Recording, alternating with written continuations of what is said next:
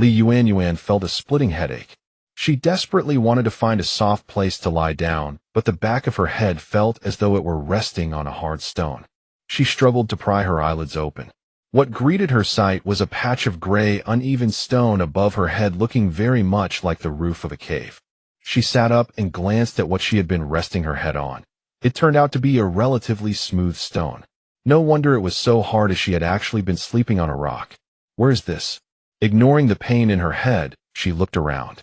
Scattered all around were stones of various sizes, and mining tools like shovels, hammers, chisels, and baskets could be seen everywhere on the ground. Looking outside, there was a vast yellowish mine accompanied by the clinking sounds of stone chiseling. Many people could be seen working hard to mine the rocks from the mountain. They were mostly in groups of 3 or 5, dividing the labor, some picking up stones, some chiseling, and some smashing rocks. What were they doing? Li Yuanyuan was trying to figure out what had happened when she heard a crisp female voice.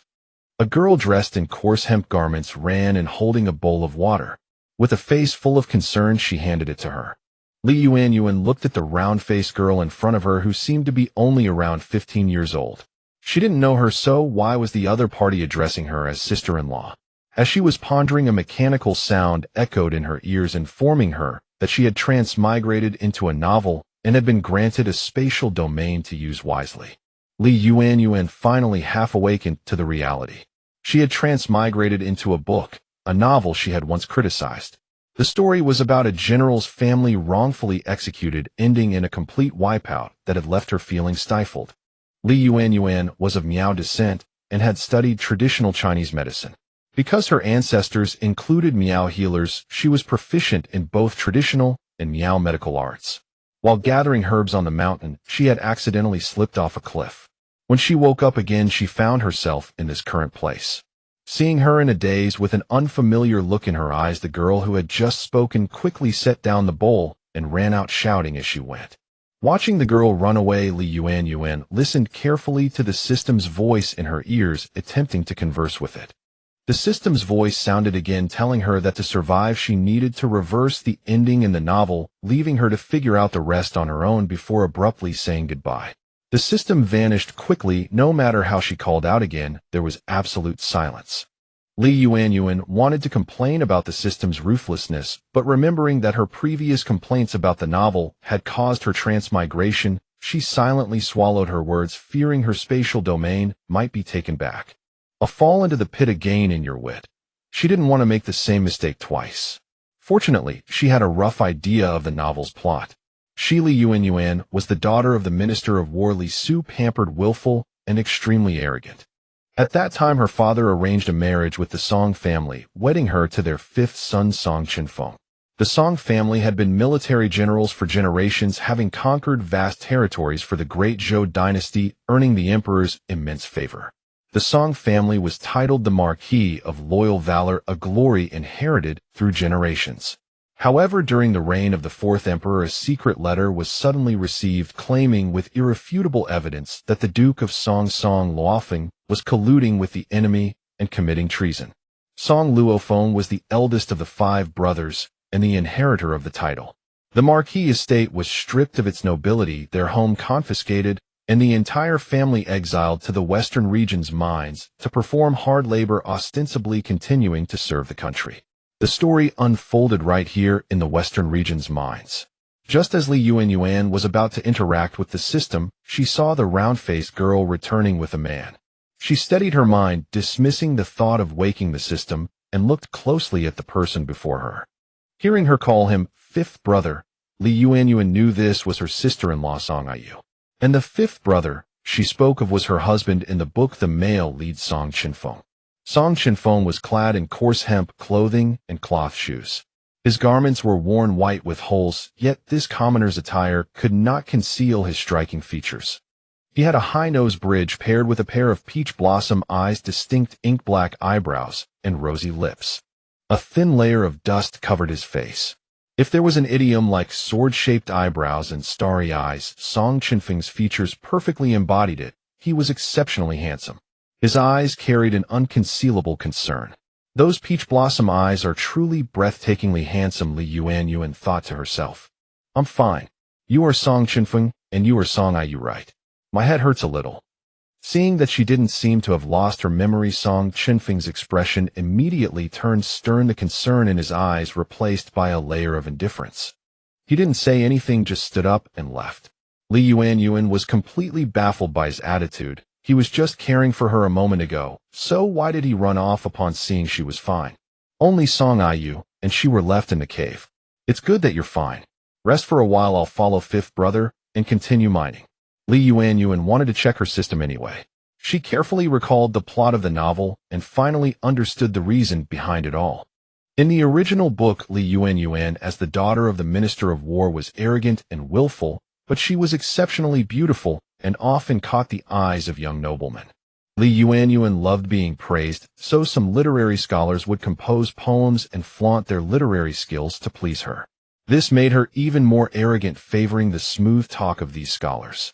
One day at a horse racing event, Marquis Song saw Yuanyuan and found her extremely beautiful.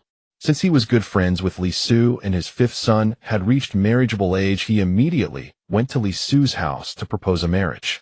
Li Su, an upright and honest man, had always admired the Song family's valor in defending the country, so he gladly agreed. However, Yuanyuan disliked Song Chenfeng, considering him a crude warrior who knew nothing of romance, and vehemently refused to marry him. Her father, Li Su, earnestly persuaded her, saying that she had been blinded by the praises of those scholars and didn't realize the true virtues of the Song family men, assuring her that she wouldn't suffer if she married into their family. Yuanyuan immediately objected, stating that she disliked martial men and preferred cultured scholars, absolutely refusing to marry a general. Li Su shook his head and patiently advised her that marriage was dictated by the parents, insisting that she must marry him. Thus, he forcibly married his daughter to Song Chenfeng. With her arrogant nature, Yuanyuan was unwilling. Even after being forced into the marriage, she refused to call him husband. She only addressed him as General Song every day, keeping a great distance between them. Because of this, even after 2 months of marriage, they had never consummated their relationship. Song Chenfeng was a man of honor, so he did not force her, but every day he was full of remorse. However, due to his parents' command and the matchmaker's words, he did not want to disobey his father, so he could only keep his distance from Yuanyuan and let her have her way. So just now, when Song Chenfeng saw she was fine, he returned to his cold demeanor. Yuanyuan sighed. This original owner is really muddle-headed. She took a sip of water and tried to communicate with the system in her head. System, show the space. Sure enough, she instantly flashed into the space. This space was too familiar. It was the pharmacy from her home. Inside were several traditional Chinese medicine cabinets, grinding tools, various pills, and acupuncture instruments. In the pharmacy, there was a door locked. She walked over and tried to open it, but a subtitle flashed: "The host has not upgraded the space, so it cannot be used for now." After a pause, she said, "It seems it's still a beginner's space." She tried to wake the system, and an electronic frame appeared before her eyes. Space-time attribute 1 space exchange attribute ancient and modern treasures. What is the time attribute? Yuanyuan was curious and heard the system explain. The time attribute means that for 1 hour outside time and the space slows to 2 hours, it can be upgraded as the space upgrades. The exchange attribute means you can buy and sell ancient and modern products. The host's starting capital is 10 yuan. While this space is great, Yuanyuan was delighted after hearing this. With the time attribute, she could isolate herself from the outside world, making it convenient to do things. The exchange attribute allowed her to buy things. How wonderful. Contentment brings happiness. After all, in this harsh mining camp, having a space was like having a cheat. How could she worry about saving the general's family? Yuanyuan looked at her pharmacy again, took some medicine for bruises and sprains, applied it to herself, and then went out. She returned to the cave, stepped out, and first looked at the outside world. She hadn't known until she looked, and what she saw startled her.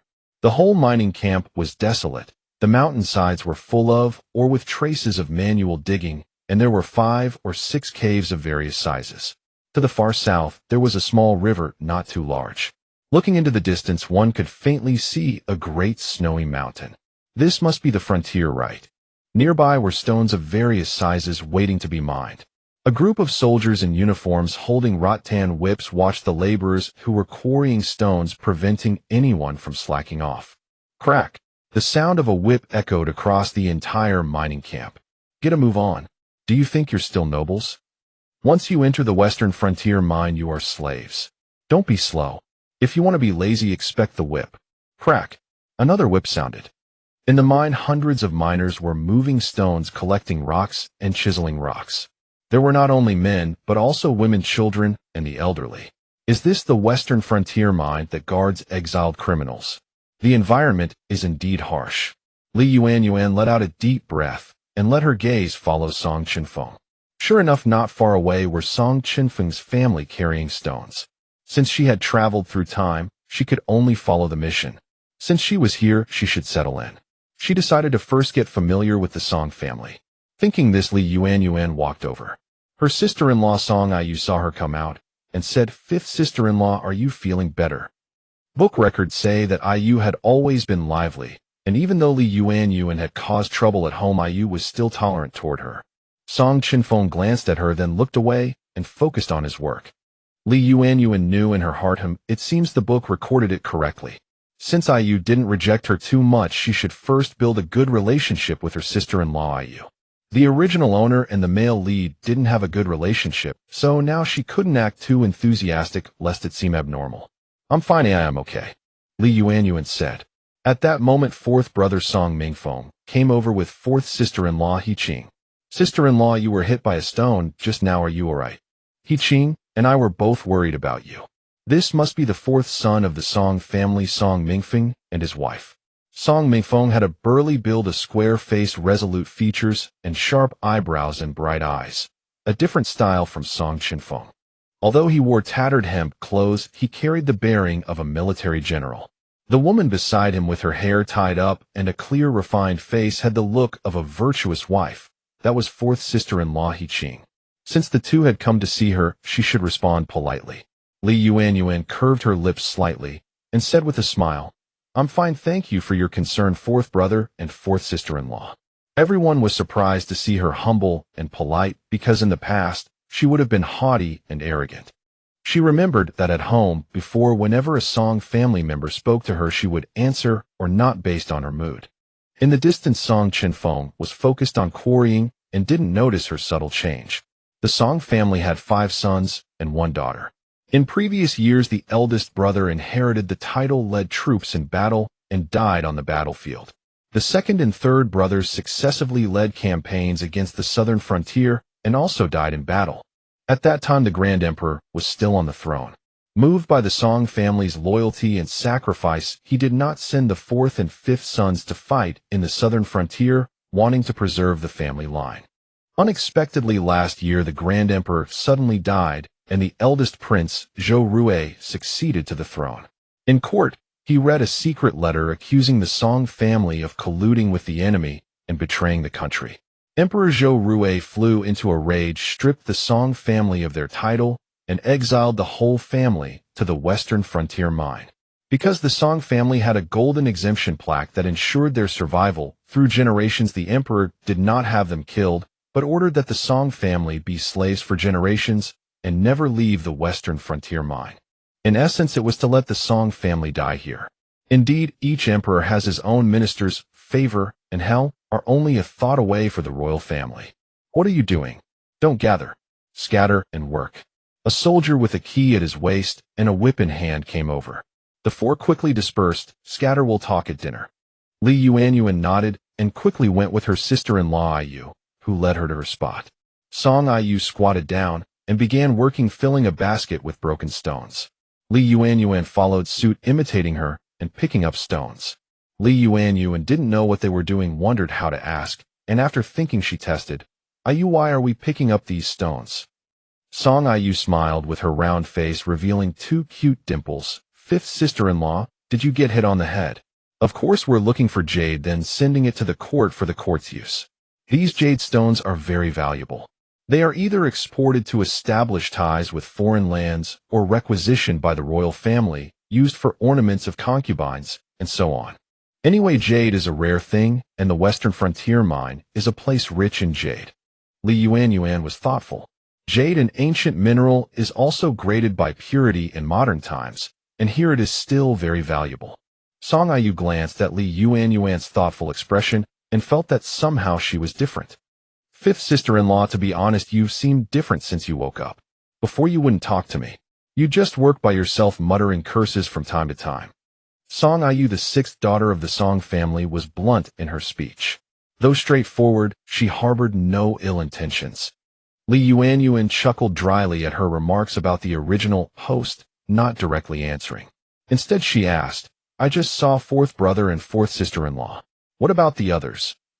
Song Ayu wiped the sweat from her face, smearing dust across her cheek. Oh, big sister-in-law, second sister-in-law, and third sister-in-law are all chiseling stones in the north. We're gathering stones here, different tasks. Whom Li Yuanyuan understood now. In this mine, there were 8 members of the Song family. As she worked, her mind churned with strategies to break the deadlock, but for now she could only take things one step at a time. In the novels, ending the entire Song family perished. She, Li Yuanyuan, must not die here no matter what. Moreover, the Song family was portrayed as loyal martyrs. Saving them would be a virtue for both the nation and the people. Soon it was time for the evening meal. Li Yuanyuan had never done such manual labor before. Though in the real world, she had climbed mountains and gathered herbs that paled in comparison to quarrying. After just a few hours in the afternoon, her back ached, and she was utterly exhausted. She and Ayu went to the dining area. The 8 Song family members ate together, but they gathered around a small table in the open quarry. Li Yuanyuan watched everyone take their seats. She surveyed the faces since she would be living with the Song family from now on. At least she needed to match names to faces. At the head were fourth brother Song Mingfeng and fourth sister-in-law, He Qing, whom she already knew. Beside them sat 3 women who, judging by their ages, must be big sister-in-law, second sister-in-law, and third sister-in-law. Li Yuanyuan saw Song Ayu sitting beside Song Chenfeng, so she took a seat next to Ayu. No one seemed surprised by her action, as since Li Yuanyuan had married into the family, she had always kept her distance from Song Chenfeng. The table was bare. Seeing that no one spoke, she decided to observe first before making any moves. Indeed, after a while, an officer in charge of food distribution shouted, "Food distribution. Song Mingfeng's family. Grade D. Come get it." Song Mingfeng and Song Chenfeng rose to fetch the food. What does grade D mean? Li Yuanyuan asked, directly puzzled. Fifth sister-in-law, I think you got hit on the head with a rock. How can you not remember anything? Ayu teased, then explained, meals are divided into 4 grades, A, B, C, and D. Grade D is the lowest. The lowest? Ayu didn't explain why they were the lowest, but since they were criminals sent here, it couldn't be good. Fourth brother Song Mingfeng and the male lead Song Chenfeng returned with the food. Everyone's here. Let's eat, said fourth brother Song Mingfeng. Li Yuanyuan glanced at the meal and nearly fainted. No wonder it was grade D. The conditions were absolutely terrible. There were only a few cornbread buns looking hard and small, a small dish of pickled vegetables, and a plate of dried tofu. Not even porridge. Truly pitiful. Big sister-in-law Lu Ning picked up a piece of dried tofu and placed it in front of Li Yuanyuan, saying gently, Yuanyuan, you're injured. Have something nutritious. Li Yuanyuan stared at the shriveled piece of tofu in her bowl, thinking this Mein Kampf is really harsh. According to the novel, the original female lead was spoiled and didn't get along with the Song family. After Li Yuanyuan married Song Chenfeng, in less than 2 months the family was raided and exiled. She had resented the Song family even more, believing they were jinxed. Originally a pampered daughter of the Minister of Personnel, she had become an exile newlywed. The raid was too swift even for an annulment.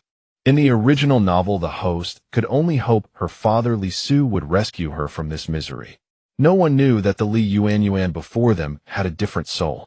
Seeing her lost and thought, they assumed she looked down on the tofu, and an awkward silence fell. Third sister-in-law Zheng Wan, as her name suggested, was gentle and pleasant. She teased, if fifth sister-in-law doesn't like tofu, give it to me. Li Yuanyuan realized that they might think she was being picky. She quickly picked up the tofu, put it in her mouth, and swallowed it, thanking them. Thank you, big sister-in-law. Please eat more yourselves. You've worked hard all day. These words made everyone's expression shift slightly. They were stunned. Song Chenfeng's gaze fell on Li Yuanyuan's face, his eyes dark and unreadable. Did they hear correctly? She actually said thank you. Before, she never thanked anyone, nor did she care about how tired they were. Big sister-in-law smiled and said, "Well, let's finish eating quickly and rest early." Yuanyuan thought to herself that she couldn't enter the space yet, and she needed to bond with the family. So she picked up a cornbread bun and started eating. But the bun was so hard it could chip her teeth.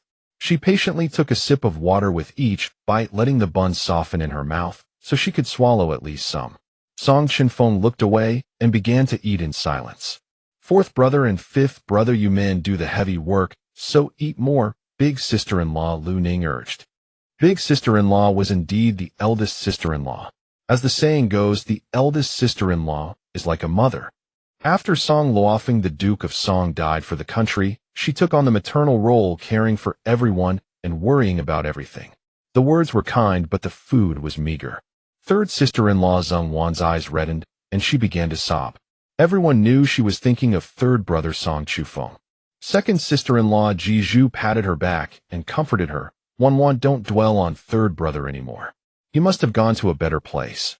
Yuanyuan was quiet and thoughtful. She just nodded without speaking. Fourth brother Song Mingfeng, seeing third sister-in-law's red eyes, slammed his chopsticks down angrily and complained, "The hounds are killed once the hares are caught. The current emperor, based on a mere secret letter, has exiled us here to do hard labor." Sa. Fourth sister-in-law He Qing quickly patted his hand and urged, "Be careful. Walls have ears. Don't say too much. Complaining will only earn us a lashing." Yuanyuan could see that fourth brother Song Mingfeng was an outspoken, typical general's personality, not one for trivialities. Song Mingfeng glared, held back, and said no more. Yuanyuan looked around and noticed several wooden buildings in the mine camp where officers came and went, likely their offices and quarters. There were also a few caves left from mining which were used for the prisoners. But there were only 4 or 5 of them, varying in size, probably reserved for other purposes. In some caves, other prisoners were eating. She couldn't help asking, "Big sister-in-law, why are we eating outside, while some prisoners eat in the caves?" Sister-in-law Lu Ning took a bite of the cornbread and explained, "Have you forgotten, sister-in-law? Those prisoners in the cave are the ones who mine the most jade. So distribution is based on labor. Those who mine more jade enjoy better living and dining conditions. Our yield is low, so we are classified as level D." Yuanyuan understood. She glanced at the prisoners in the cave. Although some families numbered 8 or 9 people, they had more able-bodied men who naturally worked harder. The Song family, however, had only fourth brother Song Mingfeng and the male protagonist Song Chenfeng as male laborers. The rest were all women, so their labor capacity naturally lagged behind other families. It seemed that if she wanted to live in the cave, she would need to mine more. Yuanyuan took a bite of cornbread and said nothing more. Song Chenfeng glanced at Yuanyuan. He had the vague feeling that she was different since she woke up, but he could not pinpoint exactly what had changed. He still remembered the night they were first married. Yuanyuan had worn a crimson wedding gown, her slender waist barely encircled by his hands, adorned with a phoenix crown and ceremonial robes, light and graceful as a swallow. Although her face was concealed beneath the red veil, it was already clear that she possessed a breathtakingly beautiful countenance, like a fairy descending to the mortal realm, ethereal and dreamlike. Looking at her in that red dress, a man who had never feared battle on the battlefield suddenly did not know where to place his hands. His heart pounded like a startled deer, his breath seemed to catch, and he reached out to lift the red veil from the bride's face. But to his shock, she had actually torn off the red veil herself. Such behavior was unprecedented and utterly disrespectful. His hand froze in midair, completely bewildered, as if turned to stone. The person opposite him wore the most exquisite bridal makeup. Her face was one that should have made him unable to walk away, yet from those delicate lips came the coldest words he had ever heard. "I despise military men like you the most, brutal and uncultured. Do not touch me. From now on we shall treat each other with formal respect. After 1 year we will divorce." According to the dynasty's law, newlyweds could only seek divorce after 1 year of marriage to prevent impulsive unions and avoid unnecessary complications. His originally expectant mood was extinguished on their wedding night by Yuanyuan's words, as if a bucket of cold water had been poured over him from head to toe. Song Chenfeng said nothing more. A flash of sorrow passed through his eyes, and he lowered his hand. After a moment, He composed himself and silently retreated to a chair in the bridal chamber where he slept.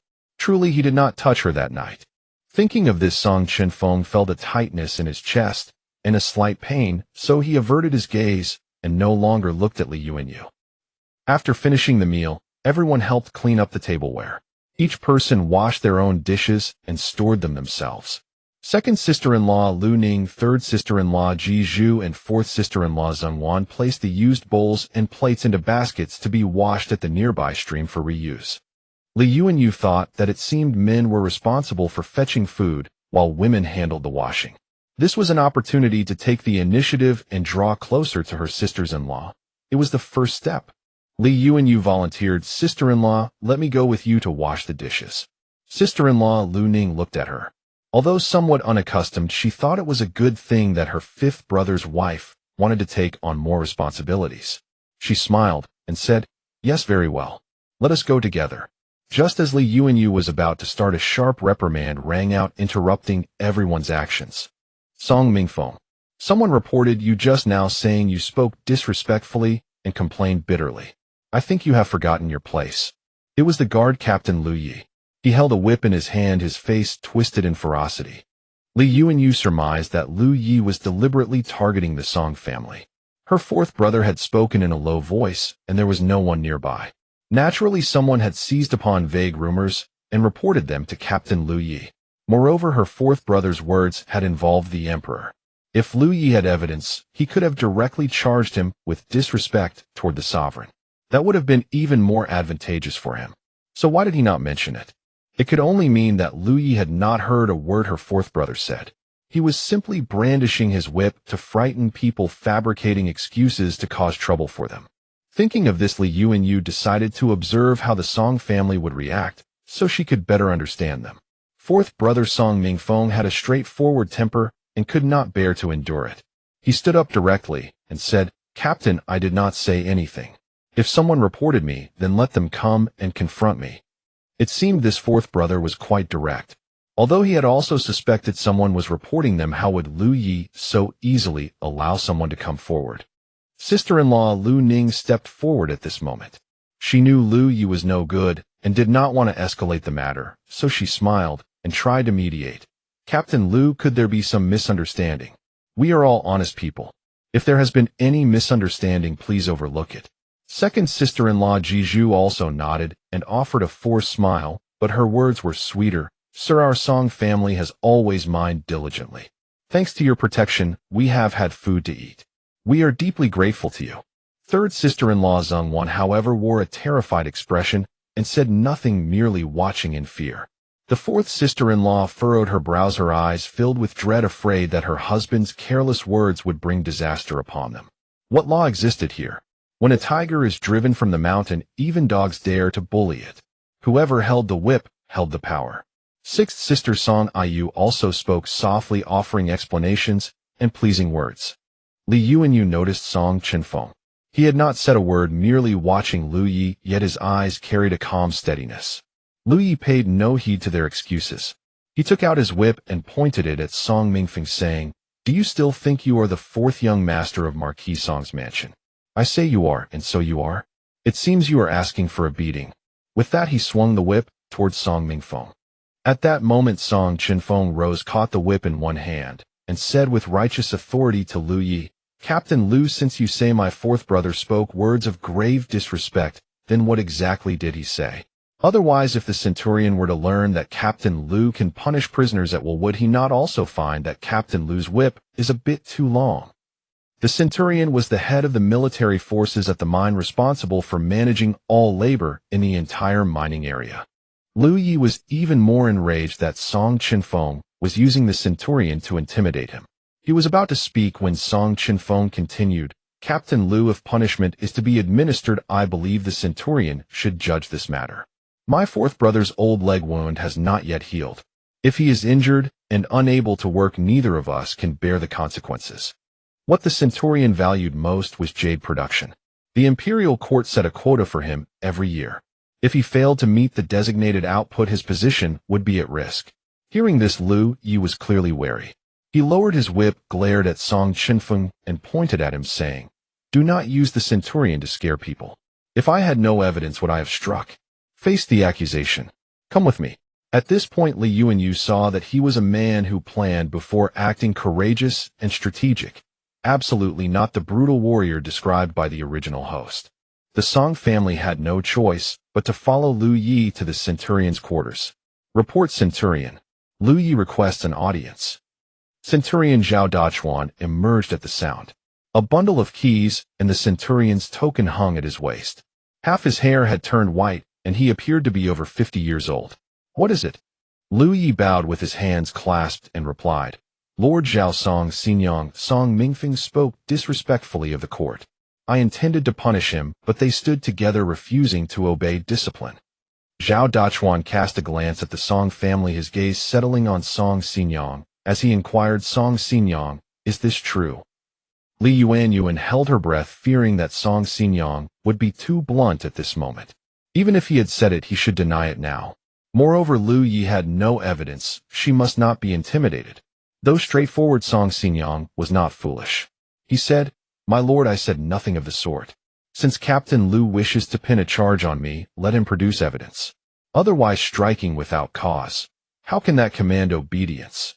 We are criminals indeed, but we are convicts serving the court. At this point, Zhao Dachuan looked at Lu Yi and asked, You say Song Mingfeng made improper remarks. Do you have proof? Then Lu Yi's eyes flickered, and he said in a low voice, It was Zhou Lei who said so. She claimed that while passing by them during a meal, she heard something that sounded like disrespectful speech. Zhou Lei, the legitimate daughter of Minister Zhou of the Revenue Ministry. Yuanyuan recalled that this Minister Zhou for corruption and bribery had also been punished to quarry stones here. And this Zhou Lei was the female lead's fair-weather friend. She had constantly whispered in the original owner's ear about how terrible the male lead was, how coarse and vulgar, thus fostering the female lead's prejudice against him. Only later did she realize that Zhou Lei was simply jealous of her. Hearing Lu Yi's words, Zhao Dachuan understood the situation about 3 or 4 parts out of 10. But scolding Lu Yi in front of them would also be a slap to the official's face. He pondered and decided to give Lu Yi another chance. After all, as the captain, Lu Yi was fierce and possessed some martial prowess. Here, he could manage these criminals. Zhao Dachuan's expression turned stern as he commanded, Bring Zhou Lei here for a face-to-face confrontation. Lu Yi had no choice but to obey, and soon he brought Zhou Lei over. Zhou Lei, you claim Song Mingfeng made improper remarks. Is this true? Zhou Lei, petite in appearance, saw the entire Song family present, their gazes revealing disgust and anger. Startled, she thought, how could Lu Yi have implicated her? Hadn't he promised not to expose her? Zhao Dachuan, seeing her obvious guilt, discerned roughly 7 or 8 parts of the truth. He grew somewhat angry, wanting to shift the blame for Lu Yi's negligence onto her. Well, I didn't hear clearly. I mean, roughly, perhaps. Zhou Lei stammered, cold sweat beading on her forehead. Her hands trembled slightly, and her gaze kept drifting towards Song Chenfeng. Outrageous. Do you think the soldiers are here for your amusement? You didn't hear clearly, yet you spout nonsense. Lu Yi, give her 10 slaps. Zhao Dachuan's face darkened, his tone severe, brows tightly knit, barely concealing his anger. Lu Yi now realized he had been used, almost duped by this little wench. Enraged, he reached out and struck Zhou Lei's face. Hey, no. Ow. Slap, slap, slap. The sound of resounding slaps echoed across the quarry. Lu Yi held back, so Zhou Lei's face was swollen but not bleeding. But it was still very painful. Soon Zhou Lei was sobbing, clutching her swollen face, her whole body trembling. Zhao Dachuan turned to Song Mingfeng and said, Song Xinyang, my apologies. Lu Yi was misled by a scoundrel. Since the rumor-monger has been punished, do you consider this matter settled? Yuanyuan understood that Zhao Dachuan had made Zhou Lei the scapegoat. If Lu Yi had been fair, how could he have come to find fault based on unsubstantiated hearsay? He still intended to cause trouble for the Song family. Song Mingfeng remained unsatisfied and wanted to call out Lu Yi's faults. Song Chenfeng, knowing when to stop, feared his fourth brother's bluntness would stir more trouble, so he quickly said, Naturally, Commander Zhao is just and fair. We will strive to mine more jade in the future. Good. Everyone go back and rest. Zhao Dachuan, seeing that the Song family knew when to yield, waved his hand, called Lu Yi, and entered the wooden hut. Inside the hut, Zhao Dachuan harshly reprimanded Lu Yi. I told you not to seek trouble with the Song family. Today you nearly handed them a handle against you. Lu Yi kept his head low, his voice softer. I didn't deliberately seek trouble. Zhao Dachuan sneered. Don't think I don't know your game. Back when the Song family campaigned in the southern border, you abused your authority to embezzle provisions. Song Erling Song Yufeng discovered it and reported to the emperor. The emperor punished you and demoted you here as captain. You lost a lucrative post, so you hold a grudge against the Song family. But Song Yufeng is dead, so they don't know the reason behind it. Struck to the core, Lu Yi fell silent, yet still fumed. Even so, the Song family is already in decline. Stuck in this godforsaken quarry, do they think they can ever get out?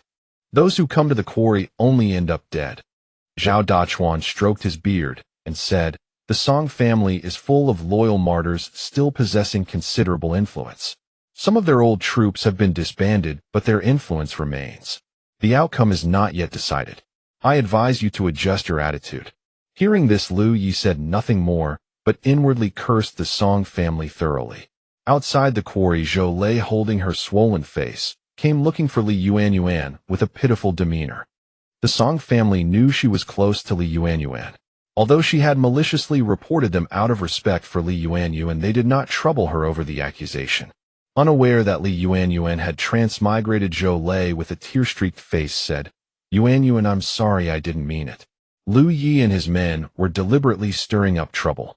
Don't misunderstand you and Song Wuge. Li Yuanyuan looked at her, let out a cold laugh, stepped back, and kept her distance. Not intentional. Do you think I'll believe that? Zhou Lei was visibly startled. She never expected that Li Yuanyuan, who used to believe everything she said, would suddenly seem so different today. Still feigning composure, she said, Yuanyuan, what do you mean? Didn't you say you didn't like Song Wulong? I was only trying to help you. Li Yuanyuan knew that Zhou Lei actually liked Song Chenfeng and had been sowing discord all along. She wanted nothing more to do with this Zhou Lei. Li Yuanyuan sneered. Zhou Lei, I misjudged people before, thinking you were a good friend. But now I tell you, keep your distance from me from now on. Don't bother me. Also, my husband and I are deeply in love, so stop your nasty talk. Li Yuanyuan ended with a curse. Zhou Lei, now openly insulted, dropped her pretense and changed her face immediately. Li Yuanyuan, what do you mean? What are you saying?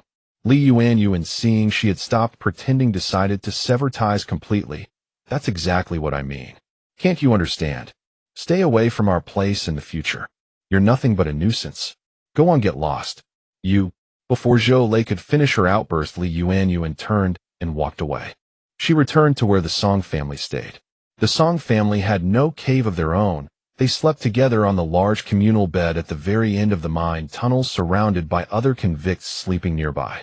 Their dwelling was a crude straw mat spread across the communal bed, where snores and grunts rose and fell in endless succession. The living conditions were abysmal, utterly squalid. Li Yuanyuan let out a sigh, wondering what sin she had committed to be transmigrated into such a harsh and miserable place. Song Chenfeng, seeing her return, seemed to exhale in relief, but said nothing. Song Yu, quick of tongue, spoke up. Fifth sister-in-law, you're back. You know, fifth brother was really worried about you. That Zhou Lei is no good. A fifth brother was afraid you'd suffer because of her. Yu, enough. Song Chenfeng stopped Yu from saying more.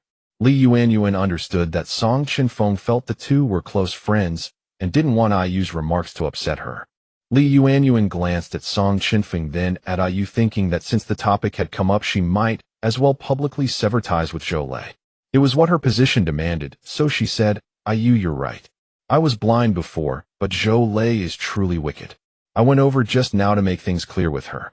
She means harm to our Song family, so from now on she is our enemy. I will break off all ties with her. Everyone stood frozen, stunned into silence, their eyes wide with shock. Had this Li Yuanyuan actually said the words, our Song family? In the past, she had considered marrying into the Song family a disgrace. Since her marriage, she had never regarded herself as a daughter-in-law of the Songs. Her transformation today was beyond anything they could have imagined. Song Chenfeng's eyes flickered, the muscles of his face twitching slightly. Did he hear that right? Were her words true? Ayu broke the frozen silence with a hearty laugh. Fifth sister-in-law, you finally see it. Wonderful. That Zhou is nothing but a hypocrite. She only got close to you because she covets my fifth brother's good looks. At those words, Song Chenfeng's face flushed crimson. He glanced at Li Yuanyuan and said nothing. Li Yuanyuan was also amused by Ayu's remark and laughed. Song Chenfeng's gaze trembled. This was the second time he had been captivated by Li Yuanyuan's smile. She hadn't smiled at all since their marriage. There was no denying that Li Yuanyuan was truly beautiful. Her skin was as smooth as congealed fat, her eyes like almond kernels, her brows like ink-black moth antennae, and her lips the color of cherry blossoms. Were it not for the harsh conditions of the mind that veiled her beauty, Li Yuanyuan's appearance would have drawn countless gazes. Song Chenfeng felt his face grow warm and quickly averted his gaze. I'll step out for some fresh air. You all carry on, he said, and with that he left. Song Chenfeng gazed at the moon above, inhaling deeply. The air of the mine had never felt so refreshing. He recalled the days of his family's glory when every member of the Song clan was a distinguished general with meritorious military achievements. But now brought low by a single letter of accusation, they were cast into this western frontier mine, forced to live at others' mercy, barely clinging to survival. The valor of great men would be worn down and extinguished by this endless drudgery day after day. Moreover, this marriage was one he had sought for himself. He was handsome and dignified. Yet little did he expect that Li Yuanyuan would despise him, refusing to consummate their union to this very day. The thought filled him with an ache of sorrow. The summer evening breeze was still cool. He lingered in it for a while before returning to the communal bed. By then, everyone had already spread out their bedding and lain down. He glanced at Li Yuanyuan. She was still nestled beside sixth sister Ayu, the two deep in conversation. Fifth sister-in-law, does your head still ache? Ayu asked. No longer, but my lower back hurts. Mining jade is quite exhausting, Li Yuanyuan replied. Ayu chimed in again. Indeed, mining jade is truly tiring. We're just girls, and it's been a real hardship. How about this? Tomorrow you avoid bending over so much and take on lighter tasks. The eldest sister-in-law, overhearing their conversation, added, Yuanyuan, you have a frail constitution. Just do less and don't overwork yourself. Li Yuanyuan felt a warmth stir in her heart. According to the original plot, the original owner had held no fondness for the Song family. But over these few days together, Ayu's vivacity, the eldest sister-in-law's thoughtfulness, fourth brother's straightforwardness, and the gentleness of second and third sisters-in-law, no one had ever been impolite to her. The Song family had treated her well, always showing her tolerance, and that filled Li Yuanyuan with a warm glow. Song Chenfeng listened to their chatter without joining in, lying down to rest. At the mine during the day, Li Yuanyuan sorted stones. Her main task over these days had been to build good relations with the Song family and nurture their bonds. After her observations and understanding, the Song family were all good people devoted to their country and people. So why in the original novel did their entire household end up dead? She simply couldn't understand. What kind of nonsensical author wrote this novel? She grumbled inwardly. Across the mine, laborers were visible everywhere, toiling away. As she chiseled at a piece of jade, she asked Ayu, sixth sister, are all the people in this mine convicts of the imperial court? Song Ayu picked up a stone, cracked it open with a sharp crack of her chisel, retrieved the green jade inside, and tossed it into the basket, saying, yes, criminals who have been punished by confiscation of property and exile are sent here to do hard labor. Our family is no exception. Li Yuanyuan recalled the complaints fourth brother had voiced days ago. She looked around and, seeing that no one was paying attention to them, whispered, Ayu, I think our family are all fine people, not evil at all.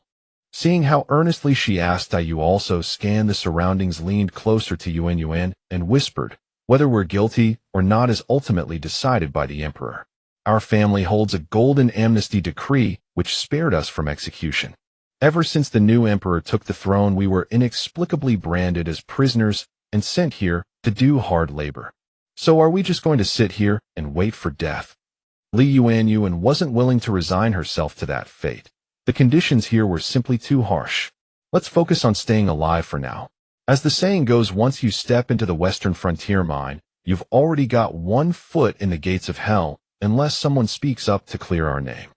Ayu said. Li Yuanyuan thought to herself that the world was cold and indifferent, especially in the imperial court. If a prominent marquis household could be exiled at the drop of a hat, who would ever be willing to seek justice for them? Indeed, as her sister-in-law had said, survival came first. She fell silent and was about to bend down to pick up her basket when a hand with well-defined knuckles reached it first. She looked up. It was Song Chenfeng. She was just about to thank him when she saw Song Chenfeng walk away with the basket in hand. Ayu let out a chuckle. Fifth sister-in-law, my fifth brother knows you don't care for him, so he doesn't dare say anything. He just shows his care through actions. He must have heard you mentioning back pain last night, and saw you about to bend down for the basket, so he came to help. Li Yuanyuan watched his retreating figure, and thought with a build like that, if he donned armor, he would surely cut an imposing figure of a general. She said to Ayu, it's not that I dislike him. I just need some time. Sensing some juicy gossip, Ayu tossed aside her chisel in excitement. Fifth sister-in-law, my fifth brother is worth it. Trust me. Just crook your finger at him, and he'll come running. He's smitten with you. At that, Li Yuanyuan's ears flushed red, and she fell silent, saying no more. The day's labor was arduous, and as evening fell, the craving for a meal grew strong. Li Yuanyuan helped everyone prepare dinner. After a few days of living together, she had already come to consider herself part of the Song family.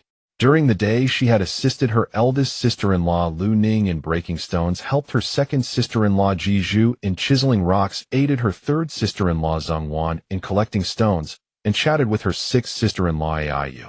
Her fourth sister-in-law He Qing and fourth brother Song Mingfeng were inseparable, so she did not disturb them. Over the past few days, the Song family had gradually changed their opinion of her. Yet it remained an unspoken understanding, with none voicing it aloud. Li Yuanyuan thought to herself that as the male lead Song Chenfeng, if she wanted to reverse the outcome, she must forge a good relationship with him. But recalling the words her sister-in-law Ayu had spoken during the day, she couldn't help feeling a flush of warmth on her cheeks. She glanced at Song Chenfeng. From this angle, she could see his profile clearly. His nose bridge was straight and prominent like a mountain, his eyelashes long, and his jawline smooth and elegant. This beautifully curved profile rivaled that of any modern male celebrity. Suddenly she felt her heart skip a beat. Hastily averting her gaze, she focused on her meal. The eldest sister-in-law Lu Ning was observant. Li Yuanyuan's subtle expressions did not escape her notice. The corner of Lu Ning's mouth curved slightly as she said, Yuanyuan has been working hard these days, coming to help me with the labor. She's truly grown up. The second sister-in-law Ji Zhu chimed in, indeed, fifth sister-in-law. I used to think you were pampered and spoiled, but these past few days you've voluntarily come to assist me. I have to say I see you in a completely new light. The third sister-in-law Yuanyuan nodded with a smile of agreement. Thank you, sisters-in-law, for your kind words. I was immature before, but now I've come to understand a little more. I'm grateful for your tolerance, and I will continue to work hard. Upon hearing this, Song Chenfeng raised his head and glanced at Li Yuanyuan, a flicker of light passing through his eyes. Then he looked away and resumed eating. The eldest sister-in-law Lu Ning observed their subtle expressions, smiled faintly, and said nothing more. Some matters require a breakthrough. No one else can help but oneself, Lu Ning thought. After dinner, Song Chenfeng maintained his habit of going out to enjoy the evening breeze. She seemed to have changed a great deal in recent days. Song Chenfeng recalled her figure helping with the work during the day, as well as his sisters-in-law's words at the table. It made him feel that Li Yuanyuan had indeed truly transformed. Though her outward beauty remained the same, inwardly it was as if she had become a different person. But would her feelings toward him also change? At this thought, a pang of pain struck his heart, and he chose not to dwell on it. As he strolled along to clear his mind, he was completely unaware that a venomous snake was stealthily approaching him. The night was dark, and the mining area had few lights. Song Chenfeng, lost in thought, did not notice the snake. The serpent seemed to have targeted him. It lunged straight at his calf. The snake sank its fangs directly into his calf. Song Chenfeng felt a sharp pain and realized something was wrong. He immediately sensed that he had been bitten. He quickly sat down and watched the snake slither away. He began to squeeze out the poisoned blood, shouting toward the large cave of the mine, Fourth brother. Fourth brother. Song Siju Song Mingfeng heard his fifth brother calling with urgency and knew something was amiss. He hurried outside. Li Yuanyuan also heard the shouts and ran out with Aiyu to see what had happened. Fourth brother Song Mingfeng rushed over and saw Song Chenfeng sitting on the ground. Fourth brother, I've been bitten by a snake. I can't move. What? Bitten by a snake? Li Yuanyuan's heart jolted, and she quickened her pace. Just as Song Mingfeng reached him, he saw that Song Chenfeng had already lost consciousness. He inwardly cried out in alarm. This was a venomous snake bite. Otherwise, how could it act so fast? Fifth brother was in danger. Song Mingfeng grabbed his arm, hoisted him onto his back, and ran toward the mine entrance. In just a few steps, Song Chenfeng had already fallen into a coma. Song Mingfeng laid him down and saw 3 distinct fang marks on his calf. This is bad. Fifth brother has been bitten by a venomous snake. What can we do? The eldest sister-in-law Lu Ning was highly alert. How could there be a venomous snake in the mine? The second sister-in-law Ji Zhu said anxiously, let's ask the centurion to fetch a physician. The fourth sister-in-law, He Qing, frowned. I'm afraid there's no time. The sixth sister, Aiyu, was on the verge of tears. What should we do? Everyone was at a loss, filled with anxiety. They could only squeeze the wound, powerless to do anything else. At that moment, Li Yuanyuan was rapidly thinking of how to save him. But to save him, she would need to enter the space. With so many people around, how could she get in? She could only offer a suggestion. Fourth brother, quickly find a rope to tie above the wound to prevent the venom from spreading. Then we'll stay here with him. You're fast on your feet. Go find a physician. At this moment, everyone was too tense to notice that it was Li Yuanyuan who had stepped forward to steady the situation. Fourth brother Song Mingfeng immediately ran off to find Zhao Dachuan and seek a physician. Li Yuanyuan looked at Song Chenfeng lying on the ground. Seeing that he was unconscious and his lips were turning pale, she felt a burning anxiety. She tried to squeeze the blood from his wound and said to Aiyu, Aiyu, fetch some clean water. Hurry. All right. Song Aiyu dashed off to get water. Meanwhile, Song Mingfeng ran to the wooden house and shouted, Master Zhao. Master Zhao. Zhao Dachuan was startled. What had happened? He hurried out and heard Song Mingfeng say, Sir, my fifth brother was bitten by a venomous snake. Please find a physician to save him. Zhao Dachuan frowned, incredulous. A venomous snake? How could there be a venomous snake in the mine? But seeing Song Mingfeng frantic, it hardly seemed like he was lying. Sir, regardless of whether there's a snake or not, find a physician for my fifth brother first. He'll die. Zhao Dachuan shook his head and sighed deeply. What terrible timing. Today our only physician, Dr. Lu, was transferred to the desert garrison. There's no doctor in the camp now. Song Mingfeng gnashed his teeth in frustration, sweating profusely. He shouted, Sir, how can the camp be without a physician for even a day? As the centurion, why didn't you report this to the higher-ups? Zhao Dachuan shook his head and sighed again. It was an order from above. What could I do? Go quickly and ask among the laborers if there is anyone with medical knowledge. Go see to him. Seeing that Zhao Dachuan didn't seem to be lying, and given the urgency, Song Mingfeng had no time to argue further. He could only rush back to seek help from the family. Everyone saw Song Mingfeng return and crowded around him. Aiyu, tears streaming down her face, asked, Fourth brother, where is the doctor? Song Mingfeng repeated what Zhao Dachuan had said. The eldest sister-in-law, Lu Ning, usually composed, was now wringing her hands in distress, nearly in tears. Oh, fifth brother must not be in trouble.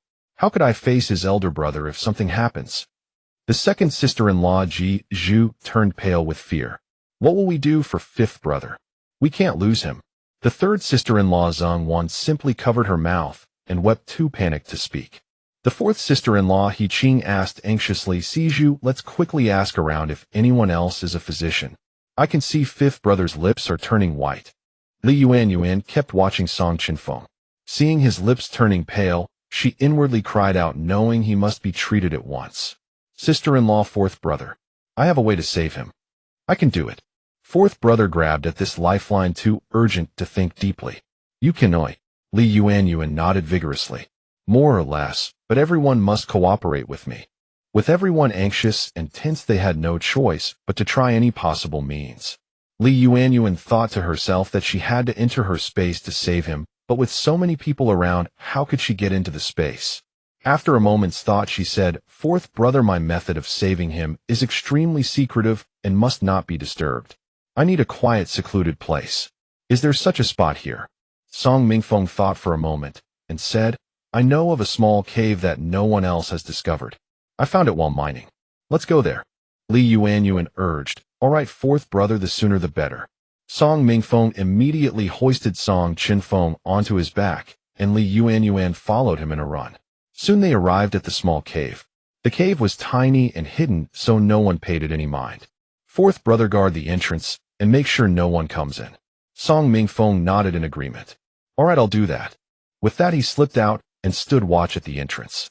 Li Yuanyuan concentrated her will, and taking Song Chenfeng with her, entered her medicinal herb space. Her Miao family had lived among mountains and rivers, encountering many venomous snakes and poisonous plants. Through countless bites, they had learned how to guard against them. Her family possessed a secret antidote formula for snake venom. Applied externally and taken internally, it would cleanse the poison within 3 days. She fetched clean water and washed Song Chenfeng's wound. On Song Chenfeng's calf, 3 clear fang marks were visible, dark red blood still oozing from the wound. She soaked a clean cotton pad and carefully wiped away the blood. His calf was pale-skinned with well-defined muscles, the veins clearly visible. Li Yuanyuan took out acupuncture needles and inserted them into several acupoints, temporarily stemming the spread of the toxin. Then she took out gauze, spread the secret medicinal ointment on it, applied it over the wound, and wrapped it in several layers. The external application was done. What remained was the internal dose. Song Chenfeng had fallen unconscious. Li Yuanyuan dissolved the secret remedy in water and found a spoon. She tried to feed him the medicine, but the liquid simply would not pass his lips.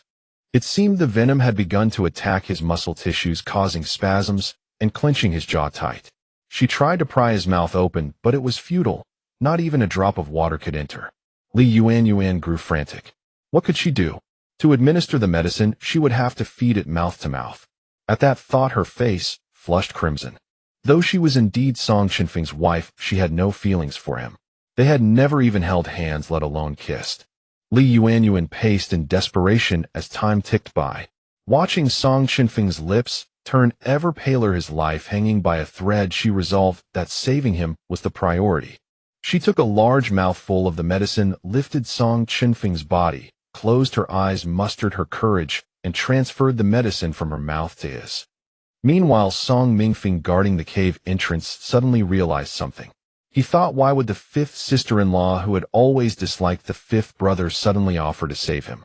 Moreover, this 5th sister-in-law was the daughter of the Minister of War, fond of composing poetry with scholars. He had never heard of her knowing any medicine. Oh no! Could she be planning to harm him? Song Mingfeng wanted to stride inside, but then remembered that she had told him not to disturb her. What if she truly was saving him? If he disturbed her, and she failed, wouldn't that endanger the 5th brother? At this thought, 4th brother Song Mingfeng was drenched in sweat, pacing back and forth at a loss. Inside the space, Li Yuanyuan saw that Song Chenfeng's muscles seemed to relax, and his breathing had steadied. The soft touch of his lips made her stare at him for a while. Looking at him up close, Song Chenfeng was extraordinarily handsome. A gentle breeze seemed to emanate from his brows. Though his eyes were closed, his noble nose and well-defined features were striking. He was truly elegant and refined, especially his mouth. It curved upward even without a smile. If he smiled, it would probably captivate countless young maidens, wouldn't it? Li Yuanyuan felt her ears grow warm. She quickly averted her gaze, forced herself to calm down, and immediately brought Song Chenfeng out of the space. 4th brother Song Mingfeng was anxiously wondering what to do when he heard his 5th sister-in-law call out, "4th brother, it's done. Let's go out."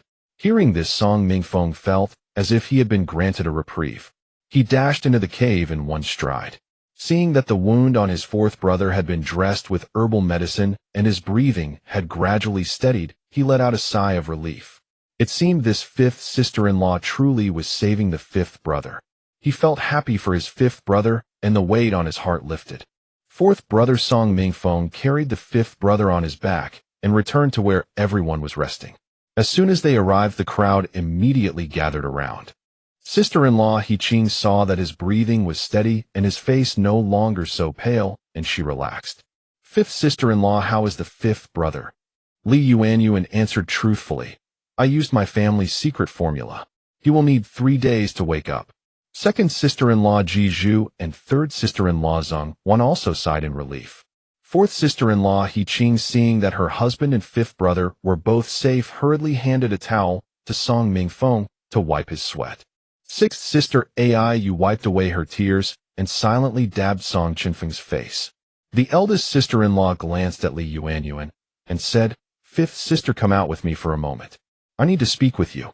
Li Yuanyuan understood that the eldest sister-in-law intended to question her. Well, since they would have to live together for a long time, she should prepare a response. Eldest sister-in-law Lu Ning got straight to the point. "Fifth sister-in-law, I've never heard that you studied medicine. How did you detoxify the poison?" Li Yuanyuan said calmly, "Eldest sister-in-law, when I was a child my family sent me deep into the mountains where I studied medicine with a divine healer. That healer was elusive and instructed me that only those destined could learn her arts, so she made me keep it secret. She had to fabricate a story to get through this." Lu Ning nodded, understanding a bit, then asked further, "Sixth sister, I've noticed that since you woke up your demeanor has been quite different from before. I wonder if you are." Li Yuanyuan, recalling how she had fed Song Chenfeng medicine by mouth, couldn't help blushing.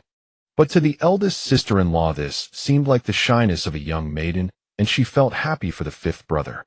Li Yuanyuan explained, "During the days we've spent together I've seen how tolerant everyone has been with me. Suffering can make one clear-headed and setbacks make one grow. I used to live a life of frivolity and romance. Only after coming to this mine did I realize how precious family unity is. If you hadn't looked after me and saved me, I would probably have died here. So let the old me be as if crushed by falling rocks. I want to better myself. I want to become a true member of the Song family." Hearing this, eldest sister-in-law Lu Ning was moved and grasped Li Yuanyuan's hand. "Fifth sister, I'm so glad you've come around. Let me tell you, the moment fifth brother laid eyes on you, he was utterly smitten, and he begged our parents that he would marry none other than you in this life. He may not be eloquent, but he genuinely loves you. Try to get to know him, and I believe you'll come to care for him too." Li Yuanyuan looked at the eldest sister-in-law's sincere expression, and recalling Song Chenfeng's handsome features, she couldn't help but blush again. Lu Ning thought to herself, if fifth brother were awake and saw his wife's shy demeanor, how delighted he would be. Li Yuanyuan continued, "Eldest sister-in-law, I know I've been awful in the past, but from now on I'll get along with everyone, and I hope you'll give me time. Chenfeng's detoxification still needs 3 days. Let's go back and see him." Li Yuanyuan herself didn't realize that she had unconsciously called him Chenfeng. The eldest sister-in-law Lu Ning, knowing her longing, couldn't help but smile. "All right, let's go back.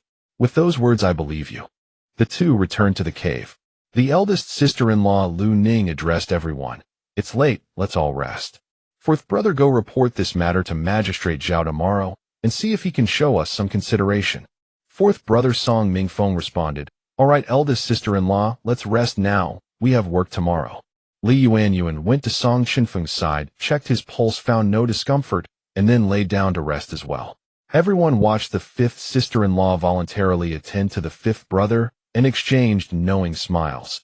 Indeed, adversity reveals true affection. The next day, Song Mingfeng went to Zhao Dachuan to explain the situation. "Magistrate Zhao, I reported the venomous snake in the mine last night. My fifth brother was bitten, but fortunately my sister-in-law knows medicine and saved him. He's still unconscious. Please warn everyone to be careful of snake bites, and could you possibly reduce the Song family's workload?" "Is that so? Well, it's fortunate Song Wulong is safe." "That's good." Zhao Dachuan then fell into deep thought. This mine was dry with little rain, surrounded by desert. There was simply no environment for venomous snakes to survive. Where could a snake have come from? "Take me to see Song Wulong." Song Mingfeng led Zhao Dachuan to where Song Wulong was resting. Zhao Dachuan glanced at Song Wulong, who was still unconscious, with herbal medicine applied to his leg, indeed signs of poisoning. Zhao Dachuan stroked his beard and continued, "Since he's saved, that's good. Medical supplies are scarce here, but since you have a way, continue treating him. The Song family's workload will be half today." It was fair of Zhao Dachuan to reduce the workload by half. The Song family expressed gratitude and went off to work. Li Yuanyuan returned to where Song Chenfeng rested, checked his pulse, and found it steady, a sign of improvement. She estimated he would wake up tonight. She changed his dressing, This time his muscles were no longer spasming, making it easy to feed him the medicine. Yuanyuan took a spoon, carefully fed him the liquid, then settled him comfortably, and went out to work. She always sought out Aiyu. When Aiyu saw her, she asked with concern, "Is fifth brother doing well?" Yuanyuan said, "Everything is stable." Her sister-in-law, Aiyu, smiled, and said, "Oh, when fifth brother wakes up and learns you saved him, who knows how happy he'll be." Yuanyuan blushed slightly, and said nothing. She thought to herself, in the original story, the Song family indeed died one by one in this mine. This venomous snake must be the first trial right. But to protect the Song family and keep them alive in this mine, she could only rely on her space. She recalled that in her space, everything from the ancient treasure store required money. But in this desolate wilderness, where could she find anything valuable? She picked up a stone, thinking about exchanging it for money, and began chipping away with a bang bang bang. Suddenly a flash of inspiration struck her. Of course. Jade. Jade must be valuable. She asked Aiyu, "Aiyu, how does one distinguish jade?" Aiyu wiped her face and replied, "Greenish ones are inferior, white ones are best. If you find one and polish it, it's considered done." Yuanyuan nodded, thinking that if she could dig up more jade, she could exchange it for a larger cave and perhaps even improve their meals. Yuanyuan noted these jade stones. When Aiyu wasn't looking, she took a piece of green jade seed and a piece of white jade seed. She made an excuse to relieve herself and immediately slipped into her space. "Ancient treasure, how much do you pay for these jade seeds?" She placed the jade into the dialogue box that appeared. Unexpectedly, the ancient treasure replied, "Emerald seeds 10 grams can be exchanged for 300 yuan, mutton fat jade seeds 10 grams for 500 yuan. Wow. Yuanyuan suddenly perked up. The mountain was full of ores. They were all treasures. She was rich. She quickly clicked to exchange. With a ding, her account gained 800 yuan. She browsed the page and found that the ancient treasure had everything. Beef, instant noodles, cola, chocolate, fried chicken. It had everything she could want. Seeing these cooked foods made her mouth water as she craved them so much. She adjusted the space's time attribute to 1:2, so that while outside she seemed to be relieving herself for 10 minutes, she could stay in the space for an extra 20 minutes. She quickly exchanged for some beef and bought rice. It had been so long since she'd eaten meat. So long since she'd had rice. The beef was rich with braised aroma, its brown sauce glistening, clear striations of meat interspersed with sinew. Taking a big bite, it was absolutely delicious. The white fluffy rice emitted a fragrant aroma. Compared to the teeth-gritting cornbread, just plain rice was already fragrant and left a lingering taste in the mouth. Yuanyuan scooped a large spoonful of rice directly into her mouth, then grabbed the beef and took a huge bite, gulping down a hearty meal. Wow, so full, so fragrant, so tasty. While gnawing on the braised beef, Yuanyuan thought how wonderful it would be if she could openly offer these delicacies to Song Chenfeng. She didn't realize why Song Chenfeng was the first person she thought of. Yuanyuan quickly replenished her energy, mindful of the limited time, and with a thought flashed back out. No one outside noticed her. She sighed in relief and continued working with Aiyu. Because Zhao Dachuan had reduced the Song family's workload, they finished earlier that day. Everyone returned to the cave, and Yuanyuan went straight to check on Song Chenfeng. In fact, Song Chenfeng had already woken up. Just as he was about to open his eyes and rise, he saw Yuanyuan heading straight for him. He tensed up and quickly closed his eyes, pretending to still be asleep. Yuanyuan checked his pulse, and fourth brother Song Mingfeng asked, "Fifth sister-in-law, how is fifth brother doing?" Yuanyuan's soft fingertips rested on Song Chenfeng's wrist. He felt a flutter of panic, and the tips of his ears began to redden. Yuanyuan found it strange. His pulse was much stronger than in the morning, yet why was he still unconscious? She pondered for a moment before replying, "Fourth brother, he should have woken up by now. Perhaps it's because he has been eating poorly for a long time, so it takes him longer to regain consciousness. But judging from his pulse, most of the poison has been cleared. What remains is just rest." Song Mingfeng let out a sigh of relief and said, "Thank you, sister-in-law. If it weren't for your herbs, fifth brother would have been poisoned to death. When he wakes up, he's bound to be overjoyed." Hearing his fourth brother's words, Song Chenfeng was taken aback. He couldn't help but swallow his Adam's apple, moving slightly. What was going on? Was it Yuanyuan who saved him? When did she learn medicine? And from the tone of his fourth brother's voice, he seemed to trust Li Yuanyuan deeply. Since when had she become so courteous? Wasn't she the one who most wanted him dead? Song Chenfeng continued to feign unconsciousness, deciding to observe further. Li Yuanyuan withdrew her hand from his pulse and said, Fourth brother, don't worry. I'll give him another dose of medicine before bed tonight, and he'll definitely wake up by tomorrow morning. Song Chenfeng felt a sudden emptiness at his wrist. Fourth brother Song Mingfeng nodded, much obliged, sister-in-law. Medicine. The feigning Song Chenfeng trembled slightly. Had she been the one feeding him medicine all these days? Why was she being so patient with him? The Song family ate dinner together. Li Yuanyuan, who had cooked herself a special meal in the afternoon, wasn't hungry at all, but she still ate a little to avoid arousing suspicion. Compared to the succulent and flavorful braised beef, these cornbreads were indeed hard to swallow. She thought to herself that she would find an opportunity to improve everyone's meals. After the meal, everyone tidied up the shop together. Li Yuanyuan prepared the medicine, intending to change Song Chenfeng's bandages. At that moment, you wanted to help, but was stopped by fourth sister-in-law He Qing. Sixth sister, I see that fifth sister-in-law's attitude toward fifth brother has changed completely, like night and day. Let's not disturb them. Let her spend more time with fifth brother to nurture their feelings. Song you glanced at the couple and grinned. Looking at them like this, they really are a perfect match. A handsome man and a beautiful woman. I'll stay out of it. So she did not go over. Li Yuanyuan arrived at the place where Song Chenfeng was resting.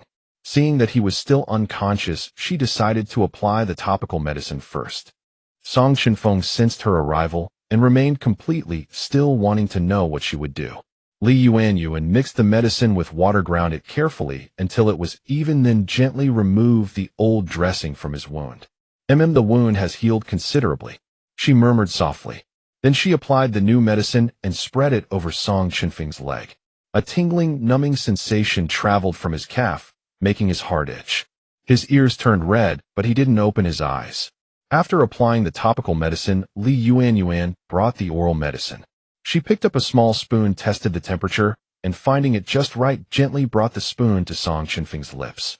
Song Chenfeng was extremely nervous at that moment. He could feel the spoon at his lips, but he didn't know whether he should open his mouth. Actually, when Song Chenfeng was unconscious, he had been able to swallow a little medicine, but he didn't know that he could. Now, however, he dared not move. He didn't want Li Yuanyuan to know that he had already woken up. He was afraid she would be angry. She already had a poor impression of him, and if she thought he had deceived her, she would surely dislike him even more. Song Chenfeng did not open his mouth. Li Yuanyuan frowned slightly and murmured to herself, "That's strange, why can't I feed him? Could it be that the remaining poison is hard to clear? Looks like I'll have to use that method again." She looked around at everyone was busy tidying up outside and hadn't noticed her. She quickly took a mouthful of the liquid medicine and tried to feed it to Song Chenfeng, using the same method as before. Her soft lips touched Song Chenfeng's tender lips. A faint, elusive fragrance wafted into his nostrils, and his heart skipped a beat. His entire body felt as if struck by lightning. His hand even trembled involuntarily. The warm liquid medicine flowed into Song Chenfeng's mouth as Li Yuanyuan pushed it, and he unconsciously swallowed it. To him it felt like the sweetest honey in the world. The bitterness of the medicine was no longer perceptible. Song Chenfeng obediently finished the medicine.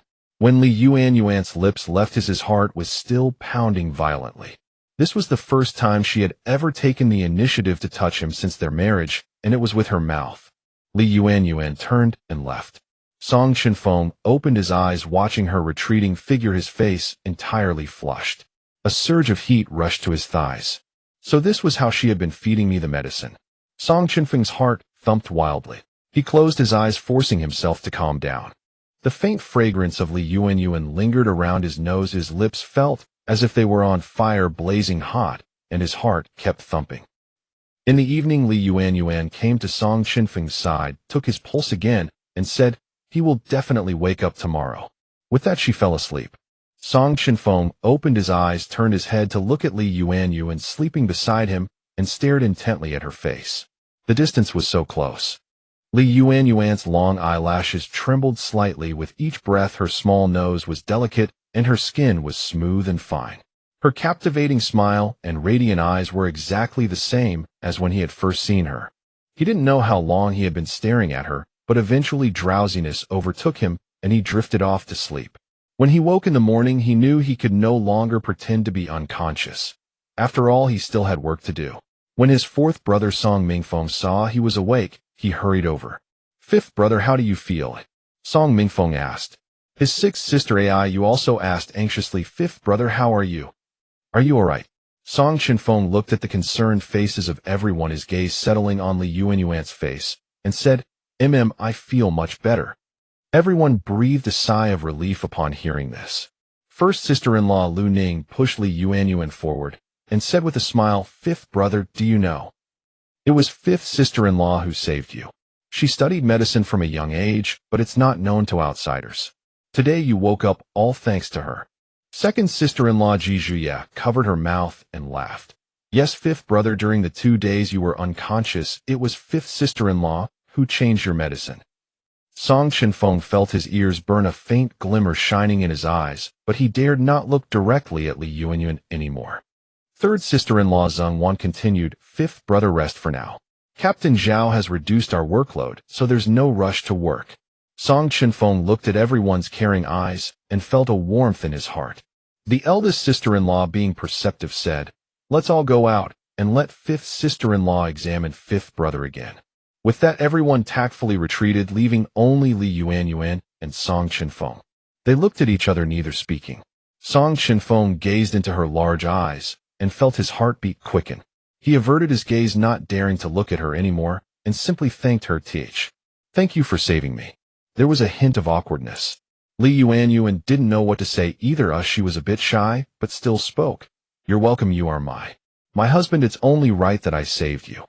"Husband?" Song Chenfeng couldn't help turning his head, eyes wide. Had he heard correctly? She actually called him husband. Yuanyuan hadn't expected to utter those 2 words either. Meeting the starlight in Song Chenfeng's eyes, she suddenly felt the urge to escape. So she stood up and ran off. Song Chenfeng watched her delicate silhouette, the corners of his mouth lifting. He thought to himself he really had that poisonous snake to thank. After Yuanyuan came out, she took a breath of fresh air and regained her composure. After all, in this mind, the most important thing was how to ensure everyone survived and improve their living conditions. The first priority was to find them a larger cave. She saw Aiyu chipping away at jade and asked, "Aiyu, with so many of us, how can we get a cave like that? Not have to sleep in the common dormitory?" Aiyu said, "Only the top 4 in monthly task output can move in. It's a competition every month." So that was how it worked. Yuanyuan continued, "Then can we make an effort?" Aiyu, wielding a chisel, cut the jade stones into pieces and couldn't help laughing. "We're at a disadvantage, too few men. Our results are always in the bottom every month. I doubt we'll ever get a cave." Yuanyuan didn't ask further. She looked around. Everyone was working and truly didn't know how to increase production. It seemed she would have to find a chance to visit the space again tonight. Lunchtime. Song Chenfeng had fully recovered. He helped set out the bowls and chopsticks and ate together with everyone. His gaze lingered on Yuanyuan. Everyone took their seats and Song Chenfeng sat down last. Yuanyuan was not one to be coy by nature. After several days together, she knew Song Chenfeng's character. And having read the original novel, she knew he was a cold-faced but warm-hearted good man. Finding him extremely handsome, she frankly admitted to herself that she had feelings for him. Previously, Yuanyuan had always sat next to Aiyu, separated from Song Chenfeng. This time she intended to break the ice proactively. She walked between Aiyu and Song Chenfeng and said to Aiyu, "Aiyu, little sister, could you scoot over a bit?" Song Chenfeng blushed again. He had planned to take the initiative himself, but he was too shy. Now he realized he was not as bold as Yuanyuan.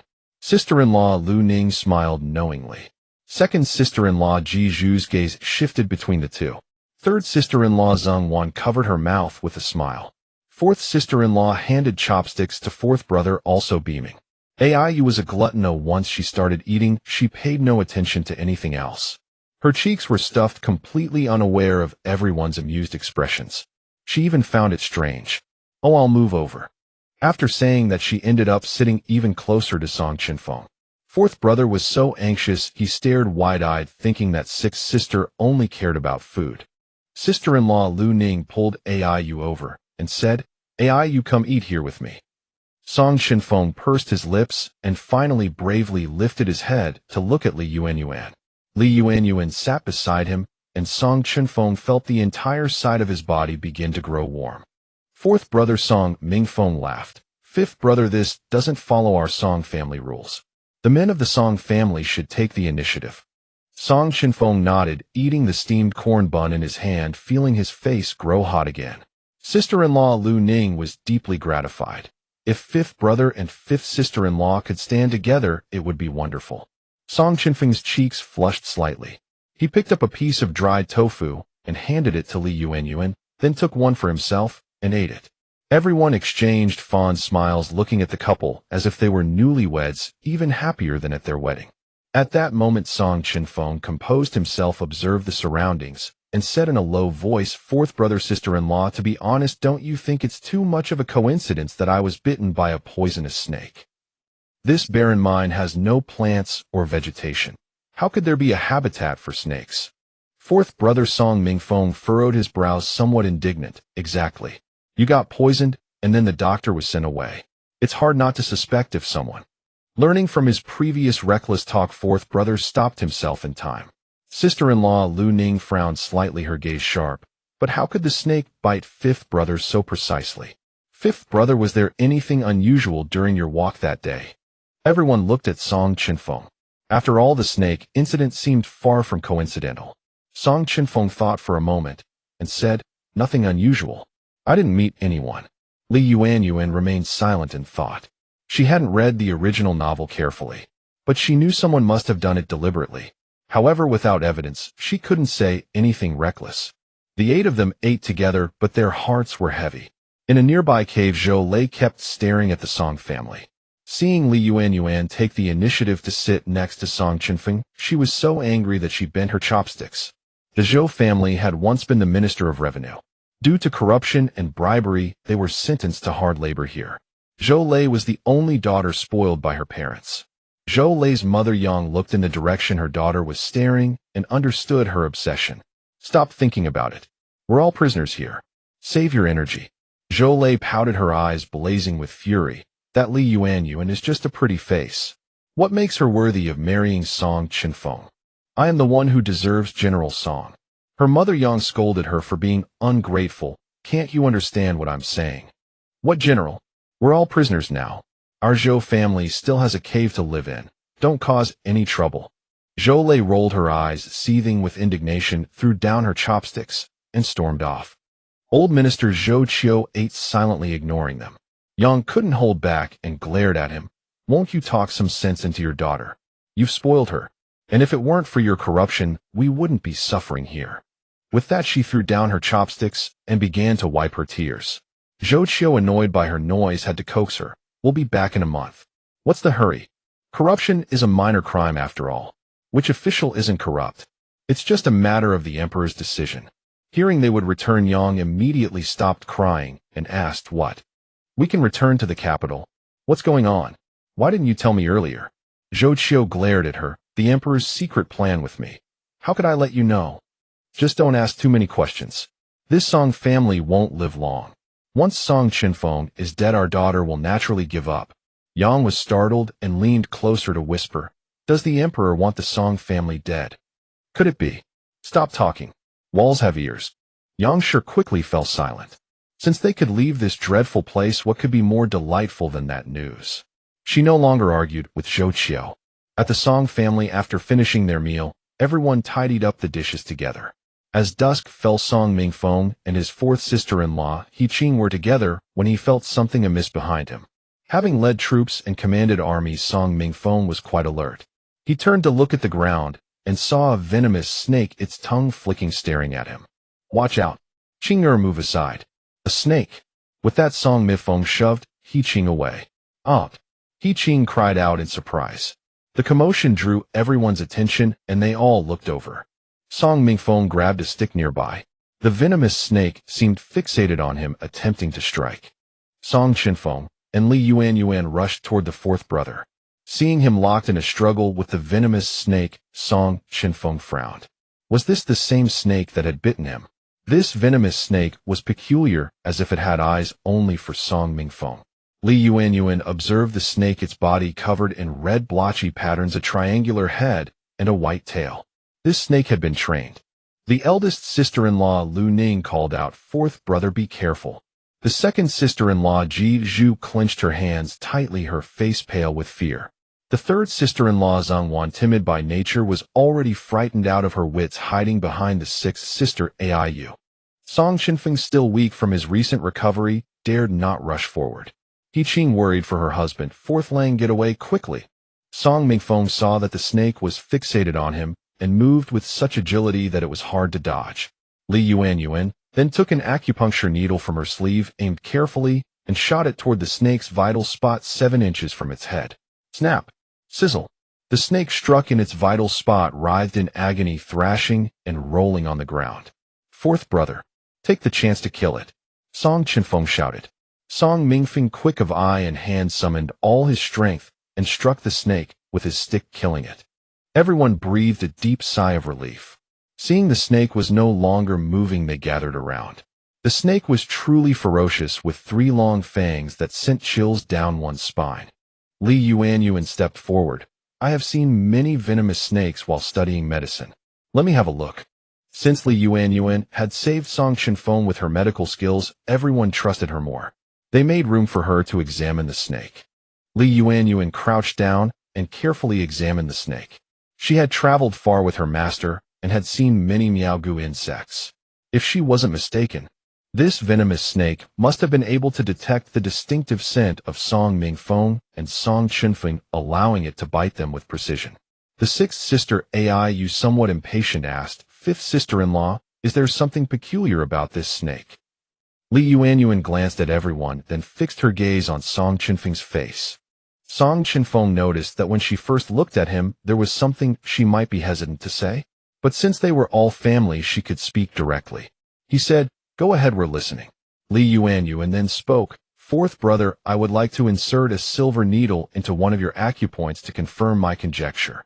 Song Mingfeng, though puzzled, knew Li Yuanyuan must have a reason. He rolled up his sleeve and extended his arm. "Fifth sister-in-law, go ahead. I've been on campaigns long enough, though I'm not afraid of a needle." "I'm good." Song Mingfeng sat still. Li Yuanyuan took out a silver needle and inserted it into his Higu acupoint. Song Mingfeng felt an initial numbness and tingling, but soon the pain became unbearable. It hurt so much.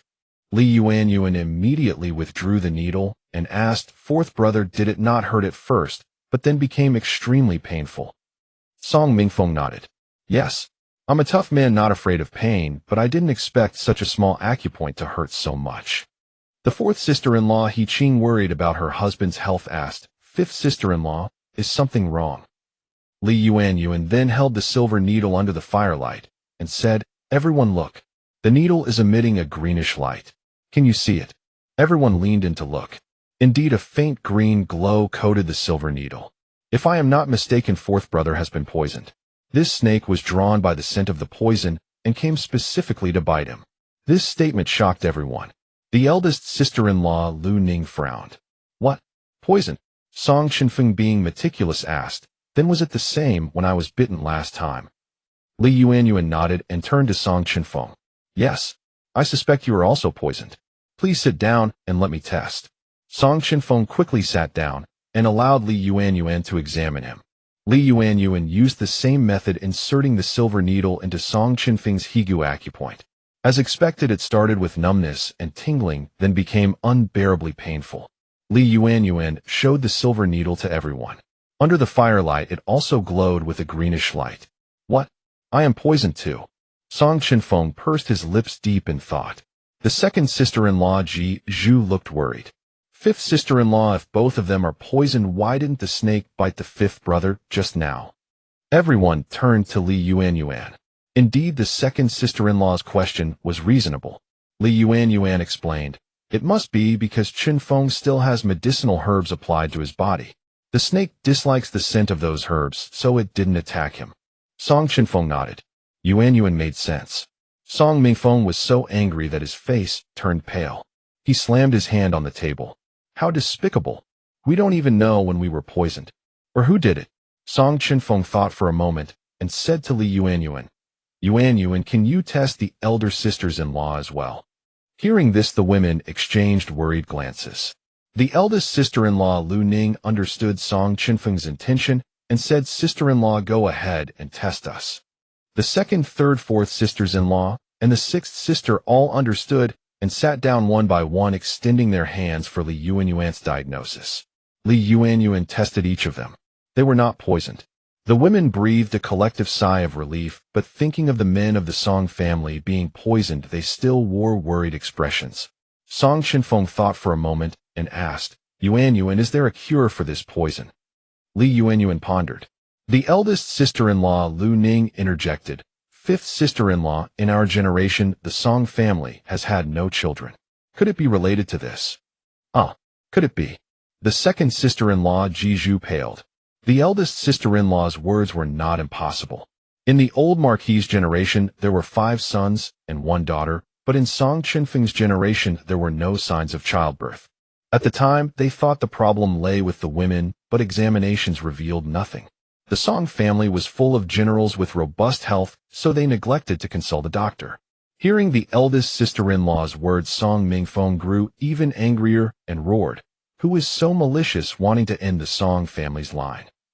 The fourth sister-in-law, realizing the reason for their childlessness, was already in tears, having longed so much for a child. But to be with her husband, yet unable to bear his child. How much pain must that bring her? Zhongwan also wiped her tears, recalling the days when she and Song Sanling Song Chufeng were deeply in love. Yet they had always been troubled by the lack of an heir, and it turned out that her husband had been poisoned. Sixth sister Song Yu breathed rapidly, her face flushed with anger, wishing she could seize the poisoner, who could be so malicious. To even want to cut off the Song family line. Song Chenfeng also felt a pang in his heart. Their family, because of a mysterious letter of accusation, saying they had colluded with the enemy and betrayed the country, they were exiled here to suffer and labor. Yet they never imagined that their own brothers had long been poisoned by someone with ill intent, so stealthily, without a trace. The Song family had been loyal and brave for 3 generations, wholeheartedly serving the country on the battlefield. His eldest, second, and third brothers were all renowned generals defending the nation, yet they had been plotted against to such an extent. What was the reason behind all this? Even if the emperor was wary of their family, the southern frontier had been coveting the prosperity of the great Zhou dynasty from the northwest. Bandits from the southern frontier frequently raided the border, looting the people's grain and livestock. The great Zhou dynasty already had few military generals, and now that the Song family was exiled, was the emperor no longer considering the nation's security. Thinking of this, Song Chenfeng clenched his fists, wishing he could fly to the imperial capital and argue with the emperor. Li Yuanyuan, seeing his stern expression, tense muscles, and rapid breathing, knew he was furious. She reached out and placed her hand over his clenched fist, soothing him. Now, at least we know the cause, don't we? The harder it gets, the more we must live well. To live is to have hope. The warmth of her palm pressing on the back of his hand instantly quenched the fire within him. He looked at Li Yuanyuan, his breathing gradually calming, and thought to himself, his Yuanyuan was truly virtuous, and hit the nail on the head. Yes, to live is to have hope, isn't it? With that thought, he unconsciously placed his other hand over hers, reassuring her that he was fine. Sister-in-law Lu Ning calmed down. The situation was fraught with peril, if not for the fifth brother's wives. Lu Ning remained composed, and asked again, fifth sister-in-law, is there a way to cure the poison? And why does this poison lie dormant in the body without causing death? Li Yuanyuan understood that the poisoner did not intend to kill the Song family, or as Yu had said, the poison was meant to cut off the family line. Therefore, this chronic poison would not be fatal immediately. She honestly shared her thoughts with her sister-in-law. Upon hearing this, everyone's expressions turned solemn, and a chill ran down their spines. The timing, the capability, and the clear intent to poison all pointed to one person, the current emperor. Everyone fell silent, but they all understood in their hearts. But for now, even if they wanted to argue, they could not reach the capital. They could only lie low in this western frontier mine, waiting for the right moment. Fourth sister-in-law He Qing grew agitated and grasped Li Yuanyuan's hand, saying, "Fifth sister-in-law, if you can cure the poison, even though we have fallen to this state, my family still holds office at court. We will surely reward you handsomely." She truly yearned to have a child with Song Mingfeng. Li Yuanyuan held her hand and comforted her fourth sister-in-law. "You're too kind. We are family. The poison can be cured, but it requires trial. After all, I don't know what poison it is. I can only try, but I am 90% confident." After speaking, she looked at Song Chenfeng. Song Chenfeng understood that since it was a trial, there was risk. The remaining 10% meant death, didn't it? So he consulted with fourth brother Song Mingfeng. Fourth brother Yuanyuan means there is still a 10% risk. Do you still want to try?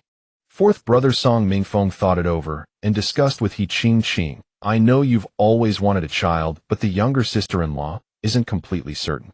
What do you think?" Although Song Mingfeng was straightforward, he respected He Qing's opinion. Having an heir was a major matter that required her consent. He Qing, with tears streaming down her face, said to Song Mingfeng, "Fourth brother, I'll follow your decision." At that moment, Song Mingfeng nodded, made up his mind, and said to Li Yuanyuan, "Fifth sister-in-law, I am willing to take the risk. 90% is better than 10%. Go ahead and try boldly." Then Song Chenfeng also nodded and said, "Yes, let's give it a try. It's better than having no hope at all." Li Yuanyuan finally nodded. "All right, detoxification is no small matter. Let me think it over further." That night, under the bright moonlight, Li Yuanyuan wanted to go to the space. Seeing everyone busy, she said, "I ate a bit too much, so I'd like to go for a stroll." The Song family, having been bitten by venomous snakes and poisoned themselves, were naturally worried. Song Chenfeng asked with concern, "Isn't it unsafe? Do you want me to accompany you?" Li Yuanyuan smiled. "It's fine, I'll just stay nearby. Don't worry, nothing will happen." Seeing the determination in her eyes, Song Chenfeng softened and said, "Go ahead, but remember to stay close." Li Yuanyuan nodded and went out. Song Chenfeng watched her delicate figure walk away, then quietly followed her. You saw fifth brother following fifth sister-in-law out and teased fifth brother. Usually doesn't say much, but he's actually quite attentive. He's just worried about her, isn't he? Sister-in-law Lu Ning smiled. "Your fifth brother is a man of action rather than words. When you marry in the future, you should find a man like him." You blushed and pouted. "Sister-in-law, you're teasing me. What man? I'll just stay home with all of you." Second sister-in-law Jiju also laughed. "If you don't marry, you'll become an old maid." Haha. "Old maid or not, don't tease me, sisters." Third sister-in-law Zhangwan covered her mouth and laughed. Although life was hard, chatting and laughing together made it less bitter. Li Yuanyuan decided to go to the small cave where she had saved Song Chenfeng before. It was secluded. She headed straight there. Song Chenfeng, seeing her walk fast, wondered if she had something on her mind. He quickened his pace to follow. As soon as Li Yuanyuan entered the cave, she immediately went into the space. She set the time ratio to 1:2 and opened the ancient and modern treasure. She searched for the keyword minerals, and the treasure revealed 3 items: mineral exploration skill, jade gem manual, and magnifying glass. What did mineral exploration skill mean?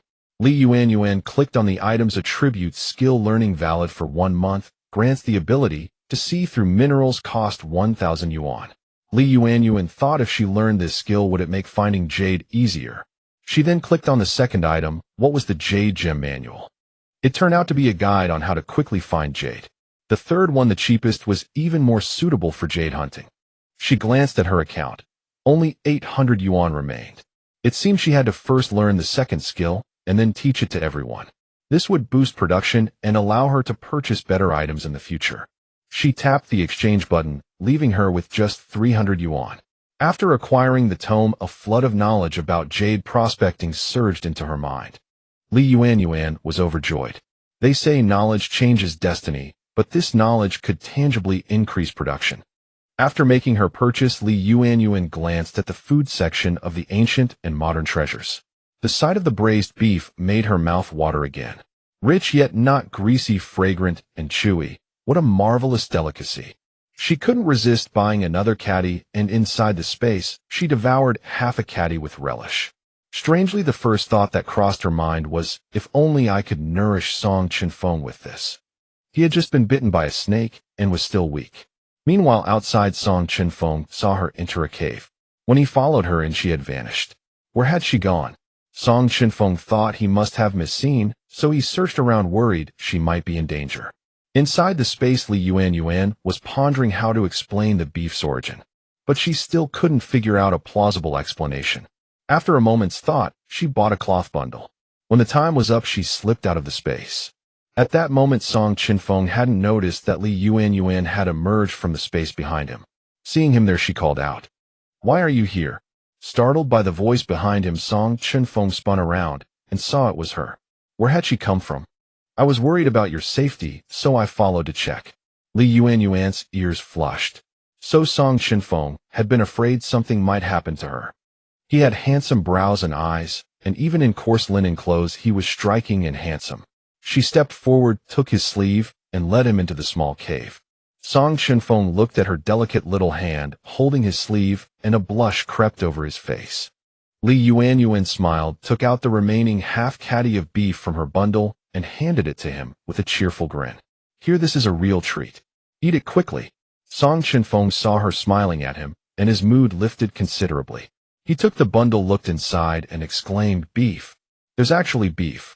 Where did you get this?" Seeing his astonishment, Li Yuanyuan said, "Don't ask for now. Just eat it.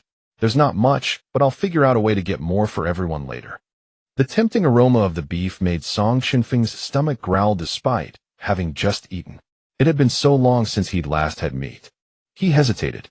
"But what about the others?" Li Yuanyuan pushed the beef closer to his mouth. "You just got the poison cleared and need the nutrition most. So eat this first. I'll find a way to get beef for everyone." She had a way. Song Chenfeng looked into her bright, sparkling eyes, seeing joy in their dark depths. A surge of warmth filled his heart, and he no longer hesitated. He began to eat.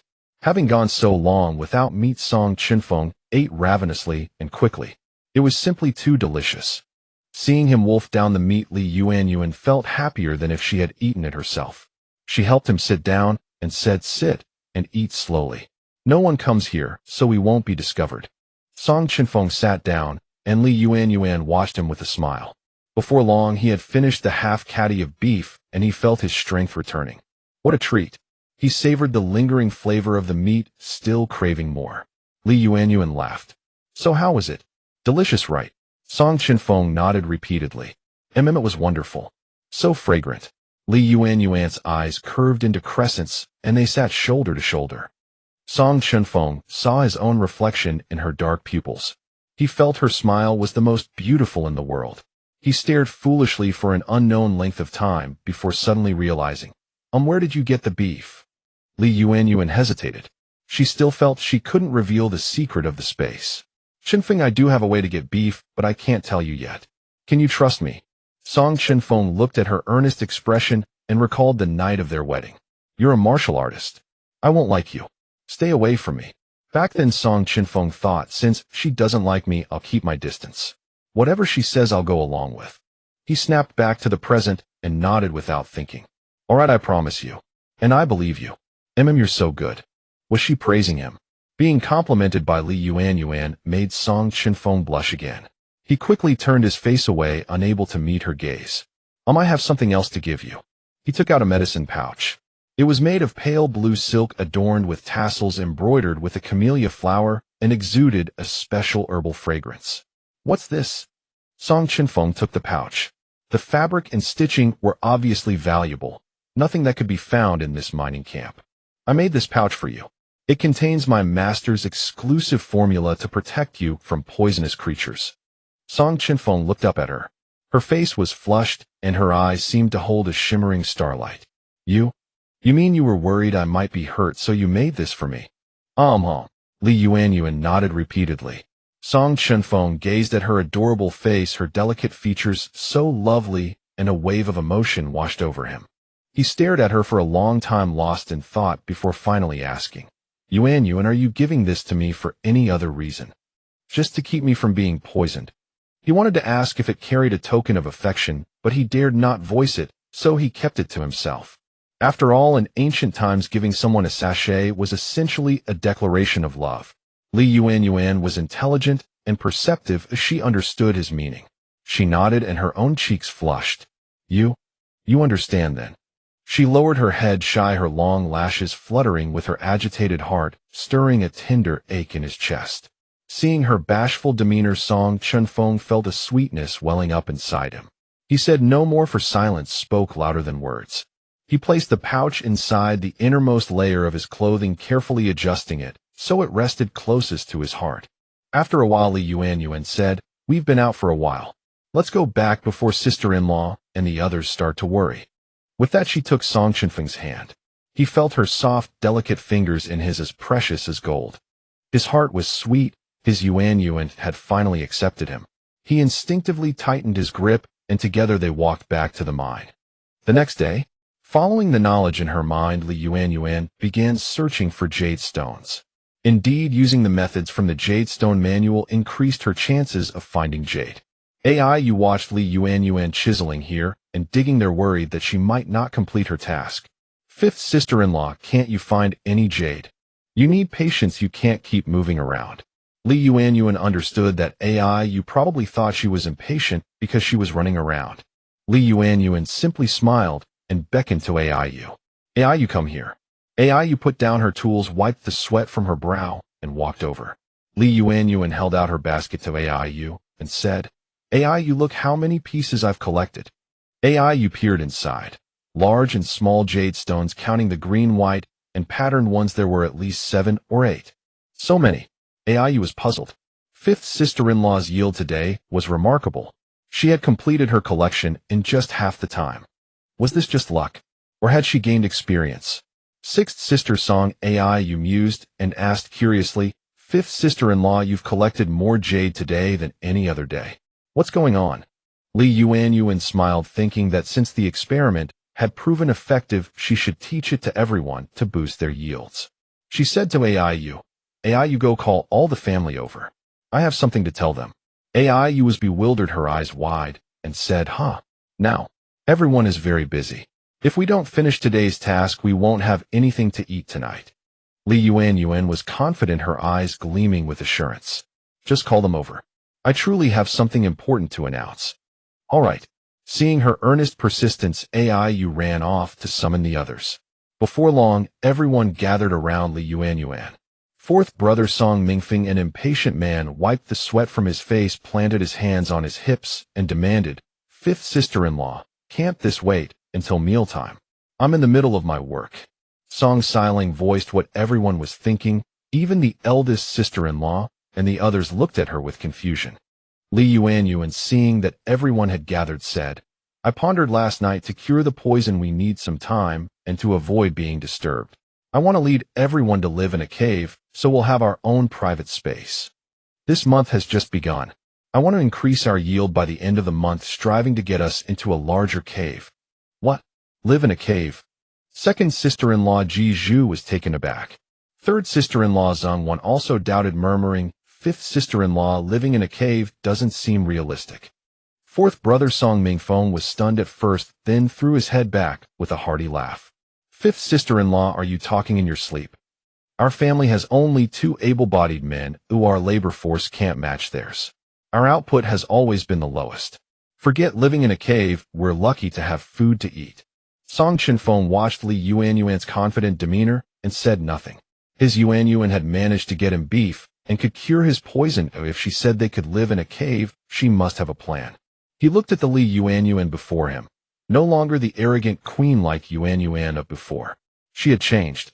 Yuanyuan smiled and patiently explained, "Fourth brother, first think about how many jade pieces you've collected in the 2 hours you worked this morning."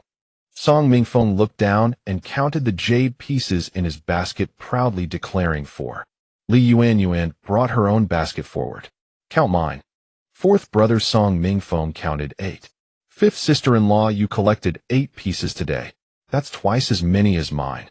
Eldest sister-in-law Lu Ning seemed to catch on and asked, "Fifth sister-in-law, do you have some kind of trick?" "Indeed I do." Yuanyuan nodded and continued, "I know that to live in a cave we need to increase our yield. And I've discovered some methods. The month has only just begun. If everyone follows my instructions, I believe we can move into a cave by month's end.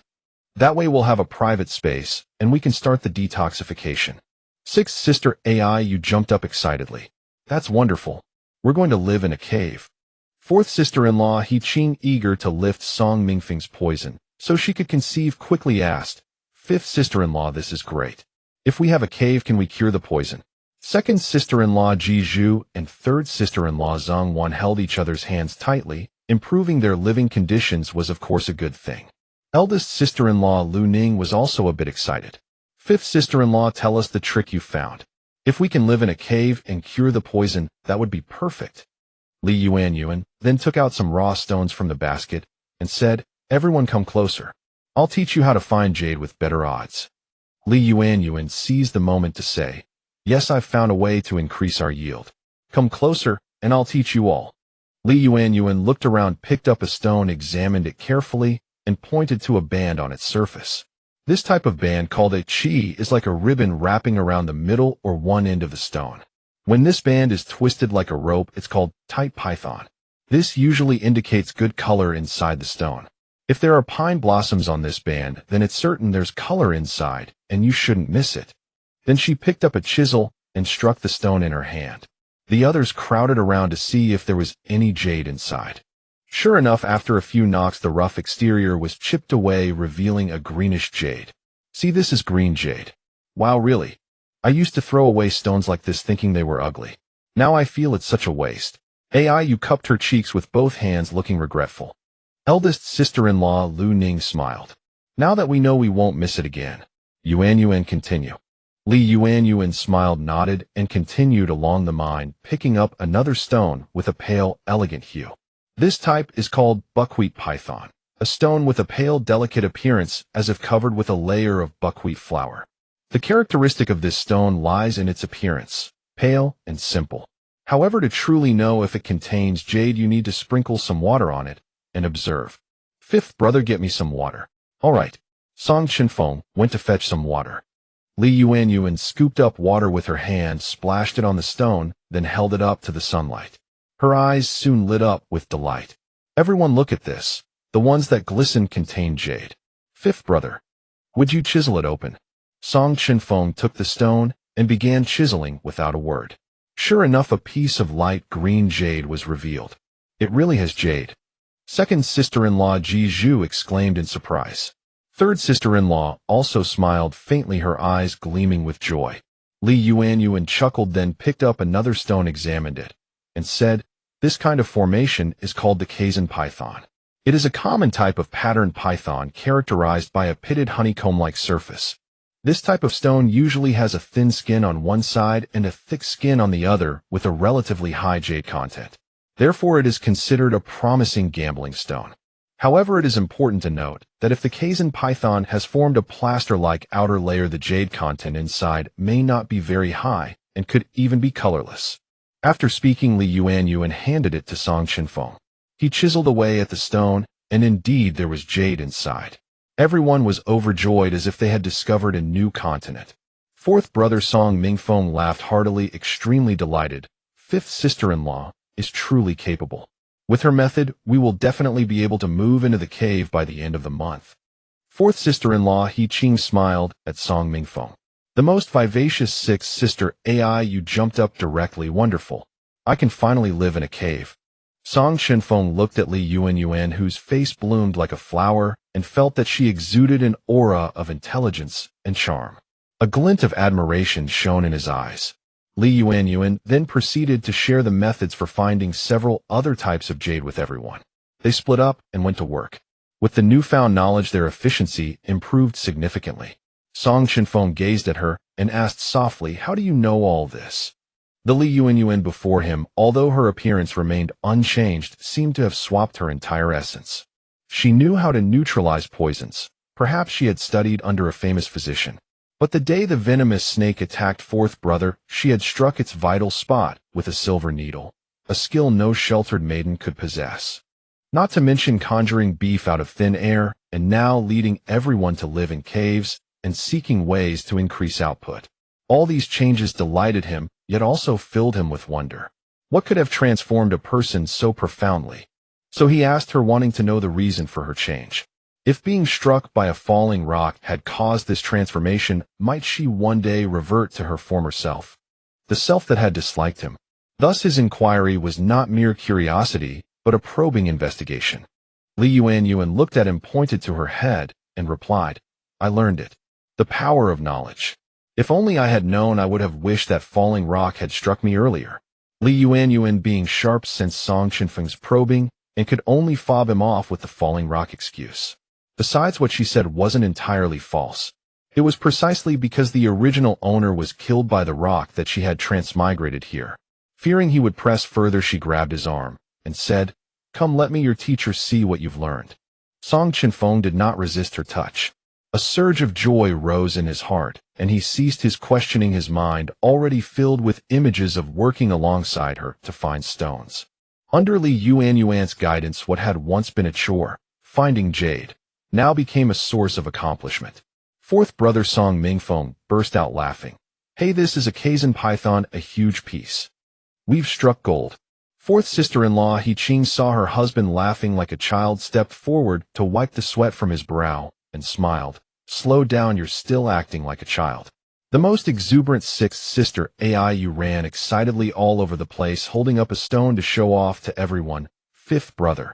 Look how big the one I found is. He. Second sister-in-law Ji Zhu and third sister-in-law Zhang Wan joked while working. Aiyu, you'd better be careful, don't drop the jade. Big sister-in-law Lu Ning wiped her sweat, feeling immensely relieved. In the past, she always felt that as a woman her output was low. Now with experience, her efforts yielded twice the results. Song Chenfeng watched how everyone, no longer burdened by fatigue, turned labor into joy. He couldn't help but say to Li Yuanyuan, Thank you, Yuanyuan. It's all thanks to your wisdom. Li Yuanyuan looked up at him, saying nothing. Their eyes met, and they gazed at each other. This scene did not escape the notice of Zhou Lei, who was not far away. The affectionate expressions on their faces infuriated her. She threw the chisel in her hand to the ground, her heart seething. That Li Yuanyuan was nothing but a decorative pillow. What was so good about her? Moreover, she had been given the cold shoulder last time. She would definitely get her revenge. The day's work soon ended. The 8 members of the Song family were eager to see how today's output compared to past days. Aiyu volunteered to count. Big sister-in-law 10 pieces, second sister-in-law 8, third sister-in-law 9, fourth brother and fourth sister-in-law 18, fifth brother and fifth sister-in-law 20. I found 10. That's a total of 75 pieces. That's incredible. More than double the usual. Fourth brother Song Mingfeng laughed heartily. Yes, this is the first day, and we're still unfamiliar. Once we get the hang of it, it'll only increase. Big sister-in-law Lu Ning agreed happily. At this rate, moving into a cave is indeed achievable. Song Chenfeng, seeing everyone's morale boosted, said, Good. From now on we'll work like this. It's time for dinner. Let's rest and continue tomorrow. Meanwhile, Zhou Lei, who was not far away, saw the entire family beaming with joy and muttered to herself, What are they so happy about? She crept closer to eavesdrop on their plans. Indignation welled up inside her. What? They want to live in a cave. They're not worthy. How conceited. Zhou Lei curled her lips, determined not to let them succeed. Especially Li Yuanyuan, who didn't deserve a private cave. At dinner, because they had accomplished so much today, 2 extra vegetable dishes were added: potatoes and eggplant. The corn buns were also replaced with sorghum flour buns. We worked hard today, so we got 2 extra vegetable dishes. I haven't had potatoes and eggplant in ages, said sixth sister Aiyu. Second sister-in-law Ji Zhu looked at the table, no longer just dried tofu and pickles, and sighed. Sixth sister is right. Finally, no more corn buns. Fourth brother Song Mingfeng picked up a piece of potato with his chopsticks and popped it into his mouth. Having gone so long without vegetables, this first bite tasted even better than meat. These potatoes are so delicious. We have fifth sister-in-law to thank for improving our meals, ha. He then grabbed a sorghum bun and took a huge bite. Fourth sister-in-law He Ching saw him eating ravenously and scolded him with a smile. You slow down, don't choke. Big sister-in-law Lu Ning was delighted by the improved meal and said to Song Chenfeng, Fifth brother, this time we really owe it to fifth sister-in-law. Pass her a bun and some vegetables. Song Chenfeng turned to look at her, his eyes brimming with smiles. The current Li Yuanyuan had truly become one of the family, doing everything for the benefit of the Song household. He picked up a bun, handed it to Li Yuanyuan, and placed some eggplant on her plate, saying softly, Big sister-in-law is right. It's all thanks to you. Li Yuanyuan glanced at him, then said to everyone, "It's still everyone's merit. Today is only the first day. Oh, I believe we will become more proficient in the future." Aiu, with her cheeks bulging as she stuffed food into her mouth, couldn't help but say, "Yes, we should strive to eat white flour buns, rice, and even meat. I want meat." The third sister-in-law Zhengwan smiled without showing her teeth, but was amused by her younger sister-in-law, Aiu's lively nature. Song Mingfeng also laughed heartily and said, "Sixth sister, such ambition. We, the children of the Song family, must have such aspirations. Tomorrow your fourth brother will work hard so that you little girl can eat white flour buns." At that moment Song Chenfeng glanced at Li Yuanyuan, recalling the beef she had given him, and couldn't help but curl his lips. He believed that Li Yuanyuan certainly had the ability to let everyone eat meat. In the evening Song Chenfeng came out for a walk. Gazing at the desolate mine, he thought of his 3 deceased elder brothers, and now he and his fourth brother were poisoned, stirring a surge of melancholy within him. Seeing him out for a stroll, Li Yuanyuan followed, and asked, "You also like watching the moon?" Song Chenfeng, who had been looking up at the moon, turned to her, and said, Just looking at the moon." Li Yuanyuan, noticing his pensive expression and troubled countenance, knew he had something on his mind. "Is something bothering you? Would you like to tell me?" Under the silver moonlight, Li Yuanyuan's delicate features shimmered with a silvery glow, making her appear like a dream. Song Chenfeng sighed. Over the past half-month of contact, he had begun to trust her. He confessed truthfully, "Yes, I miss my 3 brothers. I want to avenge them, but now trapped here, merely surviving is a challenge, let alone seeking revenge." Revenge? Li Yuanyuan recalled the original novel. The 3 Song generals had all perished while subjugating Nanjiang. So was Song Chenfeng, referring to Nanjiang. Li Yuanyuan comforted him. "You're talking about Nanjiang, right? I actually believe you will surely succeed in avenging them." Hearing this, Song Chenfeng felt a touch of warmth, though it seemed an impossible feat. Not only were they imprisoned here, survival until tomorrow was uncertain. Moreover, Nanjiang was rife with sorcery. The great Zhou had repeatedly attacked without success, let alone seeking revenge. How could something so impossible be spoken of so lightly by her? Or was she just trying to console him? "I hope your words come true," he said softly, his voice tinged with melancholy and tenderness. "What, you don't believe me?" Li Yuanyuan sensed his lack of confidence, but she understood. Surviving in this godforsaken place was already a struggle. Song Chenfeng smiled, but said nothing. Li Yuanyuan took his hand. It felt somewhat cold. "Trust me, I have a way." Song Chenfeng turned to look at her, his gaze falling on her hand, which had grown rough from laboring with chisels and stones. This filled him with deep concern. She had been a refined lady raised in seclusion, a high-ranking official's daughter. If not for her father's coercion, perhaps she would still be the proud daughter of the minister, not a convict alongside him in this mine. Just as Song Chenfeng was about to apologize, his acute instincts warned him of someone lurking furtively. He made a shushing gesture at Li Yuanyuan and exchanged a knowing glance. Li Yuanyuan, quick-witted, understood immediately. They let go of each other's hands and set out to investigate the shadowy figure. Each day the jade they collected was counted weekly, with a total tally at month's end. The daily jade was stored in a fixed location. But under the cover of night the person was skulking around the jade storage area. Li Yuanyuan crept closer and discovered it was Zhou Lei. "What are you doing?" Song Chenfeng's sharp voice came from behind Zhou Lei, startling her, as her guilty conscience had already set in. Her scream drew the attention of the other Song family members resting nearby. Fourth brother Song Mingfeng, already annoyed by her suspicious behavior and the previous incident of reporting, found her irritating. But earlier he had refrained from confronting her out of respect for her friendship with the 5th sister-in-law. However, after the 5th sister-in-law had clarified things, they were no longer friends. There was no need to spare her face any longer. "Zhou Lei, what mischief are you up to this time?" Song Mingfeng scolded. "Your father and our family have always kept to ourselves. Though we once served as officials together, mind your conduct, young lady." Li Yuanyuan, seeing it was Zhou Lei, knew she was up to no good. "Zhou Lei, your family's cave is to the south. Don't come to our common sleeping area." Song Chenfeng also issued an eviction order. Zhou Lei, feeling humiliated by Song Chenfeng's coldness, opened her mouth, but said nothing, then turned and left. Li Yuanyuan watched her go, then checked the jade. None was missing. Staring at Zhou Lei's retreating figure, she felt certain that the woman was plotting something, though she couldn't quite pinpoint what. Song Chenfeng, seeing Zhou Lei leave, said to Li Yuanyuan, "Everyone is tired. Let's rest." Li Yuanyuan thought for a moment and nodded. "All right, let's all rest. We have to work again tomorrow." They began laying out bedding on the ground, spreading their mattresses beneath them. Aiyu smoothed her mattress and brushed off the dust, saying, "I can't wait to move into a cave. If the yield is good, maybe we can trade for a few more furs before winter." The eldest sister-in-law Lu Ning also spread her bedding and said, "Aiyu is right. In another month autumn will come and the weather will turn cold. Yet we still have only thin clothes. Although the centurion distributes clothing. If the yield is high, we might be able to get more thick clothes. Now with fifth sister-in-law's method, I believe we can manage." Fourth brother Song Mingfeng laughed heartily. "Back in the day when I led troops to fight in the southwest, the dense forests often had bears.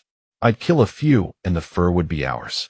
His wife He Qing, hearing him boast, admonished, "You're not as steady as fifth brother. Black bears are ferocious. You should beware of them, not the other way around." Song Chenfeng scratched his head, unperturbed by his wife's scolding. "Haha, fifth brother's archery can hit a target from 100 paces, and I have strong fists. I was a general after all. Have some confidence in me." Archery. Hearing fourth brother mention it, Li Yuanyuan couldn't help but imagine Song Chenfeng drawing a bow. How dashing he must look. She lay down with the others. After half an hour, when she heard everyone breathing evenly in sleep, she got up, walked to the jade storage area, picked up 2 pieces of jade, and flashed into her space with her mind.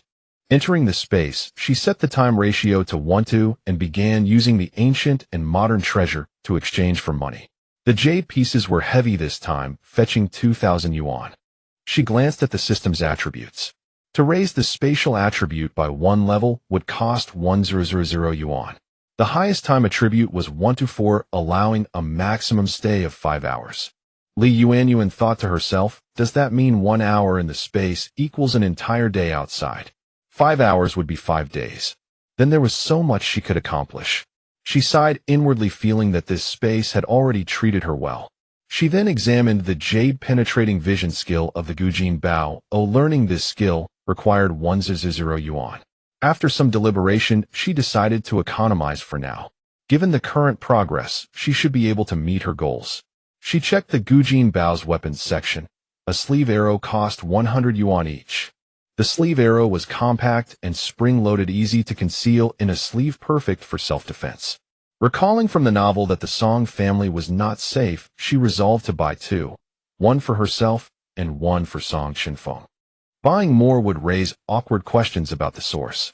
After purchasing the sleeve arrows, she noticed Zhou Lei acting sneaky again. Based on her deduction, Zhou Lei was bound to cause trouble, though she couldn't guess her exact intentions. Li Yuanyuan didn't linger in the space. She now had 1,800 yuan left. The next day, everyone's experience grew more refined and production steadily increased. Just then Lu Yi was brandishing his whip, watching the convicts work. Zhou Lei crept up cautiously. "Lord Lu, I have a question I'd like to ask you." She spoke with a flattering smile. Lu Yi, focused on supervising the convicts, shot her a disdainful glance and barked gruffly, "What is it? Don't get in my way, or I'll whip you. Don't get in my way, or I'll whip you." Zhou Lei endured his harsh words, forcing a smile. "Lord Lu, I've always felt that a man of your talents is wasted as a team leader here. Did you make some mistake that got you demoted to this place?" Zhou Lei wasn't foolish. Last time she had informed on someone, Lu Yi had been eager to arrest them without concrete evidence, clearly bearing a grudge against the Song family. So today she came to test the waters. Indeed, her words struck a nerve. Lu Yi remembered how he had been demoted because of the Song family and had recently been reprimanded by the Baihu, filling him with resentment. Seeing his angry expression, Zhou Lei knew she had guessed correctly and secretly rejoiced. "Lord Lu, I'm a good judge of character. You're a capable man. I noticed they work quite efficiently, and I heard them say they hope to move into a cave dwelling. Do you think they'll succeed?" Lu Yi slammed his whip down, his eyes blazing with fury. "If those 2 men want to live in a cave, over my dead body." Seeing Lu Yi's anger, Zhou Lei felt triumphant and poured oil on the fire. "Indeed, Lord Lu is always fair. How could they ever get a cave dwelling through improper means?" Lu Yi saw through Zhou Lei's sycophantic facade, knowing she was no good either. He reached out and grabbed her throat, snarling, "Don't think I don't know your game. I'm telling you, if you try any more tricks, I'll kill you." Cough, how would I dare? Release me, my lord. Cough. Zhou coughed repeatedly, her face turning red. Lu Yi let go and cursed, "I've got it figured out. Now get lost." Yes, yes. Zhou scurried away. As she ran, she cursed and rubbed her skin. That bastard Lu Yi, what does he think he is? How dare he touch me? If I didn't find you useful, I wouldn't bother with you. That brute, my neck hurts so much. Lu Yi put away his whip and fixed his gaze on the Song family. Seeing them working with such vigor, he couldn't help but walk over curiously. He noticed that the Song family's jade output had indeed increased. So that damned girl was telling the truth. Lu Yi snorted. He had no intention of letting the Song family move into a cave dwelling. He thought for a moment, then went to Baihu Zhao Dachuan with a pretext. Baihu Zhao were short-handed lately. The jade mining has been going well, so normally we tally once a week. There are over 100 convicts in the mine, and about 10 families, all needing to be recorded. The workload is heavy. What if we change to a monthly tally? Zhao Dachuan looked at him, took a sip of water, and said leisurely, Lu Yi, weekly tallies prevent people from sneaking in extra jade or stealing from others. Each family has a rough idea of what they've mined. Lu Yi's expression changed. If it became monthly, he could easily reduce the Song family's jade count. With a large amount, a few missing pieces wouldn't be noticeable, but with a small amount, even a few would stand out. Zhao Dachuan saw the shift in his face and knew his thoughts were exposed. Team leader Lu, so it's better to keep the weekly tally. Don't you agree? Lu Yi thought since the Baihu disagreed, he would have to find another way. He cupped his hands and said, Yes, the Baihu is most thoughtful. I'll take my leave. Zhao Dachuan nodded, watching Lu Yi retreat. He thought to himself, a narrow-minded man will eventually bring about his own downfall. I hope he realizes that. Lu Yi stormed out, kicking a stone and cursing, what a stubborn old fool. His malicious scheme foiled, he refused to give up. After a moment's thought, another idea came to him. That week the Song family worked with extraordinary vigor. Who would have thought they could ever hope to live in a cave dwelling? Now that there was a glimmer of hope, how could they not be motivated? Song Chenfeng saw Li Yuanyuan washing jade by the river and walked over, crouching down. Yuanyuan, since your method boosted production, don't overwork yourself. Li Yuanyuan looked up at him. You too, by the way. While washing the jade, I noticed the water is crystal clear. It seems a waste to only use it for scrubbing. And why are there no fish in the river? Song Chenfeng pointed to the distant snow-capped mountains. This river is fed by melted snow from the mountains every summer. Come winter, it dries up, so there are no fish. But the snowmelt water is extremely pure and safe to drink. Li Yuanyuan looked at the distant peaks soaring into the clouds, their summits a pristine white, eternal ice and snow. She cupped a handful of water and drank. It was indeed sweet. In this mining camp, this snowmelt river was probably the only source of drinkable water. What about water in winter? Li Yuanyuan asked. Song Chenfeng replied, In winter we use well water. See, the well is over there. He pointed as he spoke. Li Yuanyuan followed his finger and indeed saw a well at the south of the mine. Since no one else went near it, she had assumed it was dry. She pondered for a moment, then said, So you mean the river water in summer also replenishes the groundwater, and by winter the well is full enough, so there's no shortage, right? Song Chenfeng smiled, nodded, and said with appreciation, Exactly. Li Yuanyuan was momentarily captivated by his smile. His peach blossom eyes, when smiling, were as healing as a spring breeze. No wonder the ancients spoke of brows carrying a gentle breeze. She felt almost intoxicated. The two gazed at each other, affection shimmering in their eyes. On the 7th day, it was time to tally the jade stones. The Song family was confident, for through their efforts the output had doubled. Song Mingfeng, watching his family's jade being weighed, asked impatiently, Team leader Lu, how many caddies in total? Lu Yi, startled by the weight, saw it was indeed double the usual amount. If this trend continued, they might indeed earn a cave dwelling. Lu Yi kept his composure, ignored the question, and chided, What's the hurry? Can't you see I'm weighing it? I've counted, it's 20 caddies. In truth, it was 25, but he deliberately understated by 5. Song Mingfeng couldn't detect the difference. He had no way to weigh it himself. But hearing it was nearly 7 caddies more than usual, he was delighted. Haha, not bad, an improvement. Thanks, team leader. With that, he left the weighing area. Only after he walked away did Lu Yi dare spit in his direction, muttering, "If you think you can outwit me, dream on. I'm the one keeping the records. How many caddies I write down is my call. As long as I'm here, you'll never escape my palm." He then glared at Song Mingfeng's retreating back, flung the scale to the ground. That evening, despite the increased output, dinner was still 2 vegetable dishes and sorghum flour steamed buns. Fourth brother Song Mingfeng grabbed a bun and took a huge bite, saying, "Haha, today we waited. Our 7 days' work produced twice as much as before, a full 20 caddies." Sixth sister Aiyu, nibbling on a piece of cabbage, laughed, "20 caddies. Not bad at all, much better than before." Yuanyuan smiled too, adding, I think by the end of the month, we should be able to break into the top 5. Song Chenfeng looked at her and reminded, "It's the top 4 who get to live in caves."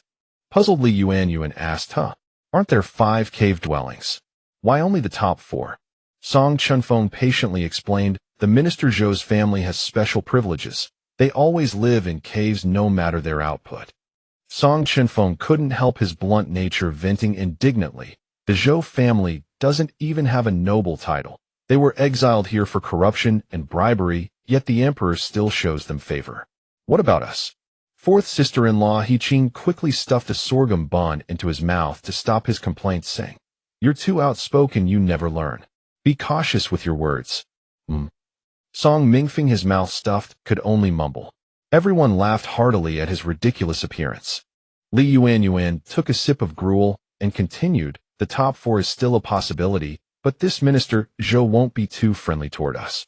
Everyone should be careful." Elder sister-in-law Lu Ning, perceptive as ever, asked, "Fifth sister-in-law, how do you know that?"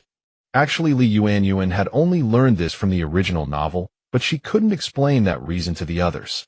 She thought for a moment, then said, "I think since we're all officials of the same court, at least we should maintain appearances. But Minister Zhou never talks to us, doesn't even greet us. He probably doesn't like us much." Lu Ning nodded. "Yes, that makes sense. Fortunately, we're just like well water and river water. We don't interfere with each other." Non-interference. She hoped so. Yuanyuan thought to herself, said nothing, and lowered her head to eat. After dinner, she tugged at Song Chenfeng's sleeve. "Chenfeng, let's go for a walk." Sixth sister Aiyu, always eager for gossip, grinned like an auntie. "Oh, fifth sister-in-law, this is the first time you've invited fifth brother out, isn't it?" Song Chenfeng particularly loved when Yuanyuan tugged his sleeve. It made him feel a special intimacy between them. His ears turned red, but he said nothing and followed her outside. Yuanyuan led him to a secluded spot, took out a wrist crossbow, and handed it to him. "Here, this is for you. I heard fourth brother mention you're skilled at archery. There's no way to get a big bow here, but this small one, I wanted to give it to you." Song Chenfeng looked down at the wrist crossbow. It was very small, gleaming with metallic luster, especially the arrowhead sharp and fine. Indeed, it was an excellent self-defense tool. "Where did you get this?" he asked, surprise in his eyes. Yuanyuan said, "Secret, hee. I'll tell you when the time is right. Try it. Does it work well?" As a martial artist, Song Chenfeng understood weapons at a glance.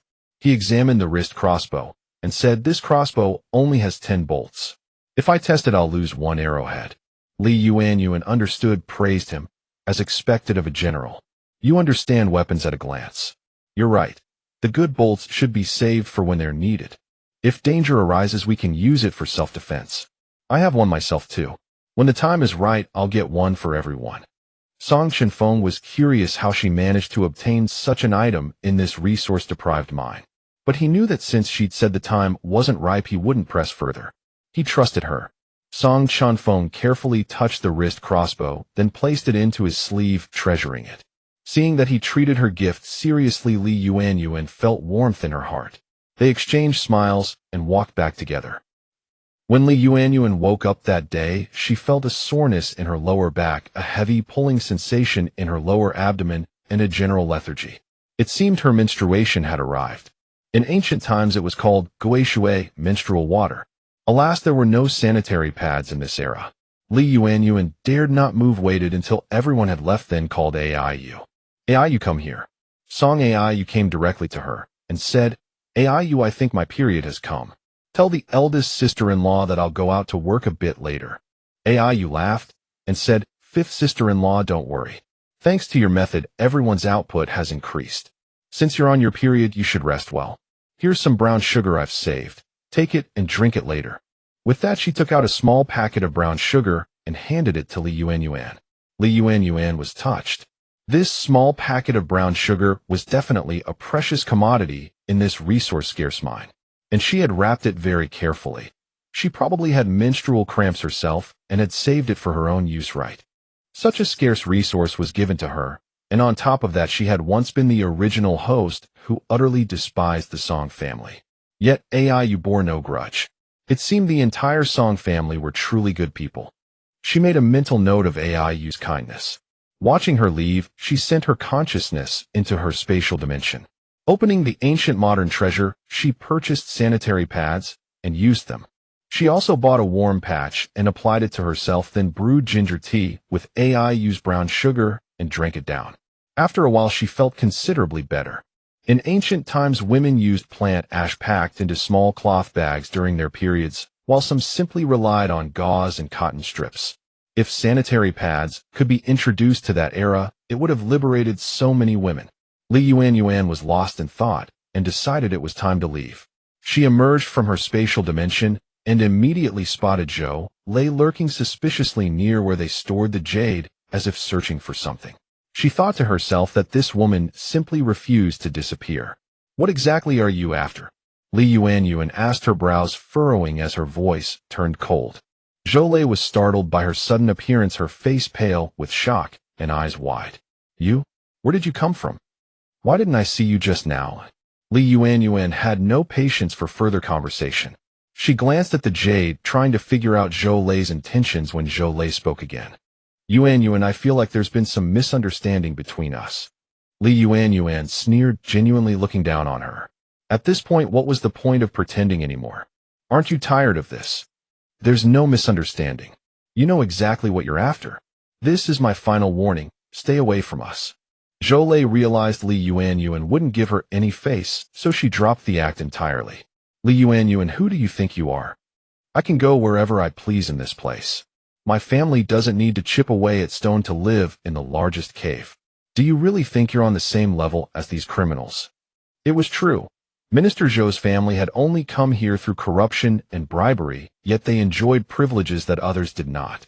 Li Yuanyuan noticed Zhou Lei lingering near the jade twice and guessed her intentions. Following her train of thought, she replied, exactly.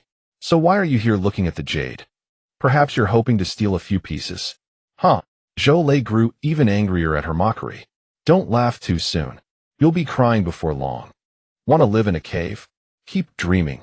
Li Yuanyuan didn't pursue her further as she walked away, but something felt off. Had Zhou Lei discovered something? She remained silent, but Zhou Lei's provocation had triggered another wave of pain in her lower abdomen. That damn green tea bitch. When would she die? As she cursed internally, she spotted Song Chenfeng approaching her. Yuanyuan, you're in special circumstances today. Rest. We can finish the work.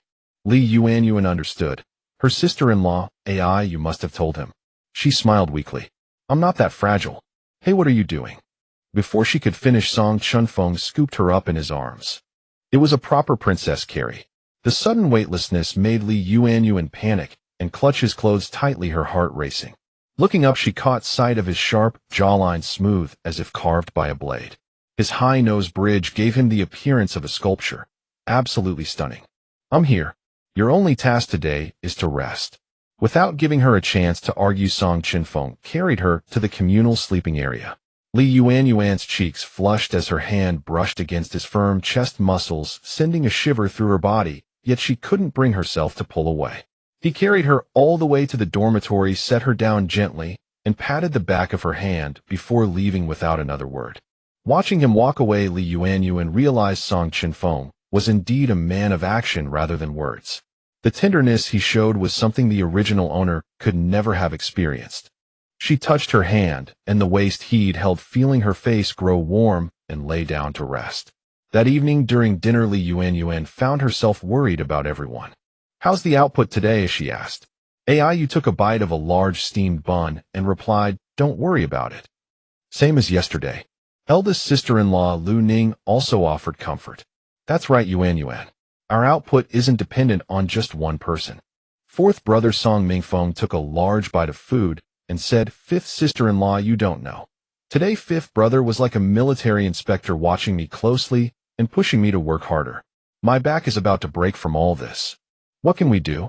Someone spoils his wife, but won't lift a finger himself, and it's his own brother who suffers for it." He laughed heartily. Everyone laughed along, and Yuanyuan felt a bit embarrassed looking at Song Chenfeng. "Don't listen to fourth brother's nonsense," Song Chenfeng said. "I worked just as hard as he did." Fourth sister-in-law He Qing joked, "You have the nerve to tease fifth brother. He's gentle and knows how to treat a woman properly, unlike you brute." Fourth brother Song Ming didn't get angry, instead saying, all right, next time I'll spoil you just as much." He Qing blushed and stuffed a steamed bun into his mouth to shut him up, shooting him a shy but annoyed glance. "Eat up, you talk too much. Aren't you ashamed?" Song Chenfeng glanced at Yuanyuan, his eyes flickering with something unspoken, then changed the subject. "Let's eat. We have work tomorrow." Though the labor was exhausting, the family's laughter and banter made it bearable. A month later. Today was the final reckoning, the day when each family's jade output would be tallied to determine who earned the right to live in the larger caves. Sixth sister You couldn't contain her excitement from early morning. "Fourth brother will definitely get to live in a cave this time, right?" Fourth brother Song Mingfeng laughed heartily. "Yes, almost certain." Sixth sister, the usually composed Lu Ning, was also feeling excited. "Indeed, with all 8 of us this time, we should be allocated a cave." Song Chenfeng looked at Yuanyuan and nodded, clearly confident as well. Zhou Lei, unable to stand seeing them so affectionate, came over with a sarcastic tone. "Yuanyuan, I've noticed your output has been quite good lately. Does that mean you'll be moving into a cave?"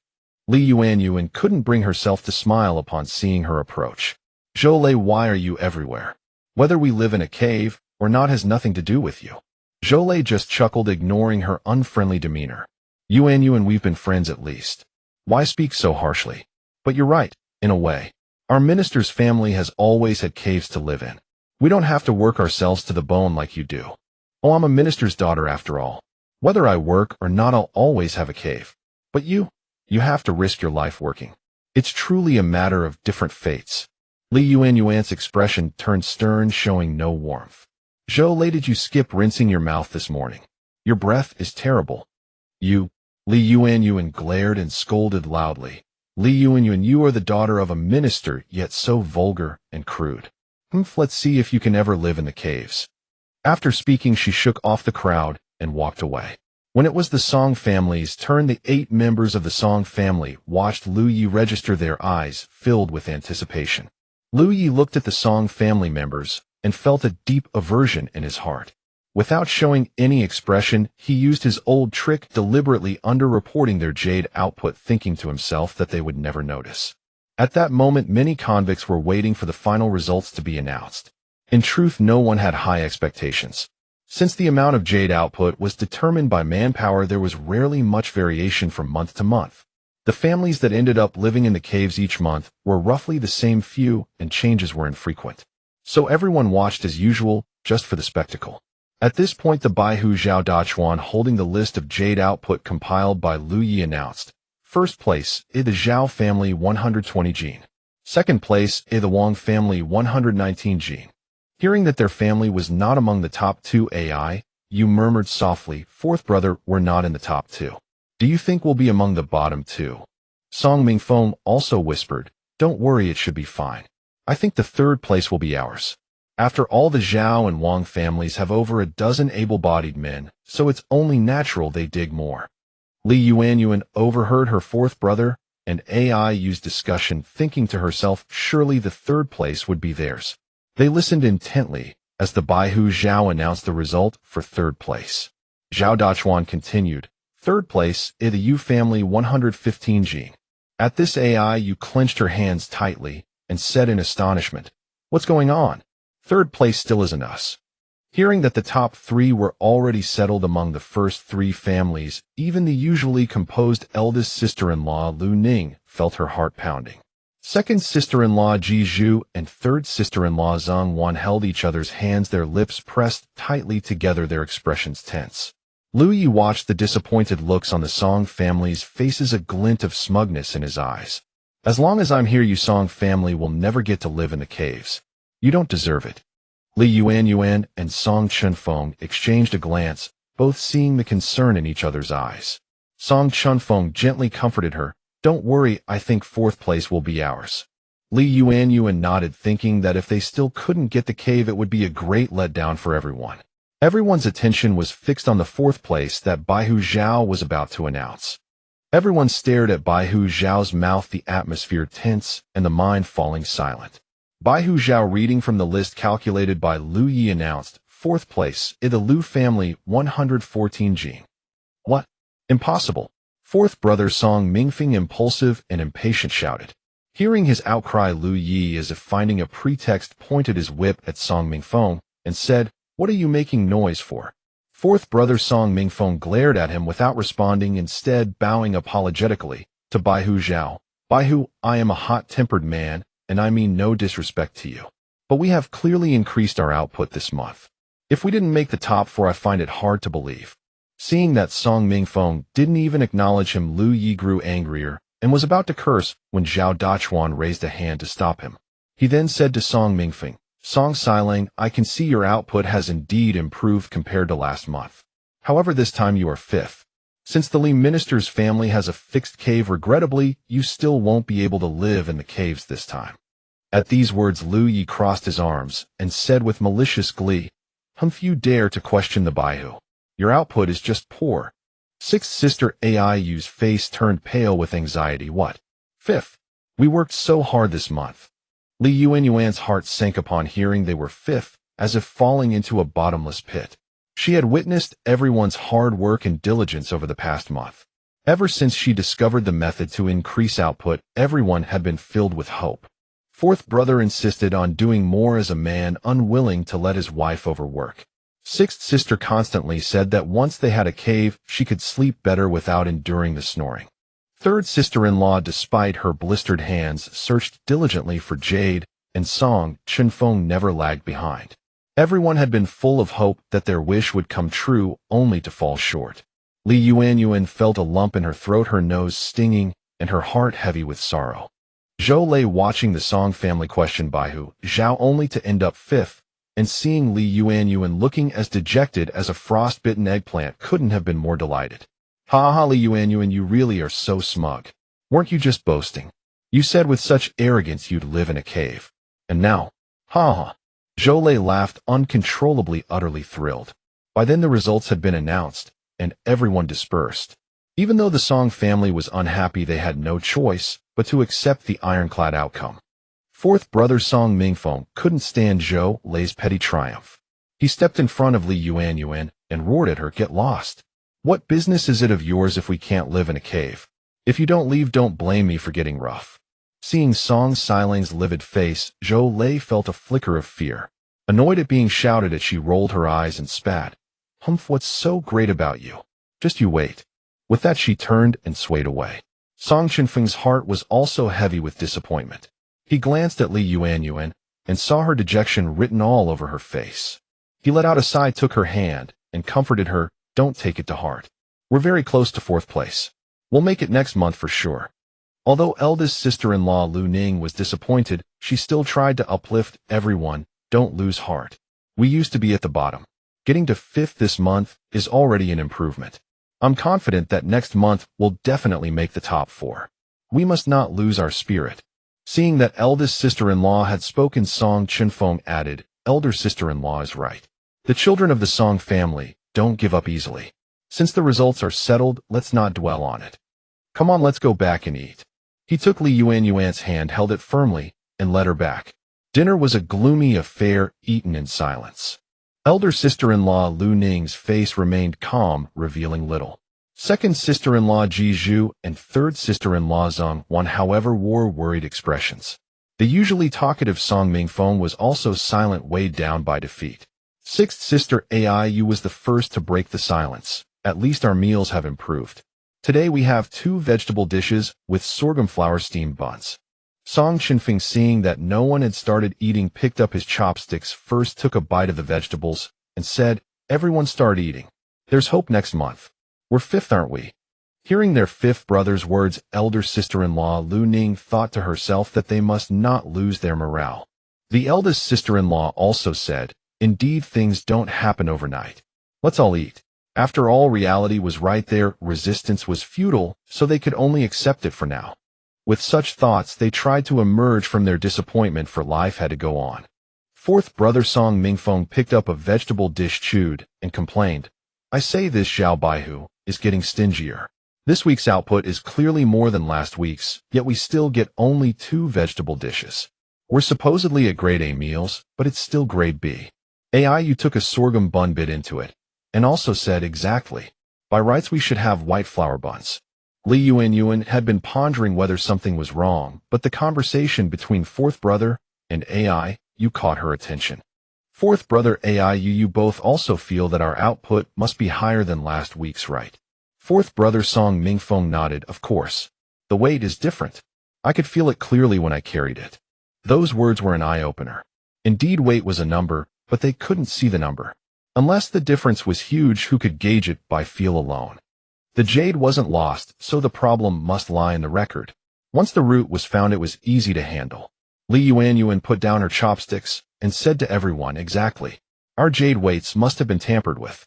Both fourth brother and AI, you feel that output has increased, so why hasn't our food improved? This suggests that someone messed with the weighing and recording. The quick-witted fifth brother Song Chenfeng immediately reacted, it's Lu Yi. He's in charge of recording the weights. Li Yuanyuan recalled Zhou Lei's initial suspicious behavior, and then Lu Yi. It was almost certain that Zhou Lei had reported them, and Lu Yi had sabotaged them. How detestable. I'm going to confront him. Fourth brother Song Mingfeng slammed his chopsticks down and stood up to go after Lu Yi. Fourth sister-in-law He Qing hurriedly pulled him back, advising, don't rush. Without evidence, he won't admit it, and he might retaliate by accusing us of slander and causing trouble. The eldest sister-in-law Lu Ning also advised, fourth brother, calm down. What fourth sister-in-law says is right. This is just our speculation, we need evidence. Li Yuanyuan thought for a moment and said, since we know the cause, we must deal with it at the root. Lu Ning looked at Li Yuanyuan puzzled. Fifth sister-in-law, what do you mean by the root? Li Yuanyuan said, indeed, the person. As long as Lu Yi is there, he will keep causing trouble. Song Chenfeng's eyes darkened and a coldness veiled his handsome features. That's right, Yuanyuan is correct. Even if we solve this problem, now Lu Yi will find more trouble later. If we don't get rid of him, he'll eventually become an obstacle. Song Mingfeng frowned, exactly. Fifth sister-in-law is right. This Lu Yi has repeatedly made things difficult for us. We must get rid of him. Li Yuanyuan said. So this time we must be fully prepared. Since we know it was his doing, we should expose him in front of everyone. That way we'll have evidence, and even if Xiao Baihu wants to show favoritism, he won't be able to. The eldest sister-in-law Lu Ning nodded. Indeed, this matter requires careful planning. After the meal, Li Yuanyuan used the excuse of taking a walk and slipped into her space with a thought. She opened the ancient modern treasure and bought a primitive ancient scale weight, as well as a packet of fluorescent powder, leaving 1,700 yuan. She left the space, thought of an excuse, and handed the scale weight to everyone. Look, I found this scale in a broken old pit. From now on, we'll use it to weigh our jade and keep track. And this is fluorescent powder. Whenever we find jade, we'll mark it with this. Let's see how Lu Yi can mess things up then. Song Mingfeng looked at the items Li Yuanyuan had brought and couldn't help asking, fifth sister-in-law, where did you get this fluorescent powder? Li Yuanyuan knew that bringing these things would arouse suspicion, but she really couldn't explain. Song Chenfeng saw she didn't want to say and knew she had her own ways. He quickly said, fourth brother, don't ask. Yuanyuan has her ways.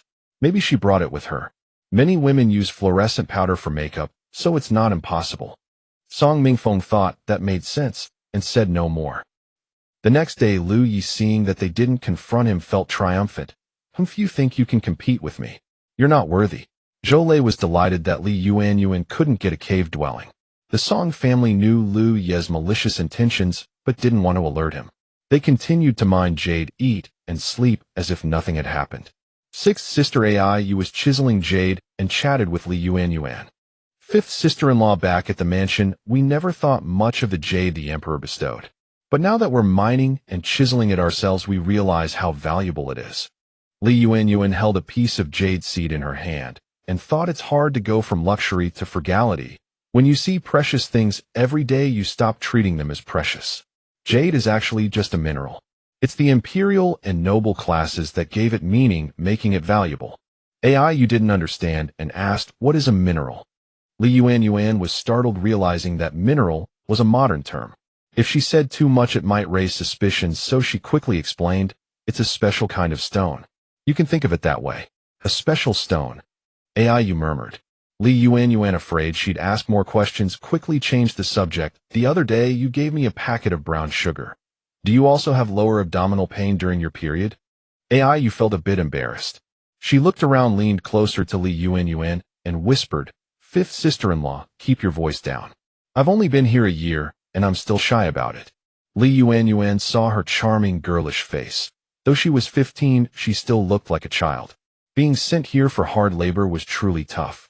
I do have stomach pains and sometimes there are blood clots.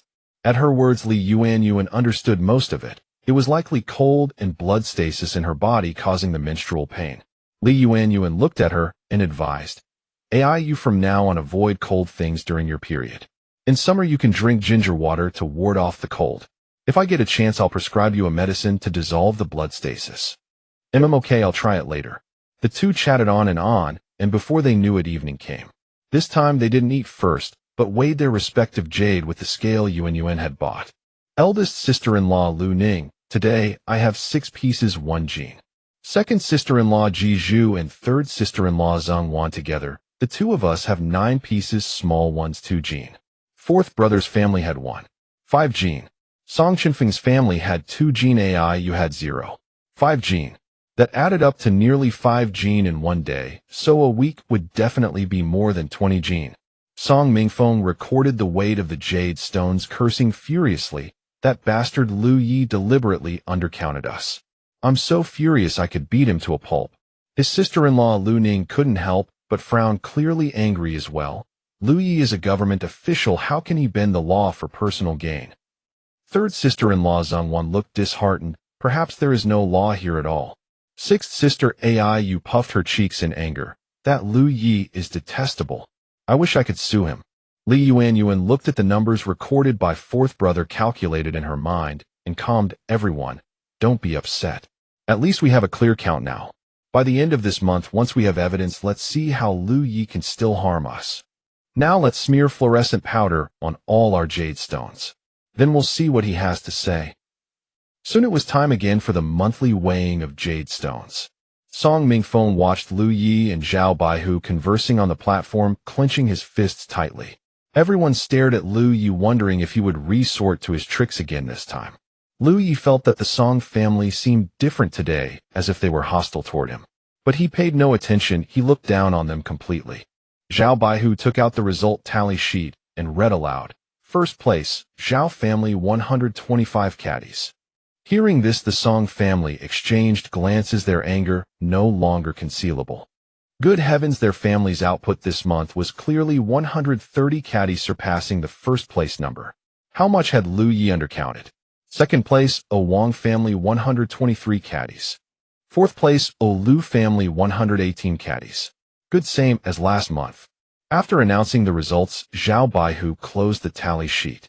At this point, Song Mingfeng could no longer restrain himself and directly raised his hand to signal. Baihu Zhao, may I ask how many caddies our Song family recorded? Lu Yi raised his whip and barked, how dare you? Song Siling, you made a fuss last month, and this month it's your family again. Must we be questioned by you every single time? Fourth brother Song Mingfeng with his loud voice shouted, Team leader Lu, being loud doesn't make you right. We have the right to know our quantity. You. Lu Yi raised his whip to argue, but Zhao Dachuan intervened. Lu Yi stepped back. Song Siling is right. After speaking, he glanced at the results again and said, the Song family is still 5th place, 117 caddies. What a pity, just a bit short of 4th place. But don't be discouraged, there will be opportunities in the future. At that moment, Song Chenfeng stepped forward and said, Baihu Zhao, our family's output this month was clearly 130 caddies. Why has it been undercounted so much? Hearing this, Lu Yi's heart skipped a beat. How did they find out? You're talking nonsense. The jade stones were weighed by several people together. It's not like someone stole your stones. Lu Yi shouted, his eyes wide with anger, yet a trace of guilt flickered in his eyes.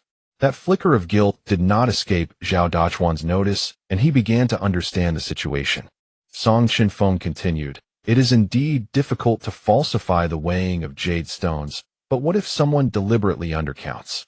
I ask you, Baihu Zhao, if such a person who bends the law and falsifies the weight of jade stones should be punished." Lu Yi sensed trouble and wanted to quickly explain to Zhao Baihu, but Zhao Dachuan spoke first. Of course they would be dismissed from office and never hired again. Hearing this, Lu Ye's heart grew even more panicked. Song Chenfeng seized the opportunity and said, "Exactly, Baihu Zhao is right. This is a royal mine. Although we are criminals, we are still serving the court. If anyone falsifies the quantity, it is an insult to the court." Song Chenfeng raised the stakes, putting a heavy hat on Lu Yi, leaving him no room to defend himself. Lu Yi couldn't bear it and rebuked, "Song Wulong, on what basis do you say I undercounted? Everyone here knows that I'm in charge of recording. Do you have any evidence?"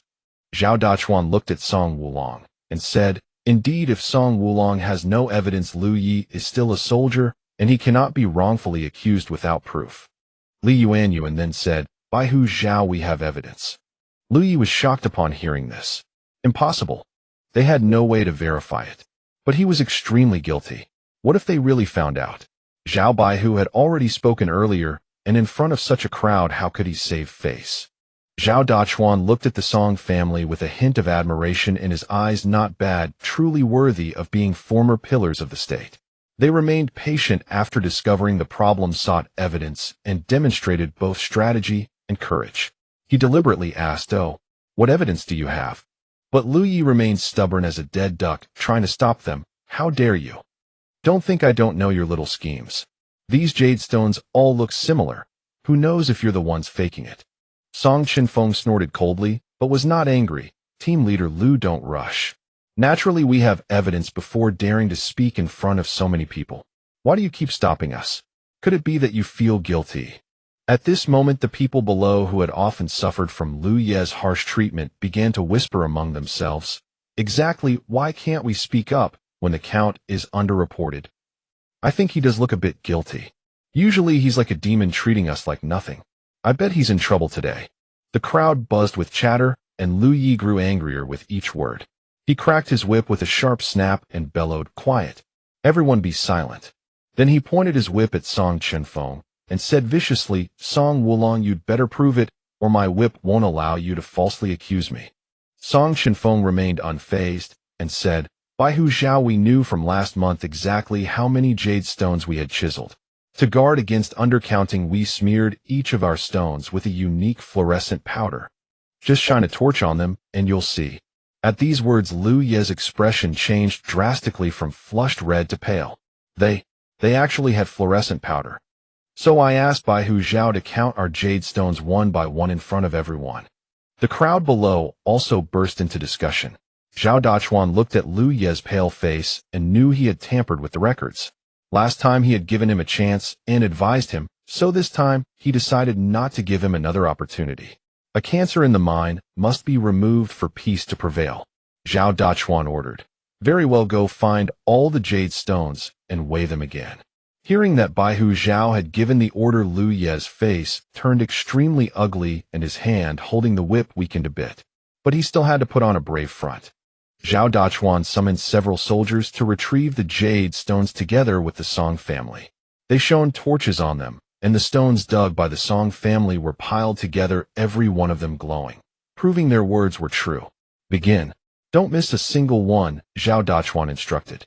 The crowd brought out the stones and weighed them again. Their expressions changed slightly. The soldier weighing the stones glanced at Lu Yi, then at Zhao Dachuan, looking troubled. Lu Yi glared at him, his face turning green and purple. Zhao Dachuan understood his concerns and said, "Just say it. I'll ensure you'll be fine." Only after receiving Zhao Dachuan's tacit approval did the soldier speak. "I reweighed them. The Song family's jade amounts to 140 jin." The words had barely fallen when the crowd erupted into murmurs. "What? That's so much. How much less did Lu Yi record?" Song Mingfeng could no longer contain himself. "Lu Yi, this is the mess you've caused. Do you have any excuses?" Lu Yi's face flushed crimson. With irrefutable evidence before them, he could no longer prove his innocence. Zhao Dachuan's expression grew grave. He glanced at Lu Yi, then raised a hand to quiet the crowd and boomed, "Silence. Such problems at the mine. I bear no small share of the blame. And Lu Yi, what say you for your defense?"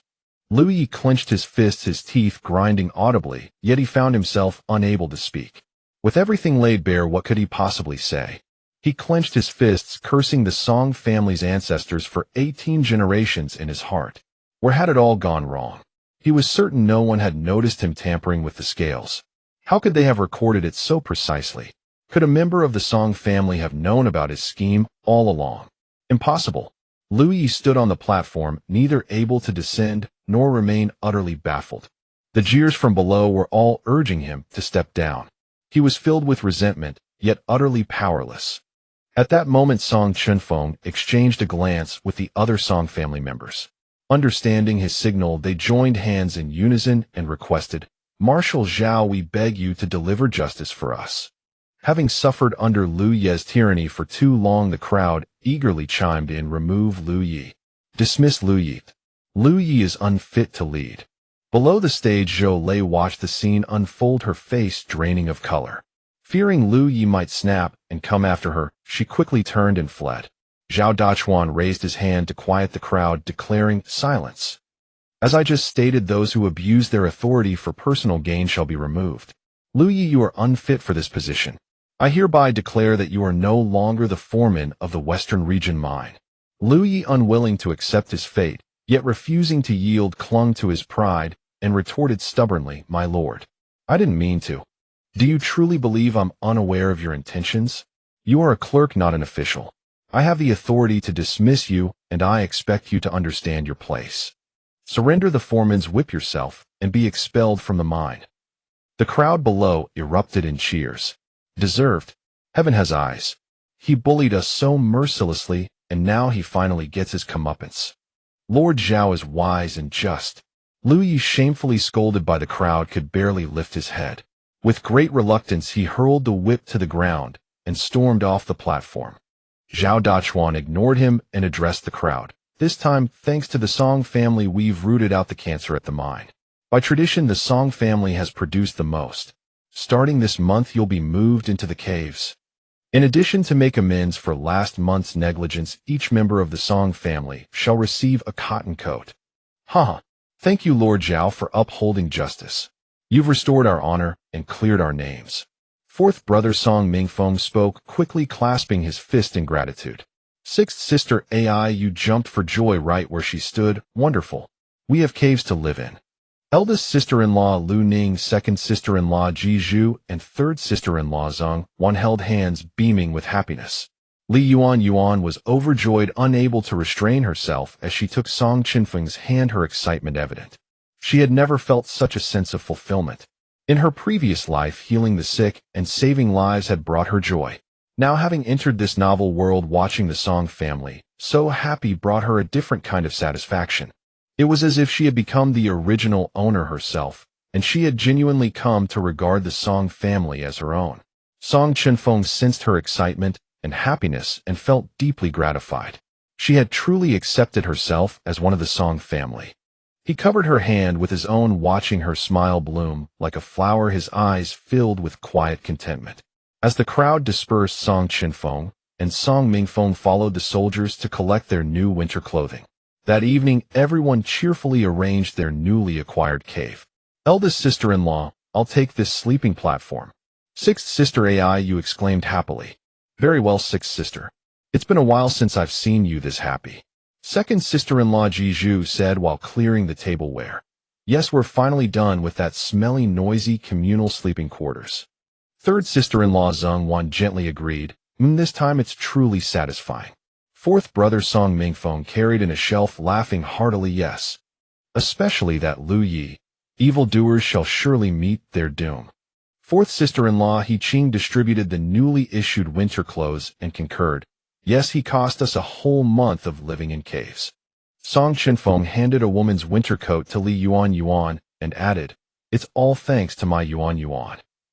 Sixth sister Ai, you who loved nothing more than gossip, chuckled mischievously and teased her fifth brother. Oh, fifth brother, calling her your Yuanyuan. Just how much honey have you been swallowing? Li Yuanyuan's face flushed, and she couldn't help but cast a glance at Song Chenfeng looking quite lovely. Song Chenfeng turned and reprimanded Aiyu. You little girl, call her fifth sister-in-law. Yes, fifth brother, fifth sister-in-law. Aiyu said sweetly, deliberately drawing out the last syllable. Everyone chimed in with laughter, thoroughly delighted. Dinner time arrived, and this time with no tampering on the production quota, 3 vegetable dishes graced the table alongside 1 meat dish, and the sorghum buns had been replaced with white flour buns. Oh, it smells so delicious. When you're this happy, even the food tastes better. Li Yuanyuan gazed at the only meat dish on the table, a small plate of dried pork which paled in comparison to their usual spiced beef. Clearly even this dried pork was a delicacy here. This western region mine. Has the dry climate meant all the meat is preserved this way? Li Yuanyuan asked. Song Chenfeng replied, yes, precisely. Supplies grow even scarcer in winter. Hearing this, a shadow of worry crossed everyone's minds. Sixth sister Aiyu, munching on a steamed bun, spoke up. I've heard that people have frozen to death at the western region mine in winter. Though Lord Zhao has provided us with winter clothing, I can't help but worry. Third sister-in-law Zhongwan, timid by nature, whispered, really? How cold must it get? Eldest sister-in-law Lu Ning furrowed her brows slightly and said, we were exiled here in spring and never experienced the harsh winters. I've heard that the western region mine is dry in winter and particularly cold at night. So cold that water freezes mid-air. People must wear 2 layers of thick cotton clothing. Second sister-in-law Jiju sighed after hearing this. Sigh, even in autumn, I can already feel the chill.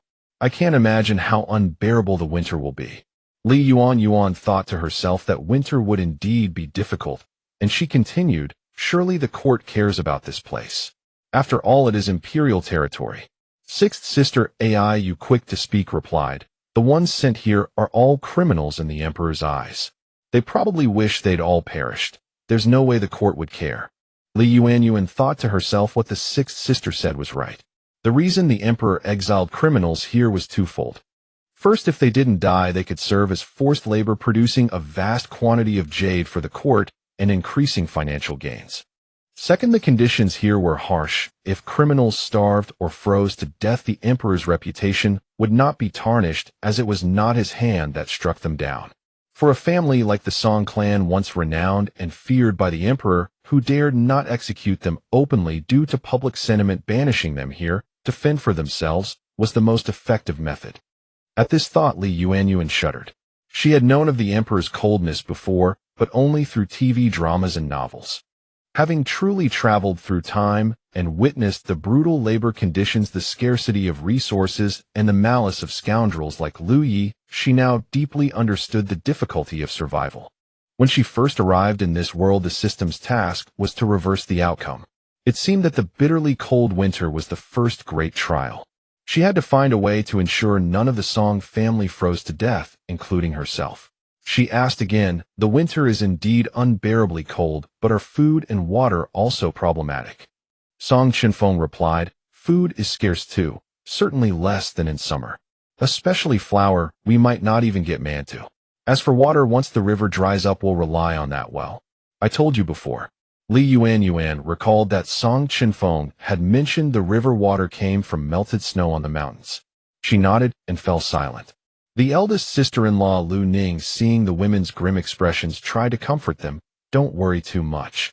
At least we have a cave to live in and cotton-padded clothes. Moreover, our rations have increased. With nutrition, we'll have the strength to withstand the cold. In any case, being together as a family is better than being alone. Song Chenfeng nodded in agreement. Yes, together we'll find a way. Let's first increase our output, then we'll have the leverage to request supplies from Lord Zhao. Everyone chimed in agreement. Meanwhile, in the wooden hut, Lu Yi was cursing as he packed his belongings. The other soldiers, knowing his temper, feared provoking him and left the hut one by one, ignoring him. The more Lu Yi thought about it, the more resentful he became. Previously, he had enjoyed official privileges and could whip anyone he pleased. Now stripped of that identity, where could he go?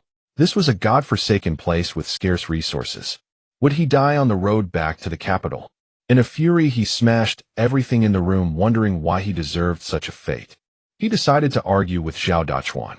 Grabbing his whip, he stormed toward Zhao's room. Lord Zhao, I refuse to accept this.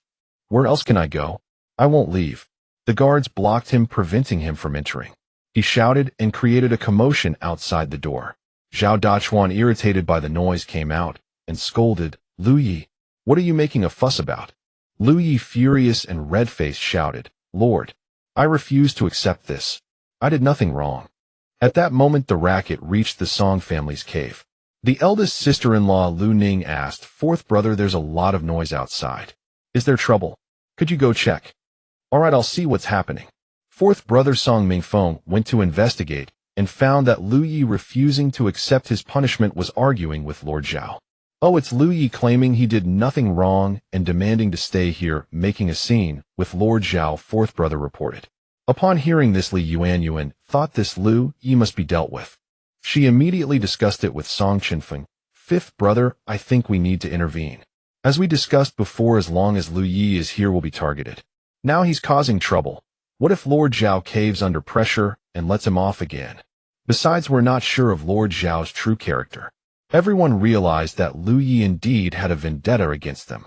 The eldest sister-in-law, Lu Ning, nodded and said to Song Chenfeng, "Fifth sister-in-law is right.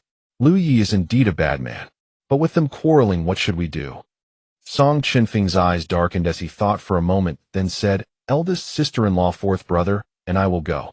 If Lord Zhao shows favoritism, our presence will make him think twice. If Lord Zhao is fair, and just our presence will prevent Lu Yi from making too much trouble, then we'll act according to the situation. What do you think?" Yuanyuan admired his careful planning and consideration of all contingencies. "That's a good idea. Let's go, fifth brother." So the two brothers headed to the wooden hut. Lu Yi, still blocked outside, remained unrepentant. "Lord Zhao, I did nothing wrong. They are all criminals. I just made a small mistake. At least give me one more chance." Zhao Dachuan, seeing his stubbornness, scolded, "Lu Yi, is it only this one incident? I gave you chances and warned you, but you didn't cherish them. Moreover, it's not just the Song family. Other criminals also complain about your harshness and violence. It's true they are criminals, but this is not a lawless land where you can do as you please." Seeing that Zhao Dachuan wouldn't give him another chance, Lu Ye's face twisted with resentment as he muttered curses.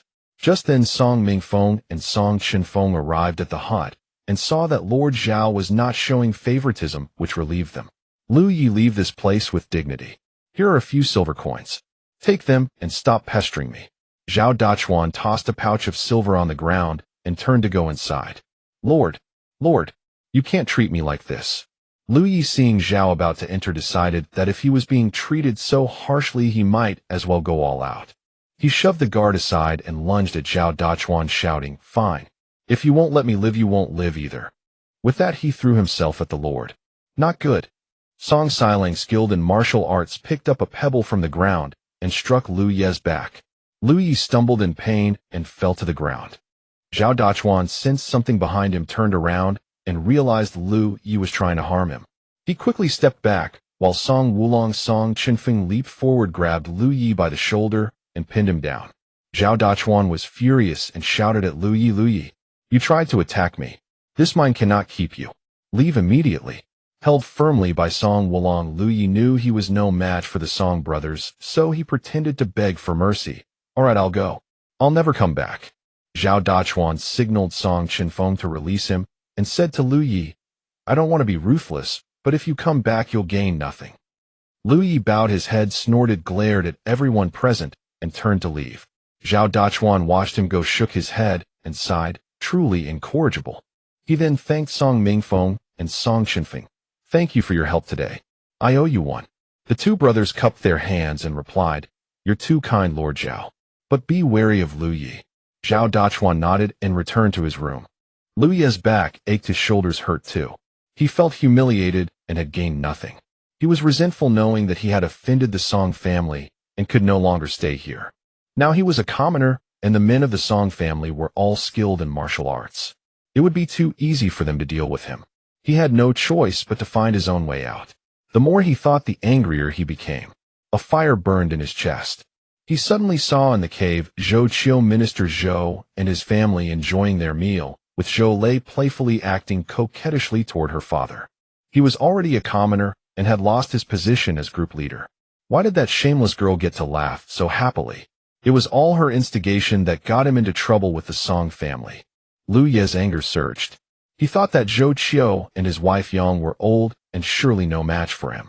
Now that he was a barefoot man who didn't fear the shod, he would drag someone down with him even if it meant death. With that thought, he hurried toward the Zhou family's cave. Zhou Lei's family, unaware of the impending disaster, were chatting. Suddenly, Lu Yi burst in with a whoosh. Lu Yi, why are you still here? Zhou Qiu, having once been a minister, was good at reading people. Seeing Lu Yi storm in aggressively, he knew the man meant trouble. Without a word, Lu Yi shoved Zhou Qiu aside and yanked Zhou Lei, who was hiding behind him, out. What are you doing? Let go. Zhou Lei cried out, struggling to break free. Seeing Lu Yi resort to violence, Yang immediately stepped forward to pull him away. But she was no match for a rough man like Lu Yi. He shoved her to the ground with a single push. Ouch! My waist! Yang fell and hit her waist, unable to get up from the pain. Lu Yi, let go! Zhou Lei shouted, her collar tightly gripped by Lu Yi, her face pale with fright. Oof, you little vixen! If not for your instigation, how would I have been tricked? Now I have nowhere to go, so why should you have meat to eat here? It was your own idea to cause trouble. What does it have to do with me? Zhou Lei tried to break free, but found it futile. How could she match Lu Ye's strength? Now you're playing innocent, but you were so eager to come tattling before. Minister Zhou saw his aggressive demeanor and loss of reason, and feared that provoking him further might harm his daughter. He spoke in a conciliatory tone. Lu Yi, let's talk this out. If you pick a fight with us, what do you gain? Lu Yi didn't let go, but sneered. Minister Zhou, you speak so easily because you're not in my shoes. I've lost everything, and I want to drag someone down with me, ha ha ha. Seeing him acting like a madman, Minister Zhou lied. I have money here. How much do you want? At the mention of money, Lu Yi became interested. His eyes widened with a glint as he asked, oh, money. Great. Bring it all out. First, let go of my daughter. Lu Yi glanced at Zhou Qiu and Zhou Lei and said, do you think I'm stupid? If I let her go, you'll run out and get help. Give me the money now. He yanked her arm hard, making Zhou Lei cry out in pain. Stop. I'll give it. I'll give it. Zhou Qiu pretended to turn around and look for banknotes, but in truth, he had no money. He grabbed a piece of paper with some writing on it. At the same time, he picked up a jar, intending to ambush Lu Yi. He handed the paper to Lu Yi, and just as he was about to strike him, while off guard, Lu Yi noticed. After all, Lu Yi had martial arts training. How could he not see such a trick? Enraged and humiliated, he kicked Zhou Qiu to the ground. You old scoundrel, daring to deceive me. I knew you had nothing. Aunt. Zhou Qiu fell, unable to get up from the pain. Father, let go. You beast. Zhou Lei shouted. Lu Yi glared at her viciously. Seeing her delicate skin, red lips, and beauty, he suddenly harbored evil intentions. Fine, before I leave, I'll have a taste. This mine has no way to vent. With that, he began tearing at Zhou Lei's clothes. You scoundrel. Let go. Zhou Lei was terrified. Her chastity could not be ruined here. Lu Yi didn't care. Yang had already been pushed down and injured her waist, unable to help. Zhou Qiu had been brutally kicked too. Seeing his daughter about to suffer, Zhou Qiu grabbed a nearby jar and hurled it at Lu Yi. Lu Yi and Zhou Lei struggled together, smashing the surrounding jars and bottles to the ground. Let go. You pervert. Zhou Lei screamed. Why dodge? Let me kiss you. Ha ha. Lu Yi had completely lost his mind. Minister Zhou struggled to his feet and rushed over, trying to pull Lu Yi away, and the three of them tumbled into a scuffle. Whoosh. Bang. The three of them fell together against a shelf behind them. Lu Yi bumped his head and furious cursed loudly. Damn it. You want to die? Seeing him completely mad, Zhou Lei quickly grabbed a nearby box and smashed it hard at his head. Bang. The box hit Lu Yi's head and bounced off. Lu Yi let out a shout of, ah, and fainted, blood flowing from his head. At that moment, a mouse ran out from the box that had been broken open. It was gray all over, with bright red eyes as large as a small tabby cat, looking extremely eerie. Oh no. Get back. Minister Zhou shouted, his face filled with panic, eyes wide open, retreating far away, as if seeing a monster. Zhou Lei was also terrified, quickly running behind Minister Zhou to hide. The mouse's nose twitched as if searching for something. Seeming to catch the scent of blood, it squeaked excitedly twice and directly climbed onto Lu Yi. It bit down hard on his wound. It slurped the blood from his head. What kind of mouse was this? It drank human blood. Minister Zhou's face turned pale, his body trembling, and his speech became stammering. Quick! Lay her help your mother, and let's get out of here. Zhou Lei was frozen with fear by the bizarre mouse. She had never seen such a strange creature. Yang saw how terrified her husband was and knew something terrible had happened. She struggled to her feet and asked, "Husband, is there danger?" Minister Zhou pulled Zhou Lei from behind him and shouted, "Run! Leave this place. That mouse is bad news. If we don't leave now, we'll die here." Hearing this, the three of them were greatly alarmed. They had to flee for their lives, ignoring their bodily pain. The three supported each other and fled the western region mine as fast as they could. Back in the cave, the mouse, having drunk its fill of blood, its belly swollen, lay down beside Lu Yi and fell asleep. Because Minister Zhou was special, he had been assigned to live in a cave upon arrival. His cave was far away, and many people had already gone to sleep unaware of what had happened inside. In the cave, Lu Yi, dazed, felt his whole body, burning, his throat aching terribly, unable to move. The world spun around him. He felt nauseous and wanted to vomit. Soon he fainted again. At dawn, Aiyu was as usual the first to wake. She rose and stretched, saying with satisfaction, "Living in this cave is truly comfortable. It's warm and quiet, and I wake up full of energy." Hearing her awake, the others began to rise and prepare for the day's labor. Sister-in-law Lu Ning also felt considerably better and remarked, "Yes, I slept well last night too. Living in a cave is indeed much more comfortable." Song Chenfeng had already tidied his own bedding and rushed to Li Yuanyuan's side to help her. "Let me do it," he said. As he spoke, he took over her chores, not letting her work.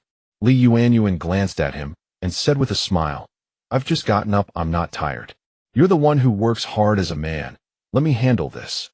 Everyone watched the affectionate couple and felt deeply gratified, their faces breaking into warm, knowing smiles. Fourth sister-in-law He Qing spoke while tidying her bedding. "Fifth sister-in-law, now that we have a cave too, about the detoxification matter." Elder sister-in-law Lu Ning teased, "Don't blame fourth sister-in-law for urging you. She's eager to have a baby soon." Fourth sister-in-law He Qing's face flushed red, and she protested with a coy whine. Elder sister-in-law Lu Ning chuckled and refrained from further teasing. Li Yuanyuan understood fourth sister-in-law's urgency, and since learning that Song Chenfeng had also been poisoned, her own desire to find an antidote had grown increasingly pressing. The sooner the poison is cured, the better. I'll think about how to detoxify it." After tidying their bedding and finishing breakfast, everyone began the day's work. Having labored with the method Li Yuanyuan discovered for 2 months, they had grown increasingly skilled, and maintaining their output had become second nature. The western region mine was vast, and Minister Zhou's cave was at the southernmost end, as he had a private one. Thus no one had really noticed that his family had long since disappeared. At that moment, an older couple working nearby, He Laoda and his wife, caught a glimpse of Minister Zhou's cave. "Old Mrs." He sensed something eerie about it, but couldn't quite pinpoint what was wrong. Faintly, she also detected a foul odor. Feeling that something was amiss, she said to He Laoda, "Old He, don't you think that cave seems off? Should we go check it out?" He Laoda looked in the direction she indicated and said, "That's Minister Zhou's private cave. Let's not go over there. No need to invite trouble." Curiosity killed the cat. Hearing her husband say this, old Mrs. He said nothing more and continued working. By around noon, as they neared mealtime, she began to feel increasingly unwell. She said to He Laoda, "Old He, I feel feverish all over, my body aches, and I'm feeling quite unwell." He Laoda set down his tools and felt her forehead. You do feel hot. Why don't you take a break and stop working? I'll handle the afternoon's tasks." "Old Mrs. He's still worried. Can you manage alone? If we don't meet the quota, they might withhold our food." He Laoda replied, "Don't worry about that. For us independent workers, it's not about quotas. As long as we produce jade, it's fine. Besides, although Officer Zhao is a centurion, he is still quite merciful. If I explain the situation, there will be food." Only then did old Mrs. He feel at ease. She put down her work and said, "All right then, I'll leave it to you." With that, she returned to the communal sleeping quarters and lay down. Shortly after lying down, she felt the pain in her body intensify. Her throat began to ache, yet her hands and feet turned icy cold. Soon she could not even speak and fell into a feverish unconsciousness. That evening, after finishing work, He Laoda received their cornmeal buns and returned to the sleeping quarters. Seeing his wife lying motionless, he assumed she was asleep and did not wake her. After setting out the bowls and chopsticks, he called out to his wife, "Old woman, get up and eat." Feeling any better, old missus? He lay there completely still. Thinking she hadn't heard him because she was asleep, he walked over, and the sight startled him greatly. Her lips were pale, her breathing faint, her face flushed crimson, and when he touched her, she was burning with fever. "Wife, wife." Hilaoda tried to shake her, but she did not wake. Hilaoda thought to himself that her illness had become severe and he needed to fetch a doctor at once. He rushed all the way to the wooden cabin, calling out, "Officer Zhao! Officer Zhao!" Hearing someone call him, Centurion Zhao came out. "What's the matter, Hilaoda?" Zhao Dachuan asked. Worried about his wife, Hilaoda quickly said, "Officer Zhao, my wife is ill. Could you ask Dr. Lu to come take a look?" Centurion Zhao said, "All right, go ahead. Dr. Lu has returned recently. I'll have him examine her." He then called into the room, "Old Lu, come along and take a look." Dr. Lu heard his name called, picked up his medicine box, and followed Hilaoda. The man led Dr. Lu to where his wife lay. Dr. Lu approached, crouched down, and took the woman's pulse. It felt taut and wiry under his fingers, a string-like pulse. Moreover, her tongue coating was thick and greasy, and her whole body burned with fever. This did not seem like an ordinary cold. Hilaoda, growing anxious, asked Dr. Lu what was wrong with his wife. As he spoke, he too began to feel feverish, but he attributed it to the running and paid it no mind. Dr. Lu withdrew his hand and said, "I'll prescribe some heat-clearing herbal decoction for her first. However, this mine is short on medicine, so I can only purchase supplies from the nearby town. I'll get as much as I can. You take good care of her for now." Hilaoda nodded. "Yes, thank you, doctor." Dr. Lu rose and said, "Come with me to fetch the medicine." Hilaoda followed Dr. Lu out to get the medicine, but as he walked he felt increasingly uneasy. Why did his whole body ache as well? Thinking of his wife waiting for him, he forced himself to push through the discomfort and followed Dr. Lu to his wooden cabin. Dr. Lu turned and said, "Hilaoda, wait here for me." All right." Hilaoda waited, but soon he too began to burn with fever, and before long a dull ache spread through his throat. Could he be falling ill too? He figured he must have caught it from his wife. Once he got the medicine, he'd take some himself as well. Dr. Lu fetched the medicine and handed it to him. It was already dark, and the doctor could not discern his abnormal condition. Hilaoda thanked him and turned to leave. The further he walked, the more wrong he felt. His head throbbed with splitting pain, his legs felt as heavy as lead, and his breathing grew rapid and labored. The wooden cabin was not too far from the communal cave, but he felt himself growing more exhausted with each step. He forced himself to keep going, desperate to return the medicine to his wife, but his vision grew increasingly blurred. Finally, he could hold on no longer. He collapsed to the ground in a faint, the medicine scattering beside him. By now it was night, and everyone, exhausted from the day's work, was eager to rest. Thus at this moment no one noticed that Hilaoda lay unconscious mere hundreds of meters from the communal cave. By then most of those sleeping in the bunk had already settled down for the night. The next morning Yulao-san, who was in the bunk, felt something was off all over his body. Aching and feverish, his throat, as if it were filled with charcoal. He said to his younger brother Yulao-si, "Lao-si, I'm not feeling well. I'm afraid I won't be able to work today." Yulao-si got up, also feeling unwell all over, and said, "I also feel uncomfortable, like I have a fever." Yulao-san began to worry. "Alas, what can we do? Both of us are sick, how can we work?" The others got up one after another, and it turned out that most of them felt unwell without exception. Yulao-san glanced at Hilaopa lying beside him and asked his brother, "Didn't old he go to fetch medicine for his wife last night? Why hasn't he returned yet? Should we go check?" Yulao-si looked over and said, "All right, I'll go take a look." He approached Hilaopa and saw that her lips were chapped and she was barely breathing. "Not good, third brother, I feel like Hilaopa is about to die." This remark drew everyone's attention. A few robust ones who didn't feel unwell came over to look. No sooner had they looked than someone shouted, "Oh no, Hilaopa is dying. Quick, call the doctor." One young man with a crew cut said, "I'm fast on my feet, I'll go right now." He ran out, and after just a few steps he saw he collapsed on the ground. Old he, what's wrong with you?" The crew cut young man helped him up and felt his body scalding hot. It was bad. He seemed to have fainted from illness. He shouted, "Doctor, come quickly. Help! Several sharp-eared people heard his shouts and came out to see what had happened. Seeing Old, he fainted, and hearing him call for help, they quickly ran off to fetch Dr. Lu. Dr. Lu had also felt unwell since waking up this morning, but upon hearing someone call for his help, he thought saving lives was paramount, so he brushed it off, picked up his medicine box, and went out. Led to the spot, he saw Old He lying on the ground with medicine spilled beside him. He hurried over to take his pulse. Old He's pulse was the same as He Laupa's, and his symptoms were identical. Oh, it seemed he had been infected by her. He said to the crew-cut young man, "Carry him back to the big cave quickly, he needs rest." The crew-cut young man, strong, hoisted Old He onto his back and returned to the bunk. Dr. Lu bent down to pick up the fallen medicine and followed. As he stood up, he felt a momentary dizziness. He followed the crew-cut young man into the big cave and felt that something was off. Normally at this hour, everyone should have been up and working. Although some were up now, why did everyone seem so lethargic? Only half of the people were up and dressed, the other half were lying on the bunks, seemingly unwilling to move. Yu Laosan and Yu Laosi saw Dr. Lu arriving and thought it was convenient, saving them the trip to find him, so they told Dr. Lu about their discomfort. "Dr. Lu, you've come just in time. My brother and I both feel unwell, and He Laupa beside us seems off. Could you take a look at her first, and then us?" When Dr. Lu heard about He Laupa, he thought, "Oh no, she hasn't taken the medicine yet." He hurried to her side and found her lips chapped, hands and feet icy cold. Not good. Signs of collapse.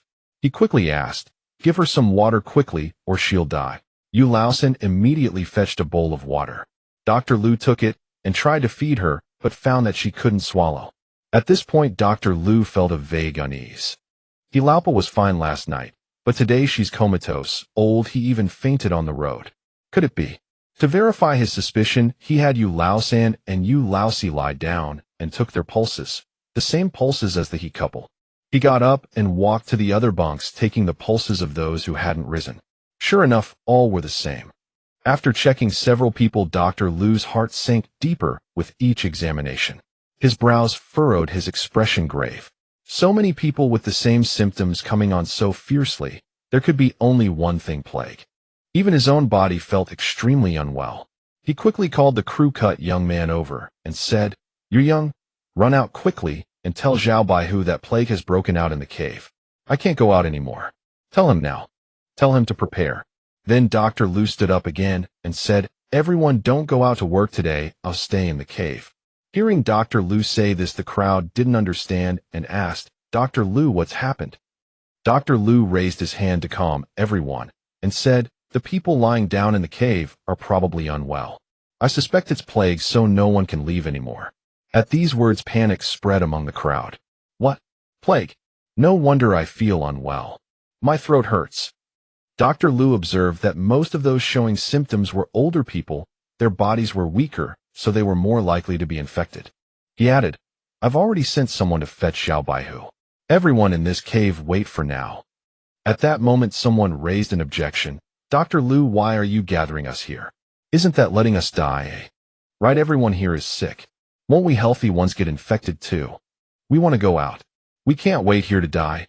Dr. Lu raised his hand to stop them and explained, "I'm not letting you out, because if you go out, you'll infect people outside as well. That would cause even more deaths. But when it comes to life and death, who can care about others? Since ancient times, plague has been deadly. An entire village could be wiped out. Who wouldn't be afraid?" Even though Dr. Lu wanted to minimize the impact through isolation in the face of life and death, no one wanted to gamble with their own life. The crowd didn't understand and had no intention of cooperating with Dr. Lu. "I don't care, I want to get out.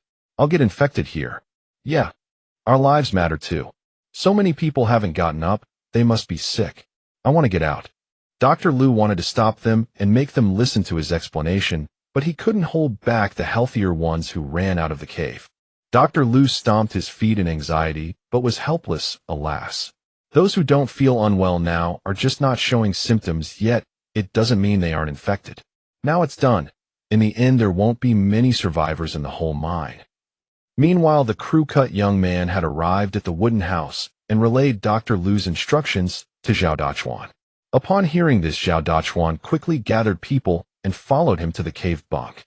As they neared the cave entrance, they saw many people rushing out in panic, their faces filled with terror, shouting, "Plague! I don't want to die." Bai Hu Zhao immediately stopped him. "Don't run. Everyone halt." Then he waved his hand and commanded the officers behind him, "Men, block their way." At that moment, the cave dwellers who had already begun their labor in the mines saw the commotion and set down their tools to see what was happening. The few who had fled attempted to reason with Magistrate Zhao, shouting, "Magistrate Zhao, we don't want to die." "That's right. We may be criminals, but we don't want to be infected either." Bai Hu Zhao looked at these convicts. After all, they had once been officials themselves, some virtuous and some corrupt. Yet after enduring such harsh conditions for so long, they had all developed resilient temperaments and abandoned formal courtesies. Otherwise survival would have been impossible. Bai Hu Zhao raised his hand to signal for silence. Just then Dr. Liu emerged, supporting himself weakly, intending to report the situation to him. "Magistrate Zhao, a plague seems to have broken out in the cave. Over half have already collapsed, and I myself am feeling unwell. I thought that since the plague originated within the mine, it must not be allowed to spread, which is why I ordered them to wait." At that moment, Yuanyuan heard the cries of survival and plague and understood the situation fairly well. She recalled from the original novel that this plague struck under mysterious circumstances, and her eldest sister-in-law Lu Ning and second sister-in-law Ji Zhu both perished in it. After months of living together, Yuanyuan had long come to regard the Song family as her own. The eldest sister-in-law's steadiness, the second sister-in-law's free-spiritedness, they had all been so kind to her. She could not let them die in this plague. Third sister-in-law Yuanyuan, timid by nature, clung tightly to second sister-in-law Ji Zhu's arm. "Second sister, a plague. We won't be affected, will we?" Though her words were reassuring, her grip was iron tight. Who wouldn't be afraid? Fourth sister-in-law He Qing also wore a worried expression, her brow furrowed as she clutched fourth brother Song Mingfeng's arm. Though Song Mingfeng was a man, he knew well that a plague in ancient times was no less devastating than a small-scale war. Thus his brows were tightly knit, his heart fraught with anxiety. Watching everyone demand to leave the cave, Yuanyuan, as a modern person, actually understood Dr. Liu's actions. What he was doing was what she would call quarantine. Quarantine was one of the most economical means of eradicating a plague. But the ancients would never understand that. At this moment, she tugged at Song Chenfeng's sleeve, signaling that she had something to say. Song Chenfeng glanced at her. Her gaze was steadfast, devoid of panic. He couldn't help but recall how she had saved him from the snakebite, and he knew she must have her own ideas. Song Chenfeng raised his hand to signal Bai Hu Zhao and called out, "Magistrate Zhao, we have something to say." Bai Hu Zhao looked at him, gestured for everyone to quiet down, and said, "Song the Fifth, do you have something to speak of?" "The most pressing matter right now is the plague. If it's anything else, let's set it aside for now. I have limited energy." Song the Fifth clasped his hands in salute. "Magistrate Zhao, when I was poisoned that day, it was my wife who saved me. She has some knowledge of medicine. Would you care to hear her thoughts?" Bai Hu Zhao turned to look at Yuanyuan.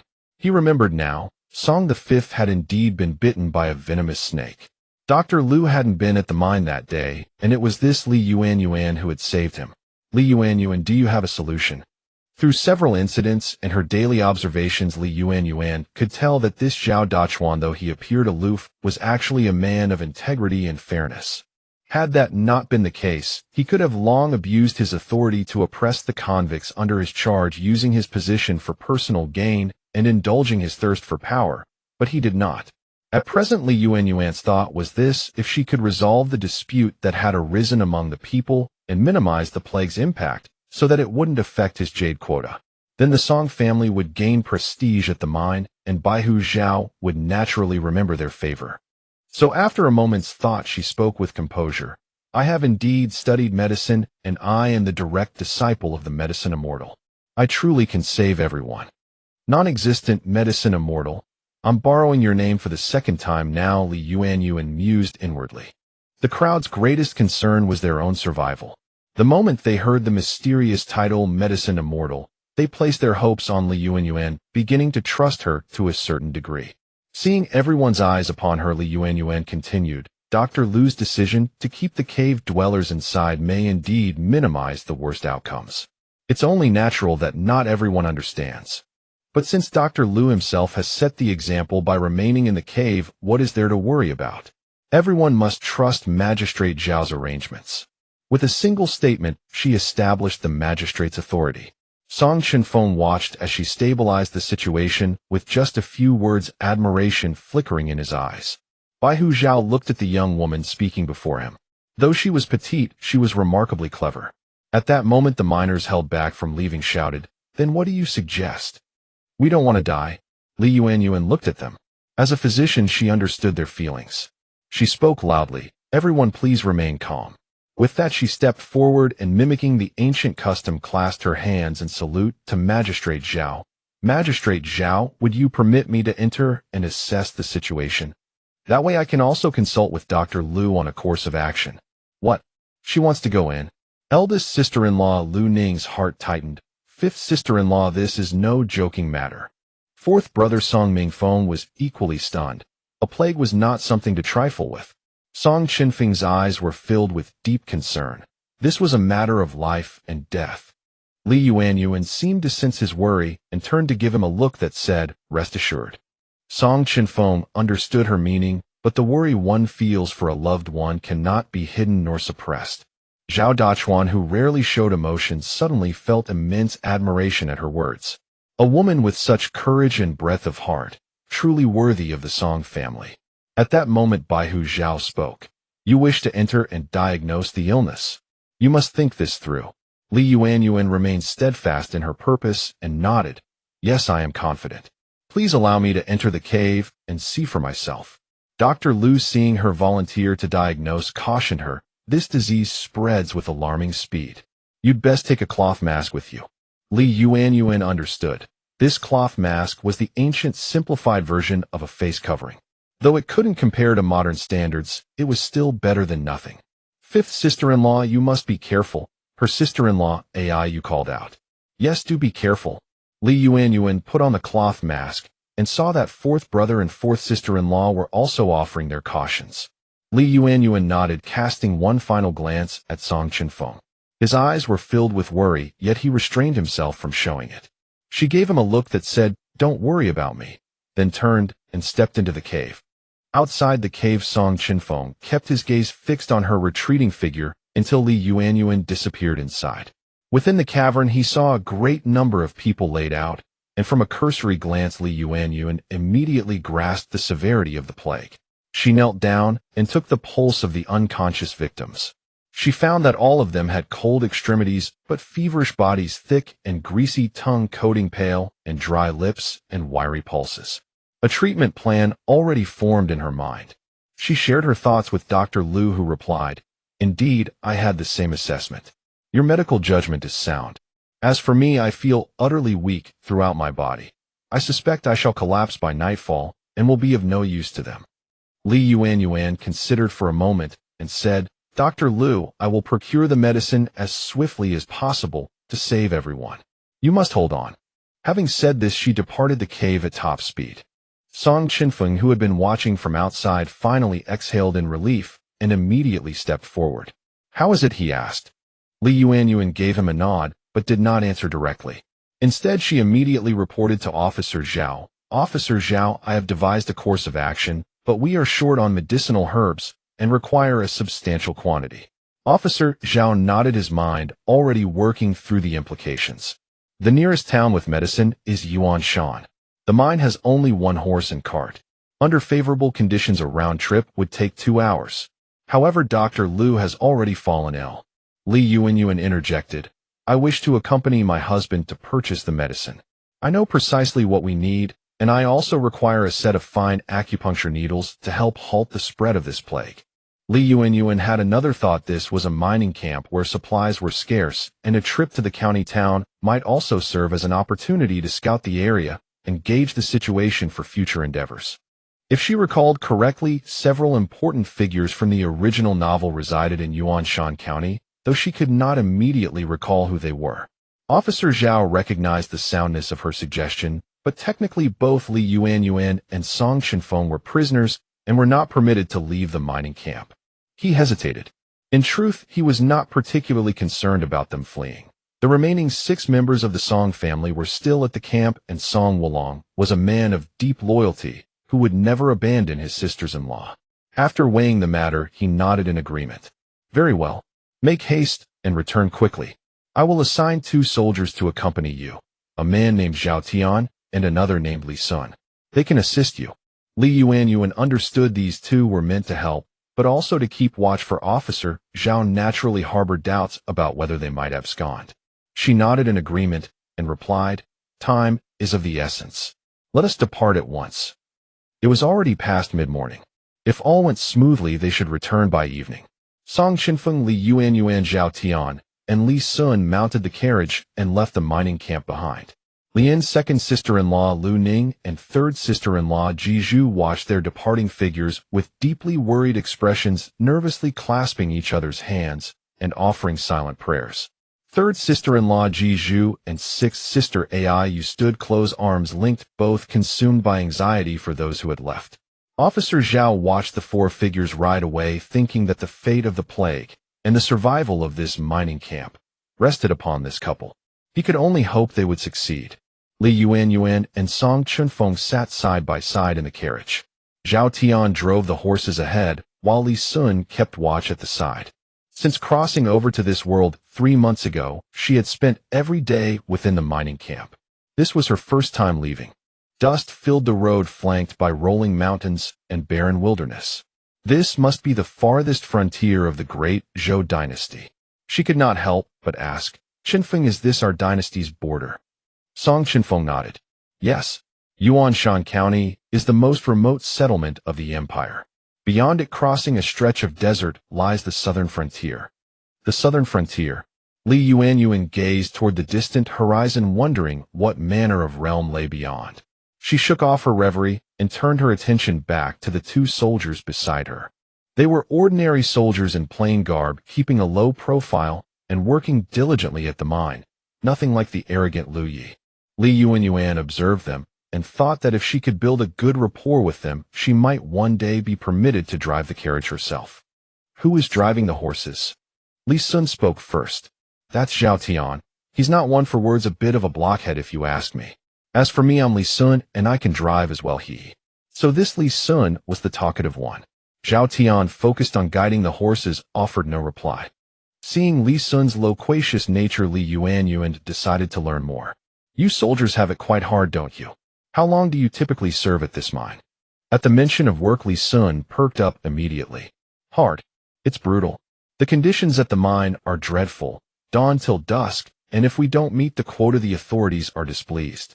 If I weren't so desperate, I'd never have taken this job. It seemed that whether ancient or modern, no one enjoyed drudgery. Li Yuanyuan found Li Sun rather amusing. He did not treat the miners with the disdain one might expect from an officer. This reminded her of that wretch Lu Yi, so she asked, "Li Sun, you're quite amiable, unlike Lu Yi." Before she could finish, Song Chenfeng shot her a warning glance, signaling her to keep quiet. After all, they were on the same side as the soldiers. Li Yuanyuan hadn't realized her slip, and only then understood she had spoken too freely. Unexpectedly, Li Sun replied, Lu Yi. I've disliked him for ages. He's no decent sort. The only reason Officer Zhao took him in was because of his martial skills. Li Sun, that's enough. Let it go. Zhao Tian, who was driving, differed from Li Sun. He was a steady man, and wondered whether Li Sun's eagerness to bond with them might be unwise. Though they were minors, they were also convicted criminals. It would be best not to grow too close. It's fine, Elder Zhao. Song Wulong and his wife are good people, and that's why I said what I did. We're all out together now, that's fate. Good people. Li Yuanyuan, curious about his words, asked, "Why do you call them good people?" Li Sun explained, "Everyone knows the Song family served in the army with unwavering loyalty to defend the nation.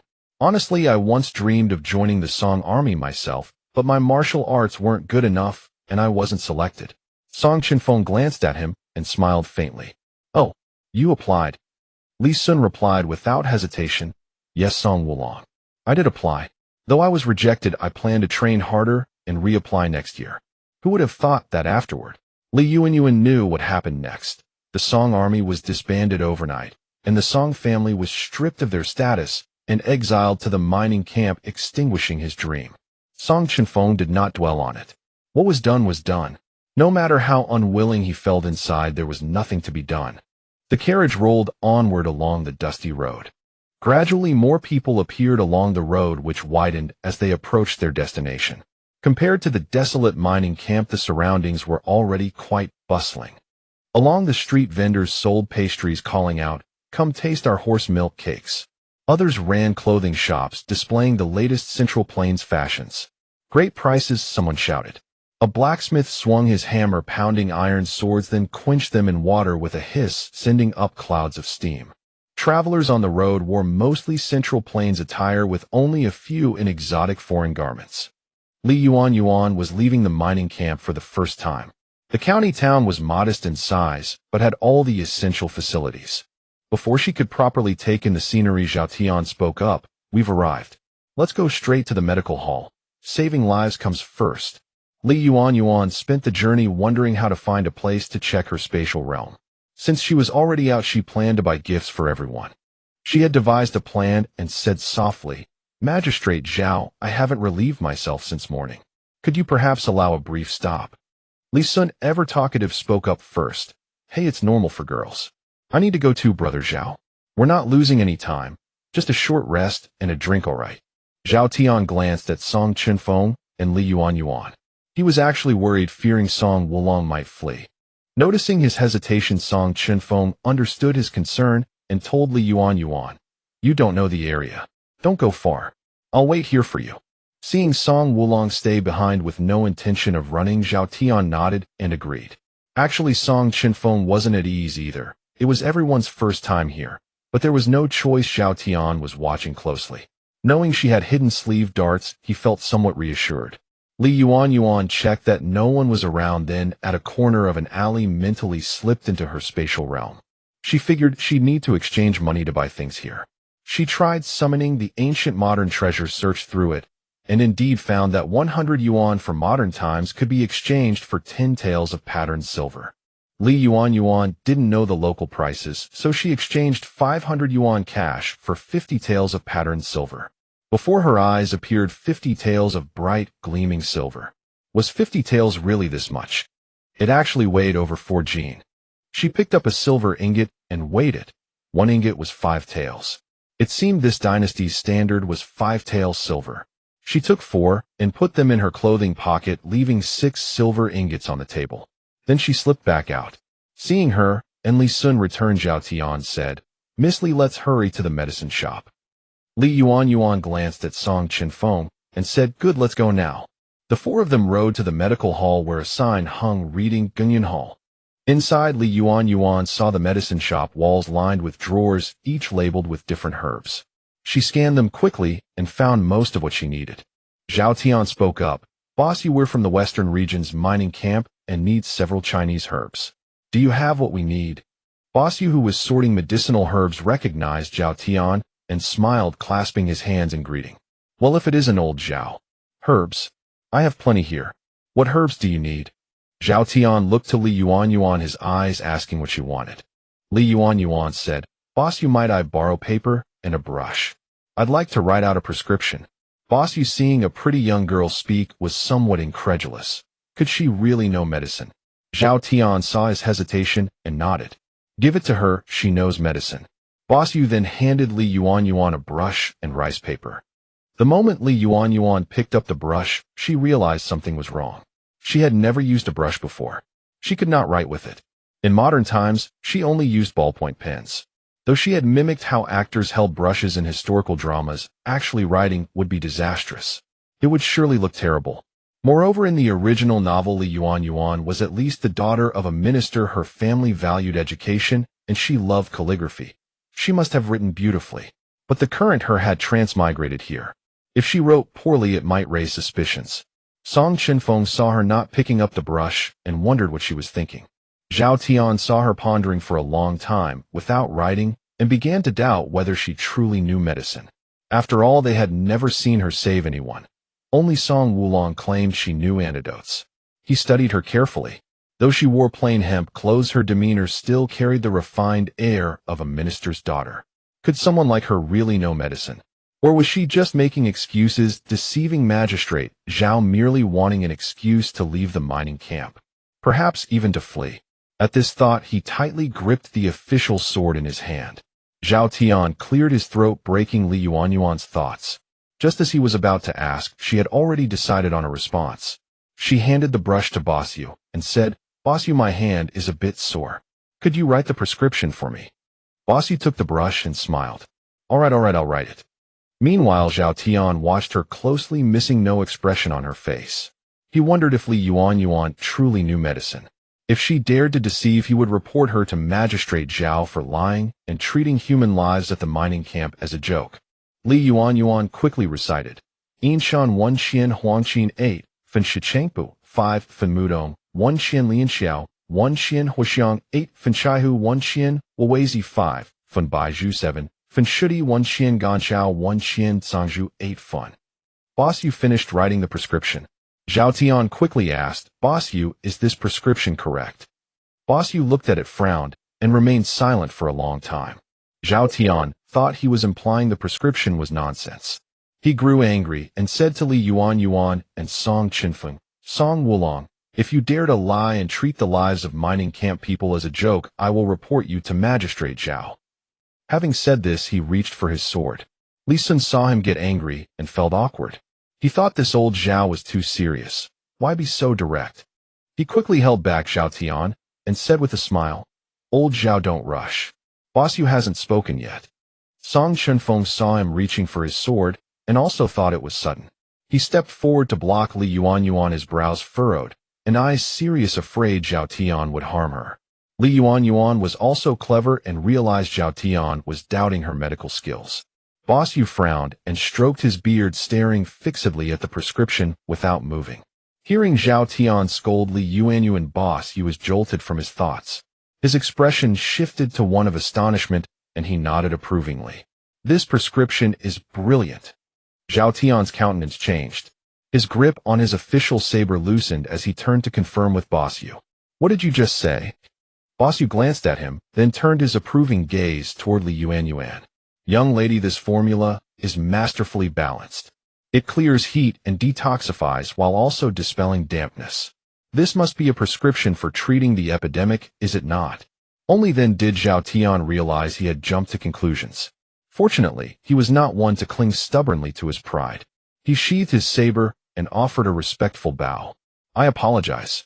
I was overthinking things just now."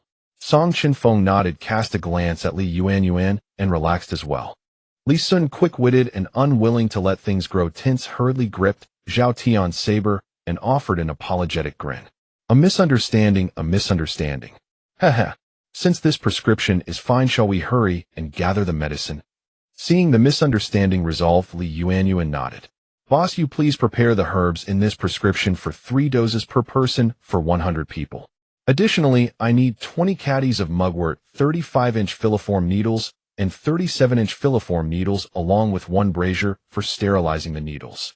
Before she had finished speaking, Zhao Tian interjected. "Miss Li, Lord Zhao only gave me 10 taels of silver. What should we do if that is not enough for everything you've listed?" Having already wronged Li Yuanyuan once, he added another sentence. "It is not that Bai Lu Zhao is stingy, but rather that the silver allocated by the court is limited." Li Yuanyuan did not hold it against him, for he was merely following orders. "Then I will cover the remaining cost." What? She would pay? Song Chenfeng was also taken aback. Where would she get the money? Boss Yu smiled and said, "Do not worry. Let me calculate the total. Since you are ordering so much, I will offer a discount." Boss Yu counted on his fingers and smiled. "The total comes to 31 taels of silver." Zhao Tian thought to himself that this was 21 taels more than Lord Zhao had given him. One matter stood on its own merits. Using Miss Li Yuanyuan's silver for the remainder also felt improper. He spoke up. "I only have 10 taels of silver. Could it be that?" Before he could finish, Li Yuanyuan cut him off. She had figured it out. This Zhao Tian was stubborn and inflexible. "I said I would cover the rest. Is it not all for saving lives? A healer's heart is one of benevolence. If we have the dosage, the effect will be poor. Better to do nothing at all. Besides, there are over 100 people at the mine. If we do not buy enough, the medicine will certainly run short." Li Sun saw the two at odds, and after weighing the situation, smiled. Brother Zhao, I think the extra money can be repaid to Miss Li once the court allocates more funds. With this epidemic affecting so many, Lord Zhao will certainly report the matter to the court. When that happens, additional funds will be granted. Since Lord Zhao has already agreed to release them, it shows he prioritizes saving lives. Let us use Miss Li's money this time. Zhao Tian pondered this and found his words reasonable, so he ceased his objection and left the arrangements to Li Yuanyuan. Boss Yu continued. Very well, then let us proceed according to Miss Li's wishes. He then called out to the clerks behind him. Come out, everyone. We have a large order. Pack the Chinese herbs into sacks and load them onto the cart. Yes, the men from the back answered. Li Yuanyuan and Zhao Tian each paid their share. Boss Yu provided Li Yuanyuan with the filiform needles, and Brazier wrote out a receipt and then went to assist in the warehouse. Before long, more than a dozen sacks of medicinal herbs were carried onto the horse-drawn cart. The four of them expressed their thanks and prepared to hurry back to the mine. Song Chenfeng and Li Yuanyuan remained seated at the rear of the cart while Zhao Tian drove. The county town was crowded with people, so the cart could only move at a slow pace. Just as the four traveled at a leisurely pace, three masked men approached from the opposite direction, each carrying a club. Though dressed in coarse hemp clothing, they were burly and muscular. Halt! The leader shouted. Zhao Tian had just reined in the horses when one of the men suddenly charged at him, snatched his official saber, and fled. Stop! How dare you steal from a government officer? He dismounted and instructed Li Sun, watch the herbs, before giving chase. Unexpectedly, another masked man stepped forward, seized Li Sun's official saber, and ran off as well. Trusting in Song Wulong, Li Sun did not waste words and took off in pursuit. Now only one masked man remained facing Song Chenfeng and Li Yuanyuan. He leaped onto the cart and reached for the medicinal herbs. Li Yuanyuan had never encountered such a scene before. She quickly shielded the herbs and shouted, "Don't touch them." Song Chenfeng, skilled in martial arts, immediately stepped forward and engaged the masked man in combat. The two were evenly matched, their fight reaching a stalemate. Yet this masked man seemed to have ulterior motives. He made no move to inflict real harm, as if he merely wished to draw attention. Noticing that Song Chenfeng was wholly focused on protecting the woman behind him, the masked man formed a plan. With a flip, he snatched Li Yuanyuan's money pouch, leaped from the cart, and shouted, "Catch me, and I'll return your pouch." He then turned and fled. Song Chenfeng was about to give chase when he reasoned that leaving her alone here was unsafe. Li Yuanyuan called out to him, "Go after him quickly. That pouch is very important. I will stay right here. I have hidden dart sleeves and need not worry." Song Chenfeng glanced at her, warned her not to wander off, and then employed his lightness skill to sprint after the thief. In truth, Li Yuanyuan had been contemplating an opportunity to purchase some personal items. Since they had arrived in the county town, how could she leave empty-handed? Now that they had all run off, this was the perfect chance. She descended from the cart and headed toward a nearby shop. Not all of her silver was in her pouch. She still had a silver ingot concealed about her person. She went to the nearest store and purchased an ancient-style cloth bag for carrying items. Remembering that Aiyu was suffering from menstrual cramps, she also bought some brown sugar and fresh ginger. Recalling that she had promised Song Chenfeng everyone would enjoy braised beef, she went to a deli and purchased 2 caddies of beef jerky and 2 caddies of soy-braised pork, packing them into her bag before hurrying back to the cart. She had reasoned that some items could be purchased through her ancient modern treasure, since silver held greater value in ancient times. However, because her ancient modern treasure only sold modern goods, she had bought an ancient-style bag in a county town so that she would have a convenient way to carry items in the future. She concealed the bag among the hemp sacks of Chinese herbs and waited for Song Chenfeng to return. Meanwhile, Zhao Tian had been chasing the masked man, and just as he was about to catch up, the masked man turned to fight him. Li Sun found himself in the same predicament. As for Song Chenfeng, he followed the masked man until the latter reached a small courtyard, vaulted onto the wall, and waved Li Yuanyuan's money pouch at him, shouting, "Come on, come and take it." With that, he leaped down and disappeared. Song Chenfeng, not caring about the consequences, jumped over the wall after him. At this moment, the masked man halted, gazing at Song Chenfeng before him with a hint of excitement in his eyes. Seeing the man unmoving, Song Chenfeng lowered his guard, extended his hand, and said, "Hand over the wallet." The masked man tossed the wallet to him. Song Chenfeng caught it and turned to leave, but the man suddenly tore off his mask, knelt on one knee, and clasped his fists in salute. General Song. I am Su Jiang. Song Chenfeng's eyes trembled, his gaze frozen on the man's face, barely able to believe the scene before him, his body paralyzed. Song Chenfeng studied him closely and realized it was indeed Su Jiang, the former commandant of the Song family army.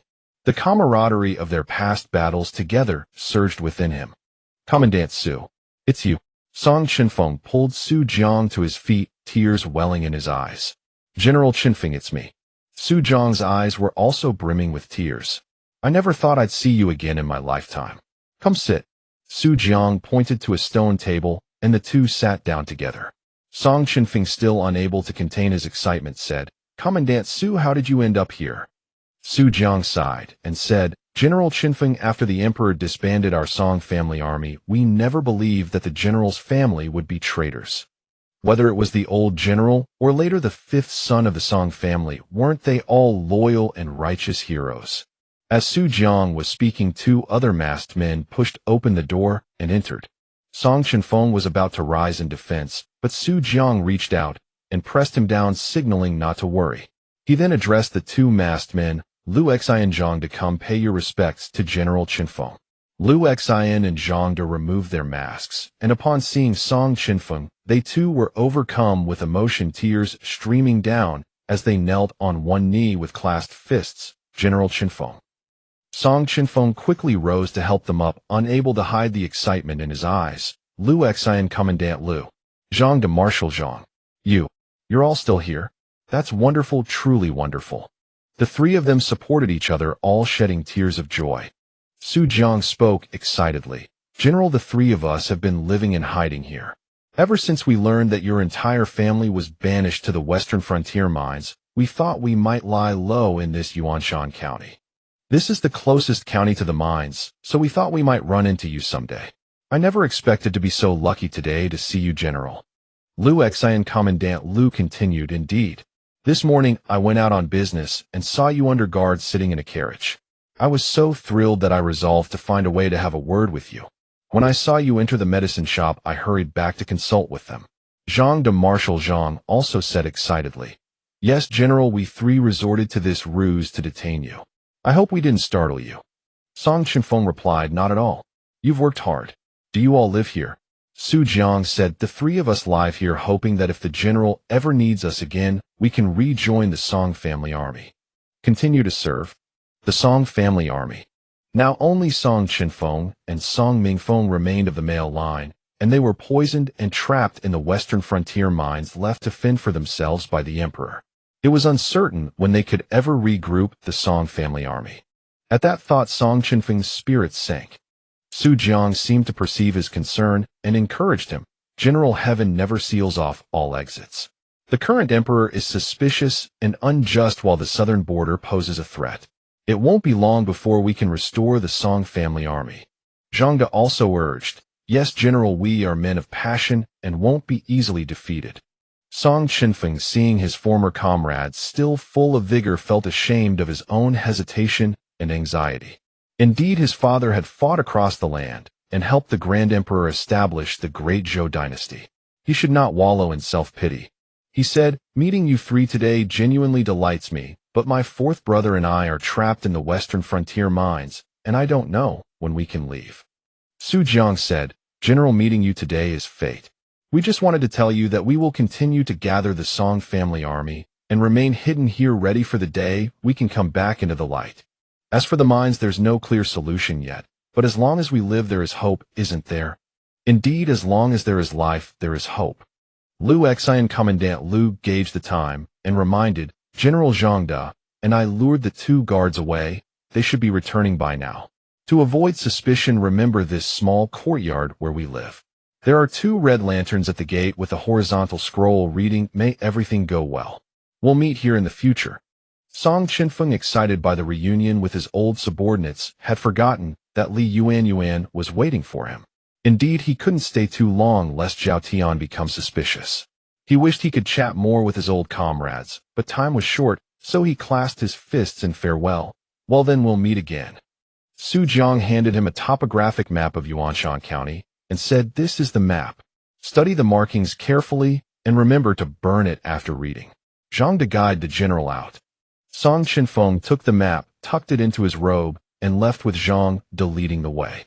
Zhang De escorted Song Chenfeng to the entrance of an alley and said, "General, beyond this alley is Gunyan Hall. Follow the road and you'll reach your carriage. Take good care of yourself. We'll be waiting here." Song Chenfeng looked at Marshal Zhang, embraced him, and patted him on the back. "Take care. We'll meet again. I'll tell fourth brother that you're all here." "Good. Go now." Song Chenfeng turned and hurried toward Gunyan Hall. At the carriage, Li Sun returned breathless. "That damn thief ran so fast, leading me into an alley and vanishing. At least the official saber wasn't lost." Zhao Tian also returned equally out of breath. Seeing Li Yuanyuan still in the carriage, he sighed with relief. Meanwhile, Li Yuanyuan noticed that Song Chenfeng hadn't returned and began to worry. Zhao Tian asked cautiously, "Where is Song Wulong?" Li Yuanyuan said, "After you left, a masked man came and snatched my wallet. He went to chase him." Zhao Tian thought, when to chase? Why hasn't he returned?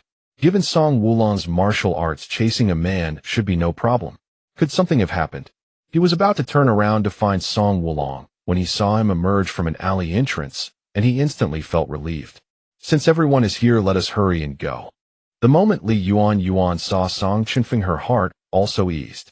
All her previous worries vanished as if swept away by the wind. With him by her side, she felt safe. Song Chenfeng leaped onto the carriage and handed the money pouch to Li Yuanyuan, asking, "Check whether any money is missing." In truth, he knew Su Jiang would not steal from him, but he needed to say this in front of Zhao Tian. Li Yuanyuan counted the money and said, "Nothing is missing." Zhao Tian quickly replied, "Then let us hurry back. Delay may breed trouble." The carriage moved slowly at first, but once they left Yuanshan County, it sped along the road straight for the mine. Song Chenfeng gazed at the receding silhouette of Yuanshan County, his eyes growing increasingly contemplative. Meeting his former subordinates that day stirred countless emotions within his heart. Li Yuanyuan read the troubled look on his face and understood he was worried about his brother and sister-in-law at the mine. She reached out and gently covered his hand with hers, comforting him softly. "Do not worry, everyone will be fine. I can cure this plague." Her small soft hand held his, and it seemed to dissolve much of his anxiety. He looked at her. Her face was like spring water just beginning to bloom, kindness flowing through her brows and eyes, and her gentle smile dispelled the gloom in his heart. He held her hand and smiled, saying nothing more. Though there had been a brief encounter with masked men along the way, they returned to the mine before nightfall, the journey taking only 2 or 3 hours. At the mine, patrol officer Zhao stood atop the elevated watchtower, maintaining order, while keeping his gaze fixed on the mountain path leading from Yuanshan County, his expression distant and thoughtful. Meanwhile, the Song family gathered together, anxiously worrying about both the spread of the plague and the departure of Song Chenfeng and Li Yuanyuan. The sixth sister Ai could not shake her unease and said, "I hope they return soon." Fourth brother Song Mingfeng said, "Do not worry, little sister. Fifth brother knows martial arts and fifth sister-in-law is clever as well. Besides, they are only going to buy medicine, and there are the mine workers with them. They will be fine." However, eldest sister-in-law Lu Ning and second sister-in-law Ji Zhu were both feeling unwell. Second sister-in-law said, "Sister-in-law, I do not feel well. I seem to have a fever. I cannot risk infecting everyone. Perhaps I should separate from the group." Fourth sister-in-law He Qing grew concerned upon hearing this. What? Second sister-in-law, could it be that? Eldest sister-in-law Lu Ning also felt her body growing hot, and it appeared she had been infected as well. She composed herself first, then took second sister-in-law's arm, and said, "Second sister, I am also feeling unwell. We cannot risk infecting everyone. Let us step back a bit." Fourth brother Song Mingfeng quickly asked, "What? Both of you are unwell? This plague is too vicious." The two of them managed bitter smiles, and withdrew on their own, keeping their distance from the Song family. Third sister-in-law Zhongwan, being timid, saw her two sisters-in-law might be ill and grew anxious, wiping away tears. Sixth sister Ai, heartbroken for her sisters-in-law, also shed tears. "Sisters-in-law, please do not be ill." Fourth brother Song Mingfeng's heart grew heavy. The plague appeared to be spreading rapidly, and he had witnessed severe outbreaks before where an entire village perished. He could not help but worry about his own family. At the mine, more and more people gathered outside the cave complaining of discomfort, and even the soldiers began experiencing throat irritation. Some with weaker wills had already begun lamenting pessimistically, "What should we do? Are we going to die at this mine? Even the doctor has fallen ill. Can they truly save us? Who knows? Lady Song appears to be nothing more than a petite young girl. Can she really save anyone?" Exactly. Those four of them might just use this as an opportunity to flee, won't they? Hush, keep your voice down. They have a point. Anyone who could leave would have already gone. Panic and fear, the weeping from the cave, and the physical discomfort weighed heavily on everyone's hearts, pressing down like an unbearable burden. Patrol Officer Zhao listened to these murmurs, but said nothing. He trusted his judgment. He would not misread a person. Song Wulong would surely return. Time slipped away moment by moment, and the virus continued its devastation. Along the road, a cloud of dust rose, accompanied by the sound of whips urging horses forward. Patrol Officer Zhao saw four figures racing toward the mine. Hope surged through his heart. Excellent. They had returned. Seeing the four of them, the crowd cheered as though they were gazing upon saviors. They are back. They have returned. Yes, I see sacks on the carriage. Are those medicinal herbs? Oh heavens, we are saved. Eldest and second sister-in-law clasped each other's hands, their faces alight with surprise and joy. Song Mingfeng also waved excitedly and called out, "Fifth brother, fifth sister-in-law." Aiyu jumped up with excitement, waving her hands to welcome their arrival. "Fifth brother, fifth sister-in-law. Fifth brother, fifth sister-in-law." Patrol Officer Zhao hurried down from the watchtower to greet them. "Stop." Whoa, Zhao Tian halted the carriage, and Li Sun reported to him first. "Sir Zhao, we have returned with the herbs."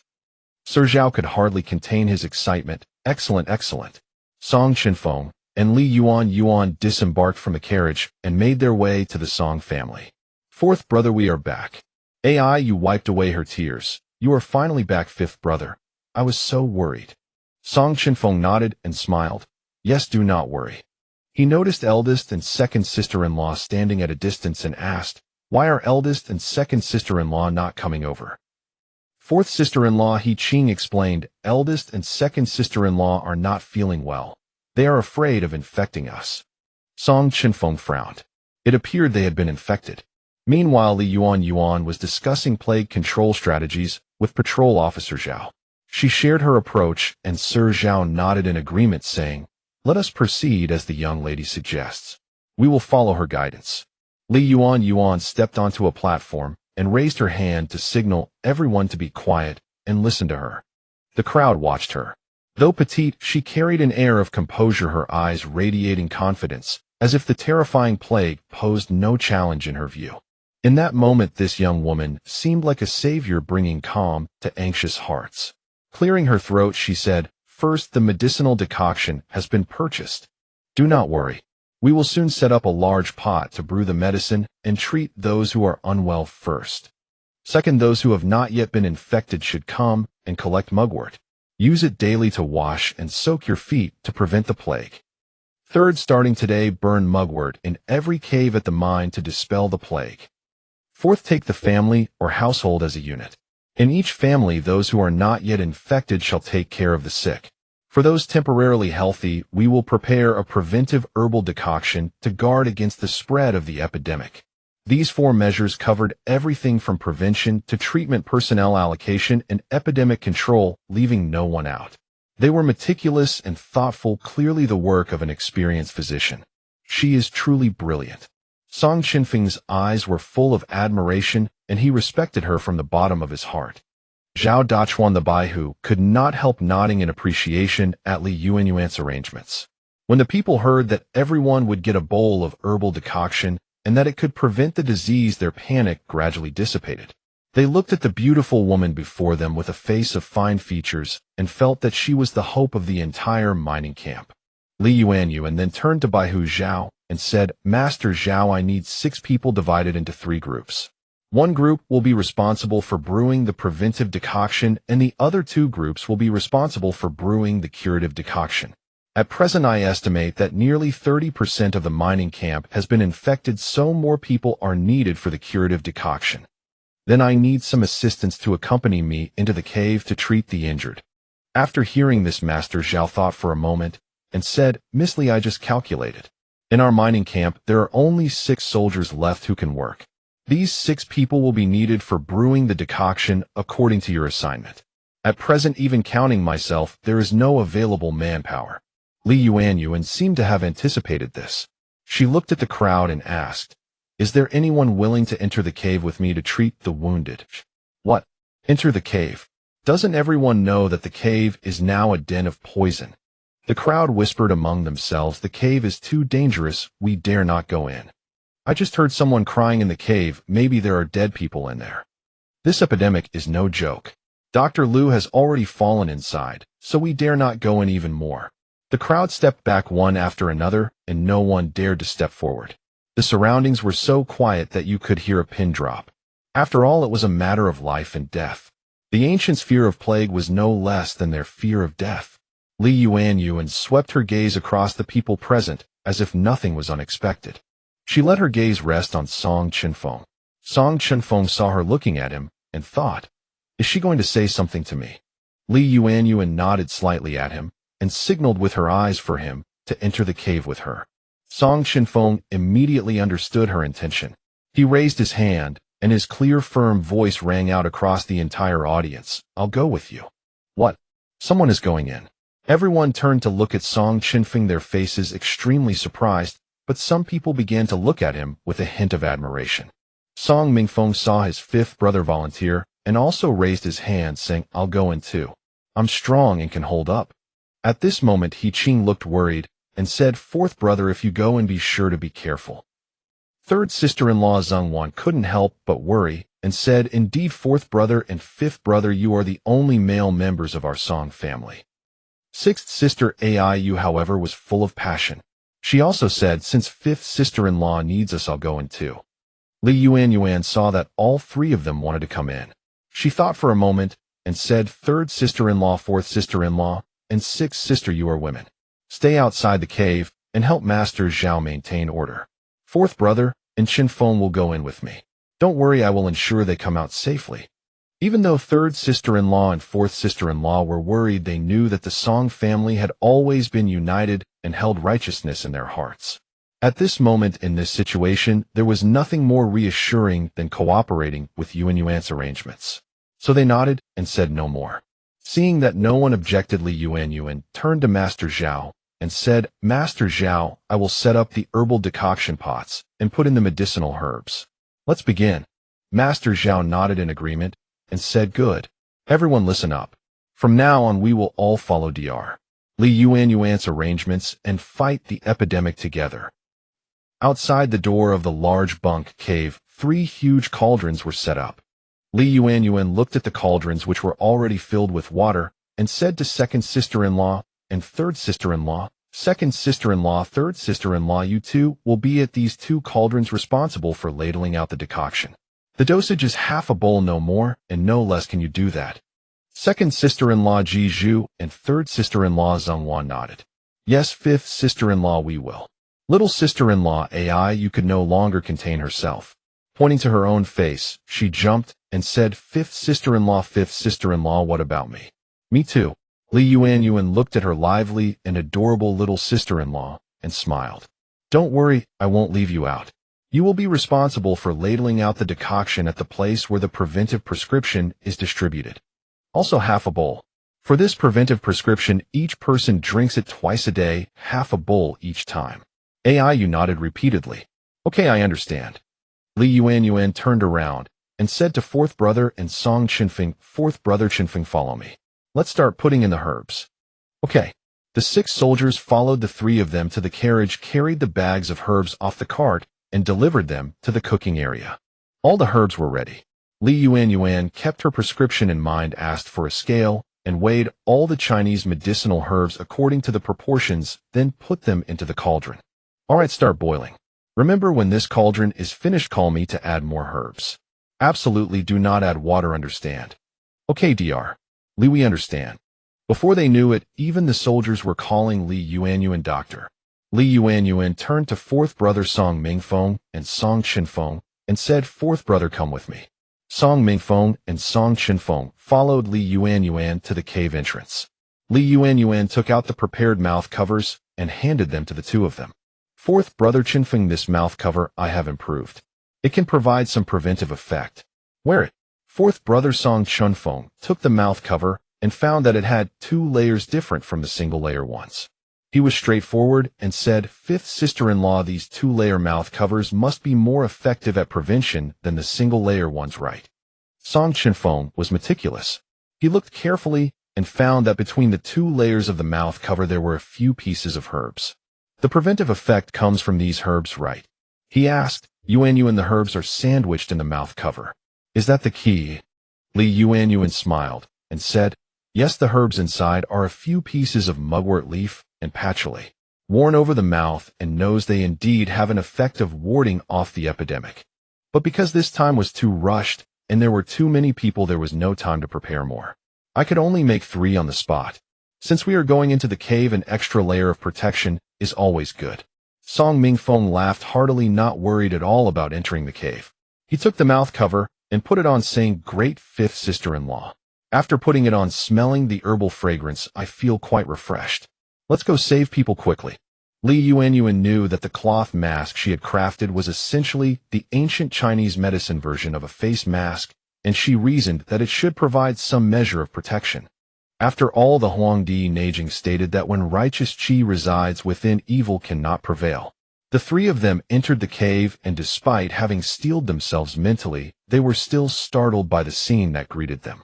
In just half a day's time, a large swath of people had already collapsed within the cave.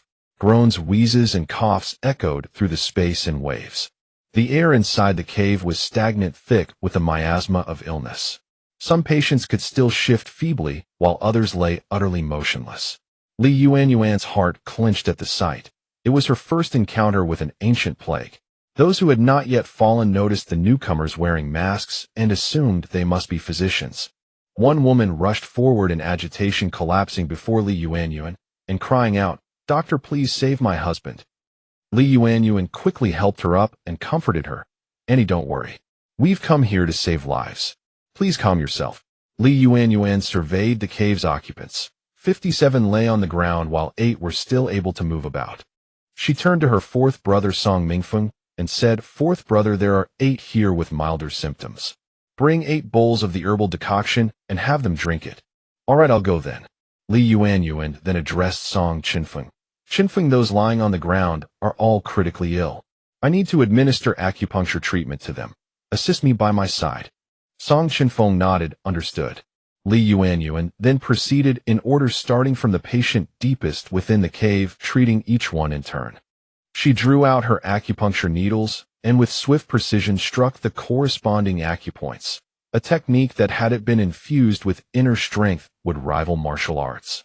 Song Chenfeng recalled the time she had pierced the vital spot of a venomous snake with her silver needle. This was surely that same acupuncture skill. Each time she finished with a needle, she handed it to him for sterilization to be used on the next patient. Song Chenfeng watched her earnest expression, fine beads of sweat forming on her brow from focused exertion, while her eyes remained fixed intently on the needles in her hands. Though she wore a mask and a simple wooden hairpin, she carried an air of serene composure. He couldn't help but marvel inwardly. His Yuanyuan seemed like a celestial maiden descended to earth, delivering those here from suffering. Li Yuanyuan finished treating one patient and moved on to the next without pause. Song Chenfeng watched her tireless form, wishing he possessed medical skills himself to share her burden.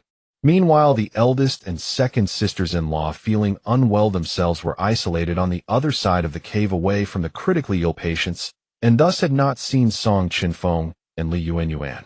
At that moment, fourth brother Song Mingfeng arrived, carrying 2 bowls of herbal decoction. Seeing the 2 sisters-in-law, he approached and said, "Eldest sister-in-law, second sister-in-law, please drink this. It's the medicinal broth for the illness." Song Silong wore a mask, but the eldest sister-in-law recognized his voice. "Fourth brother, why have you come in here? It's too dangerous." Eldest sister-in-law Lu Ning's face was etched with worry. Song Mingfeng replied, "Don't worry, sister-in-law. The fifth brother and fifth sister-in-law have returned with the medicine. This is her prescription. Please drink it quickly." Second sister-in-law Jiju was overjoyed, feeling her spirits lift their back. "That's wonderful. Eldest sister-in-law, let's drink quickly. Fifth sister-in-law's prescription will surely work." The eldest and second sisters-in-law took the bowls together and drank the decoction in eager gulps. Song Mingfeng felt a sense of relief seeing the two sisters-in-law drink the medicine. He said, "Eldest sister-in-law, second sister-in-law, I need to go out and help. Take care of yourselves. I'll bring another dose before bedtime." Eldest sister-in-law Lu Ning nodded and instructed, "Go on then. With your medicine, second sister-in-law, and I will surely recover soon." Second sister-in-law Ji Zhu nodded in agreement. After speaking Song, Silong hurried outside. Beyond the cave, Captain Zhao maintained order at the mining site, with everyone queuing in an orderly fashion to receive their medicine. AIU was distributing the preventive formula. Many people crowded around the cauldron holding bowls and asking AIU for the concoction. "Give me some, miss." "Here too." "I'm owed half a bowl." Everyone stretched out their hands, making AIU dizzy trying to keep track. Just then an elderly man in the back was jostled out of the crowd and fell to the ground with a cry. Hearing someone fall behind her, AIU set down her ladle and turned to see an old man on the ground. She hurried over and helped him up, cautioning him, "Grandfather, please take it slowly." The old man seemed aggrieved and burst into tears once helped up. Cough, cough. "They bullied me, an old man. I managed to squeeze in earlier, but they used their youth and strength to push me back out. I fought my way back in with all my might only to be shoved out again. Then someone knocked me down. My backside is aching terribly." Seeing the old man's distress, Song Aiu grew indignant. She planted her hands on her hips, stepped forward, and pointed her ladle at the crowd, speaking fiercely, "Everyone step back. No pushing, or no medicine for anyone." The chaotic crowd froze at her anger, and at the threat of withheld medicine, falling silent at once. Aiu shot them a furious glare and continued, "Listen to me. The elderly, women, and children, step to the front. You'll receive medicine first. The rest of you young people move to the back. Everyone line up for your medicine. No more shoving or pushing. Line up now." Hearing her arrangement, the crowd obediently formed a line. Only then did Aiu's anger cool. She said, "That elderly gentleman, you come forward first to get your medicine." The old man who had fallen wiped away his tears and raised his bowl with trembling hands. The crowd spontaneously parted to make way for him. Aiu steadily ladled half a bowl of medicine and handed it to him personally, saying, "Grandfather, drink up." The old man was deeply moved. After drinking, he expressed his gratitude. "They say the Song family always keeps the people in their hearts. Today I've witnessed it for myself. Thank you, young miss, for standing up for me." Hearing his words, Aiu felt a swell of pride.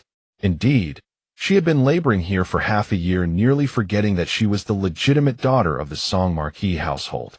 Her nose tingled slightly, but she smiled and said, "Thank you, grandfather. Rest well after taking the medicine."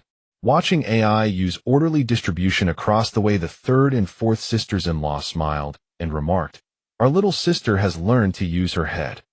Zhao Dachuan, standing nearby, watched the daughters and women of the Song family serving the common folk, and his admiration for them grew even deeper. The Song family's values truly placed the nation and its people above all else. In the communal cave, Yuanyuan had already treated 5 patients. Each patient required a quarter hour of acupuncture, and before she knew it, an hour had passed unnoticed. Song Chenfeng observed her unwavering dedication to saving lives and felt that merely disinfecting the fine needles she used was already tiring. How much more so must it be for her, who had to concentrate on administering acupuncture? He couldn't help but feel a pang of sympathy for her. At that moment, her long lashes trembled slightly, adorned with tiny beads of sweat, and her large eyes reflected the slender, gleaming needles, compelling him to steal a few more glances. When he first met her, he was captivated by her ethereal beauty, falling in love at first sight. Later in the Song residence, she was beautiful, yes, but she held her head high with pride, never deigning to look at him again. Now in the mines, ever since she was struck on the head by a falling rock, it seemed she had transformed into a different person. She finally began to speak to him as an equal, personally saved him, fed him beef, chatted with him, and comforted him. She was perfect beyond his imagination. Sometimes he even feared that such perfection might one day be shattered by another falling rock, reverting her to her former self. Was she being kind to him because she had lost her memory, or because she had truly seen the light? If it was the former, what would happen when she remembered? Would she still treat him as well as she had been? It seemed she had never said she liked him. So did she truly like him? Lost in thought, Song Chenfeng didn't hear Yuanyuan calling him. Chenfeng, the needle. Yuanyuan reached out her hand, but didn't receive the needle.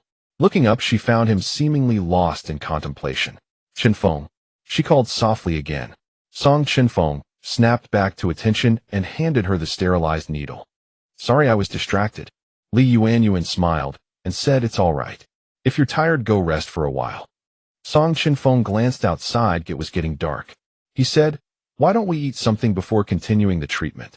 It won't take long. Yuanyuan smiled at him. There are only 10 more patients to finish. This epidemic is strange. The patients can't wait. If you're tired, go ahead and rest. Song Chenfeng nodded and said softly, in that case, I'll stay with you. Yuanyuan smiled and said nothing more, focusing on the acupuncture.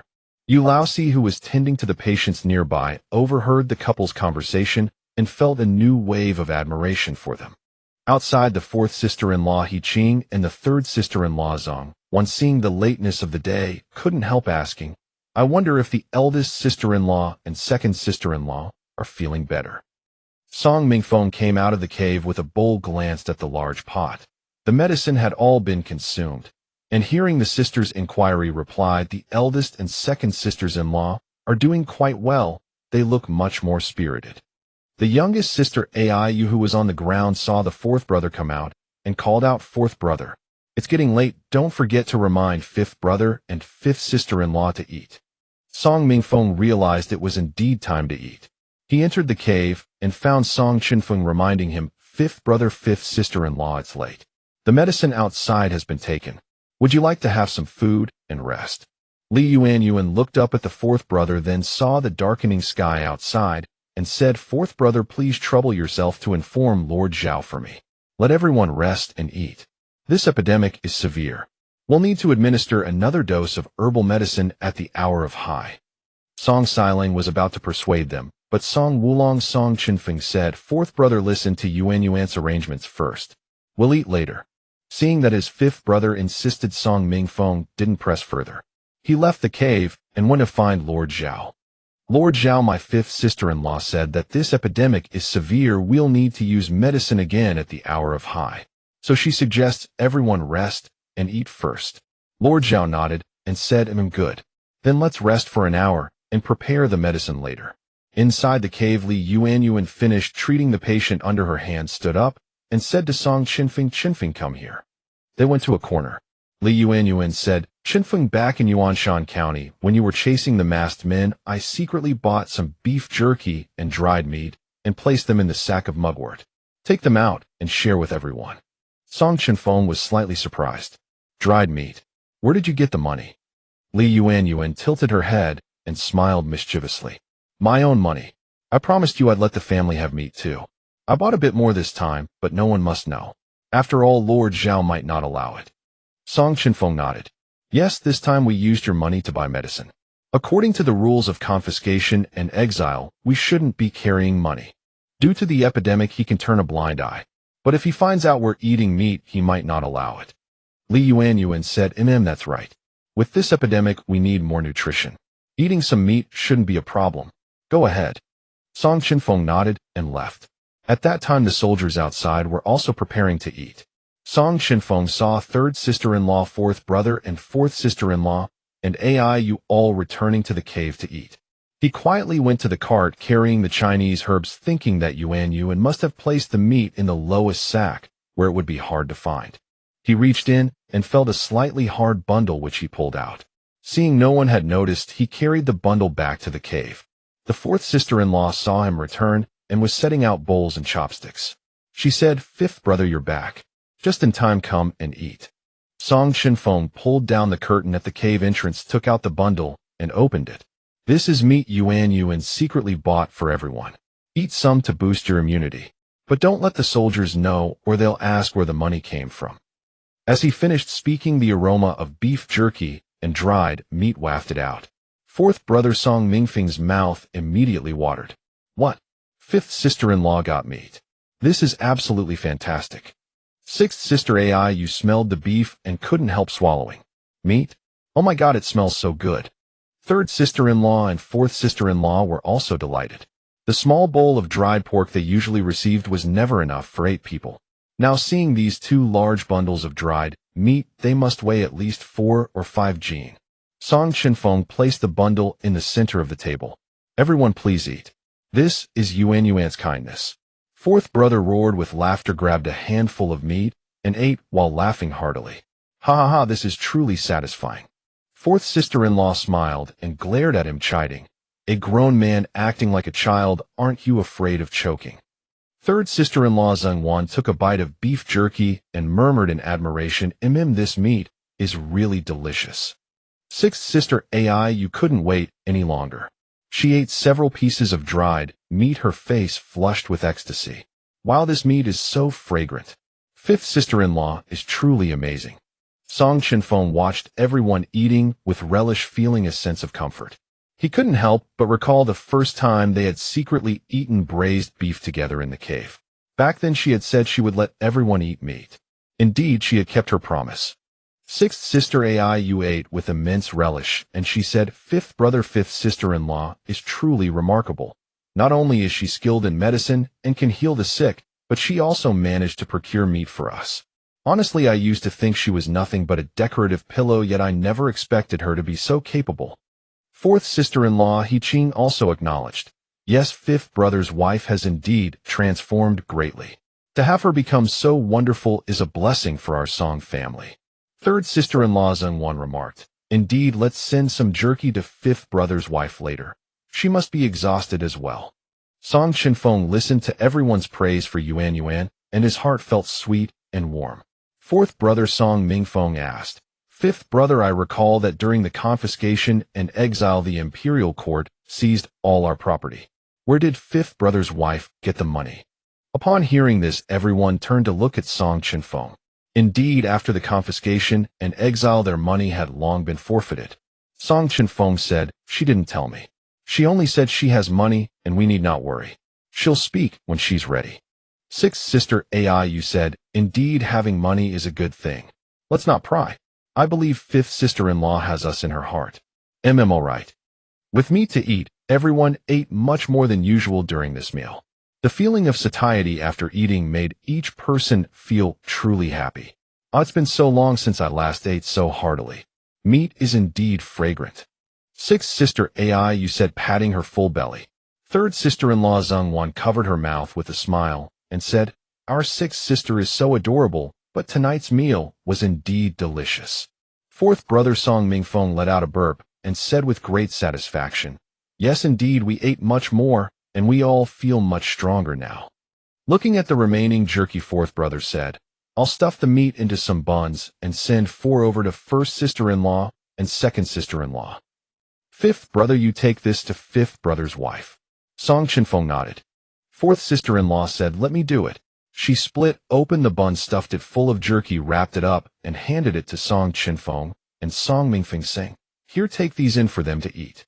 Song Mingfeng and Song Chenfeng each took the buns and entered the cave. At that moment, first sister-in-law Lu Ning and second sister-in-law Ji Zhu, having taken their medicine, felt much more comfortable. As they were about to drink water, they saw Song Mingfeng approaching.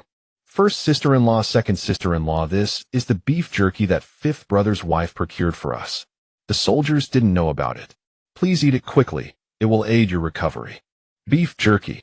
The 2 sisters-in-law looked at each other and said in unison, did fifth brother's wife get this?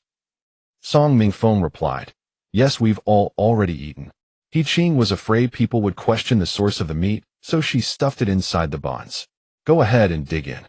First sister-in-law Lu Ning took the bun, took a bite, and indeed the fragrance of the beef delighted her. Fifth brother's wife is truly amazing. She actually managed to get meat. Second sister-in-law also took a bite. Having not eaten meat for a long time, this one bite made her body feel much more comfortable. Song Mingfeng said, first sister-in-law, second sister-in-law, please eat. Tonight we still need to decoct one more dose of herbal medicine. Fifth brother's wife said to take it before sleep so that the epidemic can be suppressed.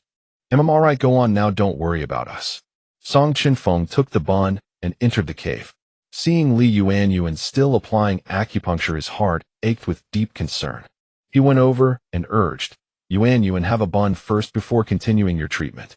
A quarter of an hour won't make a difference. Yuanyuan was about to refuse, but Laosi interrupted, yes, Dr. Li, you should take a rest. Ever since you came in, you've been applying acupuncture without stopping. We all feel sorry for you. I see that the remaining 5 or 6 patients are in stable condition and they've all taken their medicine. Do take a break. A woman who had just received acupuncture also said, yes, Dr. Li, I noticed you were sweating on your forehead while applying the needles. If you exhaust yourself, who will treat us? Please rest for a while. Please rest, Dr. Li. Yes, Dr. Li, please take a rest. Everyone saw Yuanyuan's dedication and urged her repeatedly. Song Chenfeng also pressed, yes, everyone understands. Please eat something quickly. Yuanyuan looked at him and, indeed feeling tired, said to the remaining 5 or 6, then please wait a moment for me. I'll come back after I finish eating. Song Chenfeng and Yuanyuan found a corner. Song Chenfeng whispered, Yuanyuan fourth sister-in-law was afraid people would ask about the source of the meat, so she stuffed it inside the bun. Eat quickly. Yuanyuan smelled the faint aroma of beef wafting from the bun and took a big bite. This beef jerky is delicious. She looked at the bun. It resembled a Chinese meat sandwich. Fourth sister-in-law was quite clever at hiding the meat. She asked, did everyone get some meat? Song Chenfeng nodded. Everyone had some. But they are curious about where your money came from, since during the confiscation and exile all our wealth was seized. Yuanyuan ate the bun, thinking that in the future earning money would have to be done openly. She said, I can't say yet. I'll tell you when I can. Song Chenfeng had always respected her, so he didn't press further. After the meal, Yuanyuan continued with the acupuncture. Outside the cave, the pot for decocting the medicinal soup began to boil again. After finishing his meal, Lord Zhao came to check on everyone. Seeing that all had their medicine to drink, he felt somewhat relieved. Yet there was something he felt vaguely off about. The epidemic had struck suddenly over the past 2 days, and he had been fully occupied with handling it. But as he considered the matter, he realized he hadn't seen Minister Zhou's family. Since Minister Zhou arrived at the mining grounds, his treatment had been different from others. They were given a cave to live in, were not required to meet the jade output quota, and were provided with first-class meals. All signs of the emperor's favor toward them. Since the plague had broken out, he should inform them, just in case they got infected. Lord Zhao summoned a man named Li Sun and said, Li Sun, go notify Minister Zhou's family that there is a plague in the mining grounds. Ask them to be careful. Also, there is a preventive medicinal soup. If they wish to drink it, they may come out for a bowl. Li Sun received the order and went. He arrived at Minister Zhou's cave, but found it pitch dark inside, with a faint foul odor wafting out, giving an eerie feeling. He thought to himself, why hasn't Minister Zhou lit a lamp? Could something be wrong? He grabbed a torch and tried to enter to take a look. He pulled aside the curtain, saw the scene inside the cave, and was so terrified that he dropped the torch and ran back toward Lord Zhao. Dead bodies. Help, Lord Zhao. Li Sun was scared out of his wits, stumbling and crawling as he fled toward Lord Zhao. He ran panting heavily, fell several times, his face pale with fright and his tongue tied, so he couldn't speak clearly. Lord Zhao saw him rushing over wildly and thought that something must have happened to Minister Zhou's family. He walked up to meet him and asked, what happened? What's going on? Li Sun, trembling, grasped Lord Zhao's hand and stammered, there are dead bodies in that cave. They're so stinky and disgusting. Lord Zhao, observing Li Sun's pallid face, twisted with terror, knitted his brows in contemplation. Could it be that something had befallen the family of Minister Li, whose private cavern this was? He asked, Li Sun, you said you saw a corpse. Was it one or several? Li Sun seemed reluctant to recall the horrifying scene, sobbing. It was too dark in the cave. I couldn't see clearly. But it looked like one person. And there was a foul stench that made me nauseous. Lord Zhao pondered. A foul stench. A corpse. Could this plague be connected to the dead body? He summoned a soldier and ordered, go to the cave and fetch Song Chenfeng and Yuanyuan. Tell them I have urgent matters to discuss. Yes, sir. The soldier replied. He ran to the cave, inquired among the patients, and located Song Chenfeng and Li Yuanyuan. At that moment, Li Yuanyuan was administering acupuncture to the last patient. The soldier, knowing not to disturb her, conferred with Song Chenfeng. Master Song, Lord Zhao requests your presence, and Dr. Li's for an important matter. Please come outside. Seeing that she was on the final patient, Song Chenfeng said, very well. We'll come out after this treatment. The soldier nodded and departed. Li Yuanyuan withdrew the last silver needle and asked, Chenfeng, I heard Lord Zhao summoned us. Is something the matter? Song Chenfeng helped her pack the needles and replied, I'm not sure either. It must be important. Let's go. The two left the cave together and arrived at Lord Zhao's location. Lord Zhao, you called for us? Song Chenfeng inquired. Lord Zhao's expression was grave. As they emerged, he explained, these past days I've been so preoccupied with the epidemic that I neglected to notice. It seems I haven't seen Minister Zhou's family for several days. Indeed, Li Yuanyuan suddenly recalled that she hadn't seen Zhou Lei for quite some time. Given her temperament, Zhou Lei would have already made a fuss during the plague outbreak. Lord Zhao continued, thinking that Minister Zhou is a prisoner under His Majesty's special supervision, I deemed it prudent to offer them a bowl of medicinal broth. So I sent Li Sun to inform them. But Li Sun entered and came out crying in terror, saying there was a corpse in the cave and a foul stench. I wonder if the plague is connected to that corpse. That's why I called you both over, to have Dr. Li examine whether this is the source of the epidemic. A corpse. A foul stench. From Lord Zhao's account, there was certainly something amiss in the cave. Song Chenfeng thought to himself, if it truly was the source, he could not allow Yuanyuan to take the risk. So he cupped his hands and said, Lord Zhao, I fear there is something suspicious in the cave. Might I suggest summoning my fourth brother as well? We two brothers are skilled in martial arts. Should danger arise, we could better protect everyone. Lord Zhao considered that the Song brothers, as generals who had fought on the battlefield, possessed unparalleled martial prowess. He nodded in agreement. Song Chenfeng called for his fourth brother Song Mingfeng and explained the situation. We'll enter the cave first to investigate. You wait outside, Song Chenfeng instructed. Li Yuanyuan thought for a moment and asked, Chenfeng, have you both taken the preventive herbal decoction? Fourth brother and Song Chenfeng nodded, saying, we have. Li Yuanyuan nodded and said, wear the face masks and take torches with you. The flames can also disinfect. Enter slowly. Very well. Lord Zhao had someone fetch torches and handed them to the two men. Everyone held their breath, not daring to stir, as they watched the pair enter the cave. Song Mingfeng and Song Chenfeng stepped into the cave together. As soon as they entered, a foul stench assaulted their nostrils. Having been on the battlefield and witnessed death, the brothers had developed a certain immunity to the smell of corpses. Yet this stench in the cave was nauseating beyond compare. Fortunately, the herbal face masks Li Yuanyuan had given them provided some relief. They looked around by torchlight and saw bottles and jars scattered everywhere along with a toppled shelf, signs of a struggle. Fourth brother, watch your step, Song Chenfeng warned. Song Mingfeng directed the torchlight downward, and to his astonishment, there lay a corpse. Fourth brother, beware, a corpse. Song Chenfeng quickly retreated a few steps. Song Mingfeng also stepped back. They illuminated the corpse on the ground with their torches.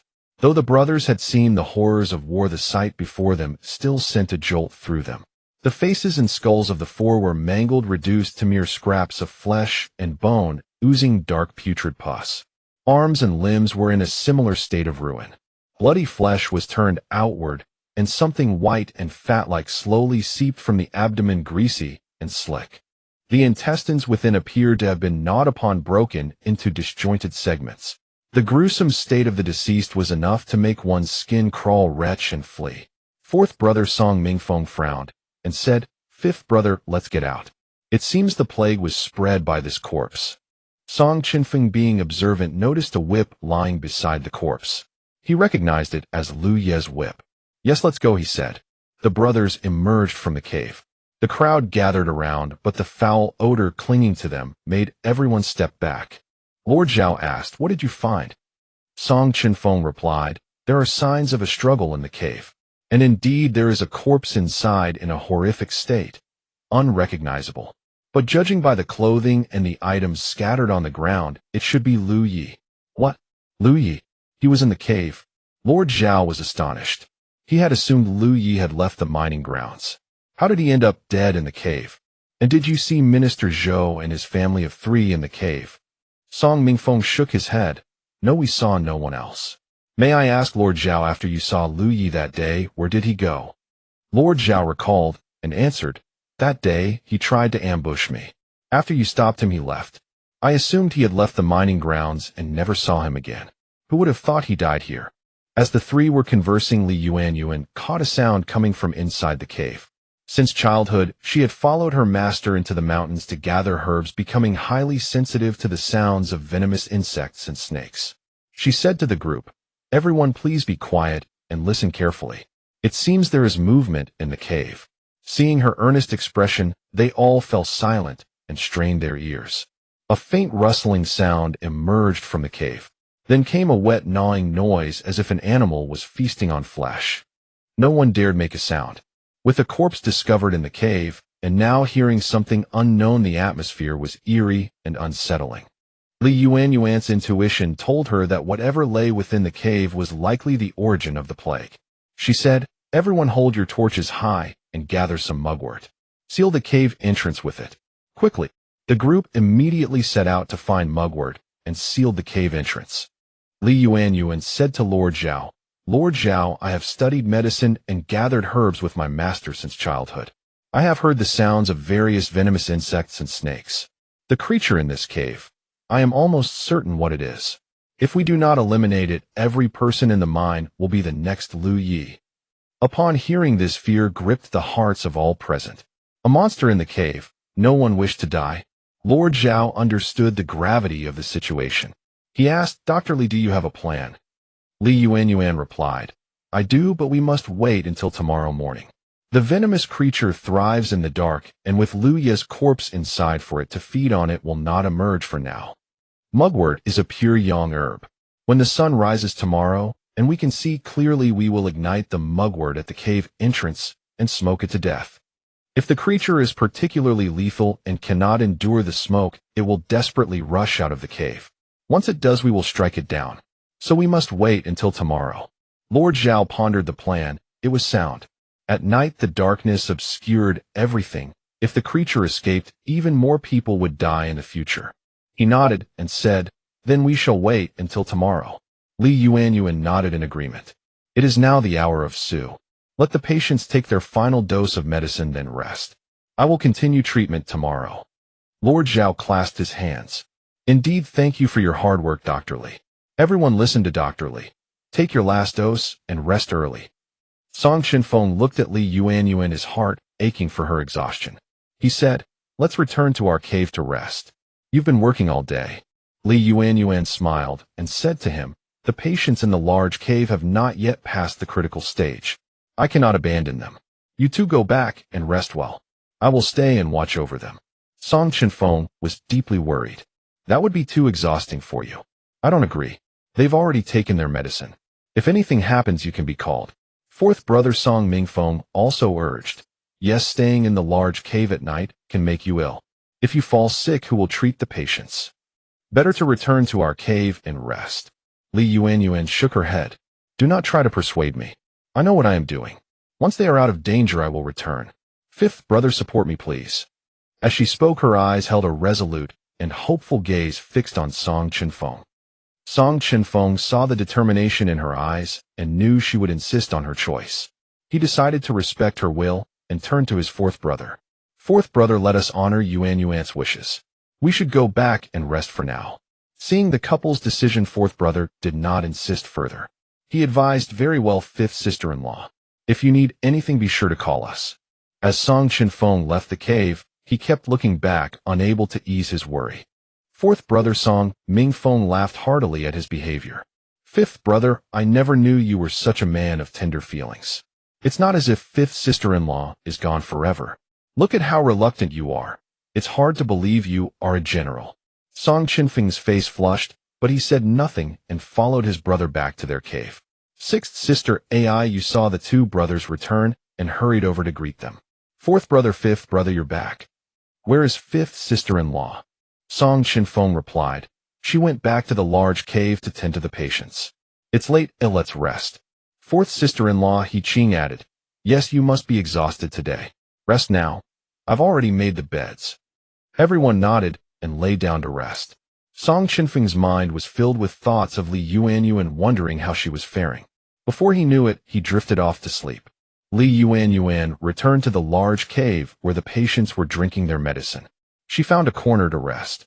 Seeing her return, the patients were moved by her dedication. Look, Dr. Li is still watching over us at night.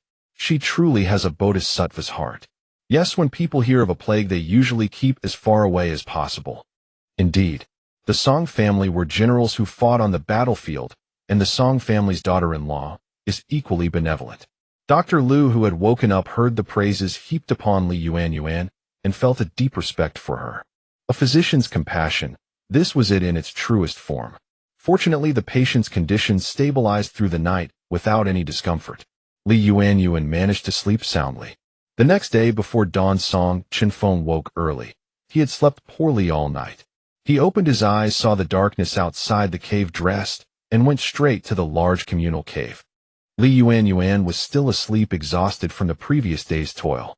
She had slept deeply. When Song Chenfeng found her spot and saw she was still unconscious, he felt a measure of relief and sat by her side to watch over her. Somehow, once he was close to her, drowsiness overwhelmed him and he fell asleep again. When Li Yuanyuan woke in the early morning, she was startled to see Song Chenfeng sleeping beside her. How had he gotten in? Seeing the weariness in his brows, she did not wake him. Li Yuanyuan stepped out of the large cave. The others, after a day of labor, were already setting up pots to prepare the herbal decoction. She splashed her face with water, ate a simple meal with the soldiers, and then re-entered the cave to begin treatment. At that moment, Dr. Lu had awakened. Seeing Li Yuanyuan, he called out, "Madam Song." Li Yuanyuan heard him and quickly went over. "Dr. Lu, how do you feel today?" Dr. Lu replied, "After drinking 2 bowls of your medicine yesterday, I am much better. Your medical skill is excellent. What a blessing for the mind." Li Yuanyuan felt embarrassed. "You flatter me, Dr. Lu. If you hadn't fallen ill, I would never have had the chance. Let me take your pulse." Dr. Lu did not move, allowing her to check his pulse. Indeed, after a night of treatment, his condition had stabilized considerably. At this rate, he would likely recover in 3 days. Li Yuanyuan smiled. "You are much better. Rest for another 3 days, and you should be fully recovered." Dr. Lu chuckled. "Then I'll be in your care." Li Yuanyuan began checking the pulses of the patients from the previous night one by one and administered acupuncture. All reported feeling much improved. When Song Chenfeng woke and found no one beside him, he searched for her. Seeing her tending to the sick, he went over to help. Li Yuanyuan noticed he was awake and chided him gently. "Why did you come in? The cave is full of plague. You shouldn't have come last night." Song Chenfeng smiled and said honestly, "I couldn't sleep without you by my side." Li Yuanyuan, hearing his words, couldn't help but blush slightly. He truly adored her for a dignified general to utter such words resembling a young maiden's coy entreaties. Li Yuanyuan gazed at him, and in his eyes there was sincerity and unwavering focus upon her. As their eyes met, the very air seemed to brim with a saccharine sweetness. But it was the patient Ulausi being treated with acupuncture who spoke. "Physician Li, do stay sharp. Song Wulong's looks are second to none, and I fear you might miss the acupoint, ha." The onlookers, witnessing their affectionate display, broke into playful laughter. Their teasing interrupted the couple's shared gaze, and they both averted their eyes. Li Yuanyuan reminded herself to focus and said, "Let's begin the treatment. The herbal decoction remains 3 times a day. We'll see how the situation fares tomorrow." Song Chenfeng nodded in agreement. Meanwhile, fourth brother Song Mingfeng carried a bowl of medicine to check on his eldest sister-in-law Lu Ning and second sister-in-law Jizhu. "Eldest sister-in-law, second sister-in-law, how are you faring?" The eldest sister-in-law took the medicine, drank it all, and said, "Much better. You know, Yuanyuan's medical skills are truly remarkable. I feel considerably improved today." Second sister-in-law Jizhu also added, "Indeed, my fever broke last night, and I feel much more at ease today." Song Mingfeng nodded. "That puts my mind at ease. I'll go attend to my duties now. You take care of yourselves." Outside the cave, Aiyu, along with the third and fourth sisters-in-law, had also begun their own tasks. They worked diligently until noon. After completing acupuncture for all the severely ill patients, Yuanyuan said to Song Chenfeng, "Chenfeng, it's time we went to inspect that cave. Let's fetch fourth brother as well." Song Chenfeng nodded and went to summon fourth brother, ready to discover what manner of monster lurked within the cave. Yuanyuan exited the cave and addressed Lord Zhao. "Lord Zhao, it's noon, and the sun is at its peak. The foul creatures are at their weakest now. Shall we investigate what lies within the cave?" Lord Zhao concurred. "Very well. Men, arm yourselves and come with us to the cave."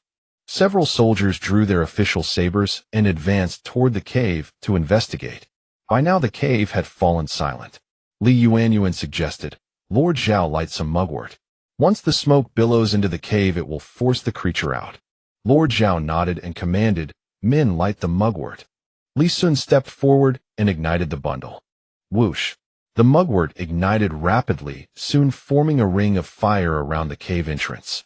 Smoke curled into the depths, and everyone held their breath, their eyes glued to the gaping maw. Song Mingfeng and Song Chenfeng were equally tense, eager to see what dwelled inside. And indeed, the faint rustling sound began again, growing louder, soon followed by the scampering of feet. Swoosh! A colossal rat burst forth. The crowd gasped. What kind of rat was this? Never had they seen one so massive. Its eyes were streaked with eerie red, its body as large as a cat's, its belly swollen taut. Its whiskers twitched, stained with blood, and its tail was an unnatural white, clearly no ordinary rat. Blocked by the ring of fire before it, yet driven back by the smoke from behind it, could only attempt to break through the flames, emitting frantic squeaks. Yuanyuan shouted, "Kill it! It is the source of the plague." Lord Zhao also concluded that such a monstrous rat boded ill.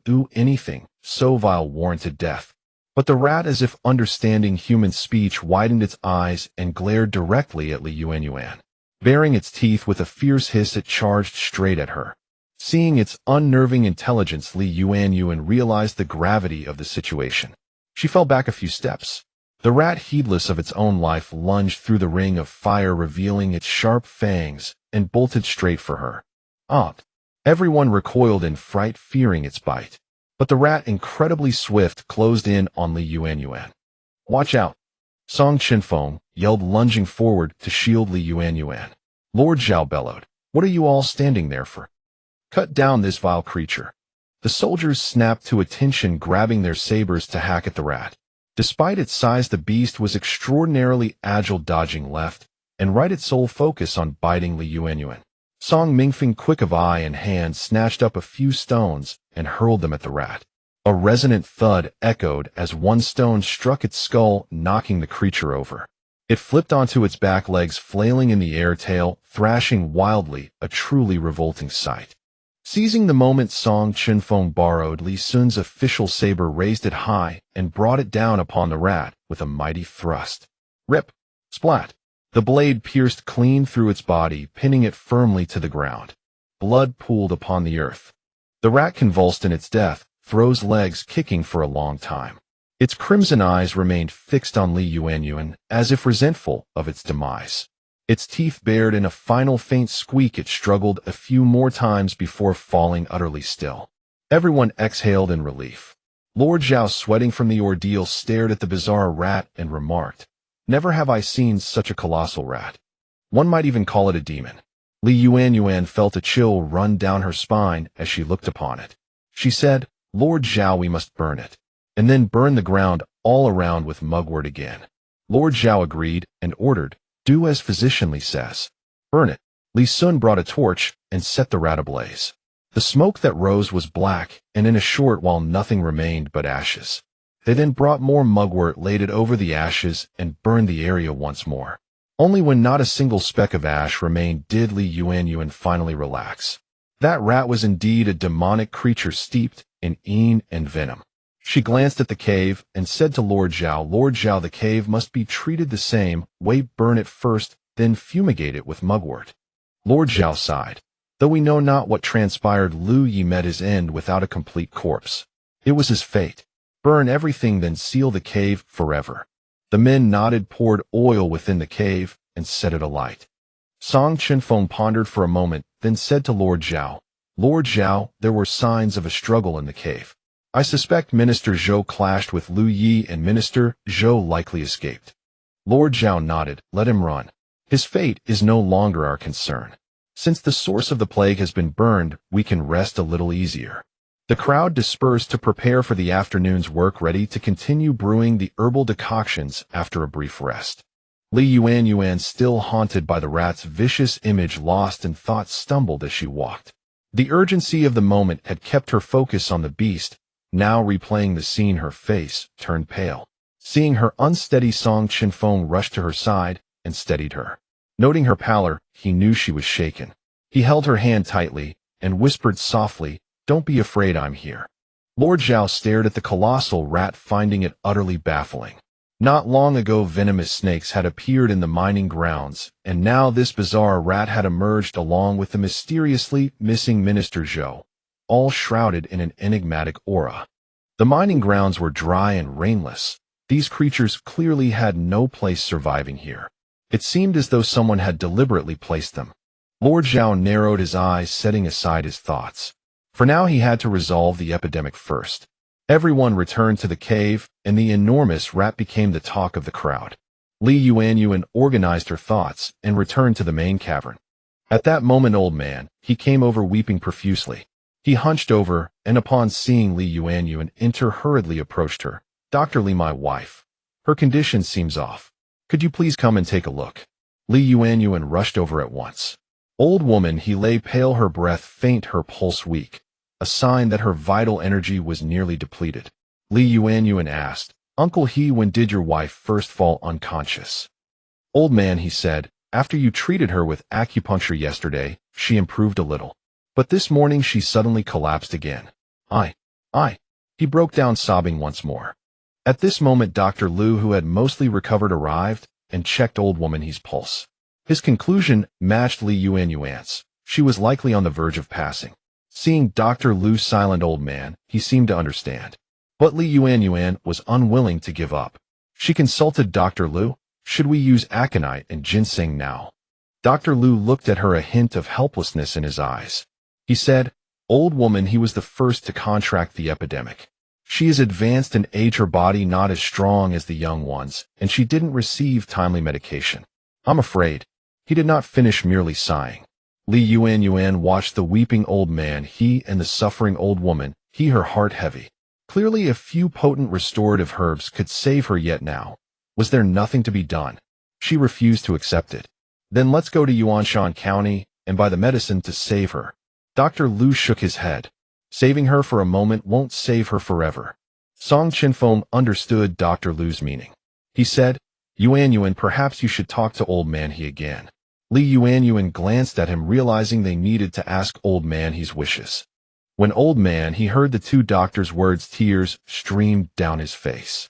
Yuanyuan felt deep sorrow but suppressed it, discussing with him, "Uncle He, what do you think? If you want to save her, there is still a way." Old man He pondered, as if making a firm decision. He shook his head, yet a trace of resolve gleamed in his eyes. Dr. Lu, thank you for your care. But I think if my old wife wakes up, she would also choose to leave." Yuanyuan did not understand. In all her years of practice, people always clung to life. How could one not want to live? "Uncle He, why do you say that?"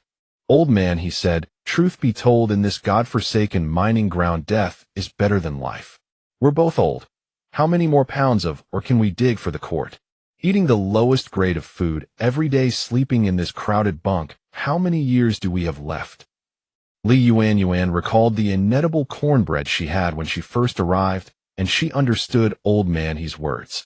Old man He wiped his tears and continued, "Back then our son served as the crown prince's study companion in the court, enjoying great glory. The grand emperor, seeing his integrity and diligence, appointed him as a scholar. But after the crown prince ascended the throne, for some unknown offense, our entire family was exiled here." Overwhelmed by grief, old man He broke down, sobbing. He was frail. How could he endure such heavy labor? Poor food, poor sleep. He died within half a year. This. He grew agitated, pacing a few steps, pointing at the cave, tears and mucus streaming down his face as he cursed this western mining ground. "It's hell. The current emperor speaks prettily, saying he gives us criminals a chance to reform, and if we behave, well, we might be released. But we all know, no one has ever walked out of here.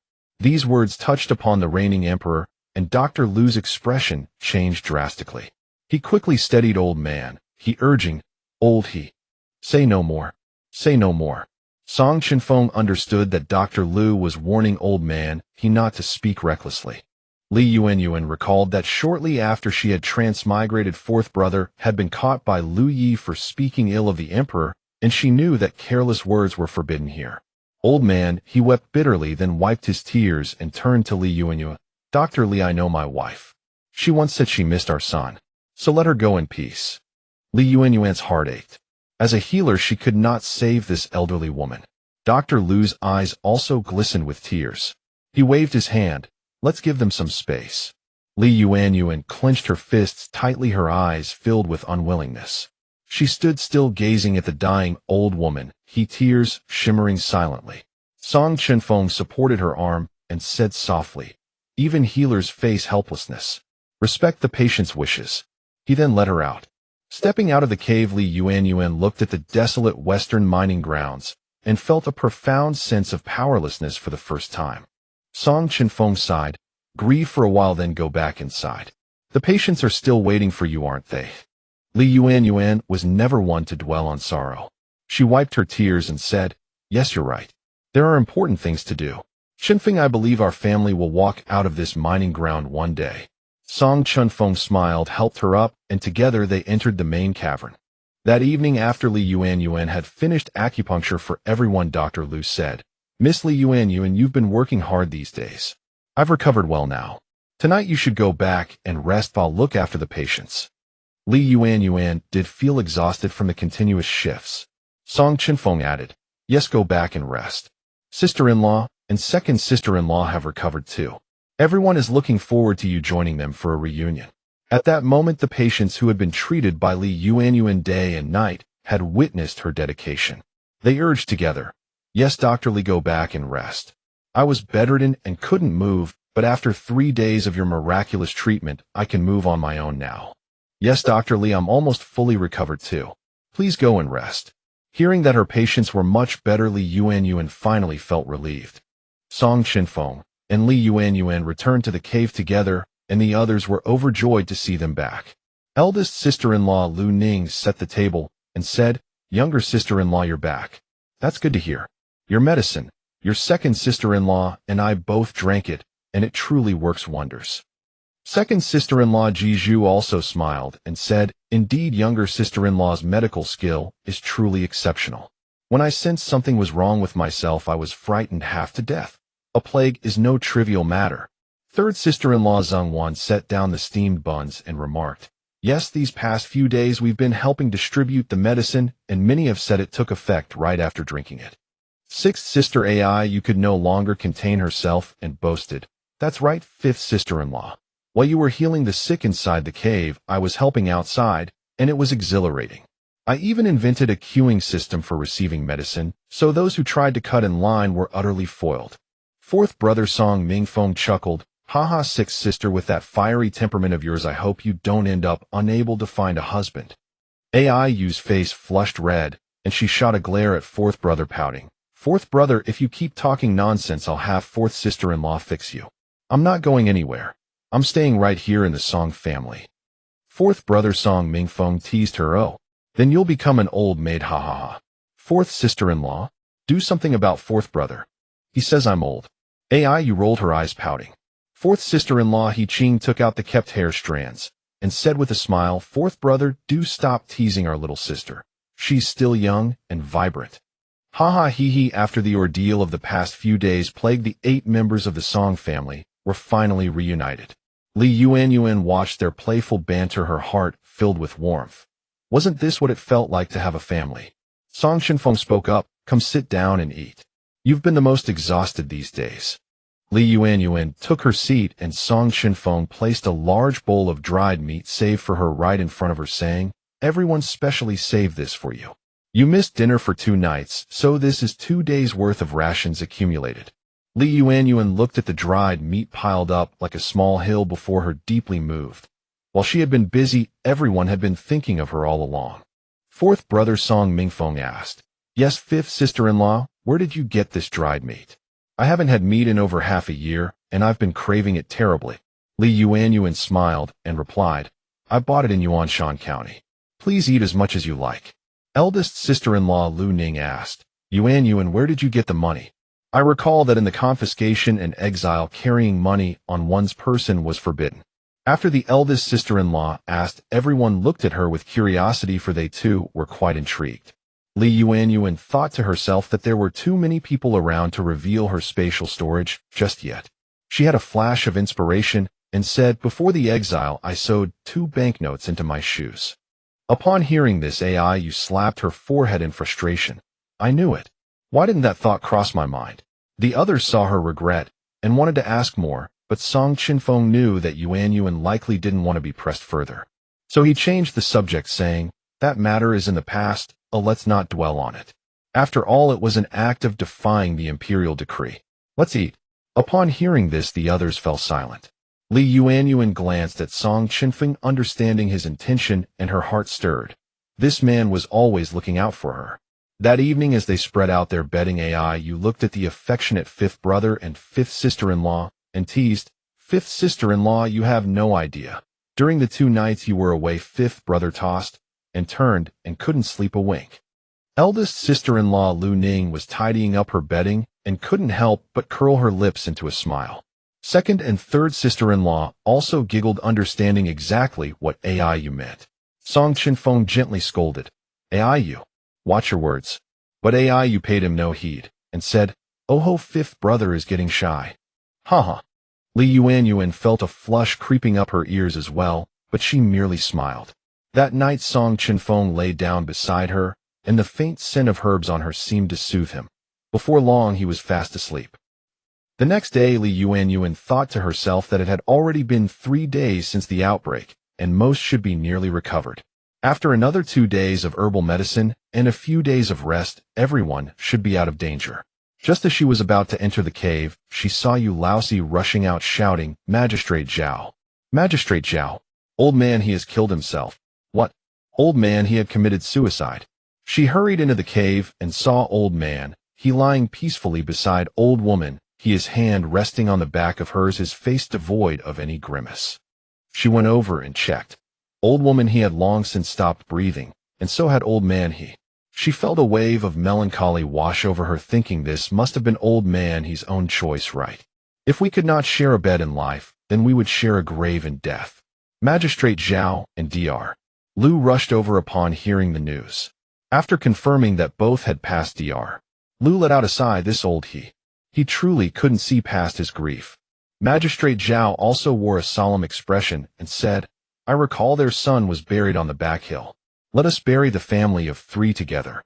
Li Yuanyuan recalled what old man he had said and thought to herself, perhaps in this mind death was more bearable than life.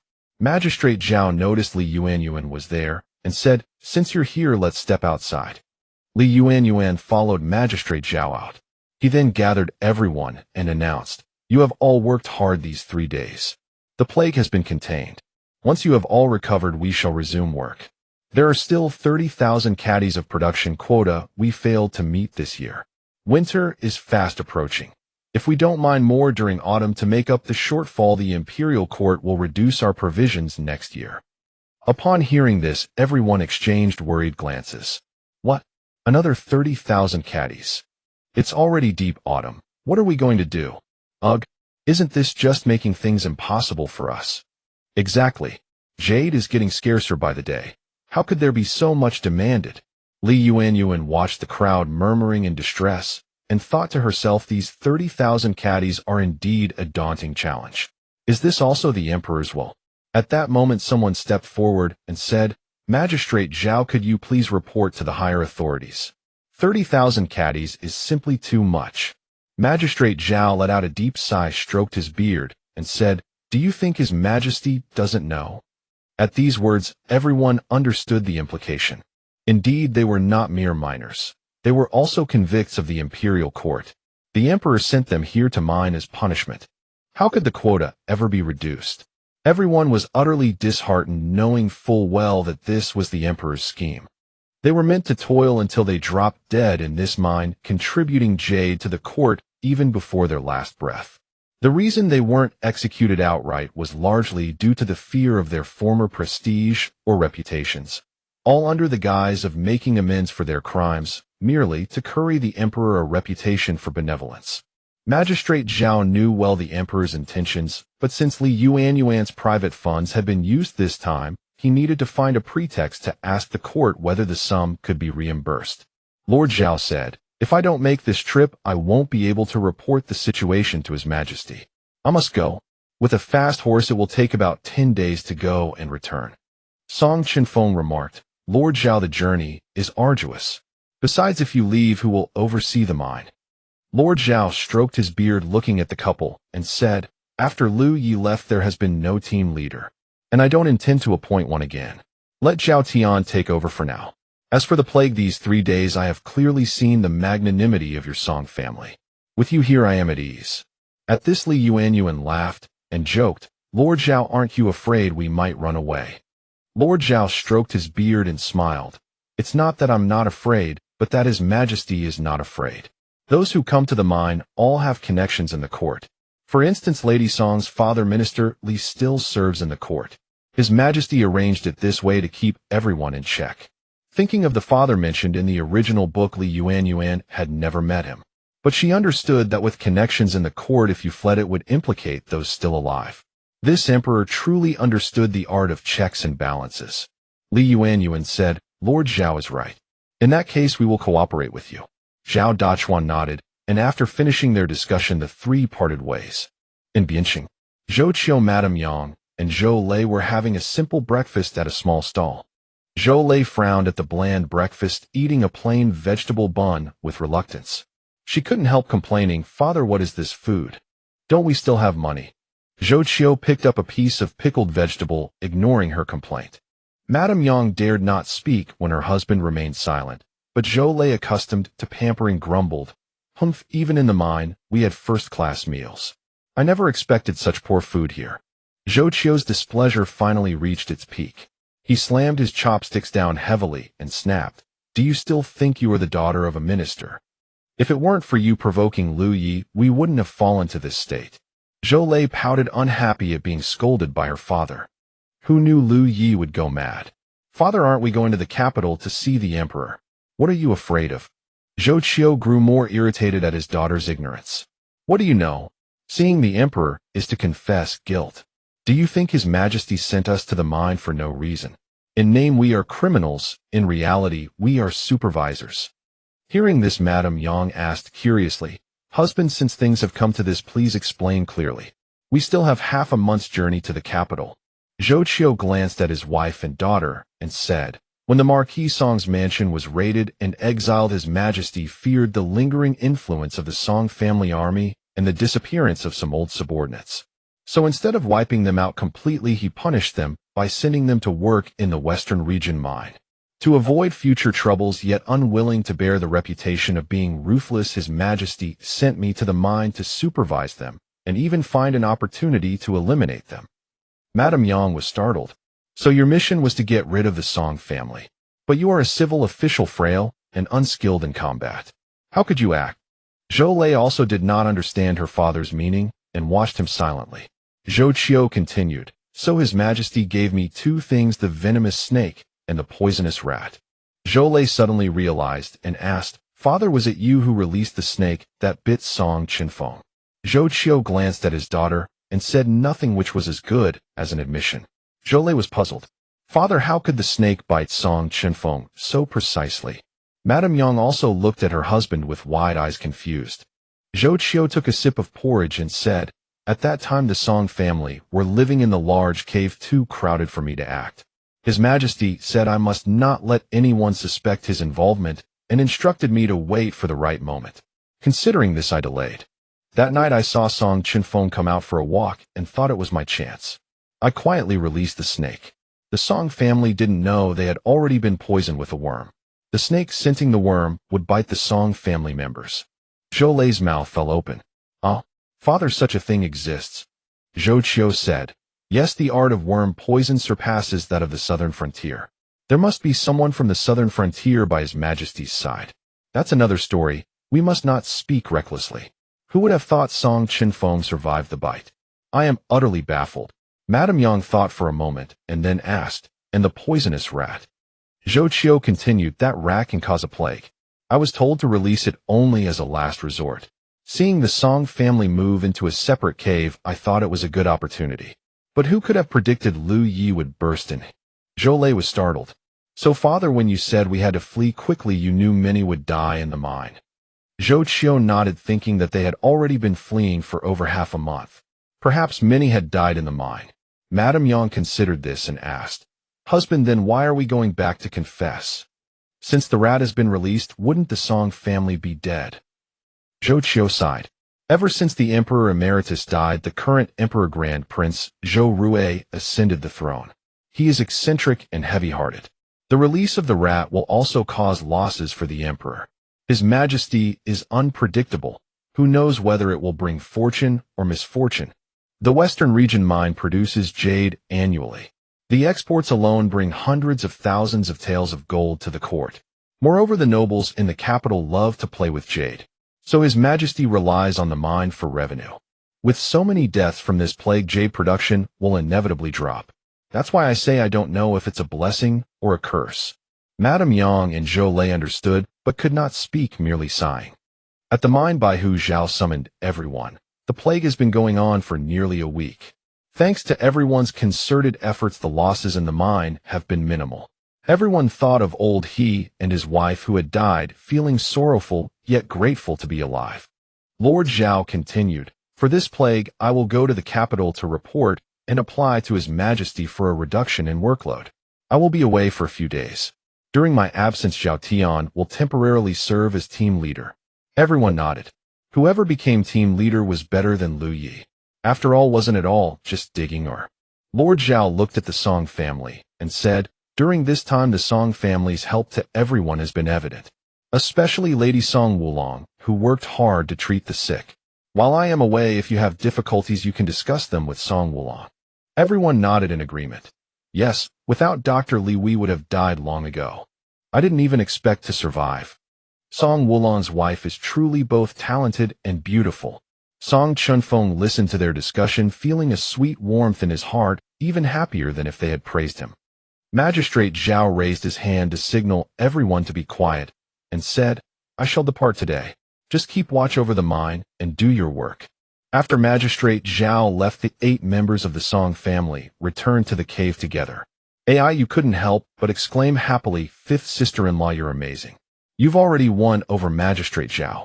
Look, he's still asking us to help even after he's gone. Li Yuanyuan smiled and replied, Not at all. Magistrate Zhao appears stern but has a kind heart. With him here, this mine is actually quite humane. If it were any other 100 household commander, they wouldn't care whether the criminals lived or died during an epidemic. AI, you thought about it and said that's true. Magistrate Zhao is a good official. It's already impressive that he doesn't take advantage of us criminals while we're imprisoned to trample on us. Song Chenfeng pondered this. He felt that Li Yuanyuan seemed to be cleverly helping them. After all, during this epidemic, the Song family had gained many hidden benefits. For instance, Magistrate Zhao's trust, the others' trust and fondness, and her growing reputation. Moreover, ever since she woke up after being struck, everything she said had come to pass. She had improved the jade mining methods, increased production, and enabled everyone to live in caves. She also found ways to bring meat for everyone to eat. She had saved him from a venomous snake bite, and discovered that he and fourth brother were poisoned during this epidemic. She had also saved eldest sister-in-law and second sister-in-law, gaining recognition and trust from top to bottom. Was she really the same Li Yuanyuan who once loved romance and composing poetry? Her transformation was truly remarkable. Over the past few days, while Magistrate Zhao was away from the mine, everyone had been working. Li Yuanyuan gazed at the barren mine with nothing growing there and couldn't help but feel troubled. Song Chenfeng noticed her staring into the distance, lost in thought, and asked gently, What are you thinking about? When Li Yuanyuan saw it was him, she replied honestly, I'm thinking about how we should escape from this mine. After all, this place is not somewhere to stay for long. Song Chenfeng was somewhat surprised, clearly not expecting her to think this way. Generally, those who enter the mine rarely leave, they grow old and die here. Li Yuanyuan understood this was merely the emperor's method of controlling his subjects. With a hint of determination in her eyes, she said, Chenfeng, we are different. Or rather, you are different. Different? He was already imprisoned. How could he be different? Song Chenfeng thought she was comforting him and smiled helplessly. We're still trapped here. Before Li Yuanyuan could respond, she heard someone calling from behind. Madam Song, do you have a moment now? Li Yuanyuan turned around and saw it was Dr. Lu. She asked with a smile, Dr. Lu, is there something you need? Dr. Lu held a book and said with a smile, Madam Song, from the epidemic matter I've seen your exceptional medical skills. There are parts of this treatise on cold damage that I don't understand. Could I ask Madam Song for some guidance? Li Yuanyuan smiled modestly and replied, It's hardly guidance, let's discuss it together. Dr. Lu politely looked toward Song Chenfeng, seeking his permission with his eyes. Song Chenfeng nodded to indicate his approval. Li Yuanyuan followed Dr. Lu and found a quiet place to discuss the medical text together. Watching them walk away, Song Chenfeng turned and went back to mining. Li Yuanyuan didn't return until dinner time. Aiyu was holding a large steamed bun, took a bite, and asked, Fifth sister-in-law, where did you go? Why haven't I seen you all afternoon? Li Yuanyuan washed her hands and smiled. Dr. Lu had some parts of the medical book he didn't understand, so I discussed them with him. Aiyu chuckled. Oh, so you went to exchange skills. But who can blame fifth sister-in-law for having such excellent medical knowledge? Li Yuanyuan sat down, picked up some food, and said, As long as the medical skills are sufficient, that's all that matters. She turned to fourth brother and fourth sister-in-law and asked, Fourth brother, fourth sister-in-law, now that the epidemic has ended, I was thinking it's time to detoxify you.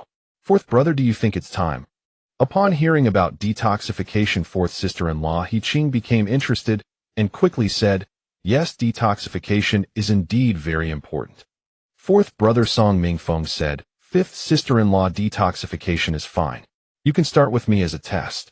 Regarding the epidemic, we all trust your medical skills. Li Yuanyuan nodded and said, Good. Then tomorrow at noon, when the yang energy is strongest, I'll use acupuncture to test and see what kind of poison it is. How does that sound? All right, we'll start tomorrow. Fourth brother said. Song Chenfeng asked, So we'll detoxify fourth brother first, and mine can wait. Aiyu, this straightforward, yet lovely sister-in-law exclaimed, Naturally. Fourth sister-in-law is waiting to have a child. Aiyu, fourth sister-in-law He Qing blushed and mildly scolded her. Ha, hee hee, everyone laughed upon hearing this.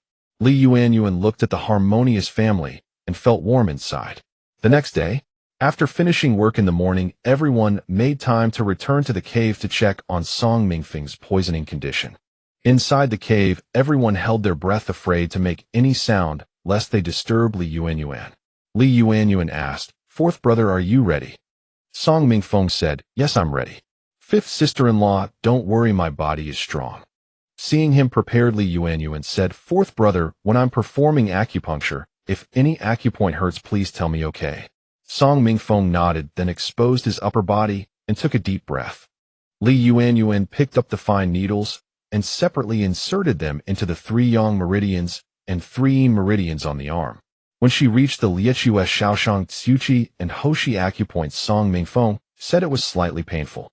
Li Yuanyuan nodded, removed the needles, and said, Let's try the Rin meridian this time. She then tested the needles 1 acupoint at a time. Fourth sister-in-law He Qing held her hands tightly, watching her husband, couldn't help but feel worried. When she reached the Qihai, Guanyuan, and Zhongwan acupoints, Song Mingfeng cried out in pain. Li Yuanyuan removed the needles and said, Fourth brother, please get up and expose your back so we can try the Du meridian. Song Mingfeng got up and exposed his back. Upon seeing it all covered in knife and slash wounds, Li Yuanyuan couldn't help but furrow her brows and asked, Fourth brother, were these wounds from military campaigns? Fourth brother said, Yes, did I scare you, fifth sister-in-law? Li Yuanyuan smiled, Not at all. Hold your breath, I'm going to needle now.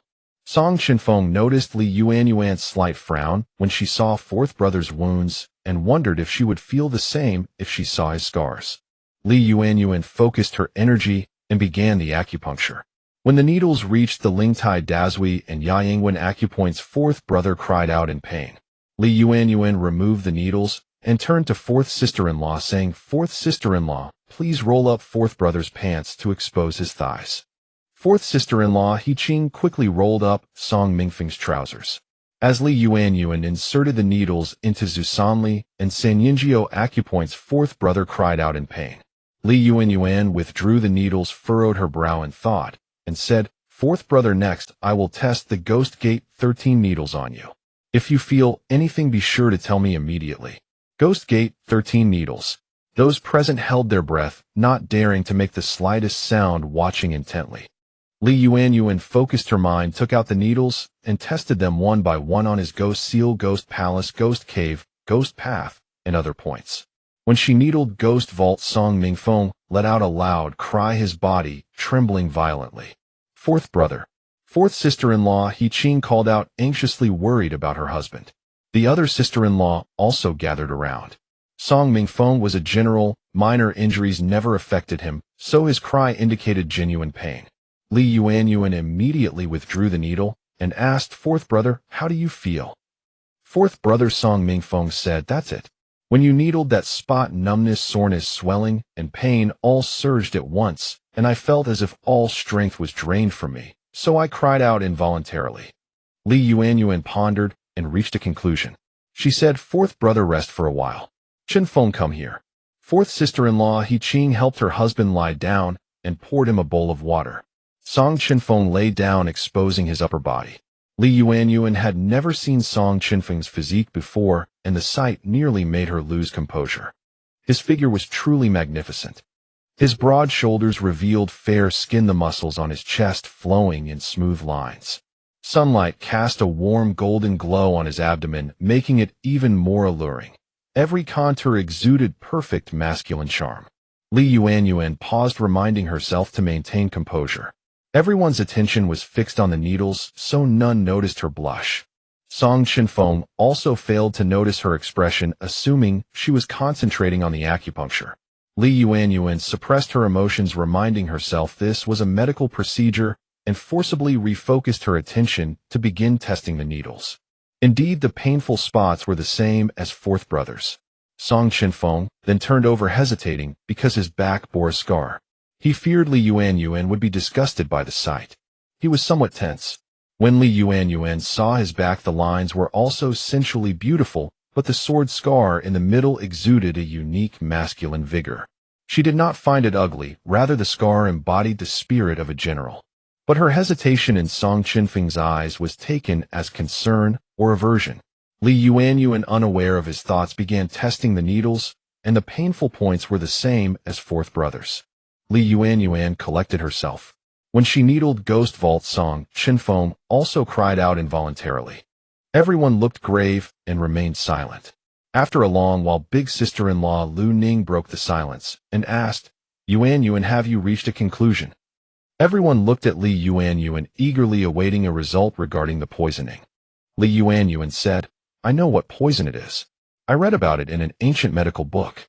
It's a chronic poison that causes infertility and shortens life by 10 years. It's called dark frost." Dark frost. A poison from Nanjiang. Fourth brother Song Mingfeng said. "Fourth brother, do you know this poison?" Fourth sister-in-law He Qing asked. Fourth brother Song Mingfeng said, "Yes, when I followed father and elder brother on the campaign to subdue Nanjiang, I heard about it. This poison is only found in the Nanjiang royal family. How could we have been poisoned?" Song Chenfeng also looked serious. Knowing he was poisoned, he couldn't recall how it happened. "Fourth brother, I've never been to Nanjiang. I don't know how I got this poison either." Yu then asked anxiously, "Fifth sister-in-law, is there an antidote?" Everyone turned to Li Yuanyuan, as curing the poison was their greatest concern. Li Yuanyuan said, "It can be cured, but I need to consult a medical book first to confirm. I'll give you the answer tonight." Everyone thought she needed to look up some secret formula, so they understood. In truth, Li Yuanyuan had to consult her book, but it was in her space, and she couldn't access it at the moment. Song Chenfeng stood up and said, "Since it's a chronic poison, there's no rush." That night, Li Yuanyuan found an excuse to enter the space.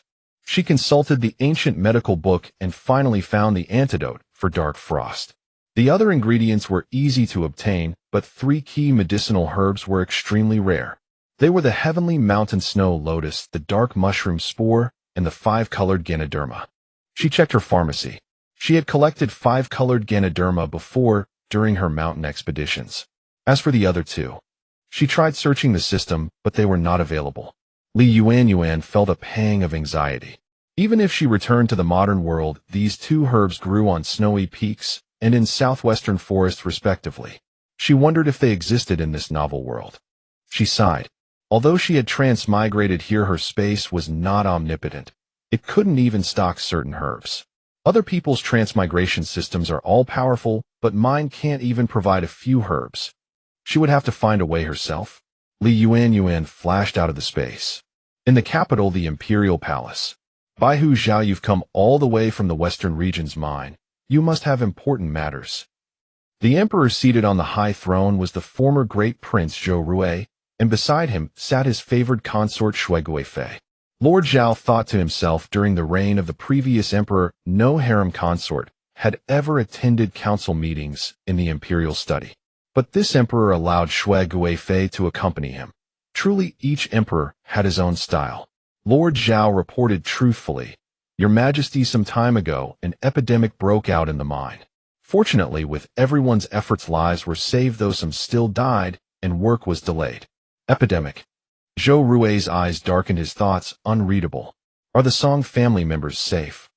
Lord Zhao's heart skipped a beat. Why would the emperor care so much about the Song family's fate? Could it be? He answered truthfully, "They are fine." Zhou Rui said nothing, but Shui Guifei covered her smile and said, "Your Majesty, are you asking out of concern for the Song family, or?" He, Zhou Rui, reminded by his favored consort, immediately laughed. "You understand me, Guifei." Lord Zhao continued, "What about the epidemic?" Lord Zhao had no choice but to continue. "The epidemic is under control, but winter is coming. The jade output is still short by 30,000 caddies. I came to petition Your Majesty to reduce the quota, as the mining conditions in winter are too harsh." Poor conditions. Reduce production. Zhou Rui sneered, pulling the imperial consort onto his lap and planting a kiss on her cheek. Lord Zhao lowered his head, embarrassed by the sudden display of affection, yet uneasy inside. How could the emperor have changed so much? Had he completely abandoned the etiquette between ruler and subject? Consort Shui coquettishly protested. "Your Majesty, there are people here." He, Zhou Rui, then looked at Lord Zhao, burst into laughter, and sharply scolded, "Zhao Baihu, you are insolent." Zhao Dachuan, seeing the emperor's anger, quickly knelt and lowered his head, saying nothing more. Zhou Rui rebuked, "Zhao Baihu, what is the western region mine?" "It is a place for me to give criminals a chance to atone for their crimes. Those criminals in the western region mines are traitors who colluded with the enemy. It is my mercy that gives them the opportunity to reduce their sins by serving the court. Do you understand this?" Zhao Baihu quickly echoed, "Your servant understands." Zhou Rui then sneered, "You understand? If I think you don't. If you truly did, you wouldn't think of reducing production. If we reduce production for those criminals, how can we prove their repentance and loyalty to the court? Therefore, production cannot be reduced." Lord Zhao dared not speak further. Zhou Rui, seeing him with his head lowered and silent, was somewhat satisfied, and continued, "The plague was also heaven's will. Since not many died, production naturally need not be reduced. Understand?" Lord Zhao thought, since the emperor had already decided, saying more was futile, and replied in a low voice, "Yes, your servant will continue to serve the court. Thank you for Your Majesty's consideration." Zhou Rui stepped down from his seat and walked to Lord Zhao. Zhao Baihu, with his head lowered, saw a pair of golden dragon boots before his eyes. He could only keep his head down, feeling the oppressive pressure from the emperor. Then a cold male voice came from above. "Since Lord Zhao understands, then increase this year's production by 10,000 jin. If not completed, all your 9 generations will be executed. Do you understand?" "Moi. What?" 30,000 jin was already difficult to achieve. How could they manage an extra 10,000? Lord Zhao quickly kowtowed vigorously. "Your Majesty, it was my foolish mistake. I beg you to pity my old age and weakness. Please keep it at 30,000 jin. I beg you, Your Majesty." After speaking, he thumped his head on the ground. Zhou Rui sneered, crouched down to look at him, and said, "Lord Zhao, do not defy me. I said add 10,000, so it is 10,000. Understand? Now go back. I await your good news." Lord Zhao, seeing that all was settled and nothing more could be said, could only touch his forehead to the ground and accept the decree tearfully. Your servant accepts the decree. Zhou Rui stood up, finally venting his anger, and turned back to the throne, saying to Consort Shui, My beauty, tonight you must keep me company. Consort Shui glanced at Zhao Dachuan still kneeling on the ground and cooed, Your Majesty, there are still people here. Zhou Rui touched Consort Shui's thigh and laughed. Where are their people? Come, my beauty, Lord Zhao felt he could no longer stay, quickly rose and left the palace. The mine. Yuanyuan thought for a moment, then truthfully reported to everyone. The dark frost poison can be cured, but we are missing two ingredients, the heavenly mountain snow lotus and the poison mushroom. These two are truly hard to obtain. Lu Ning had heard of these ingredients, heavenly mountain snow lotus. It grows on high snowy mountains, surviving only in extreme cold. Even if picked without proper temperature storage, it loses its medicinal properties. Yuanyuan nodded, correct. And the poison mushroom grows in the primeval forests of the southwest, where miasma is rampant. The denser the miasma, the larger it grows. Currently we lack both ingredients. Fourth sister-in-law He Qing, concerned about fourth brother's poisoning, asked, Fifth sister-in-law, I hear both ingredients are extremely difficult to find. So does that mean this poison cannot be cured? Yuanyuan nodded, but she was optimistic, believing that where there is a will there is a way. Fourth sister-in-law, heaven never seals all exits. I believe we will have a chance to find these two ingredients. Song Chenfeng looked at the distant snowy mountains, thinking that Yuanyuan was just trying to comfort everyone. How could ordinary people ever have the chance to find such rare ingredients? Fourth sister-in-law sighed, her face full of worry. She also felt it was impossible. Fourth brother Song Mingfeng, however, was an optimist. He laughed heartily. I think fifth sister-in-law is right. Heaven never seals all exits. Previously, we didn't even know we were poisoned. Now we're only missing two ingredients. As long as we all keep hope, maybe one day they'll just fall from the sky. Fourth sister-in-law He Qing, who had been brooding, felt her gloom lift slightly at fourth brother's jest. At least now they were only missing these two ingredients, weren't they? Lord Zhao, having received the royal decree, rode back to the mine. It was already the 7th day since he had met the emperor. He returned to the mine and saw everyone working orderly, but his heart grew even heavier. He dismounted and went straight into his wooden cabin, opened a bottle of wine, and began to drink. Zhao Tian saw that Lord Zhao had been drinking since his return and would say nothing when asked, so he didn't press further. One day, while everyone was mining, Zhao Tian came running over in a panic. Dr. Li, Lord Zhao has collapsed. Dr. Lu has been dispatched elsewhere. Please come and see him quickly. On hearing this, Yuanyuan hurried over with Song Chenfeng. They pushed open the wooden door and were met with the smell of alcohol permeating the room. Wine bottles were scattered all over the floor, some lying on their sides, still dripping with unfinished wine. Lord Zhao lay on the ground unconscious. Chenfeng quickly helped Lord Zhao up. Song Chenfeng and Zhao Tian helped Lord Zhao up, and Yuanyuan stepped forward to take his pulse, saying, Lord Zhao has drunk too much, causing mild alcohol poisoning. It's best to induce vomiting, then give him a hangover soup. Zhao Tian said, I'll go prepare the hangover soup. What about inducing vomiting? Yuanyuan said, We'll induce vomiting. You go quickly or Lord Zhao will feel worse. Zhao Tian nodded and hurried out to prepare the soup. Yuanyuan asked, Chenfeng, do you know how to induce vomiting? Song Chenfeng nodded.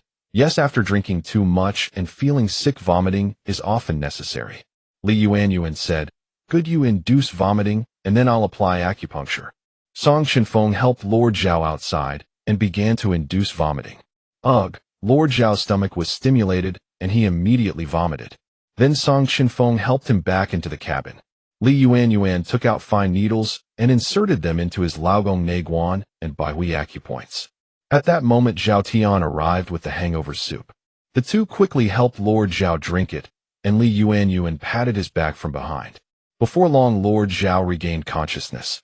Yuanyuan asked with concern, Lord Zhao, are you all right? Zhao Dachuan looked at the three people before him, his intoxication largely fading. He lowered his head, his expression dejected, and let out a sigh before speaking in a low voice. Thank you. Zhao Tian spoke up. Lord Zhao, ever since you returned from the capital, you've been like this. Hiding in your room, drinking, never telling us what happened. Was it something in the capital?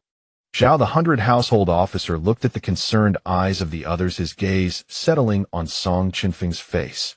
He waved his hand and said to Zhao Tian, you may leave first. I have something to say. Seeing this, Zhao Tian had no choice but to leave first. Song Chenfeng, being perceptive and clever, noticed Lord Zhao's gaze upon him and asked, Lord Zhao, is something the matter? If you need help, feel free to speak up. Yuanyuan knew that in the original story this Lord Zhao was not a villain. He was actually one of the more humane officials at the mine. Since he wasn't an enemy of the Song family, she wouldn't stand by idly. Lord Zhao, if you have difficulties, just tell us. Speaking up might allow us to help. Zhao the 100 household officer poured himself a cup of water and took a sip. His voice was deep and low as he slowly began. I went to the capital and met the emperor. Not only did I fail to secure any funds, but I also brought additional trouble upon everyone. How could I have the face to tell you all? The emperor, Song Chenfeng, and Yuanyuan exchanged glances. This great prince, Zhou Rui, was temperamental and erratic in his actions, yet obsessed with maintaining a reputation for virtue. It seemed clear that Lord Zhao had failed to achieve what he had hoped for. Lord Zhao continued, we managed to suppress the plague, and everyone needs rest. Winter is approaching, and with the extreme cold, we cannot possibly fulfill the remaining 30,000 caddies of production. So I thought of begging the emperor to reduce the quota. But who would have thought? Zhao the 100 household officer took another sip of water and said in a muffled voice, who would have thought? The emperor said, then add another 10,000 caddies. What? 40,000 caddies? Yuanyuan exclaimed, that quota is far too massive. How can we possibly fulfill it? Song Chenfeng thought to himself, indeed, isn't this clearly meant to work them to death? Lord Zhao continued, indeed I know that. There are only 3 months left until the year's end. Even if we worked day and night without eating or drinking, we still couldn't dig out 40,000 caddies. I could only plead with the emperor, hoping he would show some mercy. Yuanyuan noticed the unhealed wound on Lord Zhao's forehead and realized it was from kowtowing. She comforted him. Lord Zhao, you've done your best, and we all know that. Everyone understands the emperor's temperament. No matter who went, the result would be the same. So you shouldn't blame yourself too much. Since things have come to this, we must gather our spirits and continue on. Indulging in despair will do us no good. We all have families in the emperor's hands, so we understand your feelings. Zhao the 100 household officer looked up at Yuanyuan. What she said was reasonable and heartfelt. Still, 40,000 caddies was indeed an immense pressure. Song Chenfeng understood that the emperor simply wanted to exhaust them to death. He had always been sinister and calculating, preferring to accomplish his aims through underhanded means rather than open action. After a moment of thought, he said, Lord Zhao, allow us some time to consider this matter. I believe a solution will present itself. Lord Zhao nodded weakly, and the couple left the wooden cabin. Yuanyuan and Song Chenfeng returned to the cave. You saw them come back and asked curiously. Zhao Tian just rushed out in a panic. Is Lord Zhao all right? Yuanyuan said, he's fine, just had too much to drink. He's sobering up. Sister-in-law Lu Ning asked, Lord Zhao doesn't usually drink much. What made him get drunk today? Song Chenfeng glanced at Yuanyuan, and only after she gave him a slight nod did he speak. Yuanyuan and I have discussed something, and we'd like to hear everyone's opinions. At that moment, everyone paused their work and looked at the two of them. Fourth brother Song Mingfeng asked, what is it? Song Chenfeng continued, Lord Zhao's trip to the capital didn't yield the result he hoped for. The emperor has demanded 40,000 caddies of jade from us. What? 40,000 caddies? Everyone exclaimed in unison with astonishment. They all knew how harsh the mine was in winter. Daylight hours were short, and at night water would freeze the moment it was poured out. With shorter working hours and freezing temperatures, jade production in winter always fell behind the other 3 seasons. Now, with an additional 10,000 caddies added to the quota, wasn't the emperor simply trying to work them to death? 40,000 caddies is impossible to achieve. Fourth brother shook his head, a frown etched on his face, the word impossible written plainly in his expression. Song Chenfeng said, that's why we want to discuss with everyone, teaching the method for increasing jade production to the others at the mine, so we can all work together to fulfill the quota. Otherwise, our families are in the emperor's hands, and failure to complete the task might result in the extermination of our entire clans. Li Yuanyuan added. If we fail to complete the task, the emperor will have even more justification to kill us. And after the plague, I've noticed that most of the people here were banished to this mine on fabricated charges. They're not truly irredeemable villains. Heaven favors those who show compassion. If we can win them over and establish our authority, it will serve as a great advantage for us in the future. Sister-in-law Lu Ning looked at the two of them and nodded, then asked the others, second sister, third sister, what do you both think? Second sister-in-law Ji Zhu and third sister-in-law Zhang Wan said, since everyone has decided, we have no objections. For now, we must pool everyone's strength together. What fifth sister-in-law said is true.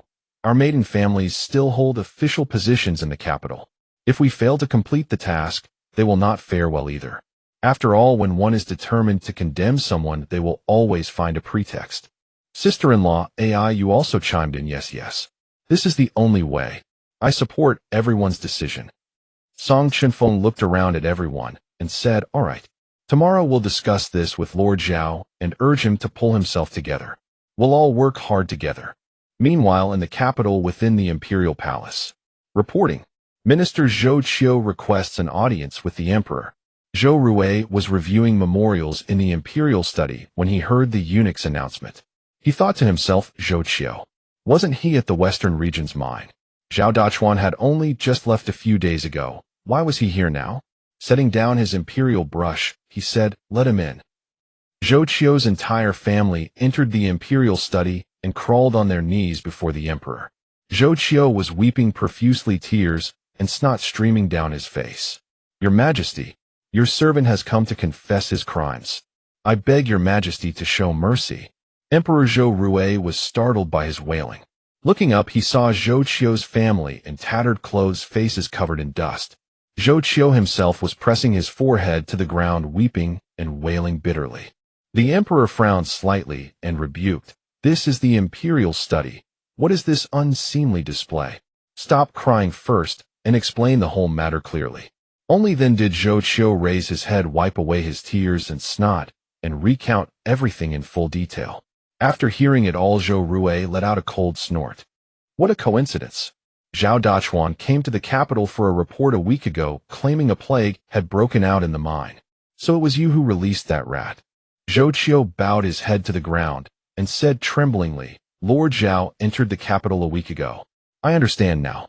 He rode a horse which is faster than my walking pace, so I arrived later than he did. Zhou Rui pondered for a moment, a sinister glint surfacing in his eyes. These Song family members really have long lives. But winter is approaching, and I have raised the production quota by 10,000 caddies. In this western mine, even if they don't freeze to death, they'll be exhausted to death. I'll let them off for the time being. Zhou Rui glanced at Zhou Qiu, who was kneeling before him. He rose and walked over to him. Zhou Qiu quickly lowered his head, feeling the emperor's oppressive presence, a cold, sinister aura emanating from him. Zhou Rui crouched down, looked at Zhou Qiu before him, and said slowly, Lord Zhou, but this matter is also your negligence. What do you think should be done about it? Hearing this, Zhou Qiu was terrified and kowtowed, repeatedly begging for mercy. Your Majesty, spare my life. Your Majesty, spare my life. Lady Yang and Zhou Lei also kowtowed in fright, afraid for their lives. Zhou Rui's gaze fell upon Zhou Lei, seemingly intrigued. He rose and walked to her, saying, Lord Zhou, I hear your daughter is somewhat attractive. Why don't you raise your head and let me have a look? At this moment, even though Zhou Qiu was unwilling, he dared not defy the imperial will. He quickly said, Layer the order of sovereign and subject. I have taught you that. Zhou Lei raised her head tremblingly. Indeed, she had a certain charm. Emperor Zhou Rui looked at her face, interest kindling in his eyes, and said, Take off your clothes. Let me see. What? Take off her clothes. This was the imperial study. The eunuchs around quickly lowered their heads. Zhou Qiu's heart ached for his daughter, yet he dared not say a word. Lady Yang cursed the emperor inwardly, but could only tremble silently. Zhou Lei knew she had no choice. Silently weeping, she gritted her teeth and endured the humiliation, removing her clothes to reveal her fair, tender skin. Emperor Zhou Rui glanced at her, seemingly pleased, and said, Lord Zhou, let your daughter atone for your mistakes. You are demoted to commoner. Do you have any objection? Zhou, upon hearing that his life would be spared, considered himself lucky and hastily kowtowed in gratitude. "Thank you, your majesty, for your mercy.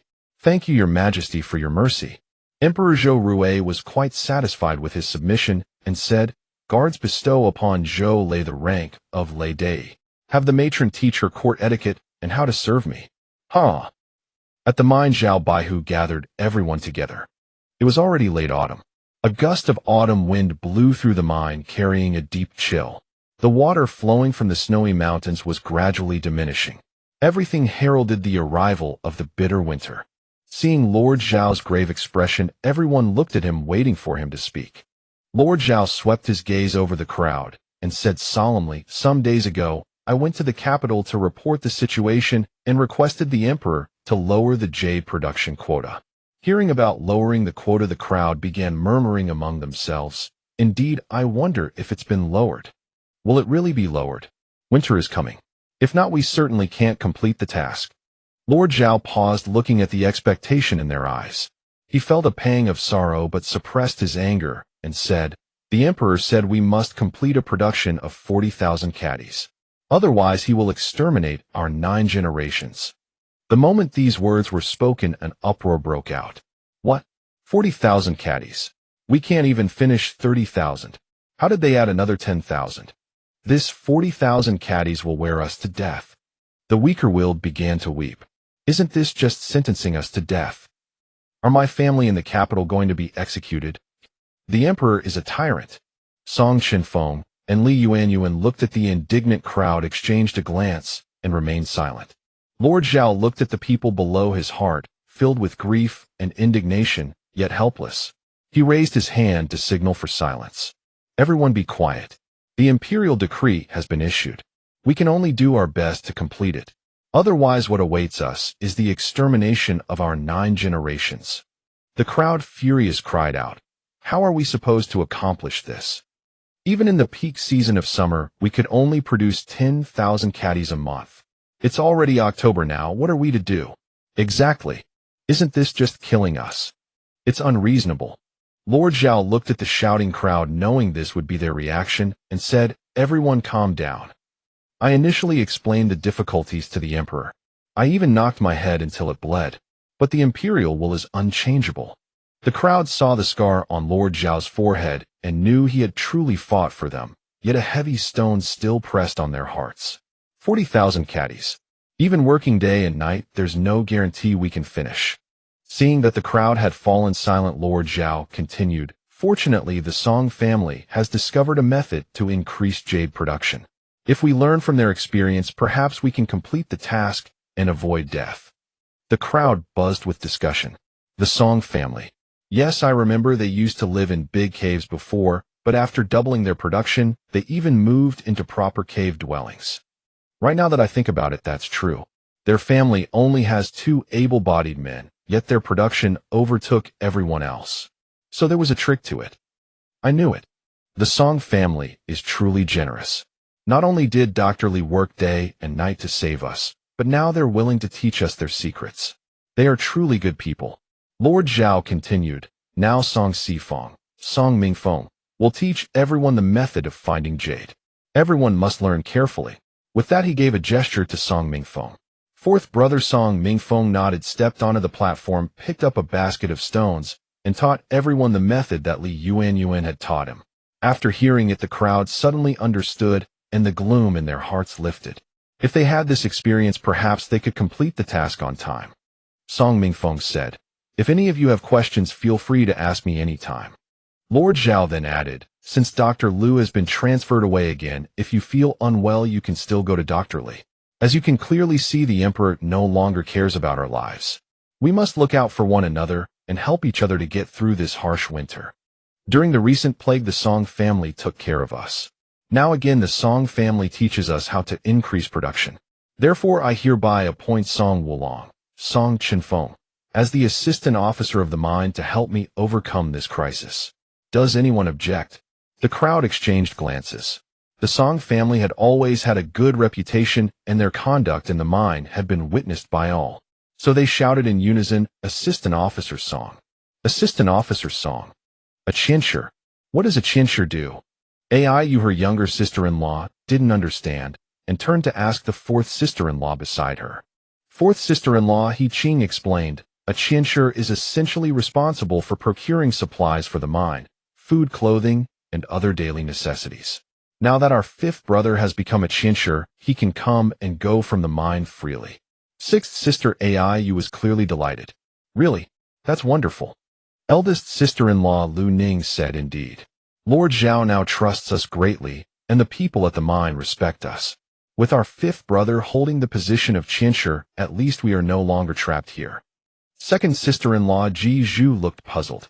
Eldest sister-in-law, this qianshi sounds like an official position in the imperial court. Does Lord Zhao have the authority to appoint one? Aren't we criminals? Li Yuanyuan overheard their discussion and thought to herself that day, when she helped Lord Zhao recover from his drunken state, she had come to understand the emperor's true intentions. Lord Zhao's expression had been one of helplessness and distaste, yet he dared not voice his anger openly. She could see that he was a man with ideals within his heart. If this person could be brought into the Song family service in the future, it would be most advantageous. Therefore, she proposed teaching everyone the method to increase jade production. Lord Zhao, feeling a glimmer of hope and moved by the Song family's magnanimity, was immediately captivated by their noble spirit. He then suggested that Song Wulong take on the role of qianshi, so they could weather this crisis of 40,000 caddies of jade together. Thus, this qianshi position was only within the mine, not an official court appointment. Li Yuanyuan explained to second sister-in-law, this qianshi is only valid within the mine, it is not an imperial court position. Third sister-in-law Zhongwan nodded and said, that's not bad at all. At least our fifth brother can go out, and in the future if we need anything we can ask him. We won't suffer so much. Lord Zhao raised his hand, signaling everyone to be quiet. He continued, qianshi Song may leave the mine once a week to purchase supplies for everyone. If you need anything, simply tell him. Otherwise, you will continue working together as before. Does anyone have any further questions? Everyone glanced at one another in silence. Seeing no objections, Lord Zhao said, very well. From today onward, let us work with all our strength. 40,000 caddies of jade. Yes. Everyone shouted, and they dispersed to begin mining. With the Song family's method, the jade production had indeed increased considerably. Lord Zhao was greatly relieved to see this. It was already late October. The biting winter wind swept through, carrying a sharp chill that seeped into their clothes. Li Yuanyuan and Aiyu were washing dishes together by the river. The late autumn wind blowing against their water-wet hands made them feel even colder. Li Yuanyuan looked at the river, which had lost the fullness it once held in summer. Aiyu, does this river completely dry up in winter? Aiyu rinsed the bowl in her hands against the river and replied, yes. They say that when winter comes, the snow on the mountains no longer melts, so there is no water flowing down. They say, you've never experienced winter here. Aiyu burst into laughter and said, indeed. Did you forget again that we were punished and sent here in early spring? Li Yuanyuan had accidentally let her true thoughts slip again. She quickly covered, yes, I remember now. But this river water is quite clear. It would be a pity to waste it. Aiyu agreed, true. The snow mountain water tastes sweet and clear. But in winter we have well water, so we need not worry about our water supply. Yes, in winter there would be well water. Li Yuanyuan glanced at the distant snow-capped mountains and thought of the heavenly snow lotus that grew upon them. The mountains stood towering and majestic, their peaks covered in eternal white snow. They appeared to be a land untouched by human hands. Under the sunlight, the peaks shimmered with reflected brilliance, giving off an air of mystery. She lowered her head and continued washing dishes. Before long, she and Aiyu had finished and returned to their cave dwelling. Song Chenfeng saw her return and noticed her reddened hands. He stepped forward, took her hands in his, and warmed them between his palms. The cool little hands held within his warm large ones sent a gentle current of warmth flowing straight to her heart. Although her hands grew warm, Li Yuanyuan's face flushed red. So many people were watching. She felt rather shy. Well, everyone is here. I'm not really cold. She tried to pull her hands away. Sixth sister Aiyu, who loved nothing more than gossip, laughed and said, oh my. Fifth sister-in-law's hands are blessed indeed. Fifth brother is warming them for her. Second sister-in-law Ji Zhu chuckled and teased, our fifth brother is a man of iron. but with a tender heart. Even though he is a general, his gentleness is truly remarkable. Third sister-in-law Zhengwan smiled, without speaking, listening to everyone's playful banter. Li Yuanrong, embarrassed by their teasing, could only wish to withdraw her hands quickly. Song Chenfeng, seeing her rosy cheeks and shy demeanor, found himself even more reluctant to let go of her soft little hands. Unable to bear it any longer, Li Yuanrong said, "Let's go for a walk outside." Eldest sister-in-law Lu Ning, ever perceptive, said to Song Chenfeng, "Fifth brother, why don't you two go for a walk? This cave cannot contain your burning affection." Ha ha hee hee, everyone laughed heartily, and the cave filled with joyous chatter. Song Chenfeng finally released his grip, but instead took her hand, pulling Li Yuanrong along as he led her outside. In late autumn, darkness fell early. The mine was already empty of people. The moonlight was bright and pure, and the deep autumn moonlight fell upon the earth like white frost, adding an extra chill to the air. "Don't be so forward in the cave next time. There were too many people watching," Li Yuanrong whispered softly. Song Chenfeng smiled, gazing at her pretty face, and said gently, "Very well. I simply didn't want you to catch cold. Seeing your hands red, I wanted to warm them." As he spoke, he unconsciously tightened his grip, completely enveloping her small hands within his large palms. Li Yuanrong could feel the warmth of his palms and felt nothing but comfort and contentment. With him by her side, she felt she would never suffer from the cold again. The two walked hand in hand. Li Yuanrong thought about what he had looked like when she first transmigrated here, and she turned her head to glance at him once more. Silver moonlight washed over his handsome face. His high nose bridge perfectly outlined his profile. His lips were neither too thin nor too full, just right. The slight curve of his mouth gave him a gentle, faint smile. He was breathtakingly handsome. Li Yuanrong's heartbeat quickened involuntarily. He was not a man of many words, yet he was so deeply comforting to her heart. A cool breeze swept by, and Li Yuanrong shivered slightly. Song Chenfeng seemed to sense her subtle tremor. With a gentle pull, he drew her into his embrace. Instantly, she was no longer cold. A wave of sweetness rose in Li Yuanrong's heart. Suddenly, she understood the profound beauty of those ancient love poems. How can these tender feelings be spoken to another? His embrace was warm and secure. She could even hear the beating of his heart. Li Yuanrong could not fathom why the female protagonist in the original novel did not love the male protagonist. She could only conclude that the author must have lost his mind. In truth, Song Chenfeng could be considered her first love. Before transmigrating, she had never been in love, nor did she know the taste of such emotions. In that very moment, held within his arms, she truly understood what it meant to have one's heart moved. November winter had already set in. The river had dried up, and Lord Zhao ordered everyone to use well water from then on. A cold wind blew, and the air was thick with a biting chill. All wrapped their clothes tightly, unwilling to endure the cold. Yu Laosan was chiseling jade when he felt an unbearable itch. He glanced at the chilblains on his hands, which had begun to tingle faintly. His family had offended the emperor and been sentenced to hard labor at the Western Regions mine for over 3 years. The first winter, his hands had developed chilblains. Such was the severity of the cold.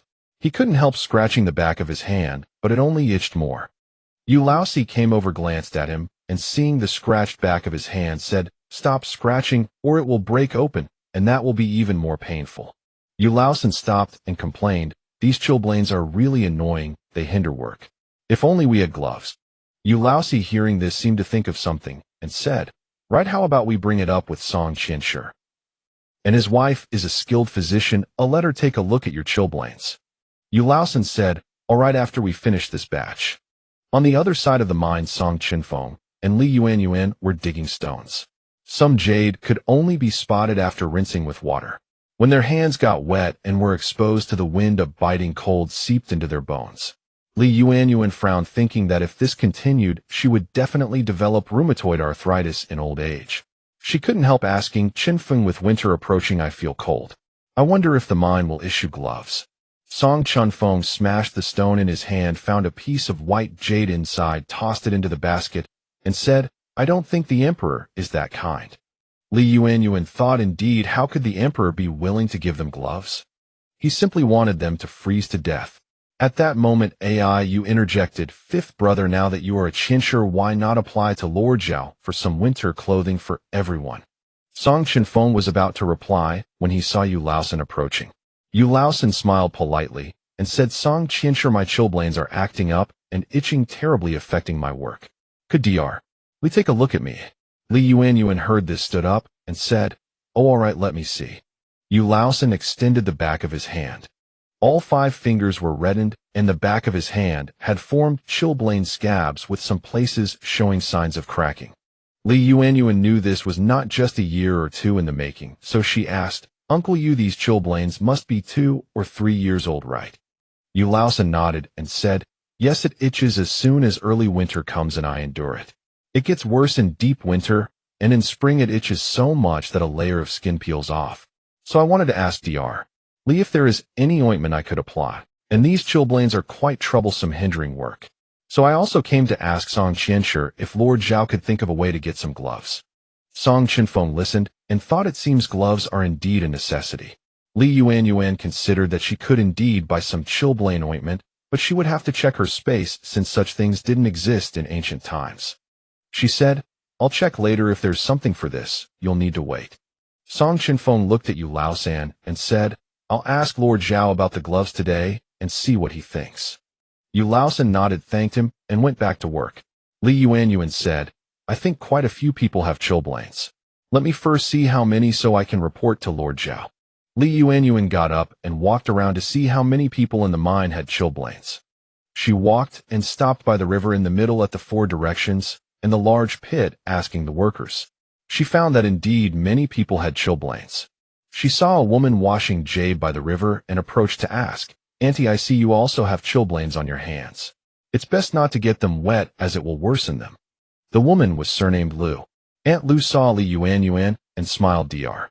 Li, you may not know, but if I don't work now, when winter comes and my hands crack and bleed, I won't be able to work. Then if I can't meet the quota, I'll have no food." Li Yuanyuan frowned. "How could there be no food?" Aunt Lu said, "If the quota isn't met, the imperial court won't issue silver, and Lord Zhao won't have money to buy food. Then we all have to tighten our belts." Li Yuanyuan frowned deeply. This emperor was truly insidious, even worse than modern capitalists, truly wanting the horse to run without feeding it grass. Money, money, money. It was always about money. She looked around, formed a rough impression, then found a corner and slipped into her space when no one was looking. She opened the Gujin Bao app, searched for chilblain ointment, and found it in stock. Not expensive, 10 yuan per jar. She simply bought 15 jars, it didn't cost much. She checked her balance and had 650 yuan left. Li Yuanyuan thought since these jade stones were from the mine, it was a case of taking from the people and using for the people. Later she could exchange some silver and let Chenfeng go out to purchase supplies, putting the money to good use. With that thought, she exchanged for 30 taels of silver. She slipped out of the space and placed the silver in the cave. In the evening, Song Chenfeng and Li Yuanyuan went together to the wooden cabin and explained the situation to Zhao Baihu. Song Chenfeng said, "Lord Zhao, many people's old chilblains are flaring up, so some have started asking us for gloves. But I wonder, with the bitter cold approaching, how should we withstand the severe cold?" Li Yuanyuan continued, "These chilblains worsen every year. If left untreated, people won't be able to work even before winter arrives. Then if the quota isn't met, the imperial court will surely blame us, won't it?" Lord Zhao stroked his beard, furrowed his brow, and sighed. During the reign of the Grand Emperor, winter clothes and gloves were issued every year. But since the current emperor ascended the throne, gloves are no longer issued. Winter clothes were still given, but this year none have been issued. If we want to survive this harsh winter, we must rely on ourselves. Lord Zhao unbuckled the jade pendant from his waist and said, "Song Qianshi, go out tomorrow and pawn my jade pendant to exchange for some gloves. I can't spare anything more." Song Chenfeng pushed Lord Zhao's hand back and said quickly, "Lord Zhao, there must be another way. Since this jade pendant is your personal one, it must hold special significance. Please keep it." Li Yuanyuan, seeing that Lord Zhao was willing to pawn his own jade pendant for everyone, had a sudden inspiration and said, "Lord Zhao, have you ever thought of selling the jade from the mine for money?" "Jade from the mine? That's something we've never considered." Lord Zhao looked at Li Yuanyuan, not knowing what she had in mind, but answered honestly, In the past, the jade output was just enough, rarely with any surplus. Moreover, the imperial court provided funds, so we never had to resort to this method to exchange for money. Yuanyuan pondered. This jade belonged to the imperial court. Convincing Magistrate Zhao to sell it for profit was a difficult task. After all, the production quota alone weighed heavily on his mind. She probed cautiously. Magistrate Zhao, if we could exchange the surplus jade for silver and purchase some supplies, do you think that would be feasible? Magistrate Zhao shook his head with a bitter smile. Surplus jade? This year's 40,000 caddies might not even be fulfilled. How could there possibly be any surplus? Yuanyuan could see that Magistrate Zhao was worried about failing to meet the production quota. But if they could meet it, wouldn't all his worries be resolved? Yuanyuan continued. Magistrate Zhao, I've observed the output over the past few days. It's doubled compared to before. I'm confident we will meet the quota. And if there is surplus jade, I have a way to convert it into silver. Magistrate Zhao stared at her, scarcely believing his ears. You have a way to turn it into silver? Yuanyuan nodded. Yes, Magistrate Zhao, I do have a way. My father still has acquaintances at court who can be of use. I ask you this. If we can fulfill the quota, would you allow me to handle the surplus jade? Zhao Dachuan rose to his feet and gazed out at the mining grounds. The laborers, clad in early winter attire, clumsily hauled jade boulders and shattered stones, toiling from dawn until dusk. Meals were rationed by rank, the sick were left to fend for themselves, everything was scarce, and the court could cut funding at any moment. Here the old, the weak, women, and children all labored as forced workers. Birth, aging, sickness, and death were no one's concern. Survival and demise were left to heaven's will. This place was the darkest manifestation of the emperor's cruelty. Could these silent, motionless jade stones truly be worth more than living, breathing human lives? He recalled the emperor's debauchery and cold-blooded indifference when he had gone to the capital. Was he supposed to continue slaving away for such a ruler? Better to do some good deeds, save more lives, and accumulate virtue for himself. Moreover, after years at this mining camp, he knew that many of these so-called criminals were not truly heinous. They had merely offended the emperor. He let out a deep breath as if he had made up his mind, and turned to Yuanyuan. Very well, I shall entrust this to you, Madam Song. However, for reasons I cannot disclose, I would ask that you and Assistant Commissioner Song conduct your affairs at night. Song Chenfeng and Yuanyuan exchanged knowing smiles. Magistrate Zhao's meaning was clear. He was willing to turn a blind eye, but the operation could not be carried out in broad daylight. Too conspicuous, and he would have difficulty explaining himself. And so it was settled. Song Chenfeng understood that Magistrate Zhao possessed a sense of righteousness. Perhaps one day he would find a place worthy of his talents rather than being confined to this desolate mining camp. Song Chenfeng clasped his hands in salute. Magistrate Zhao, tomorrow is the scheduled day for purchasing supplies. We will return on time. Magistrate Zhao nodded silently, saying no more. Song Chenfeng and Yuanyuan returned to the cave and announced to everyone. We're heading out tomorrow to procure supplies. If any of you need anything, speak up now. Yu, the most spirited of the group, immediately raised her hand and shouted. I still want beef jerky. Fourth brother Song Mingfeng turned and teased her. You think we can just buy whatever we want out there? Fifth brother is procuring for the mining camp. Yu pouted and whined. Oh, I see. But I really do miss dried meat. Yuanyuan smiled and said, all right, if we can get some this time, we will. Yay? Wonderful. We'll have meat. Yu hopped about with childlike glee. Eldest sister-in-law Lu Ning looked at the two of them and asked, what exactly is this trip for? Song Chenfeng replied, gloves. Many people in the mining camp suffer from chronic frostbite, and when the cold worsens, the itching makes it impossible to work. So we'll buy gloves and some frostbite ointment. Eldest sister-in-law Lu Ning nodded. Frostbite ointment is indeed urgently needed. With the weather turning colder, gloves would make the work much more bearable. Second sister-in-law Ji Zhu also chimed in. Indeed, my hands are already starting to redden. Gloves would be a blessing. Fourth sister-in-law He Qing thought for a moment and asked, there are over 100 people in this mining camp. How much would gloves cost? Would the court provide the funds? Indeed, the emperor clearly intended to make life difficult for everyone. Did they really have that much money?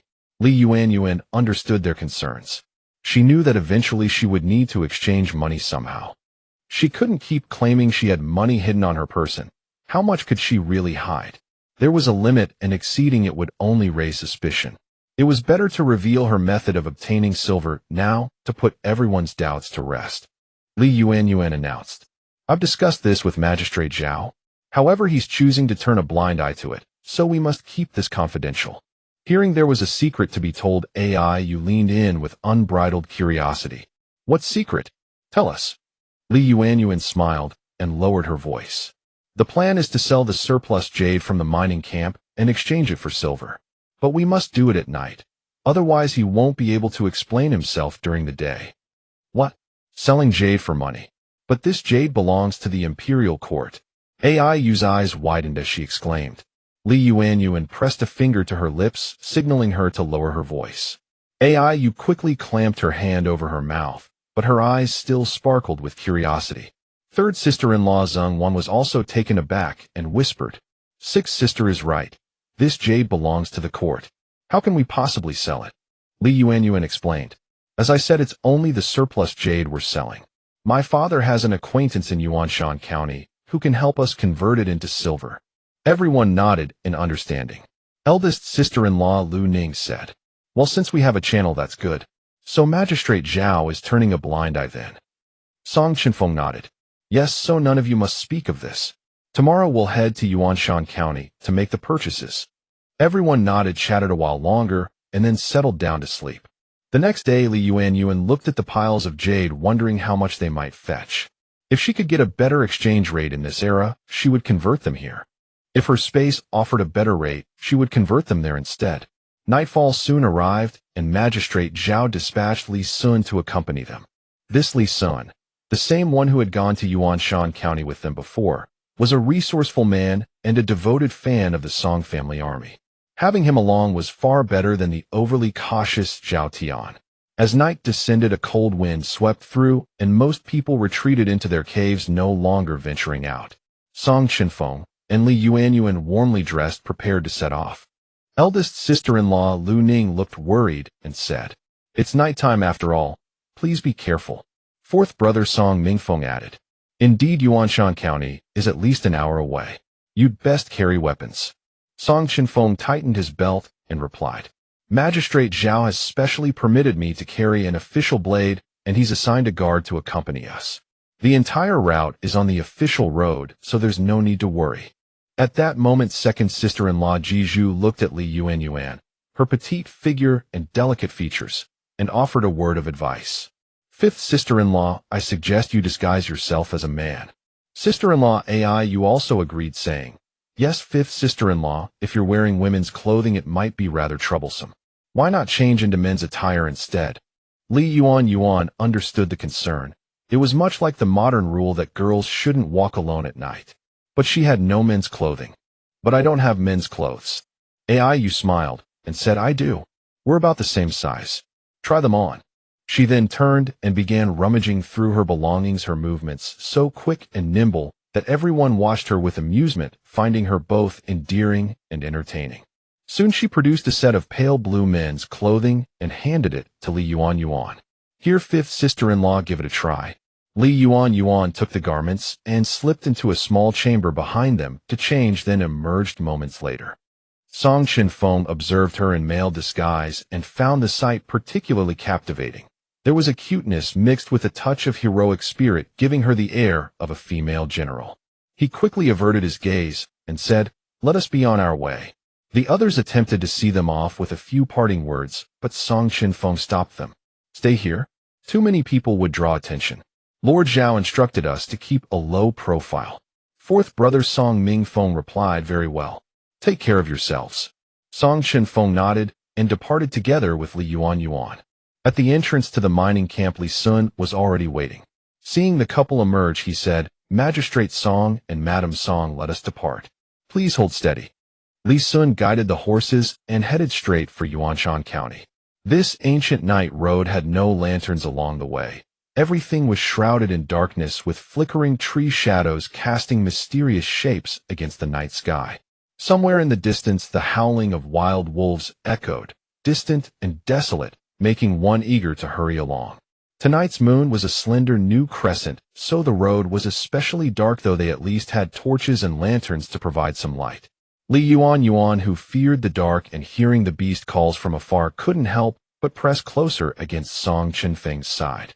Noticing her leaning toward him, Song Chenfeng understood she was frightened. He tightened his grip on her hand to reassure her. This is an official road. Bandits and robbers are fewer here, and we travel in a government carriage. There is little to worry about. The sense of security from his touch eased Yuanyuan's anxiety somewhat. Hearing their conversation, Li Sun, driving the horses, laughed and said, "Indeed, Madam Song. I am here as well. I have trained in the grappling art. You need not fear." Yuanyuan smiled. Li Sun was a lively and sociable man, and with him around, the atmosphere always felt lighter and more cheerful. Her nervous tension gradually eased. She asked, "Li Sun, have you ever traveled on night roads before?" Li Sun replied with a laugh, "Too many times. When I first set out on my own, I learned martial arts for self-defense." Yuanyuan continued, "You are certainly sociable. It is pleasant chatting with you on this journey. But if Zhao Tian were accompanying us, he would be silent and brooding the entire time." Li Sun chuckled and said, "Zhao Tian is more reserved by nature, but he is deeply loyal to Lord Zhao. He simply thinks things through carefully. His heart is not ill-intentioned. He is a relative of Lord Zhao, which is why they share the same surname." Yuanyuan suddenly understood. "So that is how it is. I see now."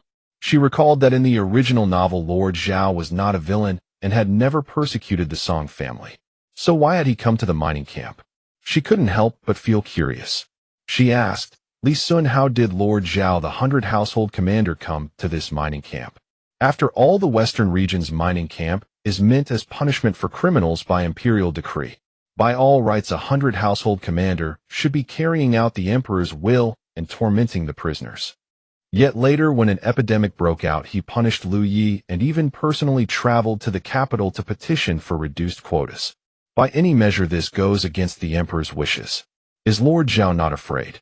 This remark also caught Song Chenfeng's attention. Indeed, this Commander Zhao was a decent man after all. He looked at Li Sun, waiting for his answer. Li Sun sighed and said, "Because the emperor has changed." During the former emperor's reign, the Western region's mining camp was truly a place where criminals could reform. The former emperor was merciful. For those whose crimes did not warrant death, he intended for them to atone through labor.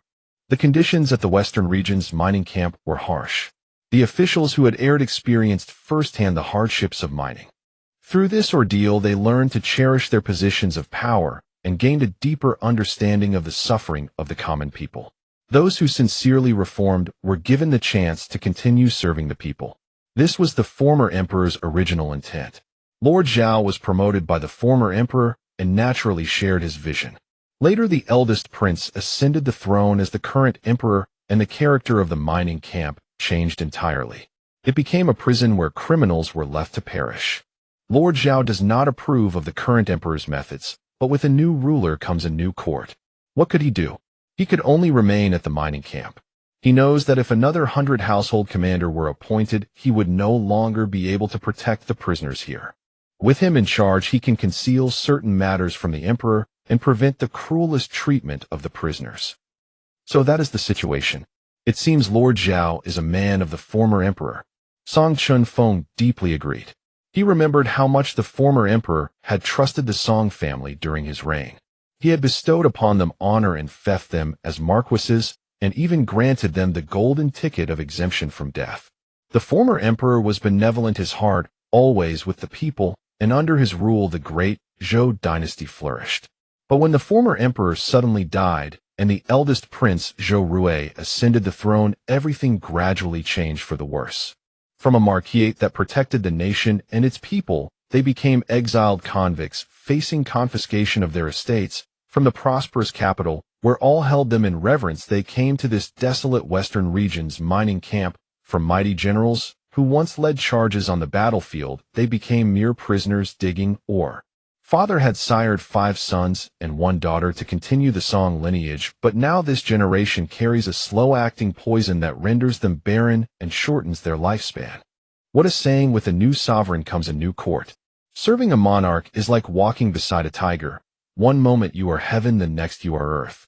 Song Chenfeng could not fathom why they had offended the current emperor to such a devastating degree.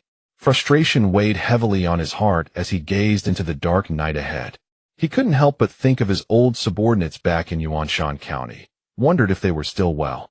Li Sun pulled on the reins and brought the carriage to a halt. We have reached the county town. We must slow down.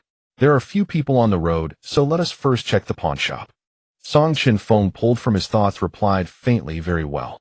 Let us go to the pawnshop first. Li Sun pulled the carriage to the Chenfeng pawnshop only to find it already closed. Li Sun stepped down and knocked on the door, calling out, Pawnshop. Pawnshop. Do you accept urgent pledges? A voice came from within. No urgent pledges. We open at dawn tomorrow.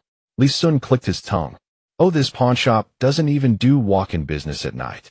Very well, we shall have to wait until tomorrow. He turned to discuss with Song Chenfeng. Magistrate Song, the pawnshop does no nighttime business. What shall we do?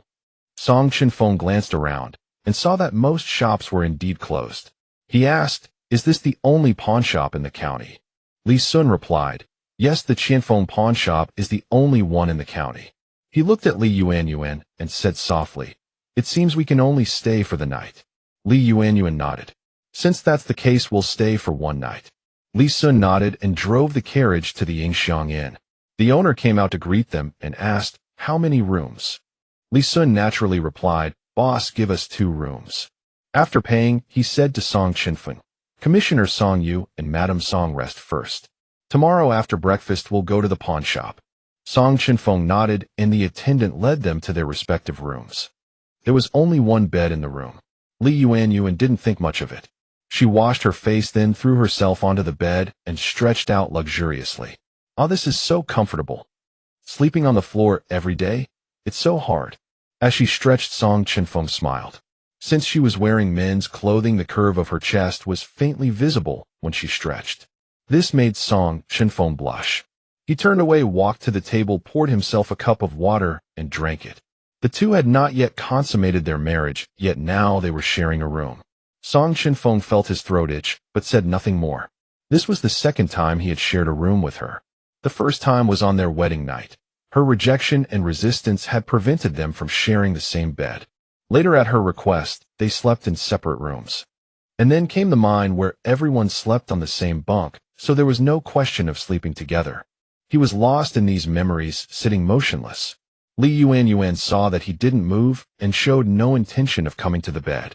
She suddenly recalled that in the original novel the protagonist's wife had been spoiled and disliked the male lead, so she had never slept with him. Was that why he was sitting alone? Li Yuanyuan felt a bit shy, but didn't know what to say. Although she did like Song Chenfeng, the matter of sharing a bed, she had never really considered it. Well, she stammered softly. How are you going to sleep? Song Chenfeng turned his head to look at her. His perfect profile was bathed in a faint moonlight, and his figure by the window was striking. He seemed to be draped in a gentle layer of frost, and this sight struck Li Yuanyuan's vision, causing her heart to flutter with unease. Song Chenfeng said calmly, you sleep on the bed. I'll sleep on the floor. Li Yuanyuan blurted out, the floor is too hard. You won't rest well. But as soon as she said it, she regretted it. If he wasn't going to sleep on the floor, was he supposed to sleep on the bed? Hearing this, Song Chenfeng was a bit surprised. He turned to look at her, as if trying to understand what she meant. Li Yuanyuan, seeing him staring at her, blushed quickly, turned over to lie on her side, and said, we can sleep in our clothes. I'll leave you some space. Do as you wish. With that, she wriggled as far as she could to the edge of the bed, looking like a little crawling worm. Song Chenfeng watched her back and the large empty space beside her. He stared at her silhouette for a long time, lost in thought, then rose and lay down on the bed as well. All right, we'll sleep in our clothes. They lay back to back, and the air seemed to grow warmer. Li Yuanyuan couldn't fall asleep. Her mind drifted back to the day she had tasted poison for him, recalling his perfect physique. Her breathing quickened. She squeezed her eyes shut as if 2 little children were fighting in her mind. Li Yuanyuan, stop thinking about it. Have some dignity. You've seen all kinds of bodies. Just stop thinking about it. But his abs and chest, they're even better than those male streamers online. Focus on something else. Stop it. Even the scar on his back is incredibly alluring. Li Yuanyuan felt her brain was about to explode. Meanwhile, Song Chenfeng, unaware of her thoughts, was also having a hard time. They both wrestled with their own minds, and eventually drifted off to sleep. When morning came, Li Yuanyuan saw that Song Chenfeng was already up, sitting by the window, gazing at the scenery outside, lost in thought. Li Yuanyuan got up. Her clothes were still intact. She asked, "Have you been awake long?" Hearing her voice, Song Chenfeng turned and hummed in acknowledgement. Then he said, "Wash up and let's go have breakfast." Downstairs, Li Sun was already waiting for them. Seeing them come down, he said, "You're awake. I've ordered a simple breakfast. Let's eat quickly." Since they were out on business, the two didn't dwell on last night's events. After finishing their meal, they headed straight for the Chenfeng pawn shop. When they arrived at the pawn shop, Li Sun took out the jade raw material and said, "Shopkeeper, take a look at this jade. How much is it worth?" The shopkeeper, whose surname was Hao, examined the stone and then looked through a magnifying glass. He said, "Isn't this the mutton fat jade that nobles love? Here 1 catty can be exchanged for 10 taels of silver." Li Sun exclaimed, "What? Only 10 taels per catty? Take a good look. This is fine jade." Boss Hao stroked his beard and said, "This is just raw material, not processed. That's why it's cheap. Besides, 10 taels per catty is already a fair price." Li Sun was unhappy and haggled back and forth with Boss Hao, but the man refused to budge. Li Yuanyuan calculated in her mind, in her space, 1 catty of this jade could be exchanged for 100 taels of silver. But then again, in ancient times, gems and jade were sold for their current value, and antiques were certainly more valuable with age. She felt it was better to exchange it in her space. She thought for a moment and stopped Li Sun. "Master Li, may I have a word in private?" Li Sun listened and stepped out with her. Li Yuanyuan said, "Master Li, I have a channel where 1 catty of jade can be exchanged for 50 taels of silver, but it's not convenient for you to know about it. Would you trust me?" She said 50 taels because first, the value in the ancient gem exchange actually depended on the quality of the jade, so it might not always reach 100 taels, and she didn't want to make a promise she couldn't keep. Second, she did have a selfish motive when it comes to silver. One's own stash is always better than someone else's. If she could save some for herself, it would be convenient in case of future needs. To her surprise, Li Sun laughed heartily and said, "Oh, it's fine if it's inconvenient. No problem. If we can get more silver, that's for the best.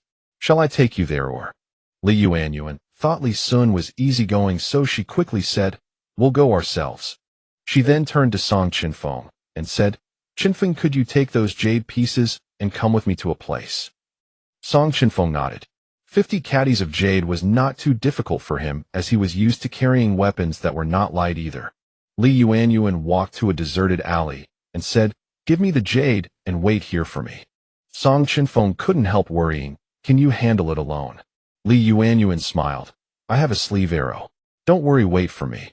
With that, she carried 100 catties of jade, turned into a small alley, and with a thought flashed into her space.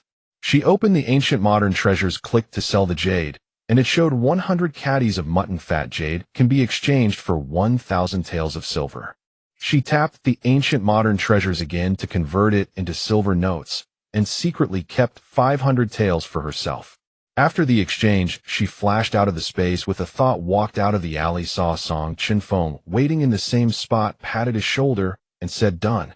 Song Chenfeng turned around so fast. "How much did you get?" Li Yuanyuan took the silver notes from her bosom and waved them in front of him with a smile. "Here, count them." Song Chenfeng took the notes, counted them, and exclaimed in surprise, "What? So much?" Li Yuanyuan's eyes curved as if she felt a sense of achievement, and said, "Well, I kept a card up my sleeve. I told Li Sun that 1 catty could be exchanged for 50 taels. One reason was to leave leeway for myself, because I wasn't certain how much the other party would give. The other reason was that I indeed had selfish motives, thinking to keep some for us to use." Song Chenfeng held these silver notes and looked at her with astonishment. His Yuanyuan was so capable. Li Sun could only get 10 taels for a piece of jade, but she got 10 times that. Moreover, she was so thoughtful to leave silver for everyone. How did she do it? Li Yuanyuan said, "You keep these 500 taels safe. I'll take the other 500 to report to Li Sun." Song Chenfeng nodded and smiled. "All right, anyway, we're not keeping private money to do anything wicked." With that, he put the money away. The two came to Li Sun only to see him chatting with a snack vendor. Li Yuanyuan smiled, Fortunately, it's Li Sun. If it were Zhao Tian, he would probably worry that we had run away. Song Chenfeng smiled, and the two went forward to greet Li Sun. Seeing them, Li Sun immediately asked, "How did it go? How much did you get?"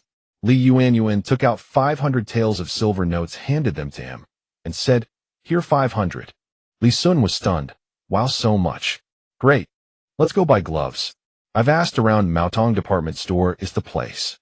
The two got on the carriage Li Sun drove, and they arrived at Maotong department store. The three entered the store, and Li Sun went straight to the point. "Is the boss here?" "Boss." Coming. The boss came in from the curtain, welcoming with a smile. "What do you need, customers?" Song Chenfeng was stunned when he saw the boss. The person before him was actually Commandant Su Jiang. He was the owner of Maotong department store. Su Jiang was also visibly startled when he saw Song Chenfeng. He opened his mouth, but Song Chenfeng signaled with his eyes. Song Chenfeng shook his head, slightly hinting for him to pretend not to know. Su Jiang understood and quickly put on a smile to talk to Li Sun. "What do you need, sir? Let me see if I have it." Li Sun cupped his hands and said, "Boss, we're from the Western region's mine.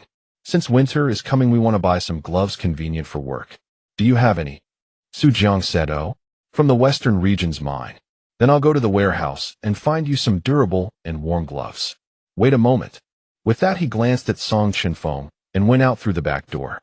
Song Chenfeng thought that the three of them had probably started a business in this Yuanyuan county. Yuanyuan looked around the shop. This shop truly deserved the name department store. It had everything. After a while, Su Jiang came out carrying 3 pairs of gloves and laid them out, saying, "Here are 3 pairs of gloves. Do they suit your fancy?" Li Sun picked them up and examined them. The first pair was made of coarse thread. The second was coarse thread with a layer of leather on the fingertips, which would be wear-resistant and warm for work. The third pair was entirely leather with a layer of cotton inside, both wear-resistant and warm. Li Sun held the 3 pairs and asked, "Boss, how much are these gloves each?" Su Jiang said, "This coarse thread pair is 150 when each. The coarse thread with leather is 301, and the leather with cotton is the most expensive at 500 when each." Li Sun roughly calculated. There were over 120 people in the mine. If they all bought the cheapest, it would be 20 taels of silver. If they all bought the most expensive, it would be 65 taels. And they had 500 taels, which was more than enough. But he couldn't make the final decision. He turned to Song Chenfeng and asked, "Song Qianshi, which kind do you think we should buy?" Qianshi. The general had become a mine official. Su Jiang noted this in his heart, but showed nothing on his face. Song Chenfeng looked at the 3 pairs of gloves. It seemed the most expensive were the best, wear-resistant, warm, and waterproof. Such gloves would make digging jade much more efficient. But would Lord Zhao agree to buy the most expensive? He was uncertain. Yuanyuan seemed to see his concern, so she asked Li Sun, "Li Sun, you get what you pay for. The most expensive are probably the best, but will Lord Zhao agree to us buying the most expensive?" Li Sun looked at the gloves, scratched his head, and said, "Well, we just don't tell Lord Zhao these are the most expensive, right? Just say they only come in one kind." Li Sun was so clever. How thoughtful of him. Yuanyuan smiled and turned to Song Chenfeng, saying, "What do you think, Chenfeng? Li Sun makes a good point, doesn't he?" Su Jiang looked at this young woman who called the general Chenfeng. He thought, so this must be the general's wife. But wasn't it said that the general and his wife had a poor relationship? How come they seemed so affectionate and getting along well? Well, our general is handsome and a gentleman, so it's normal for a woman to like him. Song Chenfeng naturally didn't know what Su Jiang was thinking, but since Li Sun had said, so they could buy the most expensive. Song Chenfeng said, "We need 130 pairs. Do you have them in stock?" Su Jiang said, 130 pairs is a lot. It will take 7 days to make. Can you wait?" Song Chenfeng nodded. "All right, we'll come pick them up in 7 days. And the payment?" Su Jiang smiled and said, "Since it's over 100 pairs, I need half as a deposit, which comes to 32 taels." Li Sun took out a 100-tael note, handed it to him, and said, "Fine, write a receipt. I'll pick up the goods in 7 days. "Of course." Su Jiang wrote the receipt, gave change, handed it to Li Sun, glanced at Song Chenfeng, and said nothing more. Song Chenfeng thought that they would come back here to buy supplies in the future, so it was better to lay a good foundation in front of Li Sun, so that coming again wouldn't arouse suspicion. Song Chenfeng looked at Su Jiang and asked, Boss, we might need to buy some winter clothes later. Do you have any?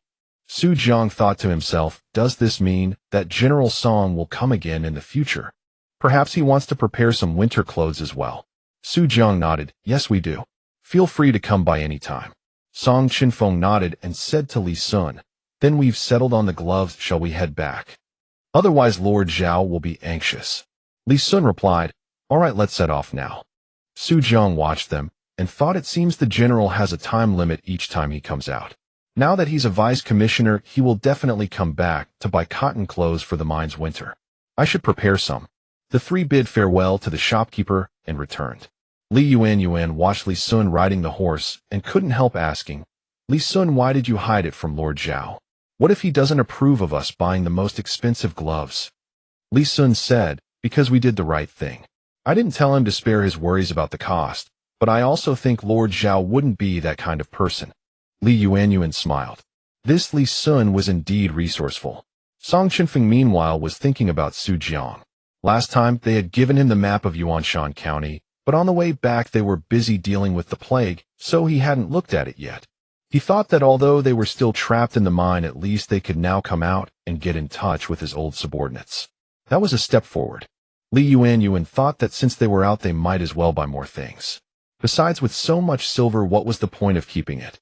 She said to Li Sun, I want to buy some dried meat for everyone. I know a place where the dried meat is decent.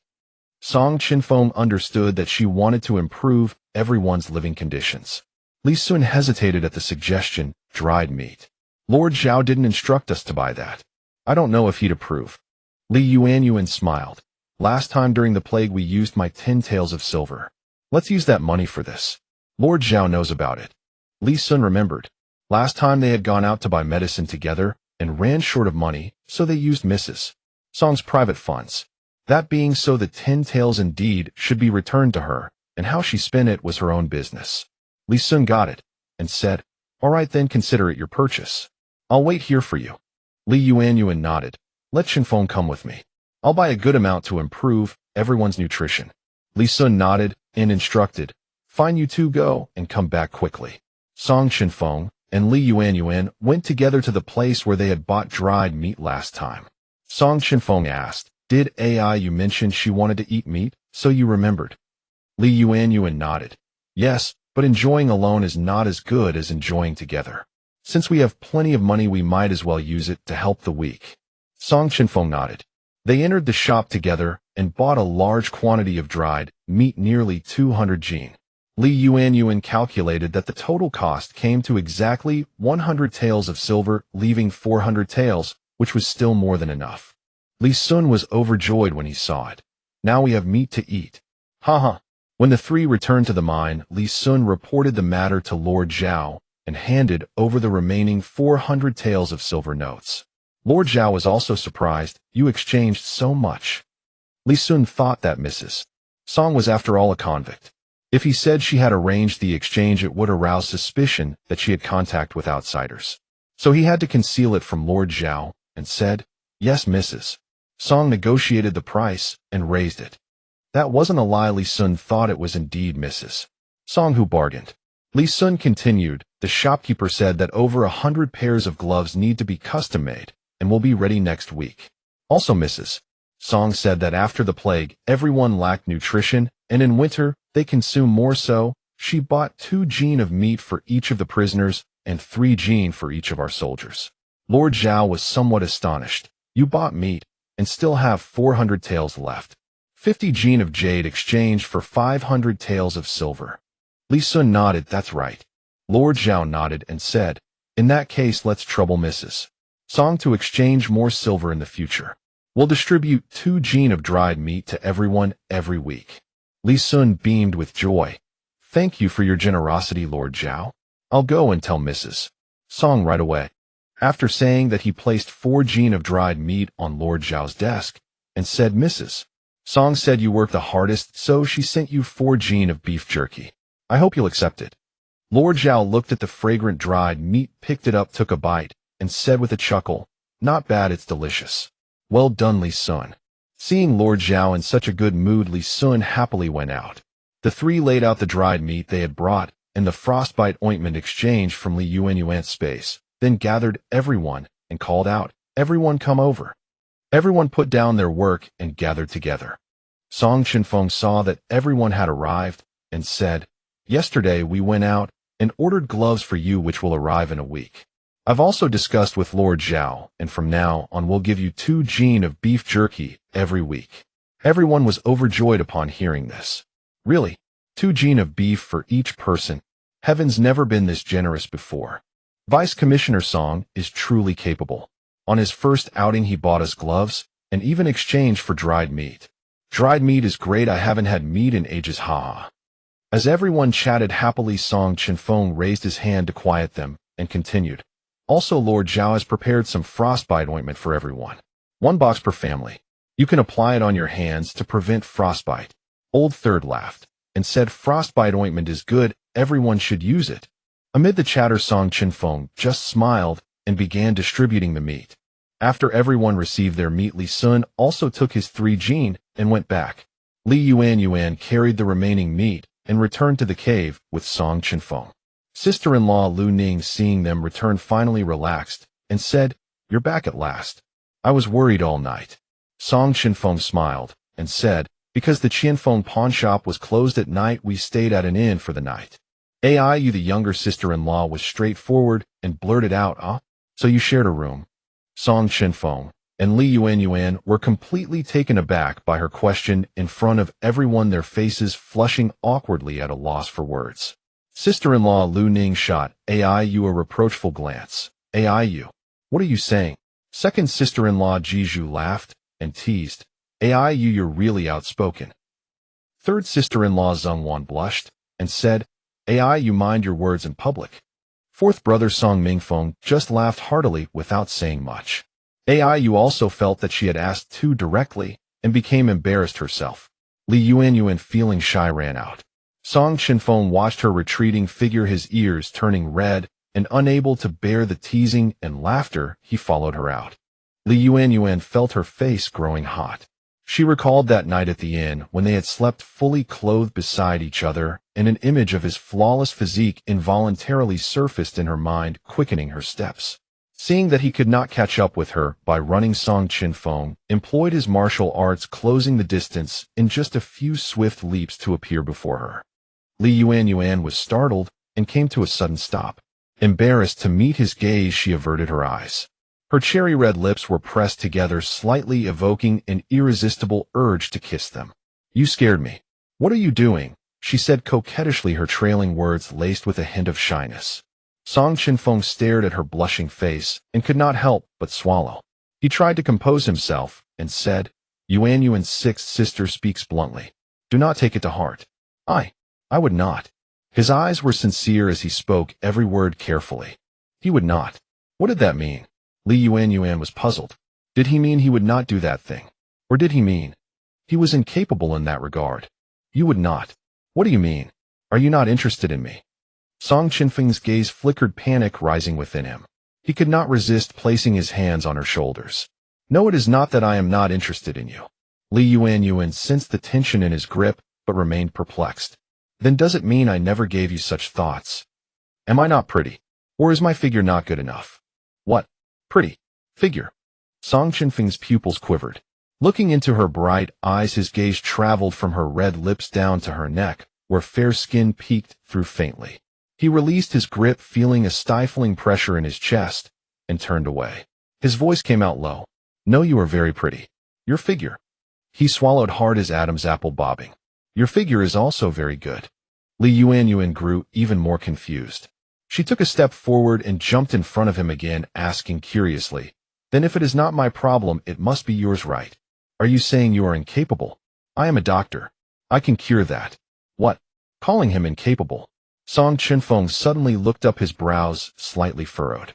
Desire simmered beneath his eyes, but his voice carried a defiant edge as he chided, "Yuanyuan, I am a general."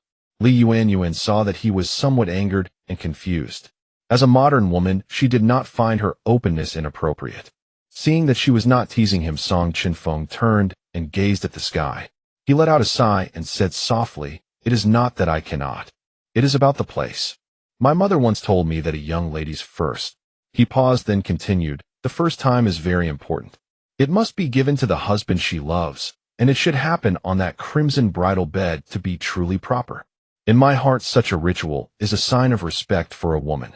Therefore, this desolate mine is not a place for such things. Watching his back, Yuanyuan thought so. He is a man who values ceremony. But then again, the ground here is so hard and uncomfortable to lie on. Chenfeng paused, his voice barely audible. Also, the knife scar on my back is not very pleasing to look at. I was afraid it might frighten you. Most importantly, I wonder if you do not like me enough. After all, on our wedding night you yourself said you hated me. It seemed as though she could hear him take a sharp breath. Thinking of that wedding night, he must have been heartbroken. Yuanyuan watched his figure gradually grow desolate, his voice tinged with a hint of humility, which stirred a pang of sympathy in her heart. She cursed inwardly what a blind fool that original owner was. Seeing that she did not respond, Chenfeng assumed she had silently acknowledged his words, and a sharp ache flitted through his heart. He continued, A gust of wind swept past from behind. The scent of herbs drifted toward him. Before he could finish his sentence, he felt his lips pressed firmly by Yuanyuan's soft ones. Their faces were so close that they could clearly see each other's reflection. Her eyes held a trace of determination, and then she closed them. Were her lips moving? Chenfeng felt his whole body go tense. His heart pounded wildly, and his hands did not know where to place themselves. Yuanyuan, with her eyes closed, kissed him freely, grinding and caressing his lips, slowly shifting her position as though the sweetest honey in the world rested upon them. Perhaps sensing his panic, Yuanyuan took one of his hands and guided it to the back of her neck. Then with force she pressed his hand toward her body. Chenfeng immediately understood. No longer confused or anxious, he closed his own eyes and began to savor the sweetness of her lips. His other hand, as if awakening, naturally rested on her waist to support her. So sweet. Neither could feel the cold wind anymore. They only wanted to hold each other and enjoy the most tender kiss. After a long while, both gasping for breath, they reluctantly parted. Yuanyuan panted and collapsed against him. Chenfeng held her tightly, also catching his breath. After a long moment, Yuanyuan raised her hand and placed it over his left chest, feeling his heartbeat. Vowing solemnly, she declared, Chenfeng, listen to me carefully. Yuanyuan, do not count a single word I said on our wedding night. All of it was foolish talk. It is all voided. Yuanyuan like you. I like you. I like you. I like you. Her hair tickled his chin. Listening to her words, Chenfeng felt all his inferiority vanish, replaced instantly by a sweetness like honey. His grip on Yuanyuan's waist tightened, as if he wanted to press her into his very heart. Yuanyuan knew that Chenfeng's excessive fondness for her made him insecure and doubtful. Although she had never dated in her previous life in the modern world, she understood one thing. A good lover would never make the other person feel uncertain and anxious.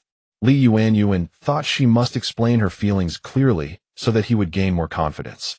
When I was young and ignorant, I was deceived by others' flattery and took those sweet words to heart. Later, after coming to the mine, when we shared hardships and lived together, I realized how childish I had been. Chenfeng, everyone was young and ignorant at some point. Please forgive me for the hurt I caused you in the past. During the days we have spent together, I have truly fallen for you. You are truly wonderful. So please do not dwell on that terrible wedding night anymore, okay? Touched by Yuanyuan's heartfelt confession, Chenfeng's heart melted. He held her tightly in his arms and said softly, Yuanyuan, could you say that you like me a few more times? Yuanyuan pressed her face against his left chest and softly said, let me get closer to your heart and speak to it, shall I? Chenfeng's lips curled upward as he held her delicate hand, his eyes brimming with tenderness. Chenfeng, I truly adore you. I love your thoughtfulness, your courage, everything about you, even the scar on your back. In my heart, that is no scar at all. It is proof of your bravery in protecting the people. I have loved you for a long time. From now on, do not ever feel inferior or doubt my love for you, all right? Her voice came from his chest, and Chenfeng felt as though he were immersed in warmth and sweetness. He gripped her hand tightly and pressed his lips to the back of her hand, his voice hoarse as he said, Yuanyuan, thank you. I understand now. The two embraced each other tightly, as though even the new moon shone upon them. During the day at the mine, before starting work, Yu Lao Sen applied the chapped cream that Li Yuanyuan had bought, and told Yu Lao Si, "You know what, Dr. Li's cream is quite effective. My chapped hands have already improved by half."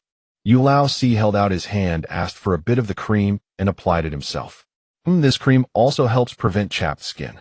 It's truly excellent."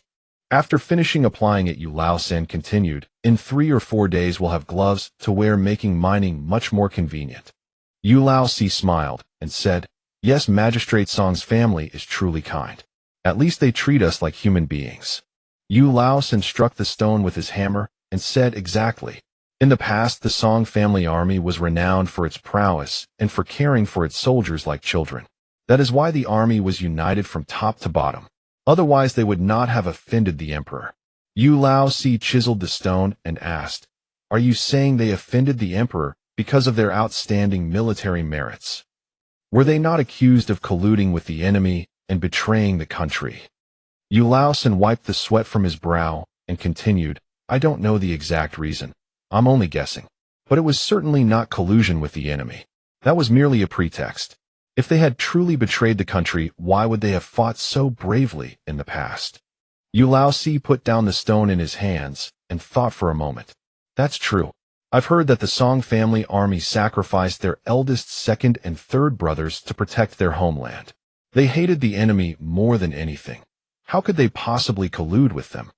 Yu Lao Sen glanced around and, finding no one listening, whispered, "Let us not discuss this further.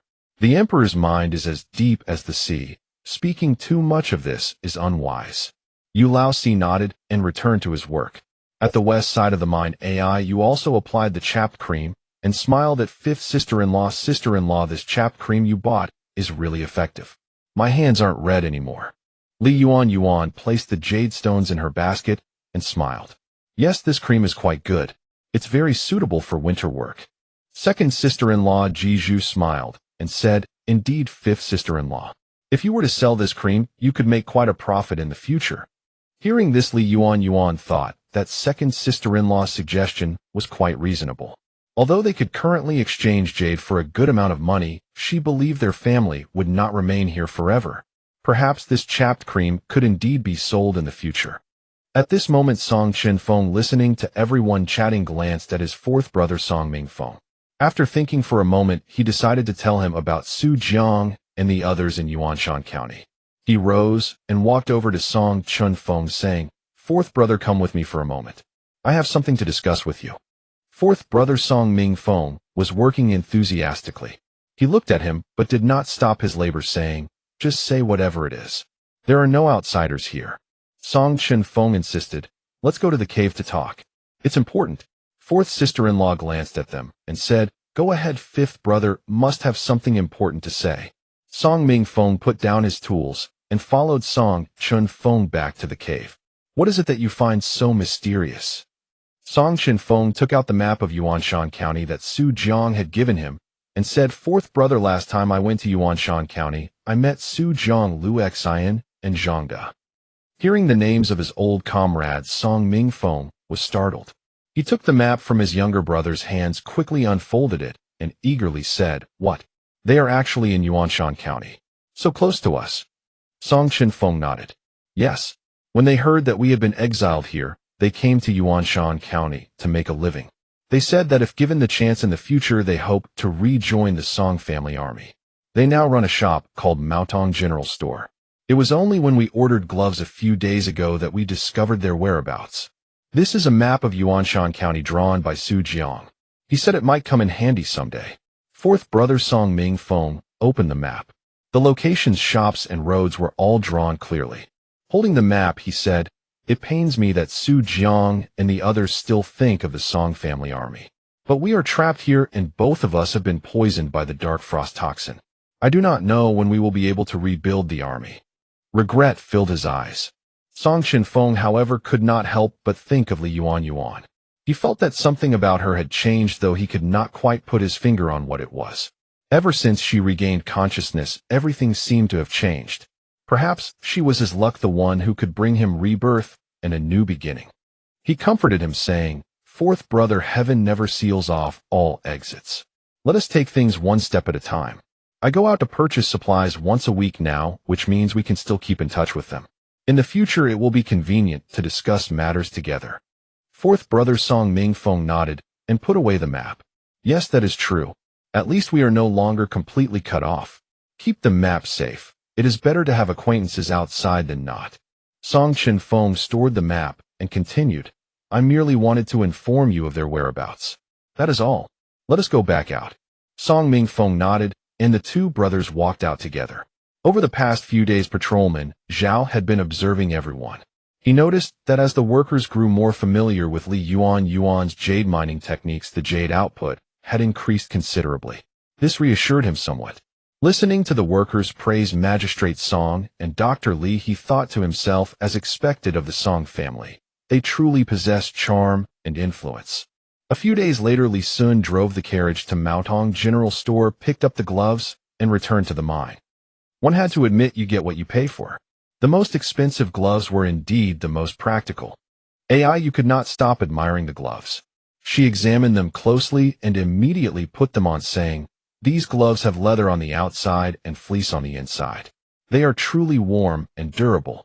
Eldest sister-in-law Lu Ning also tried them on. Quite good. These gloves are warm and comfortable, making work much easier. Fourth sister-in-law He Qing also smiled and said, "Fifth sister-in-law, the gloves you chose are truly excellent. They must have been quite expensive, weren't they?" Li Yuanyuan also put on this glove, finding it truly comfortable, not at all cumbersome, and very warm. Well, you get what you pay for. There were 3 types of gloves at the time, and Chenfeng chose this one. Fourth sister-in-law smiled. Fifth brother really has good taste. On the other side of the mining site, Lord Zhao himself tried the gloves and found them very satisfactory. Li Sun, seeing that Lord Zhao was in a decent mood, said, "Lord Zhao, there's something I kept from you. I was mainly afraid you'd be angry. When we bought the gloves, there were 3 kinds, and this was the most expensive, both anti-wear and anti-freeze. So I didn't consult you beforehand." Lord Zhao handed the gloves back to Li Sun and said, "You did the right thing. Gloves are consumables. Buying good ones is appropriate. Since I appointed Song Wulong as commissioner, I naturally trust his judgment." Li Sun scratched his head and said sheepishly, "Lord Zhao, you truly have a heart of a bodhisattva. I was worried you'd be angry at first." Lord Zhao glanced at him, but said nothing. In truth, he wanted to say that since the current emperor disregarded their lives, he no longer needed to consider the emperor's interests. But he didn't say it aloud. Instead, he said, "All right, go back to work. After all, there are still 40,000 caddies of jade." In the following days, Lord Zhao observed the output and inquired about everyone's feelings. Everyone expressed, "Since Commissioner Song took office, we not only get beef jerky every week, but we also have more strength to work. Yes, and Dr. Li's frostbite ointment works wonders. My old frostbite has healed, and I no longer have itchy hands while working. The gloves are also excellent. They don't chafe and keep us warm. This year's conditions are much better than before."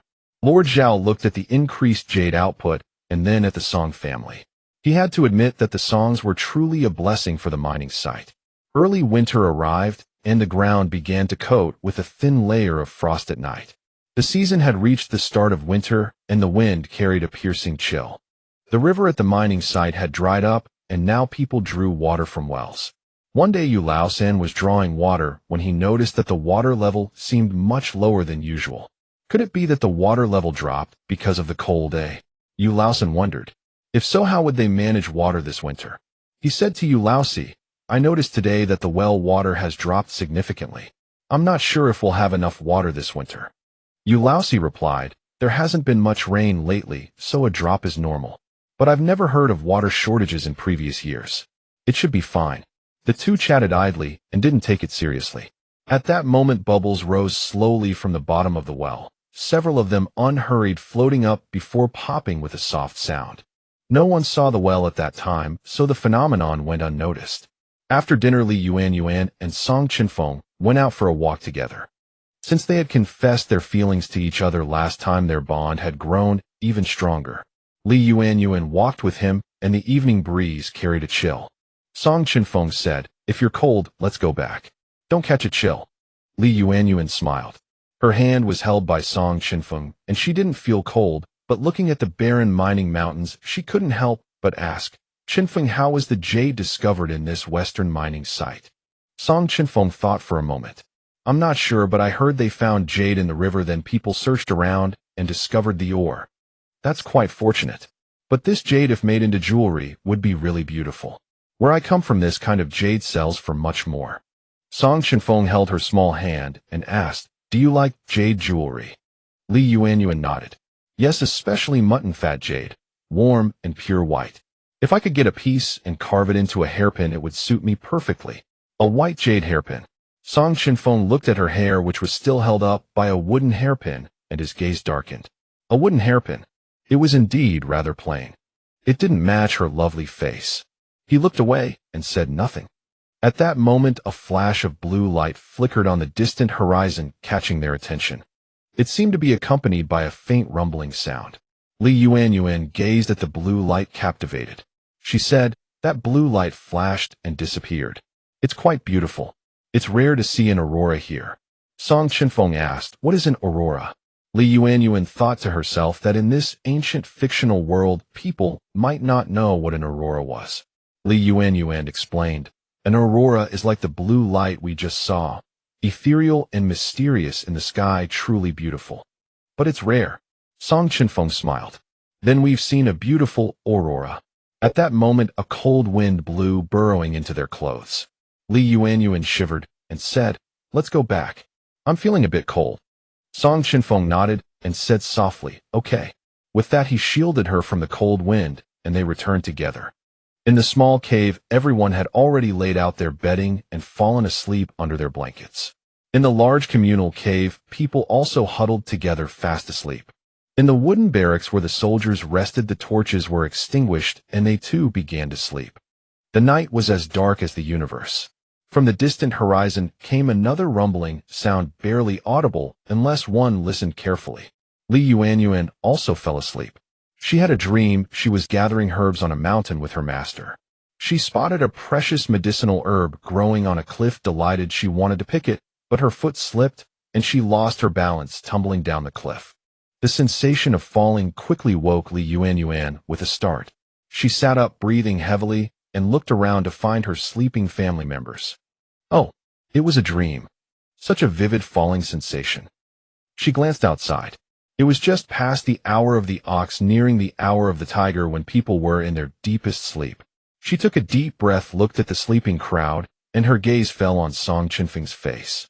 His breathing was steady, his calm countenance gave a sense of reassurance. His handsome brows and eyes, even closed, held a breeze-like elegance. She couldn't help but laugh at her own timidity. Just as she was about to lie back down, she felt as if the ground was shaking.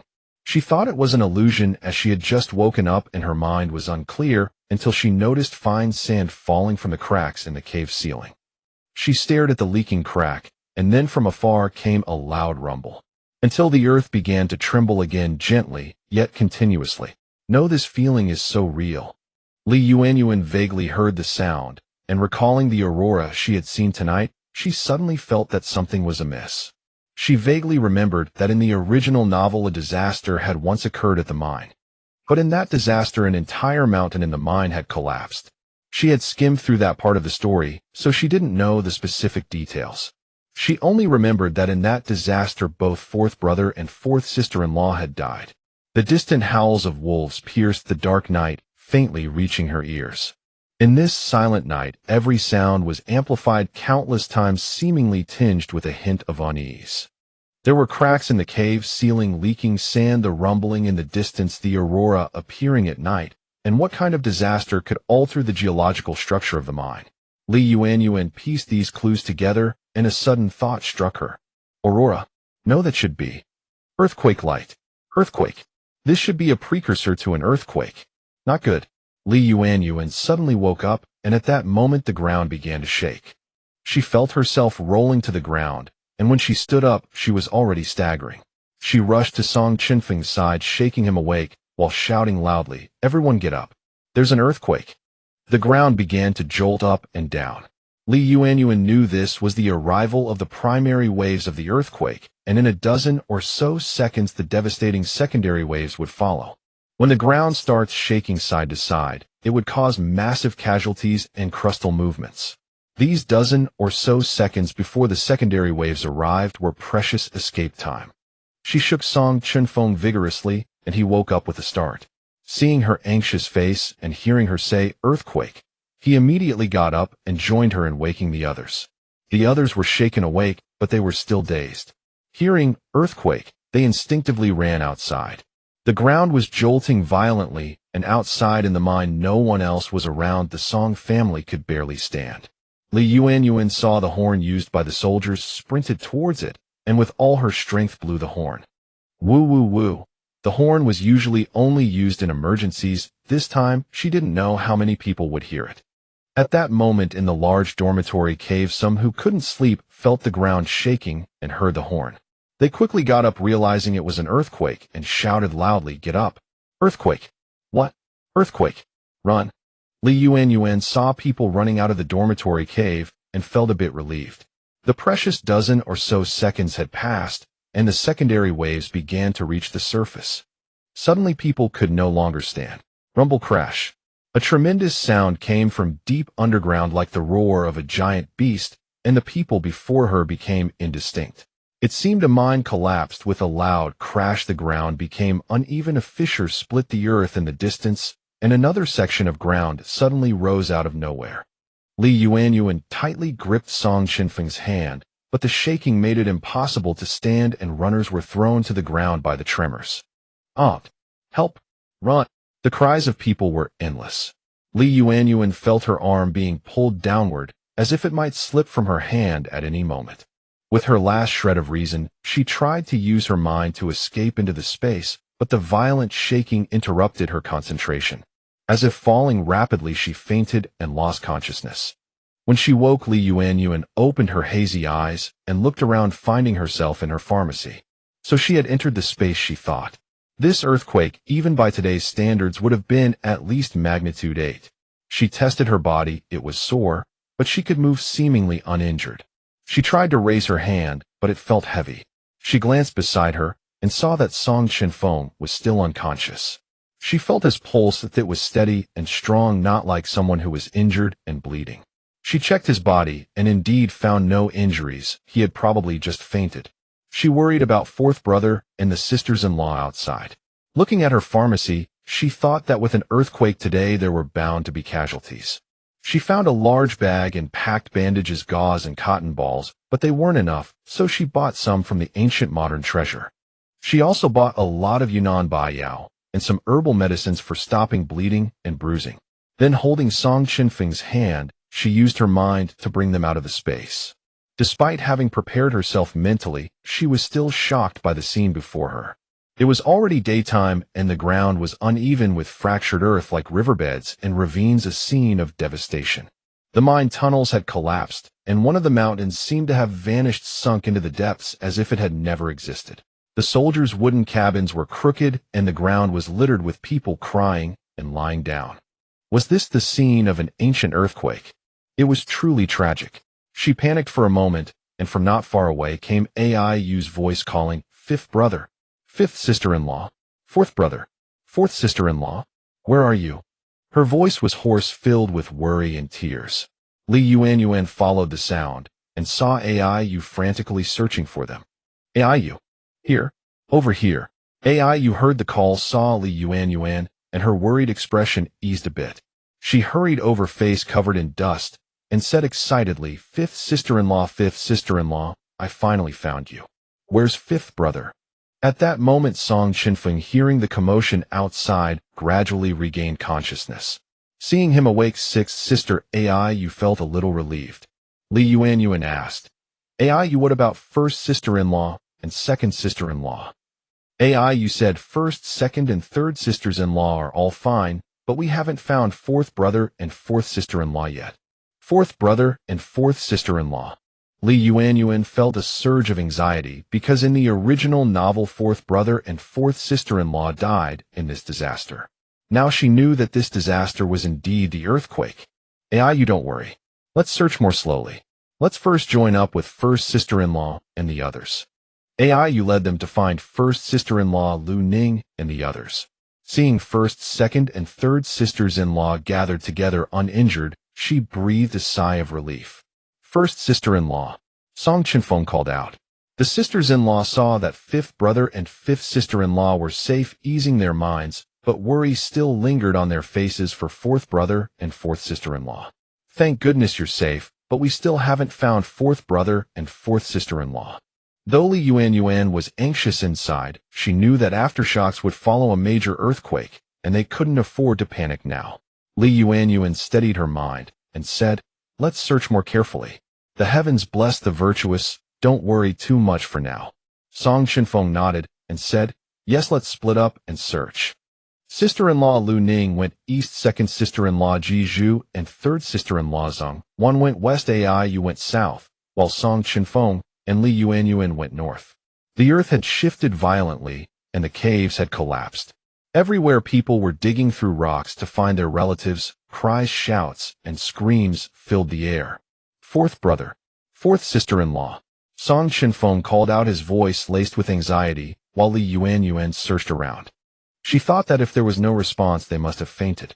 Her gaze swept the area, and finally, at the collapsed entrance of the cave, she spotted a familiar figure.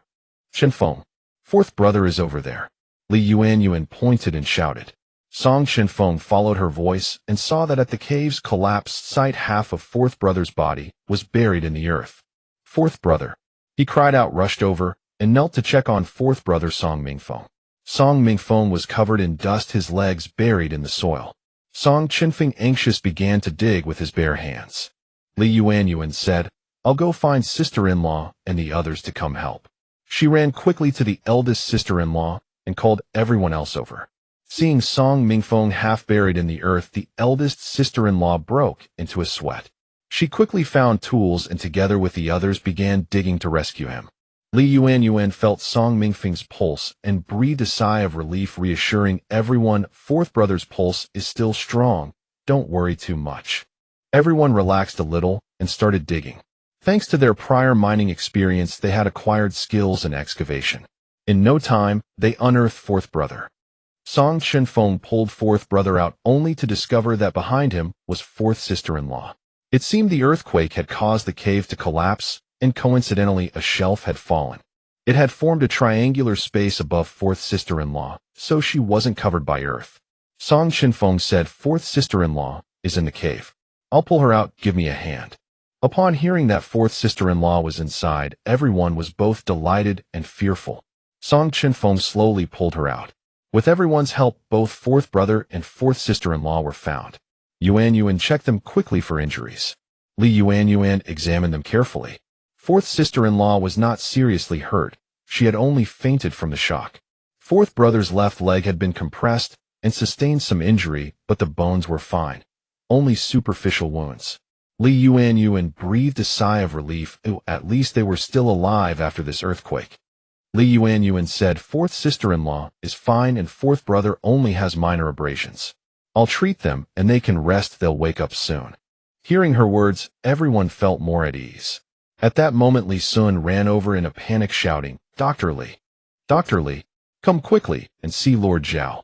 Hearing that Lord Zhao was in trouble, Song Chenfeng and the others were concerned and asked, "What happened to Lord Zhao?" Li Sun said, "Lord Zhao has fainted and sustained external injuries. Dr. Li, please come and check." After stabilizing fourth brother and fourth sister-in-law, Yuanyuan hurried over. Li Sun led her to the wooden house. The house was still intact, but due to the ground subsidence, it was tilted slightly. Yuanyuan entered with her medical kit and found Lord Zhao unconscious, a fallen wooden beam having struck his leg. She went over and felt his pulse. It was weak and faint. She thought that due to his age he couldn't withstand the violent shaking. Moreover, the beam had hit his calf. She felt the bone and discovered a fracture. She said to Li Sun, "Lord Zhao has a fracture that needs immobilization. But it takes 100 days to heal a broken bone, so he'll need dedicated care." Li Sun nodded, asking worriedly, "I can take care of him, but is the fracture serious?" Yuanyuan replied, "I'll set it and fix it with wooden splints. Come help me." Li Sun helped lay Lord Zhao flat, and Yuanyuan, feeling the bone, snapped it back into place with a click. She then instructed Li Sun, It's chaotic out there, and many are injured. Watch over Lord Zhao, and come to me if anything happens. There may be aftershocks after the big quake. Don't let your guard down." Seeing that Li Sun understood, she picked up her medical kit and left. She returned to the Song family's location, where fourth brother and fourth sister-in-law were still unconscious. Song Chenfeng asked about Lord Zhao's condition when she returned. Li Yuanyuan said, "Lord Zhao has a fracture and needs rest. He's still unconscious. The mind is in such chaos, Chenfeng, we can't stand by." She had always practiced medicine to save lives, and the principle of healing the wounded and rescuing the dying was deeply ingrained in her heart. Moreover, after the major quake with Lord Zhao unconscious, Song Chenfeng, appointed as the mine's deputy official by Lord Zhao, was the most suitable person to temporarily manage the mine. This would both hone his ability to command in crisis and elevate his prestige. With this in mind, she proposed that they jointly treat the injured at the mine. Fortunately, Song Chenfeng understood her intention and nodded, saying, "Yes, in times of great calamity, we should unite and cooperate. Let's begin saving people." Everyone nodded. Li Yuanyuan said, "Many are injured now, mostly abrasions and fractures. I'll teach you simple methods to stop bleeding and bandage wounds. Let's help as much as we can. And one person should stay here to look after fourth brother and fourth sister-in-law." After speaking, she looked at everyone. Third sister-in-law Zhongwan said, "I'll stay. I'm timid and can't stand the sight of blood or wounds, so I can't rescue others. I'll take care of fourth brother and fourth sister-in-law here." Li Yuanyuan nodded and said, "All right, third sister-in-law will trouble you then. The rest of us, let's split up and begin." Everyone dispersed, taking the bandages, and gauze Li Yuanyuan gave them to treat the wounded. Cries were everywhere. You saw Zhang Laodi clutching his leg and shouting in pain, so she went over and bandaged his wound using the method Li Yuanyuan had taught. Eldest sister-in-law Lu Ning saw an old woman with a head injury bleeding profusely, and she used the hemostasis method Li Yuanyuan taught to stop the bleeding. Second sister-in-law Jizhu also bandaged a wounded person. Song Chenfeng watched Li Yuanyuan's busy figure, feeling that she was like a celestial maiden descended from heaven with the compassion and awareness to save the afflicted. He snapped back to reality. Many were still buried in the earth. Being strong and trained in martial arts, he joined others in digging people out. Seeing the Song family lending a hand, everyone gradually regarded Song Chenfeng as their pillar, following his arrangements and suggestions. Busy until nightfall, Song Chenfeng asked when he saw that most people had been rescued. "Now by family unit, are there any missing persons?" A few families raised their hands sporadically. Song Chenfeng frowned slightly. Those still missing at this hour were likely. He steadied his mind and said, "Tell me one by one how many are missing." Aunt Lu wiped her tears. "My husband isn't found." Sob sob. Zhang Laer said with a troubled expression, "My younger brother Zhang San and his son Zhang Xiaobao are missing. I don't know if they can still be alive." Uncle Li shed tears and said, "My old woman hasn't been found yet." As more names were reported one after another, Li Yuanyuan felt a heaviness in her heart. Earthquakes, such natural disasters, even in modern times, cause grievous casualties, let alone in ancient times. Those still missing were likely in grave danger. Song Chenfeng looked at the weeping people, pondered what to do next, and then said, "Everyone, don't panic. Now we will split into groups. The elderly, children, and the sick will rest tonight. Those needing treatment should see Dr. Li. The soldiers and able-bodied men will focus on excavating collapsed caves. The men will be divided into 2 teams and work in shifts. At the same time, based on past experience, there may be aftershocks, so let's rest on the open ground of the mining site for a few days." Li Yuanyuan listened to Song Chenfeng's arrangements and felt immense admiration. His mind was steady and meticulous, his considerations thorough. Whether handling earthquake rescue or excavation work, he managed everything properly. He was far from the brutish warrior that the original owner had described. On the contrary, he possessed great managerial talent. While he was speaking, Li Yuanyuan slipped away to a secluded spot and entered her space with a thought. Song Chenfeng had just said they would rest on site, so she wanted to get some tents. She opened the ancient modern treasure and browsed. Ready-made camping tents cost over 200 yuan, but buying tent fabric by the meter and setting them up herself would be much cheaper. She took out a piece of jade, exchanged it for money, and bought many poles and tent fabrics. She calculated that they could probably set up about 10 tents. She flashed out of the space, placed the items in a corner, then found Song Chenfeng, and said, "Chenfeng, the night is too cold. I managed to get some tent fabric that blocks wind and cold. We can let everyone sleep in tents. What do you think?" Song Chenfeng was pleasantly surprised. "Really? That would be wonderful. But how did you get the tent fabric?" Li Yuanyuan thought for a moment and had to say, "Don't worry about that for now. Just say it was bought last time. I'll explain when I have a chance." Song Chenfeng knew that just like the beef they had the first time, she always found a way to get what they urgently needed. Since she didn't want to talk about it, he didn't ask. Song Chenfeng nodded. "All right then, let sister-in-law handle this. She comes from a military family and knows how to set up tents. You still have to treat the wounded, so you might not have time." Li Yuanyuan said, That's fine. Let sister-in-law take charge." Li Yuanyuan found sister-in-law and led her to where the tent fabric was stored. She said, "Sister-in-law, I'm still busy treating the patients." Chenfeng said, "You know how to set up tents. I bought some tent fabric last time, and it's come in handy. Can you find a few helpers?" Sister-in-law Lu Ning was somewhat surprised and said, "Tents? That would be wonderful. The night is so cold. With tents we don't have to worry about being crushed by aftershocks, and they block wind and cold. Truly excellent. Leave this to me. You go ahead and get busy." Li Yuanyuan smiled and nodded, then left. Sister-in-law Lu Ning called second sister-in-law and sixth sister and said, "We women don't have enough strength. Go find some soldiers and we'll set up the tents together." Aiyu was an optimistic soul and even found it exciting. "Great. I've never set up a tent before. I want to try." Second sister-in-law laughed and said, "You really never lose your playful spirit. I'll go call the soldiers." Then she went and called the soldiers, explaining the situation. Li Sun said, "Perfect timing. Our wooden houses have also collapsed. It's too cold at night. I'll contact a few people to join you." He glanced at Lord Zhao and said to Zhao Tian, "Team leader Zhao, you're too old for heavy labor. Stay here and take care of Lord Zhao. Is that okay?" Zhao Tian nodded and said, "All right, be careful." Li Sun then led a few soldiers to help set up the tents. Third sister-in-law had been taking care of the unconscious fourth brother and fourth sister-in-law. Fourth sister-in-law woke up first. "Fourth sister-in-law, you're awake." Third sister-in-law quickly got up to check on her. "Don't move. I'll go call fifth sister-in-law." Third sister-in-law Zhongwan called Li Yuanyuan over. Li Yuanyuan immediately took her pulse. It was much steadier. She said, "Fourth sister-in-law, do you feel any discomfort?"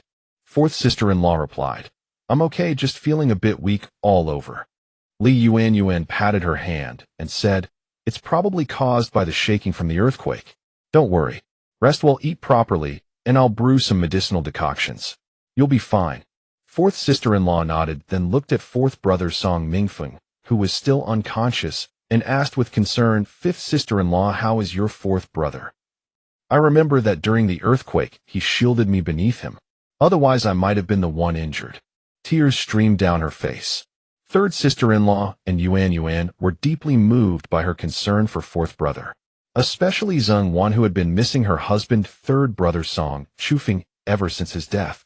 Seeing the couple's mutual care touched her even more. Li Yuanyuan comforted her, "Fourth sister-in-law, I've already treated fourth brother's wounds. Don't worry too much. He should wake up by tomorrow. Rest well and don't give him any cause for concern." Fourth sister-in-law was not a brooding type. She wiped her tears and said, "Yes, Yuanyuan, you're right. There may be aftershocks. Being alive is a blessing. I should take care of myself for his sake. Don't worry, Yuanyuan." Li Yuanyuan saw that she had pulled herself together, nodded, and picked up her medical kit to get back to work. Meanwhile, Song Chenfeng was digging through the collapsed caves with several strong men. He had no heirs at all and never ordered others around.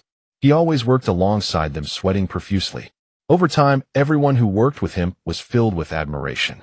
Yu Laosan couldn't help but say, "Song Qianshi, you are truly one of the people doing such heavy work with us." Yu Laosi also agreed. "Yes, Song Qianshi sets a fine example.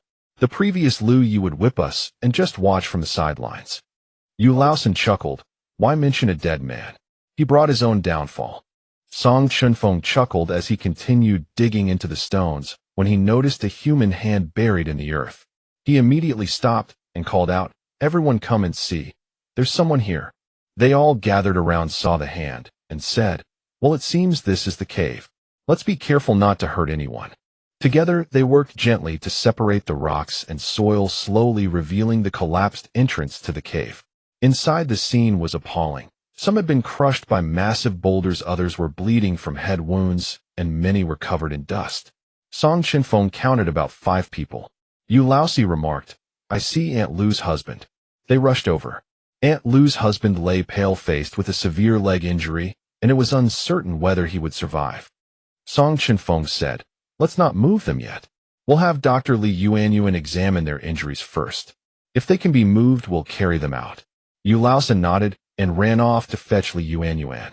Li Yuanyuan arrived and examined the 5 individuals. Her expression turned grave, brows furrowed solemnly as she announced, "These 5 have no pulse anymore." The crowd stepped back a few paces, a heavy silence falling like a drumbeat. They were dead, just like that. The cruelty of the earthquake and the breath of death weighed on everyone's hearts, and Song Chenfeng struggled to suppress his grief. He knew this was not the time for sorrow. He said to Yu Laosan, "Yu Laosan, go find the families of these 5 people and let them come to identify the bodies." Yu Laosan nodded and hurried out. Aunt Lu was the first to enter. Seeing her husband lying motionless, she rushed over and went straight to his side. Tears welled in her eyes as she stared at his still face, slowly reaching out to check his breath. Her hand trembled, and her tears fell like pearls from a broken string, one after another. "Wu, old man, how could you leave me alone like this? Wu, what am I going to do?" She wept bitterly, her knees giving way until she collapsed onto his body, overcome with inconsolable grief. Though Li Yuanyuan was a doctor, scenes of such heart-wrenching parting still stirred her emotions. In the face of natural disaster, human beings were so insignificant. One after another, people came seeking their loved ones, only to be met with sorrow. From identification to cries of recognition to confirmation of death, there followed only heart-rending sobs and wails.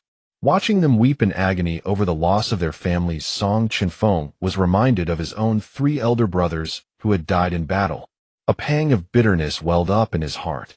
Li Yuanyuan noticed the sorrow in his eyes and the anguish on his face. Though she didn't know he was grieving for his brothers, she understood that what he needed now was rest. She stepped forward, took his hand, and said, "Since things have come to this, don't be too sad.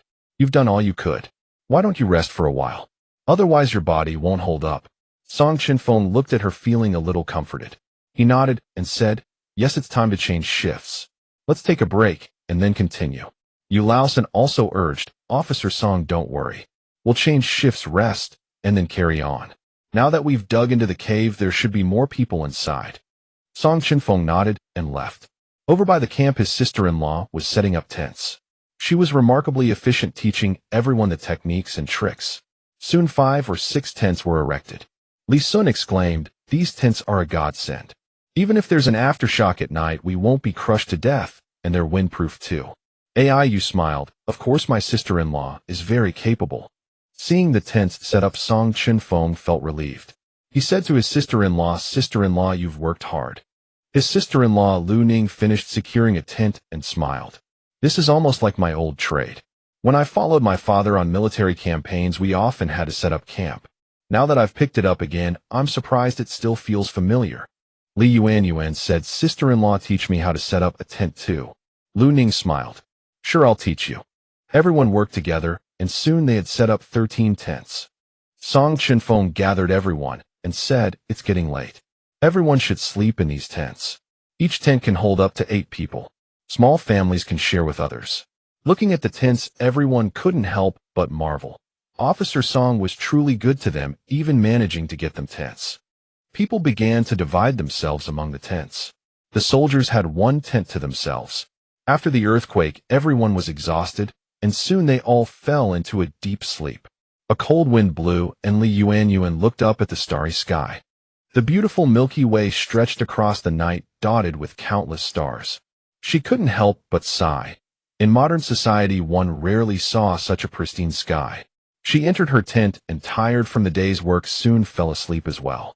The next day, there had been no aftershocks during the night, and everyone had slept well. They had a rare moment of respite, and after a night's rest their strength was restored.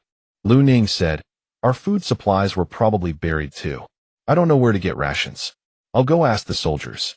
Li Yuanyuan thought that the food was usually stored in the wooden cabin, so it should be fine. She said, "Sister-in-law, I'll go with you to check it out." They went to the soldier's tent. Li Sun was already up. Li Yuanyuan asked, "Li Sun, everyone needs to eat. How are we going to cook?" Li Sun pointed to the wooden cabin not far away and said, "The food is in the cabin, but the building is all crooked. I'm not sure how much is left. Let me go check." Li Sun went to the cabin, looked around, and came out with a worried expression.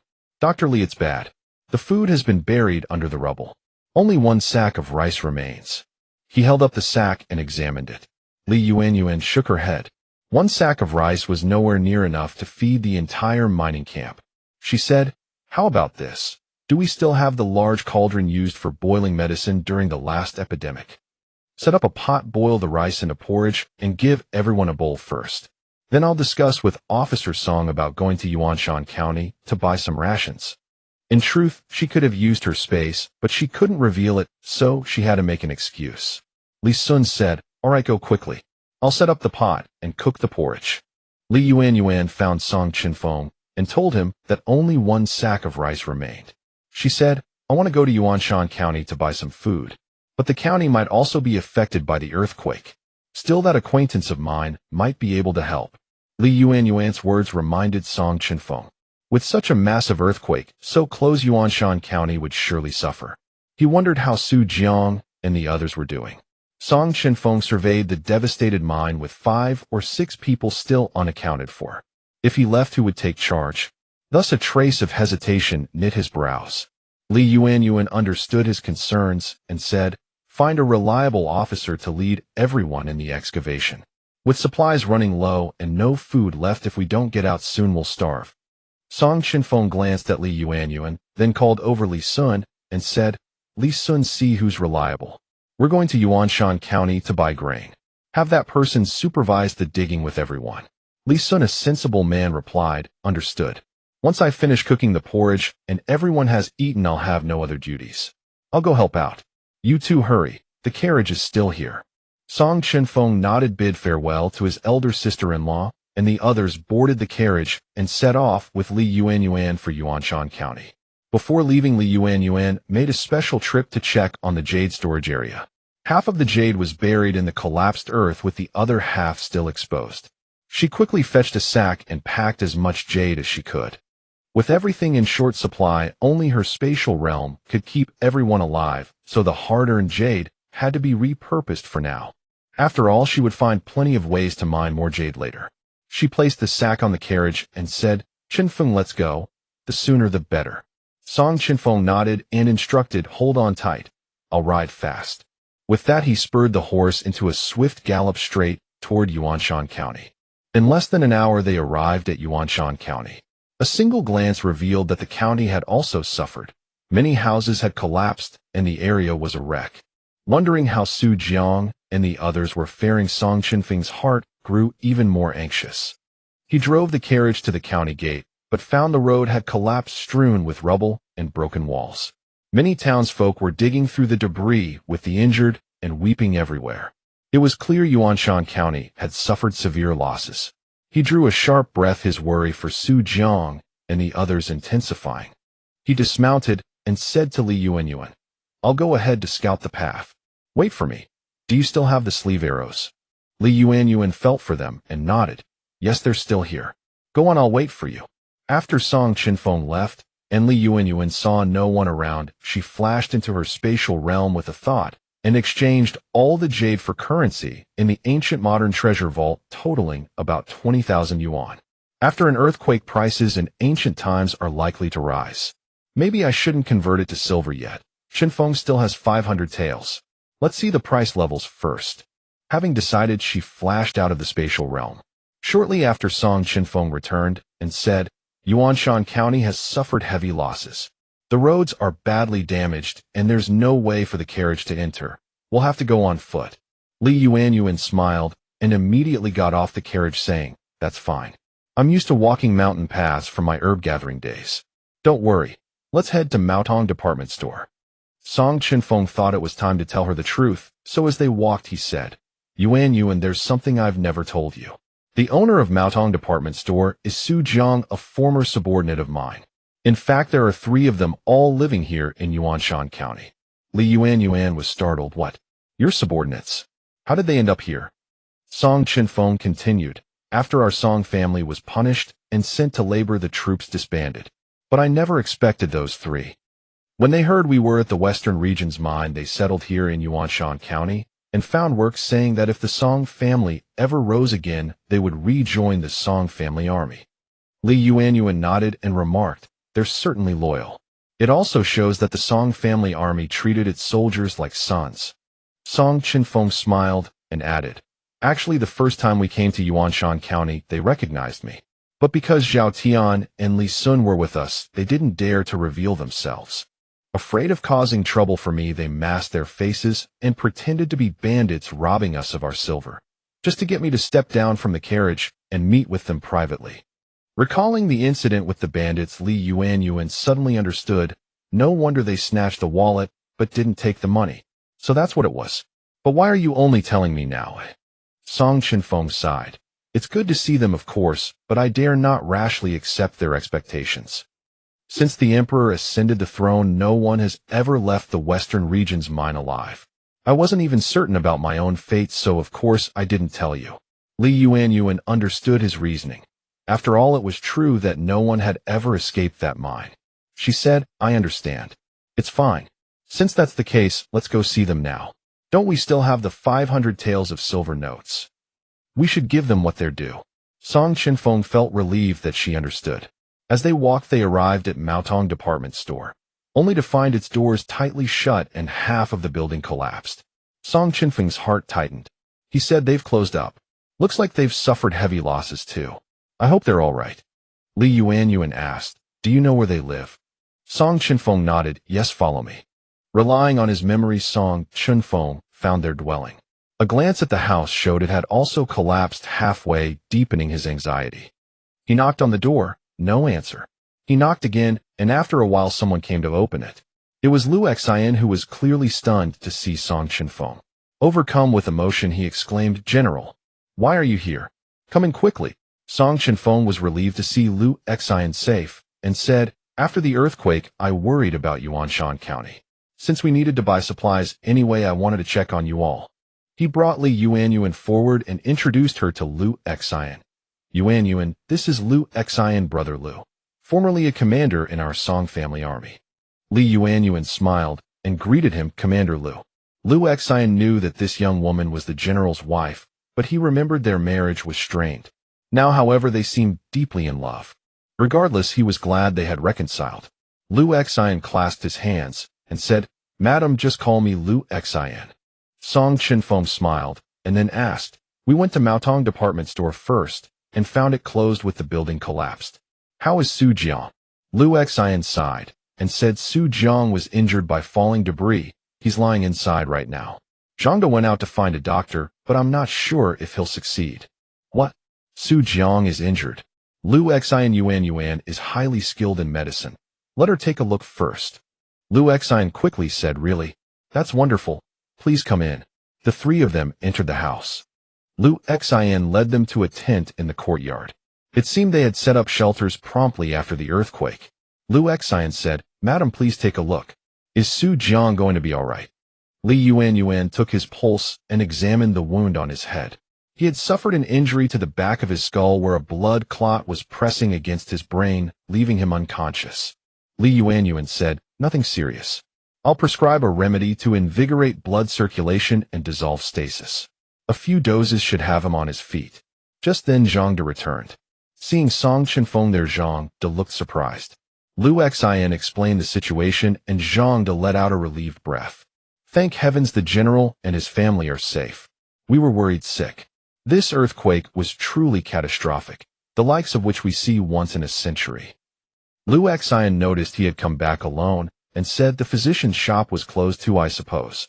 No matter. Madam is skilled in medicine and has just attended to Su Jiang. Zhangda immediately clasped his hands and saluted upon seeing the lady. Madam, I serve as the general's military advisor.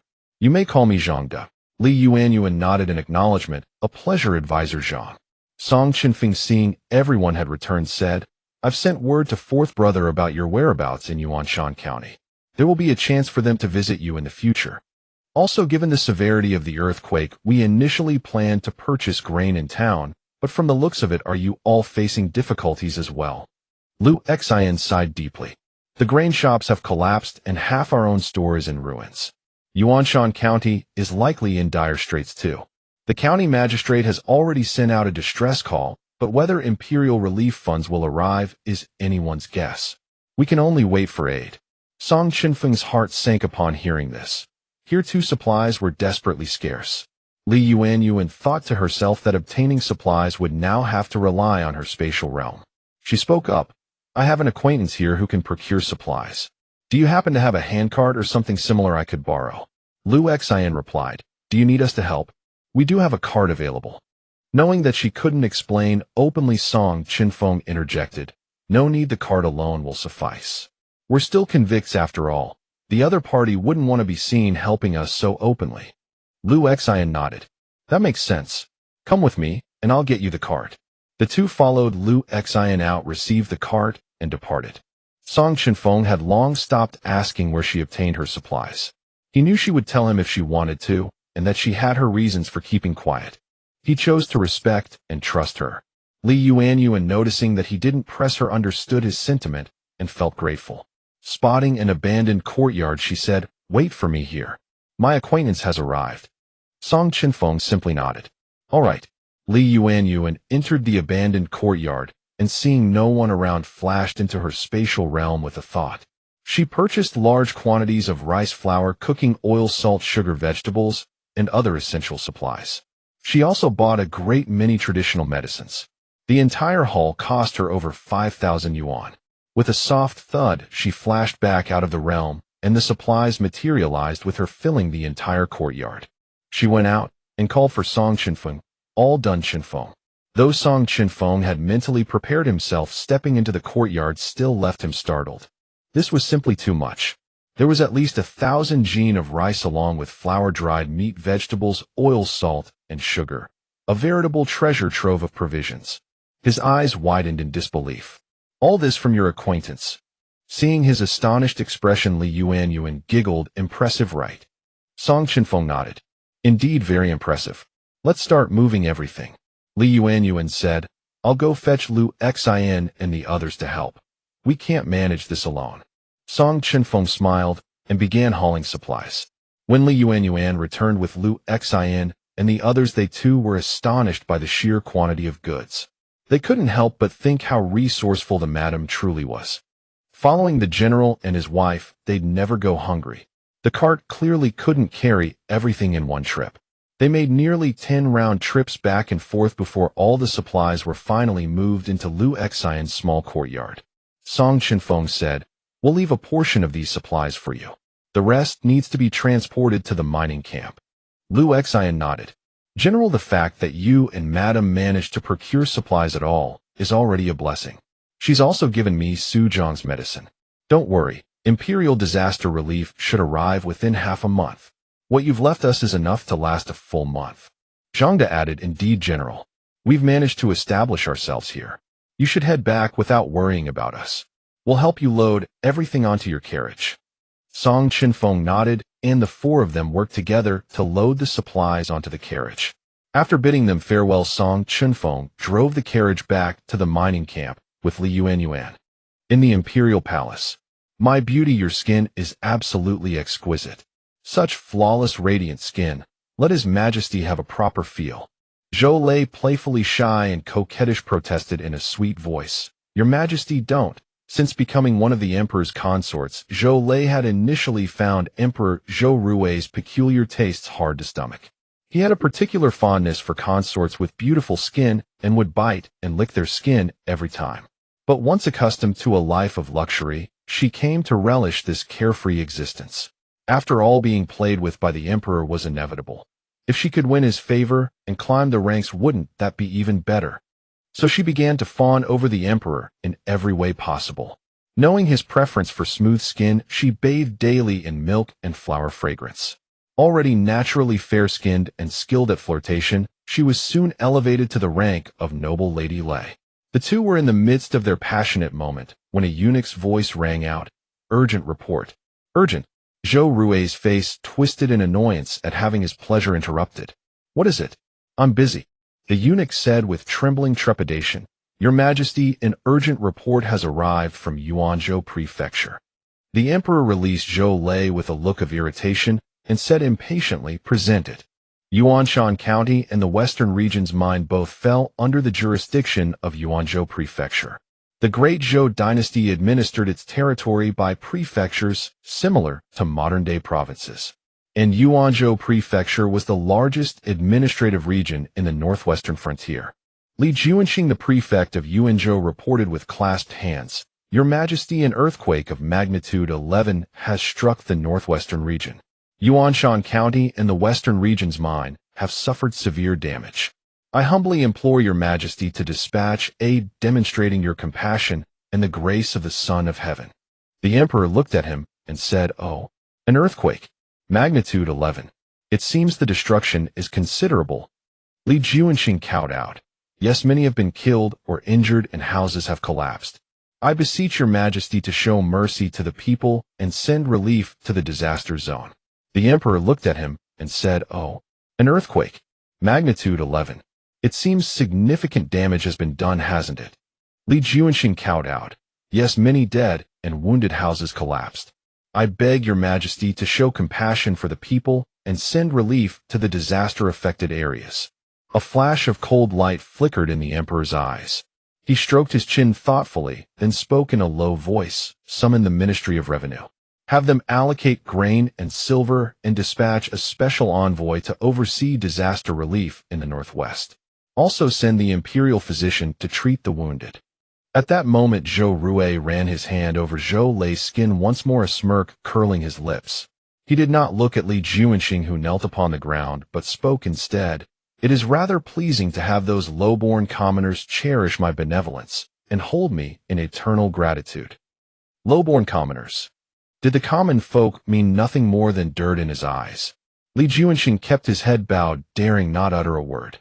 Zhou Rui buried his face against the softness of Zhou Lei's chest, inhaling deeply before continuing.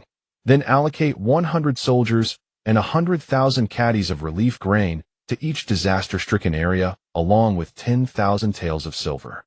Li Juanxing thought to himself that although the emperor was given to pleasure, if he could indeed mobilize resources and manpower for disaster relief, that would be a fortunate thing.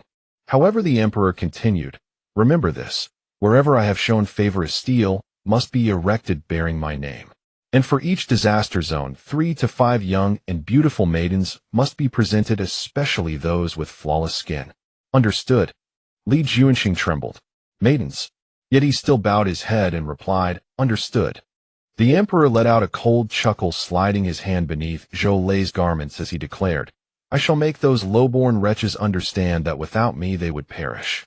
Since they have taken from my hand, they shall pay the price." Zhou Lei was being firmly caressed by the emperor and could not move, but she had long grown accustomed to such treatment. Gazing down at Li Juanxing upon the floor, she thought of how the Western Region mining camp had also suffered disaster. Recalling the suffering and torment she had endured there, as well as the irritating presence of Li Yuanyuan, she felt her teeth grind with hatred. A coy smile played upon her lips as she swayed her waist and rubbed her hips against Zhou Rui's legs, stirring him with desire. In a sultry voice she purred, "Your Majesty, I overheard Lord Li mention that the Western Region mining camp has also suffered disaster. That place is where criminals are imprisoned. Surely those people do not deserve Your Majesty's compassion." Zhou Rui was thoroughly enchanted by her coaxing. Her words had indeed reminded him. Pinching her crimson lips, he pressed a kiss upon them and said with a grin, "My beautiful woman's heart is ever so thoughtful." He then turned his head toward Li Juanxing and asked, "Lord Li, did you hear what the Empress said? The Western Region mining camp shall receive no disaster relief supplies or manpower. I shall draft an imperial edict shortly, deliver it to them." Li Juanxing thought that the mining camp had suffered considerable damage from the earthquake and wondered if the emperor truly intended to abandon them. Yet he was powerless to object and could only bow deeply, declaring, "This subject receives the edict." After Li Juanxing drafted the edict and departed, Zhou Lei watched his retreating figure, a faint smile gracing her lips as she thought to herself, Li Yuanyuan, may you perish in this earthquake. Even if you survive, I shall ensure you starve and toil yourself to death. I am now the emperor's woman. You shall only wait to be trampled beneath my feet. Song Chenfeng and Li Yuanyuan guided the carriage onward. With the roads damaged, their progress was slow, and they did not reach the mining camp until the afternoon. By then, everyone had only consumed a bowl of rice porridge that morning, with no food at all for lunch. All were going hungry. The sixth sister Aiyu kept glancing toward the road back to the mining camp, murmuring, I wonder when Brother Fifth and the others will return. The eldest sister-in-law was busy pitching tents, her body already weary. Having only drunk a single bowl of porridge, she was long since hungry. Still, she offered words of comfort. Yuanyuan County is close to us. I suspect they have also faced difficulties there, and their grain supplies may well be insufficient. We can only wait. The second sister-in-law Jizhu also sighed. Indeed. Now every corner is a disaster zone. Everyone lacks grain. That day at the mining camp, Li Sun, who had been in charge of overseeing the excavation, was leading everyone in digging out survivors. Yu Laosan felt his head spinning from hunger and said, I am so hungry. I do not know how much longer we shall have to dig. Zhang Lauer remarked, I wonder if acting magistrate Song can procure any food. The losses from this earthquake have been devastating. As everyone chattered among themselves, Li Sun spoke up. I believe acting magistrate Song should be able to obtain grain. Everyone endure a little longer. Just then someone shouted from outside, Acting magistrate Song has returned. Acting magistrate Song is back. Li Sun's heart leaped with joy, thinking they had finally returned. He dropped his hoe and rushed outside. He was utterly stunned at what he saw, then broke into a grin so wide it threatened to split his face. This was no meager amount of grain. It was an enormous pile. The cart was overflowing with grain heaped like a small mountain. Wonderful. They would not starve after all. Seeing acting magistrate Song arrive with supplies, everyone ran over in jubilation. Wonderful. We have grain. Yes, we are saved. Upon seeing Song Chenfeng return, the eldest and second sister-in-laws felt the heavy stone lifted from their hearts. They followed behind and said, It is good that you have returned. Li Yuanyuan hopped down from the carriage and said, Indeed. Yuanyuan County still had some supplies, and we were fortunate enough to secure some. By the way, has fourth brother awakened? The eldest sister-in-law Lu Ning shook her head, concern flickering in her eyes as she replied, Not yet. Li Yuanyuan calculated that by now he should have awakened. Fourth sister-in-law was unharmed in the earthquake, so fourth brother should be fine as well. A trace of worry crossed her mind. She turned to Song Chenfeng and said, Chenfeng, I shall go check on fourth brother. He has not yet awakened. Hearing that fourth brother was still unconscious, Song Chenfeng shared her concern and replied, Very well, go quickly. I must remain here, so take good care of him. Li Yuanyuan nodded, and the eldest sister-in-law led her to the tent. Meanwhile, fourth sister-in-law He Qing, after some rest, appeared to have regained some of her strength. The third sister-in-law said upon seeing them arrive, Yuanyuan, fourth brother has not yet woken. Li Yuanyuan knelt beside him and took his pulse. It remained weak. He had been poisoned by the dark frost toxin and further injured by the collapse, losing a portion of his blood, which explained why he had not awakened that morning. It seemed acupuncture and herbal decoctions would be needed to restore his qi and blood. She said to fourth sister-in-law, Fourth brother is currently quite weak. I shall administer acupuncture, then prepare a herbal decoction. Fourth sister-in-law He Qing, whose body had not yet fully recovered, replied, Very well, proceed as you see fit. Li Yuanyuan turned to third sister-in-law Yuanyuan and said, Third sister-in-law, it would be inconvenient for you to remain during the acupuncture. Among the medicinal herbs we purchased, there is one ginseng root. Please remove 1/4 of it and decoct it into a broth for fourth brother to consume. Third sister-in-law nodded and exited the tent. Li Yuanyuan then produced her acupuncture needles and began treating fourth brother. Soon after, third sister-in-law Yuanyuan returned with the prepared ginseng broth. Fourth sister-in-law rose and said, Let me feed him. Li Yuanyuan nodded and handed her the bowl and spoon, saying, Indeed, as husband and wife your hearts are one. It is most fitting that you do so. He Qing rose and together with Zheng, when they helped prop up Song Mingfeng. She then fed him the ginseng broth spoon by spoon. Though Song Mingfeng remained unconscious, he was able to swallow the medicine. After finishing the bowl, Yuanyuan said, "Let us observe for now. If he is not awakened by evening, come fetch me." Fourth sister-in-law nodded and replied, "Yuanyuan, Zhanwan, you should both go out. Everyone needs you in the aftermath of the earthquake. I am feeling much better now, so I shall stay and watch over him." Li Yuanyuan followed her third sister-in-law out. At that moment, Li Sun reported the situation at the mine to Song Chenfeng. "Official Song, the only issues remaining are that Lord Zhao has not yet regained consciousness and 5 or 6 people are still missing. The problems of food and medicine have been resolved. What do you suggest we do next, eh?" Song Chenfeng pondered for a moment before responding. "First, continue caring for Lord Zhao. Second, our Song family gained experience in preparing medicinal herbs during the previous epidemic, so we can assist in treating the patients this time. Third, maintain the rotating shift system to continue the excavation efforts. Finally, we will switch to communal meals distributed by the soldiers, with each person receiving 1 bowl of rice, 1 bowl of vegetables, and an extra steamed bun for the injured. Given the recent shortage of supplies, this is the best we can manage for now." Li Sun nodded in agreement. Seeing how effectively he had organized the tasks and ensured everyone received food, the group's respect for him deepened. Inside the soldiers' tent, Lord Zhao remained unconscious. Zhao Tian watched his pale lips and weak breathing, his anxiety mounting. Hearing that official Song had returned, he stepped outside and immediately spotted Li Yuanyuan. He rushed over, clasping his hands in greeting. "Dr. Li, Lord Zhao still hasn't regained consciousness. Do you know what's happening? Could you please go take a look?" Li Yuanyuan picked up her medicine box and followed Zhao Tian. She entered the tent and took Lord Zhao's pulse. Lord Zhao had suffered fractures from the collapse, and blood stasis had not been cleared. Combined with his advanced age, he had not regained consciousness. She said to Zhao Tian, "Captain Zhao, please find my third sister-in-law Yuanyuan and ask her to take half of the remaining ginseng, boil it in water, and bring it here." Zhao Tian was puzzled and asked, "Lord Zhao suffers from blood stasis. Would using qi tonifying medicine worsen his condition?" Li Yuanyuan smiled. "I did not expect Captain Zhao to understand medical principles. While Lord Zhao does have blood swelling, his advanced age has weakened his qi and blood circulation, which actually hinders the resolution of the swelling. Therefore, we should first use ginseng to regulate his qi." Zhao Tian nodded without further question and went to find Yuanyuan. Li Yuanyuan prepared the acupuncture needles and began treating Lord Zhao. Shortly after, Zhao Tian returned carrying the ginseng soup. Li Yuanyuan put away the needles and instructed, "Feed this to Lord Zhao. Continue the blood-activating and stasis-resolving medicine twice daily, and I will return tomorrow to administer acupuncture." Zhao Tian nodded, thanked her, and began feeding the medicine.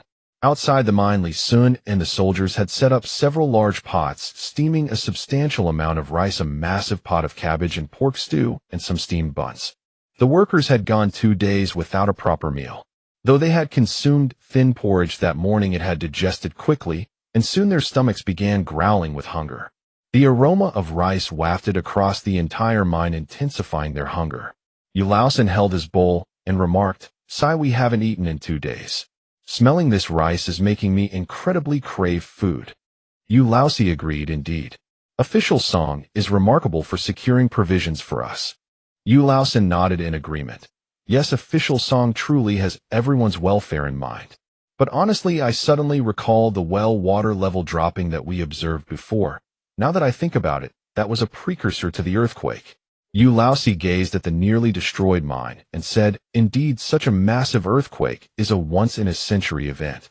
Yu Laosen looked at the collapsed earth and devastated mountainside, saying, "I wonder if the imperial court will provide disaster relief funds for us." Yu Laosi nodded. "Yes, logically the court should send people to help with reconstruction, but who knows?" At that moment, it was their turn to receive food. Following Song Chenfeng's instructions, Li Sun distributed 1 bowl of rice and 1 bowl of vegetables to each person. Yu Laosen looked at the rice bowl piled high like a small mountain and smiled. "Thank you, officials. You have given us so much." Li Sun replied, "No need to thank me. This is official Song's arrangement. You have all worked hard. Eat quickly." Everyone took their bowls, sat on the ground, and began eating. Starving as they had to admit the rice was truly delicious. The cabbage and pork stew came in generous portions as well, and eating it with the rice made every bite more satisfying. The group ate with deep contentment. I thought once Lord Zhao fainted nobody would care about us anymore. Yes, who would have thought we would not only have tents to sleep in, but also food to eat. Exactly. And with official Song's capable leadership, the mine has not descended into chaos at all. The Song family truly is remarkable. If they are this kind, how could they possibly betray their country? If the Song family army rises again in the future, I am joining them. Listening to their conversations, Li Yuanyuan thought to herself, time reveals a person's true character. It seemed these people also understood that the Song family's punishment here was likely just a fabricated charge. When one wishes to condemn someone, an excuse can always be found. This was also laying the groundwork for public support should the Song family army ever rise again. After finishing their meals, everyone returned to their assigned tasks. Song Chenfeng went to the collapsed crater and resumed digging. By evening, they detected a trace of blood deep within the cave, confirming that survivors were nearby, and they proceeded to dig out everyone trapped inside. Yu Laosan saw the 5 or 6 people covered in blood on their faces, and immediately knew this was bad. They likely would not survive. He quickly informed Song Chenfeng, who glanced at them and felt his heart sink, recognizing the situation was dire. He said, "Go check if they are still breathing." Yu Laosi, being the bolder of the two, offered, "I will go." He checked each one, but his hand trembling against their necks, he found no signs of life. His heart tightened with heavy sorrow, and he said, "Official Song they seem to have. All passed away." Song Chenfeng observed their condition and understood they were beyond saving. The 5 people discovered first closer to the entrance had already perished. What chance did these 5 or 6 deeper inside have? They had been buried too deeply.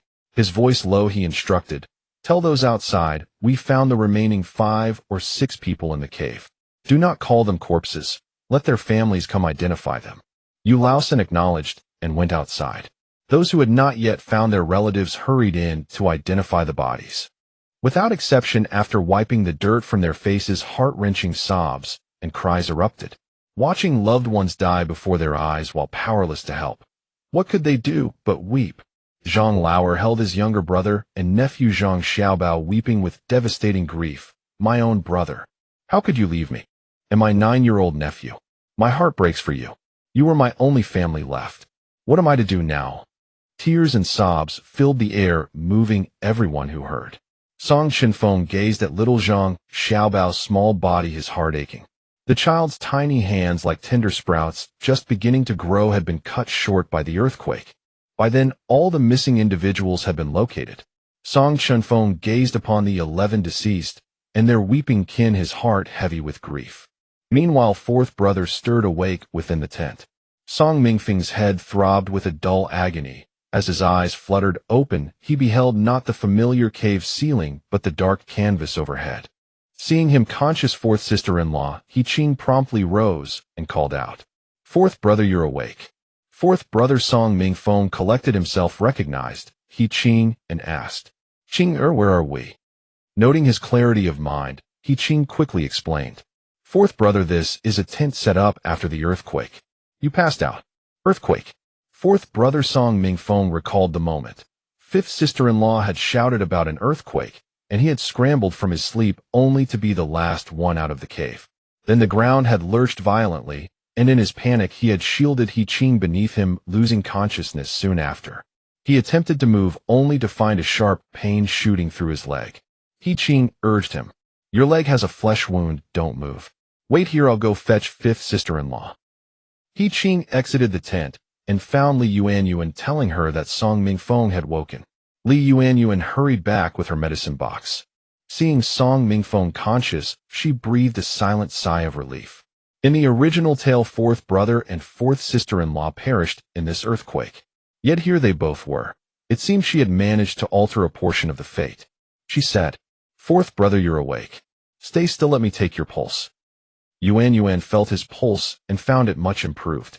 He merely needed some food to regain his strength. Given his sturdy constitution, he should recover within 2 or 3 days. She declared, "Much better. Rest for another 2 or 3 days, and you'll be about right." He Qing exhaled in relief, and said, "Fourth brother, it was Yuanyuan who saved you. She brought ginseng to replenish your qi, or you might have remained unconscious for several more days." Fourth brother Song Mingfeng offered a weak smile and said, "Thank you, fifth sister-in-law." Li Yuanyuan replied, "You're too kind, fourth brother. We're family, there's no need for thanks." Fourth brother Song Mingfeng then inquired, "And the rest of the family, are they well?" Fourth sister-in-law He Qing replied, "They're all fine, all fine." The tent was pitched by eldest sister-in-law, and the herbal medicine was brewed by third sister-in-law. "Just rest easy, no one else was hurt." Somewhat reassured, fourth brother Song Mingfeng closed his eyes to rest. On the open ground outside the mine, the 41 deceased had been laid out. Their relatives gently wiped the dirt from their bodies, their sobs and wails filling the air. Song Chenfeng looked upon them, his grief profound, yet the handling of the bodies presented a separate pressing concern. In the strictest sense, these men from the mine were convicts. According to the laws of the Zhou dynasty, criminals were not permitted entry into the family registry and could only be cremated, not buried in the earth. In ancient times, one's body and hair were considered gifts from one's parents, and burial was a way to preserve the deceased's integrity. Cremation, however, was seen as leaving no trace of the body at all. Thus, he could not make such a decision without the consent of Magistrate Zhao. Just then Li Yuanyuan came to him with the news that fourth brother had awakened, which lightened Song Chenfeng's mood considerably. He looked at Li Yuanyuan, feeling that with her by his side, he could weather any storm. He gently patted her hand and said softly, "You've worked hard." Li Yuanyuan, knowing his deep concern for the people, smiled and took his hand in return. The next morning, as they finished breakfast, Zhao Tian hurried over to call out, "Dr. Li, Magistrate Zhao is awake. Please come take a look." Upon hearing that Zhao Baihu had regained consciousness, Li Yuanyuan and Song Chenfeng quickly made their way over. Li Yuanyuan took his pulse, replaced the splint on his leg, applied fresh medicine, and said, "Magistrate Zhao is out of danger, but it will take over a month for the bone in his leg to fully mend. He must not walk for the next few days." Zhao Tian responded, "There's a wooden wheelchair at the mine. I'll go fetch it." The moment he woke, the magistrate's first wish was to see the state of the mine. With that, he departed. Zhao Baihu looked at Song Chenfeng and his wife and said, "I must thank Mrs. Song for saving my life. This earthquake struck so suddenly in the dead of night, when all were deep in slumber. What are the casualties in the mine?" Just then Zhao Tian returned with the wheelchair, and together they helped Magistrate Zhao into it. Song Chenfeng said, "Magistrate Zhao, 11 people have died in the mine. Please come and see. Everyone is deeply concerned for your well-being." Zhao Tian pushed Magistrate Zhao out of the tent. Despite having braced himself for the devastation, the sight before him still came as a shock. The earth was split and jagged, a whole mine shaft had collapsed in on itself, and the caves and tunnels were in ruins. The people too bore the marks of the disaster, bandages wrapped around heads, arms, and legs, all bearing injuries. On the open ground, dozens of tents had been erected and several cauldrons bubbled with medicinal herbs. The people, having finished their meal, were washing their bowls. The scene was one of utter disarray, though the people themselves were not. He asked, "The tents, the grain, the medicine, who?" Li Sun quickly interjected, "After you fell unconscious, magistrate, the entire mine was managed by Assistant Magistrate Song. The medicine and provisions were also brought in by Dr. Li from Yuanshan County. We were down to our last bag of rice. And the tents were pitched by Lady Song and the rest of the Song family. Our wooden houses were destroyed, so we set up tents instead. All this was done by the Song family. They were truly capable and responsible, fitting for those of noble lineage. Their concern for the people and their orderly coordination had been invaluable. Without them, the mine would have descended into chaos." Magistrate Zhao's gaze then fell upon the 11 bodies laid out on the ground. Seeing the relatives weeping over them, he understood what had occurred. So there were casualties after all. Given the severity of this earthquake, it seemed impossible for there to be no deaths. He furrowed his brow, his heart equally heavy. Song Chenfeng spoke up at that moment. "Magistrate Zhao, their bodies have been kept for 2 days now. We were unsure how to proceed, so we waited for your decision." Zhao Baihu understood Song Chenfeng's meaning.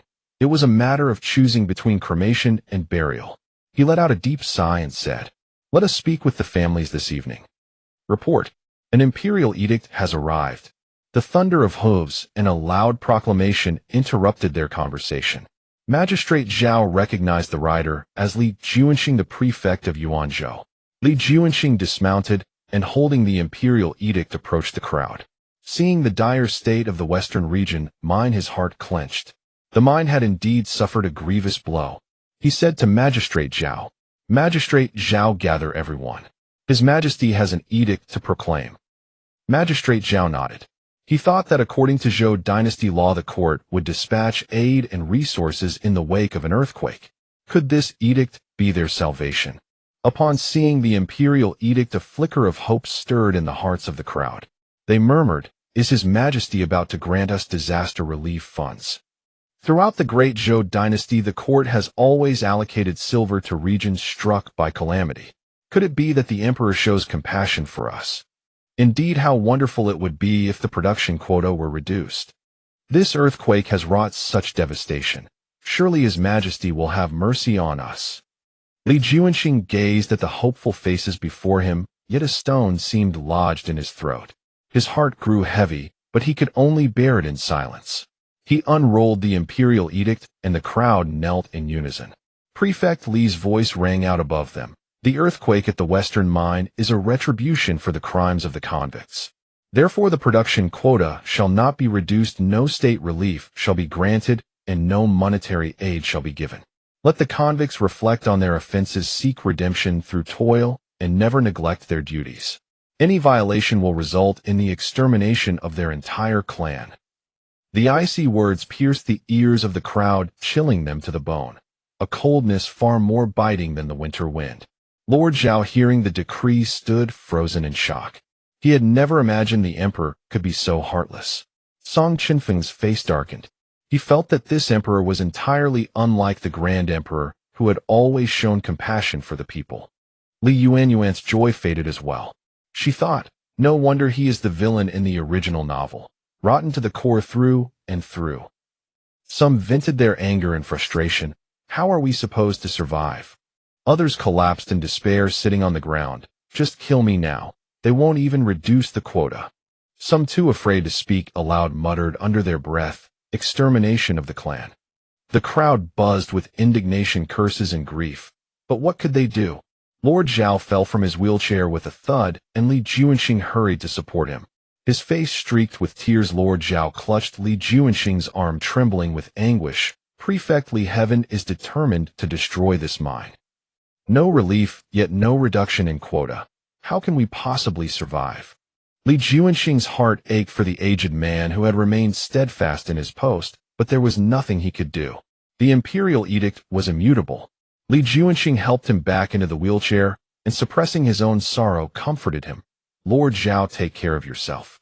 Heaven never seals off all exits. Since things have come to this, we must rely on our own strength and seek our own fortune." Li Yuanyuan watched Lord Zhao, a normally steady old man. Crushed by the imperial decree, his last resolve shattered. Yet if tears could solve anything, the world would not be so full of injustice. She fully agreed with Li Juanxing's words, self-reliance. Lord Zhao had no choice but to accept the edict. After delivering the decree and fulfilling his duty, Li Juanxing returned to Yuanzhou Prefecture. Lord Zhao held the cold, merciless imperial edict in his hands. The crowd watched him from below as tears streamed down his face. His hands trembling, he fell into a faint. "Lord Zhao," Zhao Tian called out. The crowd, seeing him collapse, hurriedly gathered around in concern. The blow was indeed too great. Li Yuanyuan rushed forward and noticed that Lord Zhao's nose and lips were turning blue and one side of his face was twitching.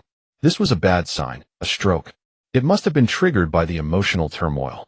She quickly took out her acupuncture needles and said, "I need to let blood from Lord Zhao. He is showing signs of a stroke. Everyone please make way." Upon hearing the word stroke, the crowd immediately stepped back, clearing a space for Li Yuanyuan. Li Yuanyuan bled the tips of his 10 fingers and inserted needles into several other acupoints. After a short while, Lord Zhao's condition improved significantly. Seeing his complexion return to normal and his face no longer distorted, Li Yuanyuan breathed a sigh of relief. She said to Zhao Tian, "Take Lord Zhao inside to rest." I will prescribe a new herbal formula for him over the next few days. Zhao Tian nodded and wheeled Lord Zhao into the tent. The crowd dispersed, each person sitting dejectedly in their own tents or on the ground. The imperial edict had dealt a crushing blow. The Song family also gathered in their tent silent. Though they were seasoned generals and generals' wives accustomed to many scenes, they could not easily accept such a heartless decree. They had anticipated the emperor's ruthlessness, but not to this extent. Not only was there no disaster relief or material aid, but the production quota was not to be reduced either. The emperor's intention was clear: he wanted them dead. In this abandoned mine first came the poisonous snakes, revealing that they had been infected with dark frost poison, a curse that would rob them of descendants and shorten their lives. Then an epidemic struck. Without Li Yuanyuan's medical skills, they would not have survived. Although the fifth brother had been appointed as a clerk and could leave now, they faced such a devastating earthquake. In the face of such a natural disaster, without the court's aid, death was the only outcome. A dark cloud of despair hung over everyone. Frowning, they remained silent. Li Yuanyuan looked at the somber faces and said, "I think Prefect Li was right. We must rely on ourselves." Her voice shattered the oppressive silence, and everyone looked up at her. She addressed them all. "Our Song family was once the duke of pacifying the nation. The family motto has always taught us that the sons and daughters of the Song family are heroes and heroines, never retreating in the face of adversity." Indeed, recalling the ancestral hall filled with the Song forebears, each one a loyal man who died on the battlefield defending the realm, was inspiring. Li Yuanyuan still vividly remembered this passage from the original novel, so she recited it even though she had never personally experienced the Song family's glory. But she could imagine that a family ennobled as marquises must have inherited a spirit of perseverance and self-reliance. Song Chenfeng recalled his father's words, "Always be tenacious and unyielding and rely on yourself." Her words drew them into memories of past glory and the teachings of their ancestors, their expressions softened with emotion. Li Yuanyuan said to Song Chenfeng, "Chenfeng, take out the remaining few hundred taels of silver." Song Chenfeng nodded and pulled the silver notes from his pocket. The crowd looked on, curious where she had obtained the silver. Knowing their curiosity, Li Yuanyuan explained, "Last time when we traded jade, I asked for an extra note, intending to save it for other uses. Now I'm bringing it out to lift everyone's spirits. First, the food problem can be solved by me. Second, the medical treatment and herbal medicine can also be handled by me. Third, the jade production issue. I have a plan." Li Yuanyuan swept her gaze across the crowd and said, "In short, this is not the time to give up. The emperor wants us dead, but we will live on and thrive." The crowd looked at the delicate Li Yuanyuan, but in that moment, she seemed like a thunderclap that jolted them awake. Indeed, the emperor decreed they should die, yet they insist on living. Song Chenfeng looked at her, admiration stirring within him. Though she appeared delicate and slight, she had become the very pillar, holding them all together at this critical moment. Inspired by her words, his eldest sister-in-law, Lu Ning, nodded in agreement. "Indeed, whenever my husband was with us, he often told me that as long as one remains alive on the battlefield, there is always hope." His second sister-in-law, Ji Zhu, concurred. "Yes, both my husband and father-in-law were once renowned generals, and they too declared that none in the Song family would ever surrender." His third sister-in-law, Zeng, one her eyes welling with tears, spoke up. "Indeed, Sanlang holds the same conviction." His fourth brother, Song Mingfeng, gazed at them and said, "Sisters-in-law, if eldest brother, second brother, and third brother were in our position, they would certainly agree with what fifth sister-in-law has said." The sixth sister, Ai Yu, also lifted her chin and declared, "Indeed. Looking back now, we have improved significantly from where we started. We have caves and tents to call home, meat to eat, medicine to drink, and the poison coursing through our veins is not beyond remedy." Song Chenfeng picked up the thread of conversation. "Precisely. Everything is moving toward a brighter outcome, and we have no reason to lose heart." He believed with certainty that they would escape this mine. Glancing at Li Yuanyuan, he felt even more convinced that she had undergone a profound transformation. At that moment, Li Yuanyuan continued, "Therefore, I would like to discuss with everyone that I plan to hand over these several hundred taels to Lord Zhao to bolster morale. After all, completing 40,000 caddies of jade is impossible for just us alone. Now the emperor has acted unjustly, showing no regard for our lives. The people have long harbored resentment. If we ever need their help again, they will naturally remember the Song family's kindness. So rather than hoarding these banknotes, we should surrender them to help everyone weather this crisis. With silver and coin, one gains the means and hope to survive, does one not? Hearing her words, everyone nodded in agreement. Very well, let us hand them over. When facing hardship together, we must all strive to survive. Yuanyuan nodded and said, excellent. You truly are worthy children of the Song family. The following day, Yuanyuan carried her medicine chest and accompanied Song Chenfeng to visit Lord Zhao.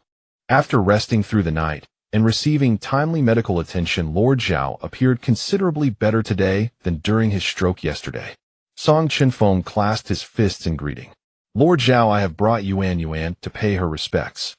Yuanyuan nodded and proceeded to examine his pulse, then inspected Lord Zhao's pupils. Your condition is acceptable. Take your medicine regularly, and after 3 more days of acupuncture, your stroke should recover. However, your leg will require over a month to heal. Lord Zhao smiled. Zhao Tian informed me that you administered bloodletting to save me when I suffered the stroke yesterday. I am deeply grateful. As he spoke, he attempted to rise in gratitude. Yuanyuan quickly pressed him back down. Lord Zhao, you flatter me. This is merely my duty.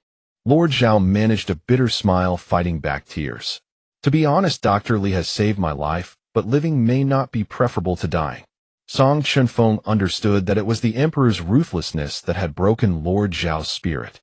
Song Chenfeng placed the banknotes from his embrace on Lord Zhao's bedside. Lord Zhao, this is the proceeds from selling the jade, meant to help everyone weather this crisis. Lord Zhao glanced at the notes, several hundred taels of silver. It would indeed alleviate their immediate needs. Where did this money come from, he asked. Yuanyuan explained. While you were unconscious, we sold some of the jade without consulting you. After purchasing supplies, these are the remaining funds. Lord Zhao sighed. It matters not. You did the right thing. Human life must always come first. He hesitated, for his true concern lay with the production quota. Yuanyuan perceived his worry. Lord Zhao, do not concern yourself with the production quota. I will find a solution. Right now, survival is what matters most. Lord Zhao studied her, sensing an inexplicable confidence in her gaze, and felt his own anxiety ease. He sighed. Assistant Song, I am unable to rise from bed. Henceforth, I entrust the mine's operations to your capable hands. Upon hearing this, Yuanyuan realized Lord Zhao was temporarily transferring authority to Song Chenfeng. Song Chenfeng understood and nodded. Lord Zhao, please focus on your recovery. We will handle the rest and keep you informed. Captain Zhao smiled and nodded, instructing Zhao Tian. Zhao Tian, inform everyone that during this period all matters at the mine shall follow General Song's arrangements. Zhao Tian nodded in acknowledgement. Song Chenfeng continued. Lord Zhao, there is one more matter I wish to discuss with you. Speak, Lord Zhao replied. Song Chenfeng sighed heavily. Lord Zhao, 11 people perished in the earthquake at the mine. How we should handle their remains is a difficult question. Lord Zhao understood. He was asking whether to cremate or bury the deceased. The mine had become a lawless zone under the court's jurisdiction. These people had died from natural disaster, and leaving them without proper burial would indeed be cruel. Moreover, the emperor's ruthlessness grew increasingly repugnant to Lord Zhao. After consideration, he replied, respect the family's wishes, but do not erect tombstones lest someone use it against us. Song Chenfeng understood. Lord Zhao had agreed to burial. This would give relatives a place to mourn, and preserving the body intact was far more humane than cremation. Lord Zhao, feeling weary, said, let it be so. I am tired. I shall trouble you to oversee the mine henceforth. Seeing Lord Zhao's exhaustion, Song Chenfeng and Yuanyuan took their leave. Before dinner, Zhao Tian gathered everyone. Lord Zhao is unwell, so all mine affairs shall temporarily fall under Assistant Song's charge. Yet the crowd below remained listless, utterly devoid of enthusiasm. The emperor's decree this morning had cast them into despair. Now they cared only for their own survival.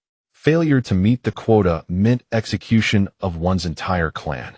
To them who managed the mine made no difference.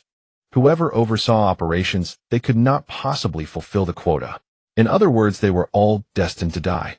If death was inevitable, what motivation remained to work the mine? It would be wiser to conserve their strength and await their fate.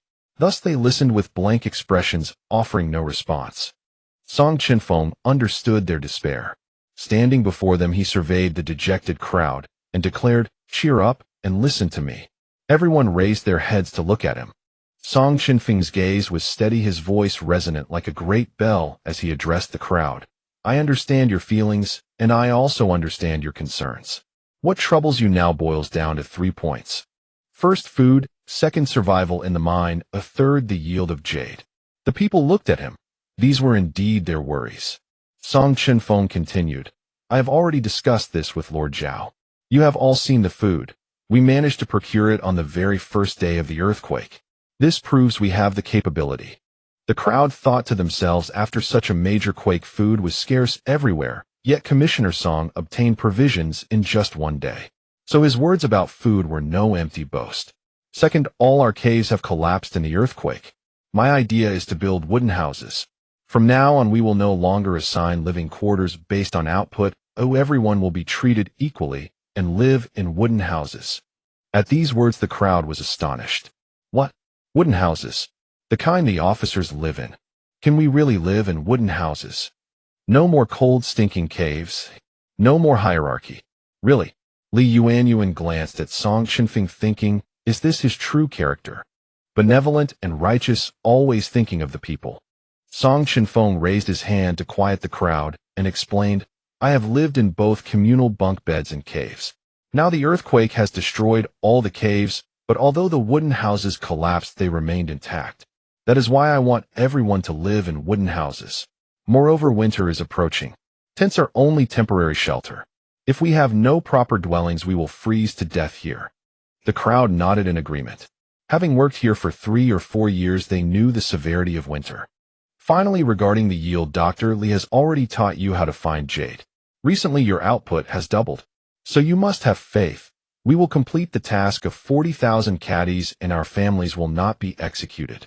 Seeing his confident demeanor, their fear and despair began to ease under his calm and meticulous arrangements. Heaven never seals off all exits. We must unite and strive tirelessly. Song Chenfeng's final encouraging words were like sunshine, filled with power, dispelling the gloom in everyone's hearts. Yes, I still have family. I want to live. I don't want to die either. I want to live. The emperor wants us dead, but we won't wait idly. Li Yuanyuan watched the revitalized crowd, then turned to Song Chenfeng. This man, though clad in coarse cloth, carried an innate authority that commanded the scene. It seemed that as long as he was present, all problems could be resolved. Song Chenfeng's gaze fell upon the 11 bodies lying in the open space of the mine, a hint of sorrow in his eyes. He said, "Finally, regarding those who perished in this earthquake, Lord Zhao has agreed to burial in the earth. However, to avoid giving others cause for gossip, we will not erect tombstones. I hope you can understand." Aunt Lu, upon hearing this, could not hold back her tears. How wonderful! At least my old man can have a whole body to bury and not die without peace. With that, she covered her face and wept. Elder Zhang, who had lost his younger brother and nephew, also sobbed. "It is good enough that my brother and child can have a resting place." The bereaved covered their faces and wept silently. Though they said nothing, they felt deep gratitude towards Song Chenfeng. It was because of him that they would have a place to mourn and that their loved ones would not be reduced to ashes. Song Chenfeng said, "Tomorrow I will lead everyone to find a suitable place to bury the deceased. After that, we will return to normal life." The crowd nodded. When life has a direction, hope emerges. After dinner, they returned to the tent. Fourth brother Song Mingfeng had already recovered considerably. They gathered together. They had not had a proper chat since the earthquake. Aiyu, while arranging the bedding, smiled and said, "We survived this great earthquake unscathed. Oh, we are truly blessed." Aiyu was always cheerful and looked on the bright side. Sister-in-law Lu Ning laughed. "Yes, it shows that the Song family is blessed. We have weathered both plague and earthquakes safely." Song Chenfeng glanced at Li Yuanyuan. He knew that it was because of her transformation that fortune had smiled upon the Song family. Most importantly, in this dire situation, they had never before thought of the future. But now her change had begun to make everyone look forward to what lay ahead. This transformation was one of the spirit. Fourth brother Song Mingfeng sighed. I still cannot move much now, but once I recover, I will join everyone in the work. Second sister-in-law Ji Zhu chuckled. Fourth brother, just focus on recovering. There is no rush. At dinner I heard fifth brother say we are going to build wooden houses. I am overjoyed. Wooden houses are truly fit for human habitation. Fourth sister-in-law He Qing agreed. Yes, only animals like living in caves. If we can live in wooden houses, we will finally feel like human beings. With this topic, Li Yuanyuan looked at Song Chenfeng and asked, have you discussed the wooden houses with Lord Zhao? Song Chenfeng replied, of course. I seized a moment to have Zhao Tian relay the message and Lord Zhao agreed, so I spoke about it. Later I got busy with other matters and forgot to tell you in time. Li Yuanyuan nodded and then thought of another matter. And about the burial. How should we prepare the coffins? The crowd looked at Song Chenfeng. Indeed, the number of people, the burial site, and the coffins were all issues that could not be resolved by one person alone. Song Chenfeng pondered for a moment, then said, I will go to Yuanyuan County tomorrow to look into the coffins. As for the burial site, there is an abandoned graveyard behind the mine, but we can use that. You asked with wide eyes. A single coffin must be expensive, right? And after the earthquake, many people will need them. Song Chenfeng smiled, but said nothing. After all, he trusted that Li Yuanyuan's acquaintances could help procure all the necessary supplies. Li Yuanyuan, seeing the knowing smile in Song Chenfeng's eyes, felt a little guilty. After all, her space could indeed buy many things. It seemed as if he already knew about her secret space. Still, she would let him know eventually anyway, so she went with the flow. Li Yuanyuan said no more. Fourth brother, thinking of Su Jiang, and the others, asked Song Chenfeng, Fifth brother, how badly was Yuanyuan County hit? Song Chenfeng knew that fourth brother was concerned about Su Jiang and the others, so he replied, Yuanyuan County was also affected, but it seems few people were injured. Fourth brother Song Mingfeng understood. Su Jiang and the other two were not in serious trouble. The following day, Song Chenfeng took the banknotes and, accompanied by Li Yuanyuan, gathered the relatives of the deceased. Aunt Lu had lost her husband, Old Man Zhang had lost his younger brother and nephew, and then there was Tian Sanqian, whose family of 6 lived in the farthest corner of the communal cave, making their escape late and resulting in the tragic loss of 3 lives. The rest were all alone with no surviving relatives. Song Chenfeng said, You are all relatives of the departed. Please tell me the height and build of each one who has passed, so that we may go to Yuanyuan County to purchase coffins for them. What? Coffins? Aunt Lu, Old Man Zhang, and Tian Sanqian exchanged glances and exclaimed in astonishment, Magistrate Song Yu. You spoke of coffins. What do you mean? Song Chenfeng explained, We cannot let the departed be devoured by insects and beasts, their bones desecrated. Therefore I have discussed with Lord Zhao, and we will purchase coffins to give their loved ones a proper farewell. Upon hearing these words, the 3 felt their noses tingle, tears streaming down their faces, and they fell to their knees in unison, grasping Song Chenfeng's hands and wailing, Magistrate Song, you are truly a great man. We convicts can scarcely hope for a burial in earth, yet you have gone so far as to provide coffins for us. Song Chenfeng hurriedly helped them rise and said, We are all human beings. I know that none of you are wicked at heart, and most of you were merely implicated and punished here. Some of you were ensnared by fabricated charges, for when one wishes to destroy a man, one can always find a pretext. Since we all face the same plight, we ought to support one another. Aunt Lu, tears flowing, said, Our family used to brew and sell wine. It was only because a relative committed an offense that we were implicated. My husband and I have never done any wrong. Old Man Zhang, sniffling, said, My brother and I, along with his family, made our living as blacksmiths. We reported the county magistrate for corruption, but the court was already rife with officials protecting one another, so they punished us and sent us here. Tian Sanqian, deeply moved, added, The same was true for us. A distant relative took bribes and embezzled public funds, yet we never received any favors from them. Under the collective punishment extending to 9 degrees of kinship, we were exiled here. But we were honest common folk, earning our livelihood by raising silkworms. Crime was not in our nature. Li Yuanyuan looked at these wronged souls and thought to herself, The current emperor has governed so tyrannically, implementing the gruesome punishment of 9 generations, truly exhibiting the utmost cruelty. She vaguely recalled that she had been reading the novel while jumping between chapters. In the novel's ending, the one who became emperor was not this Zhou Rui, but rather a man named Yuanyuan.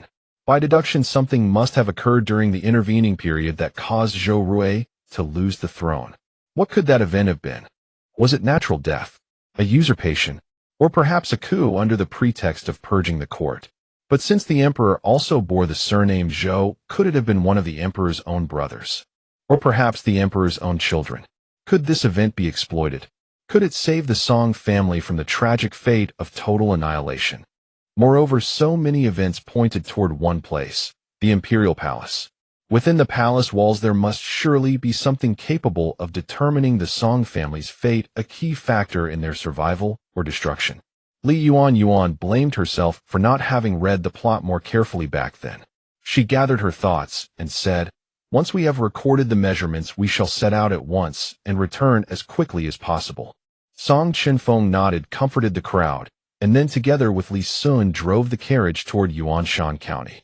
As they approached Yuanshan County, Li Sun reined in his horse and glanced toward the gate, saying, "Magistrate Song, I see soldiers ahead. I fear they may discover us. What should we do?" Song Chenfeng took a look at the soldiers who were busy moving goods and clearing the road, and surmised they had likely come for disaster relief. Nevertheless, he and Li Yuanyuan were still technically criminals, and by all rights they should not have been permitted to leave. Their freedom to come and go was merely a matter of Lord Zhao turning a blind eye. Furthermore, transporting 11 coffins would be far too conspicuous. He could not help but feel troubled. Li Yuanyuan noticed his slightly furrowed brow and knew he had encountered a difficulty. She asked, "Are you worried that both entering and exiting will be scrutinized, and that we cannot explain our purpose?" Song Chenfeng nodded. Li Yuanyuan glanced at their attire. Aside from Li Sun, who wore a military uniform, both she and Song Chenfeng were dressed in ordinary clothing. Li Yuanyuan said, "Li Sun, I suggest you remove your military uniform. We can pretend to be farmers from a nearby village coming into the county to purchase supplies."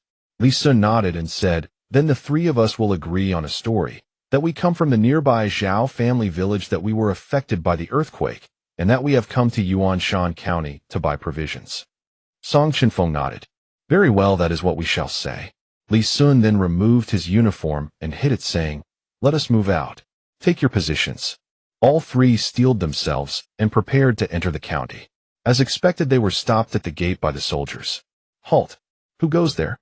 During this disaster relief period, no one may enter or leave Yuanshan County at will." Li Sun wore a broad smile, descended from the carriage, and bowed obsequiously, saying, "Honored officers, we are farmers from Zhao family village. It is true that the earthquake struck and our grain stores were buried beneath the rubble. We merely wish to come into Yuanshan County to purchase some food. We beg you to show mercy and allow us to pass." The officer stopping them actually knew that he had no authority to bar passage. After all, the court had sent them for disaster relief, not to seal off the county. However, Yuanshan County was so remote, and disaster relief was hardly a lucrative enterprise. These soldiers harbored no enthusiasm for the assignment and sought to extract bribes through intimidation. Most importantly, since Zhou Rui ascended the throne, the officialdom had long since abandoned the integrity and clarity of the former emperor's reign. Instead, it had become a den of sycophants, corrupt officials, and opportunists. When the upper levels are crooked, the lower levels follow suit. These soldiers had learned the same tactics, seeking to extort ill-gotten gains from the common folk. The officer who had stopped them cast a glance at the three, his eyes lingering on Li Yuanyuan's strikingly beautiful face. Her skin was fair and delicate, her eyes the classic shape of a beauty, her nose straight and refined, and her red lips below completed a truly exquisite countenance. Leering, he sidestepped Li Sun and approached Li Yuanyuan, saying in a lewd tone, "You are quite a lovely young lady." And with that, he reached out to touch her face. Song Chenfeng, whose displeasure had been simmering since he first saw the man's lecherous expression, could hardly bear to watch him make advances toward Yuanyuan in his very presence. "Officer, she is my wife. Might we beg you to let us pass?" Song Chenfeng wore a smile, but his hand had clamped onto the man's wrist, squeezing with concealed force. "Ouch!" The soldier cried out in pain, shaking his wrist and scowling in fury. Humiliated and enraged, he cursed, "You dare lay hands on me? Are you seeking death?"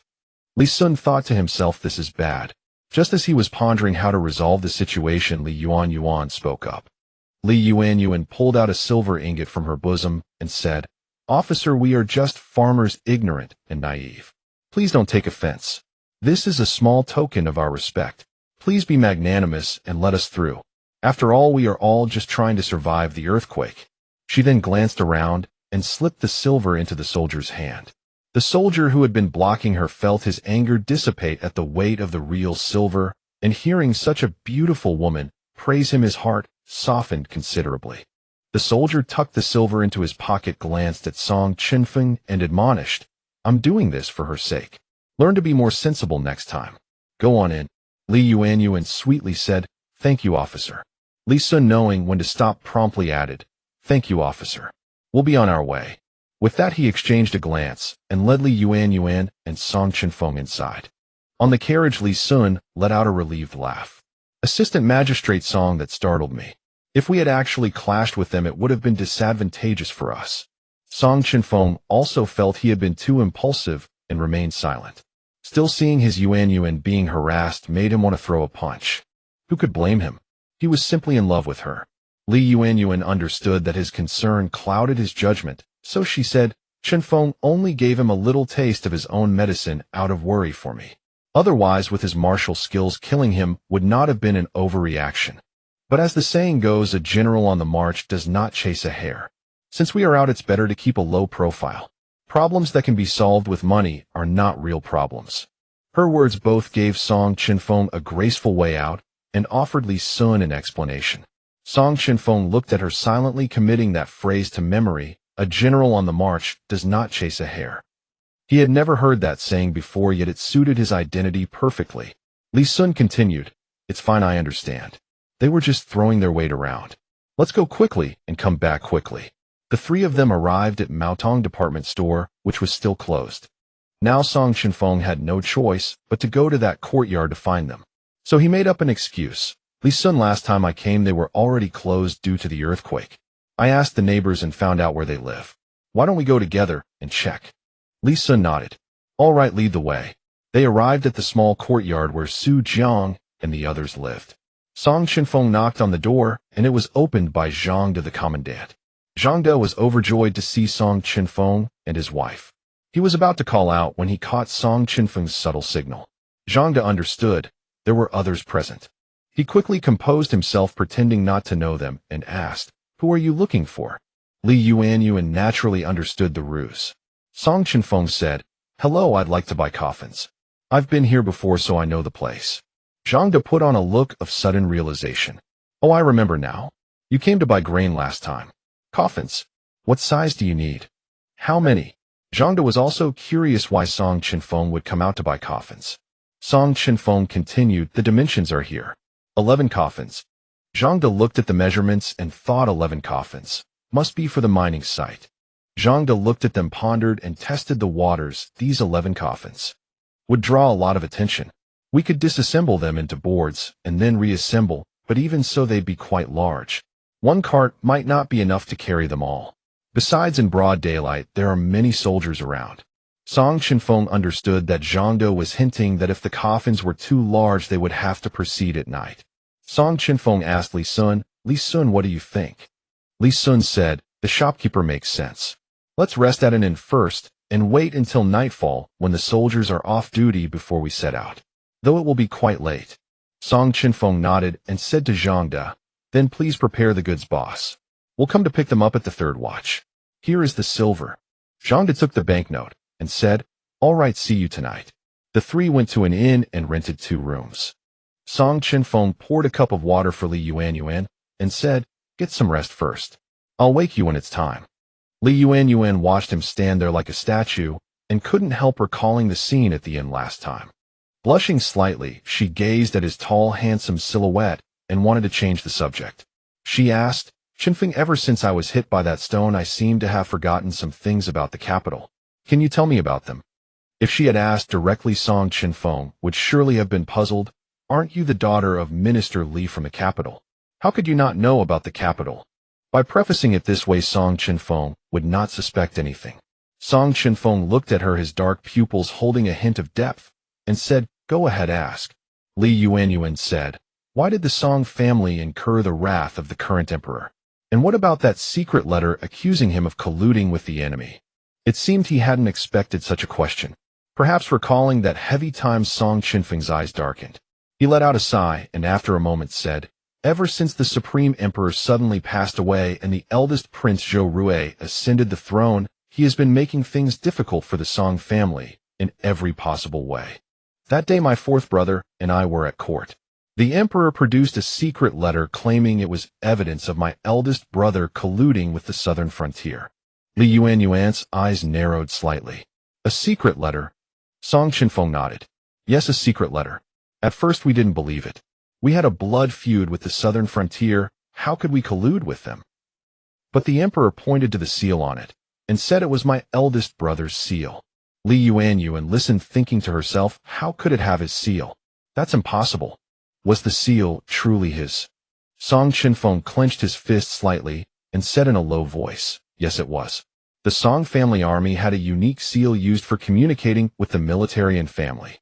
Li Yuanyuan thought for a moment and then asked, "But as far as I know, didn't my eldest brother fall in the southern frontier 3 years before I married into the family?"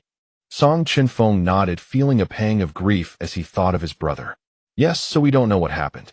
How could his seal appear 3 years after his death?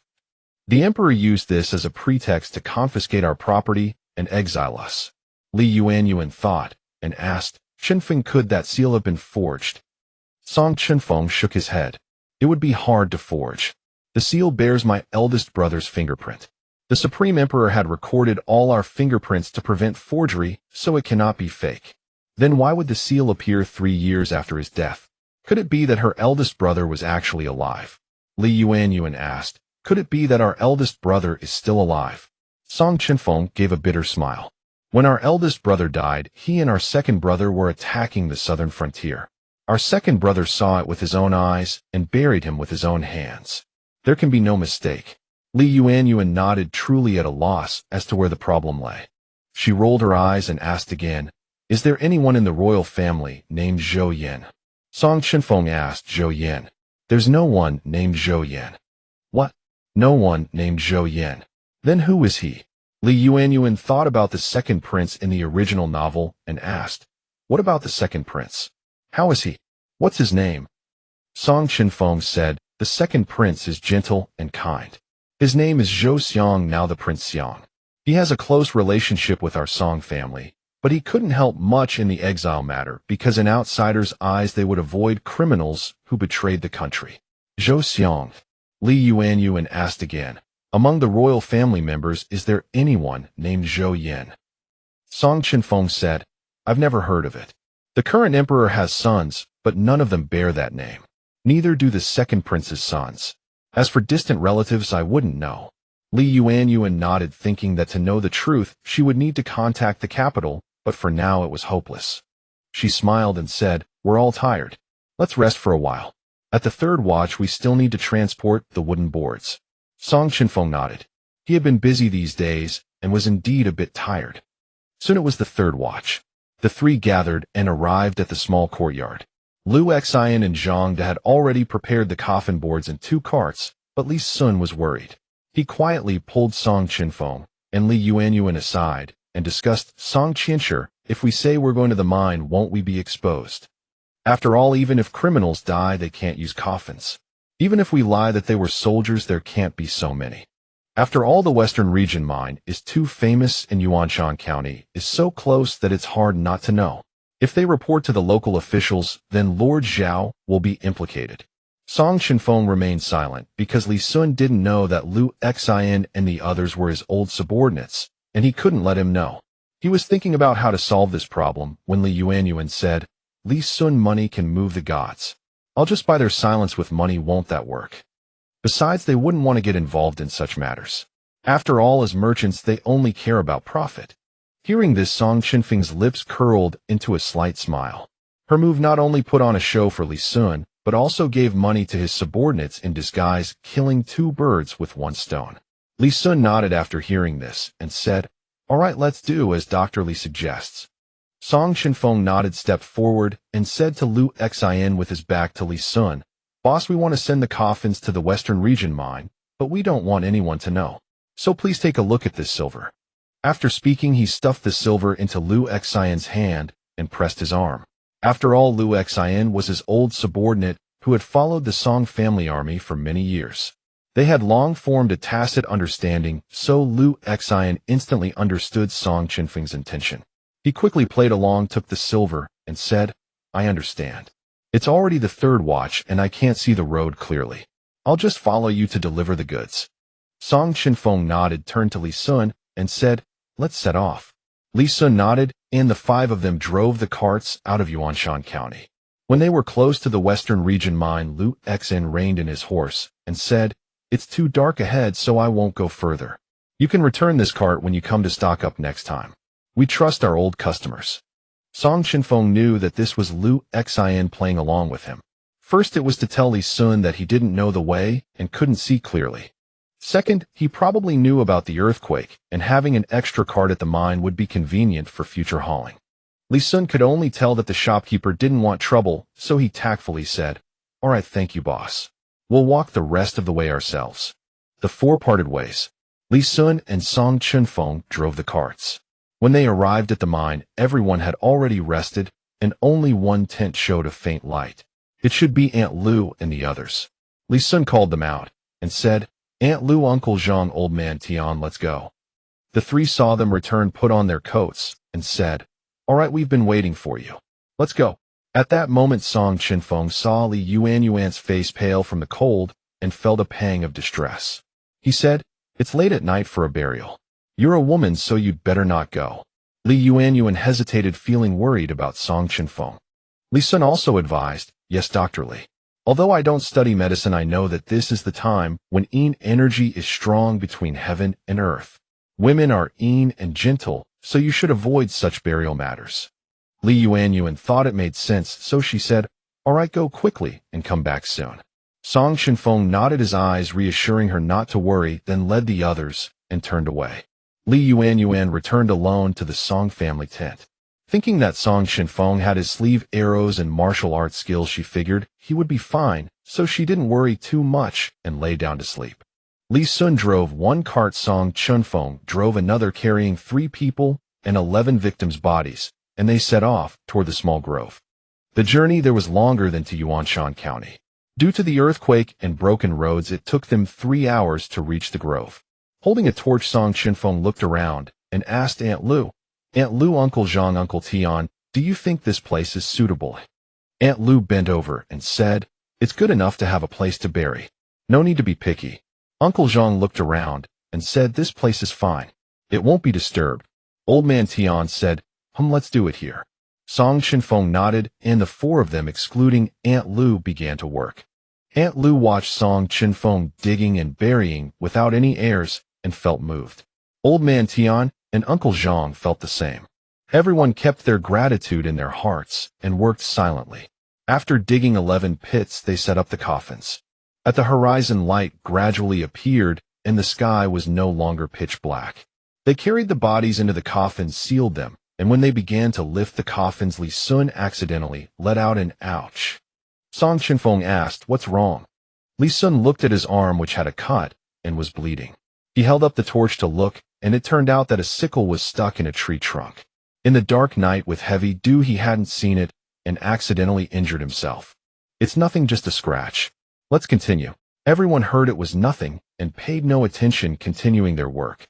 Li Sun saw that the wound wasn't serious, just a stream of blood that stopped flowing after a while, so he paid no attention. However, a faint scent of blood emanated from the wound and gradually dissipated into the air. From the nearby bushes, a rustling sound seemed to emerge, but the people were busy with their work and did not notice it. That rustling grew more frequent and louder. Song Chenfeng had spent years campaigning on the battlefield, honing his instincts to sharpness. He sensed movement in the grass, stopped his work, and said, "Everyone stay still. Something is stirring." Upon hearing this, everyone ceased their labor and listened intently. The night sounds were mingled with indistinct whispers. No one dared to move, their eyes fixed on the waist-high grass. The grass slowly parted and several famished wolves emerged, their eyes gleaming with ferocity.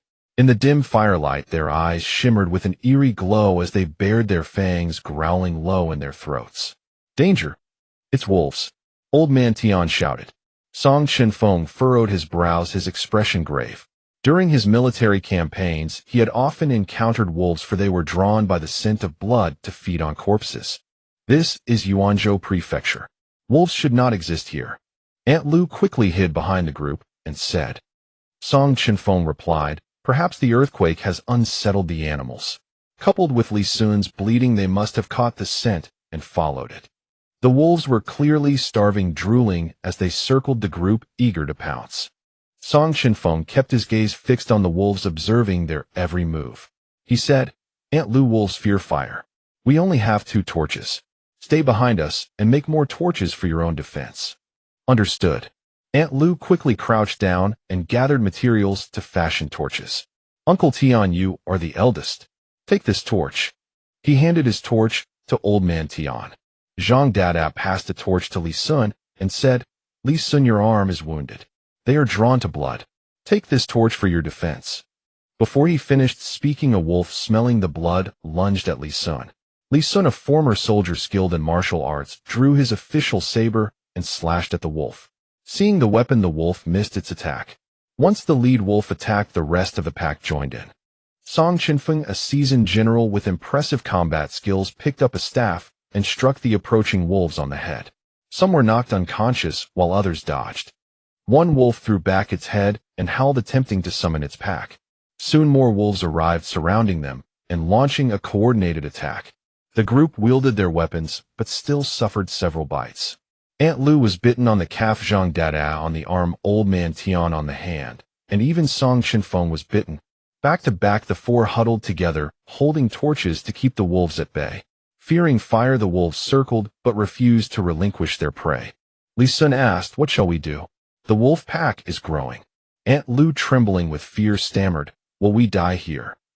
Song Chenfeng's brows knitted tight.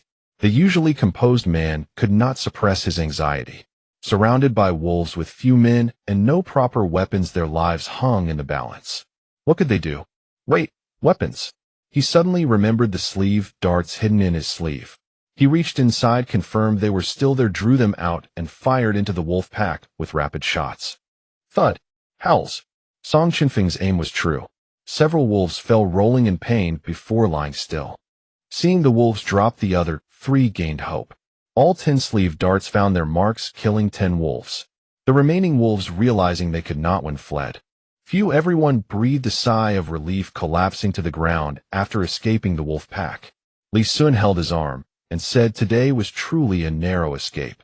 Old Man Tian said, we owe this to Commander Song's arrows. Zhang Dada, panting from exhaustion, agreed. Yes, but we must leave quickly. More wolves may return. Song Chenfeng glanced at the fallen wolves and said, let us take these 10 wolves back. Their pelts can keep us warm, and their meat will nourish us. Li Sun nodded. Agreed. Let us take the wolves and depart quickly. The 5 gathered the wolf carcasses and loaded them onto the cart. By then the sky was whitening with dawn, and traveling farmers had already begun their work. They quickly drove the cart back to the mine. At the mine, Yuanyuan woke to find everyone already up. They must have seen how exhausted she was and spared her the wake-up call. The sun had risen and breakfast had just been prepared at the mine. Everyone queued to receive their meals. Yuanyuan rose and noticed Song Chenfeng had not returned. An empty ache settled in her heart and worry crept in. She instinctively gazed down the road to the mine but saw no sign of him.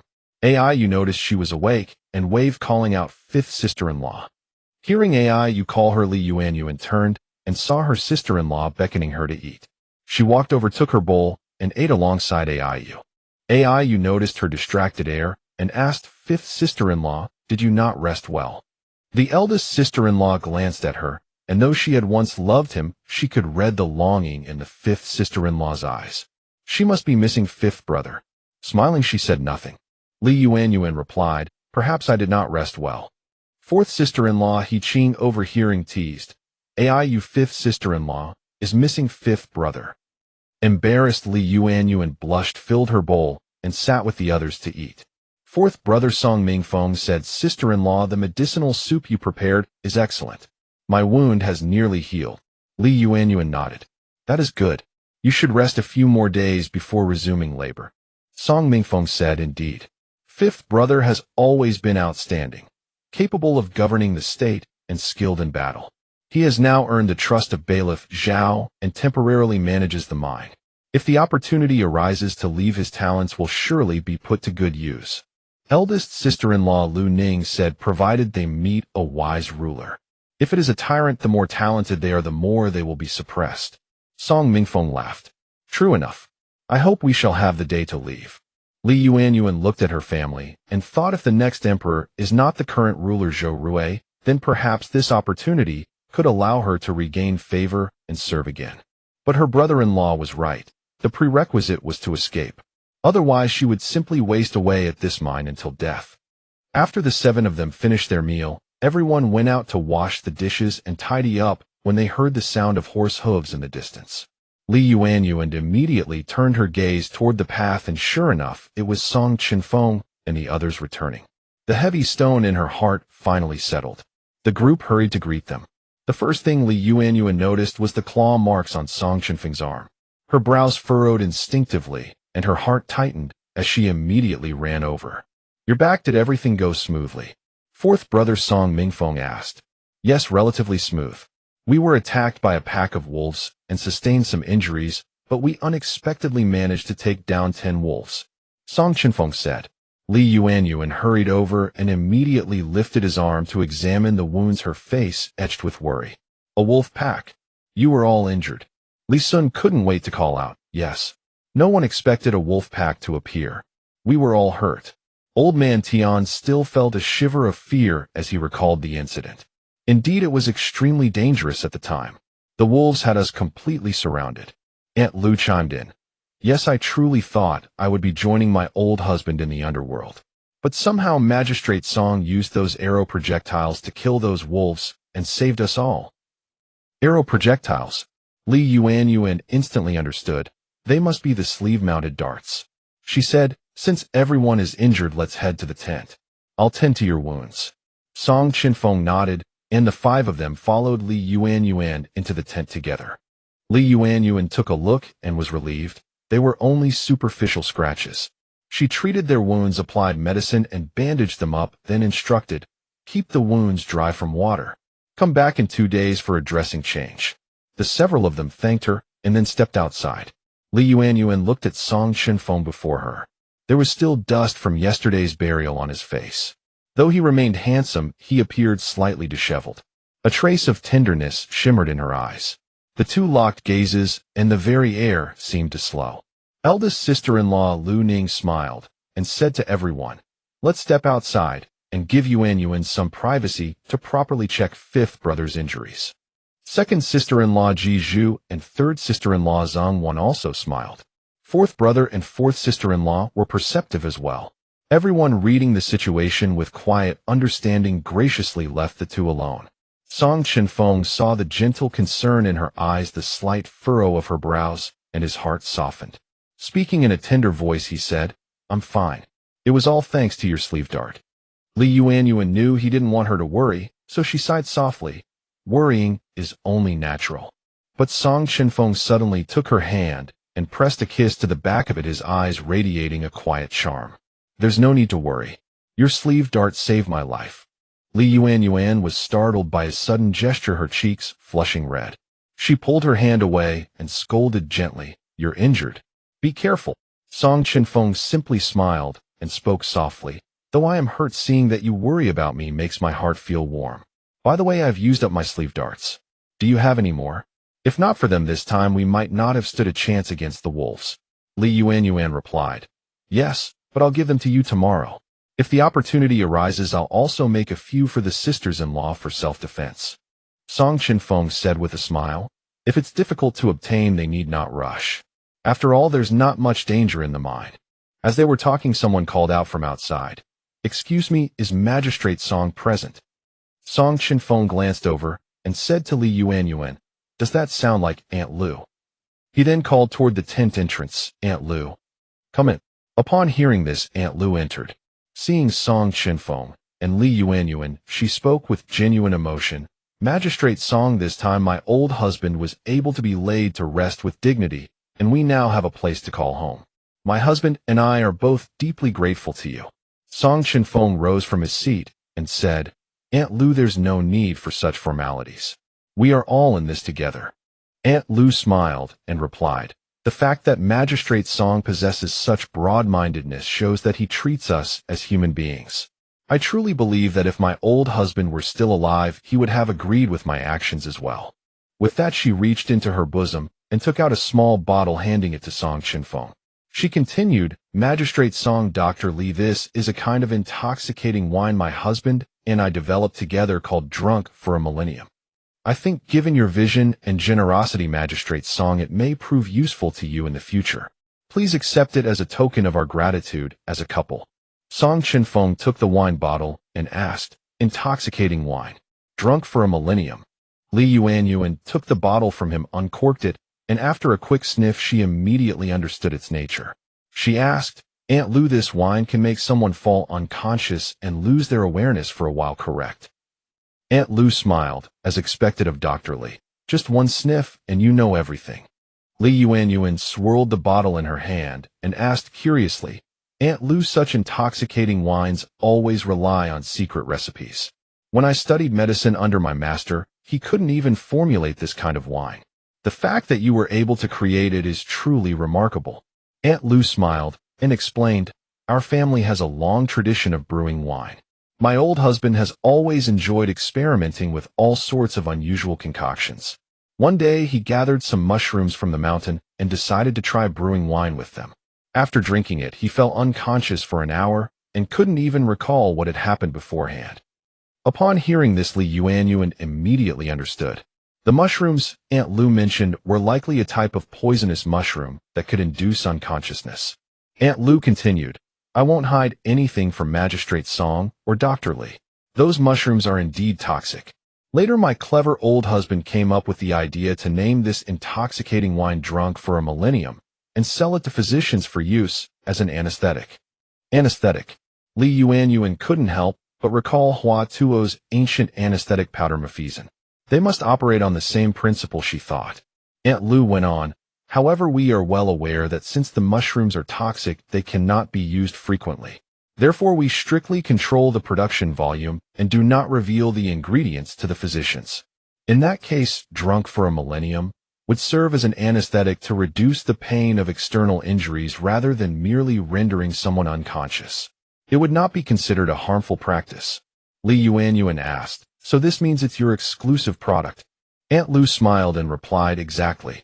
I can tell that neither Magistrate Song nor Dr. Li are ordinary people. This Drunk for a Millennium may prove useful someday. Li Yuanyuan thought to herself that this Drunk for a Millennium was indeed an excellent item and would surely serve a purpose one day. She said, Aunt Lu, thank you. We do need this wine. May I ask about the dosage?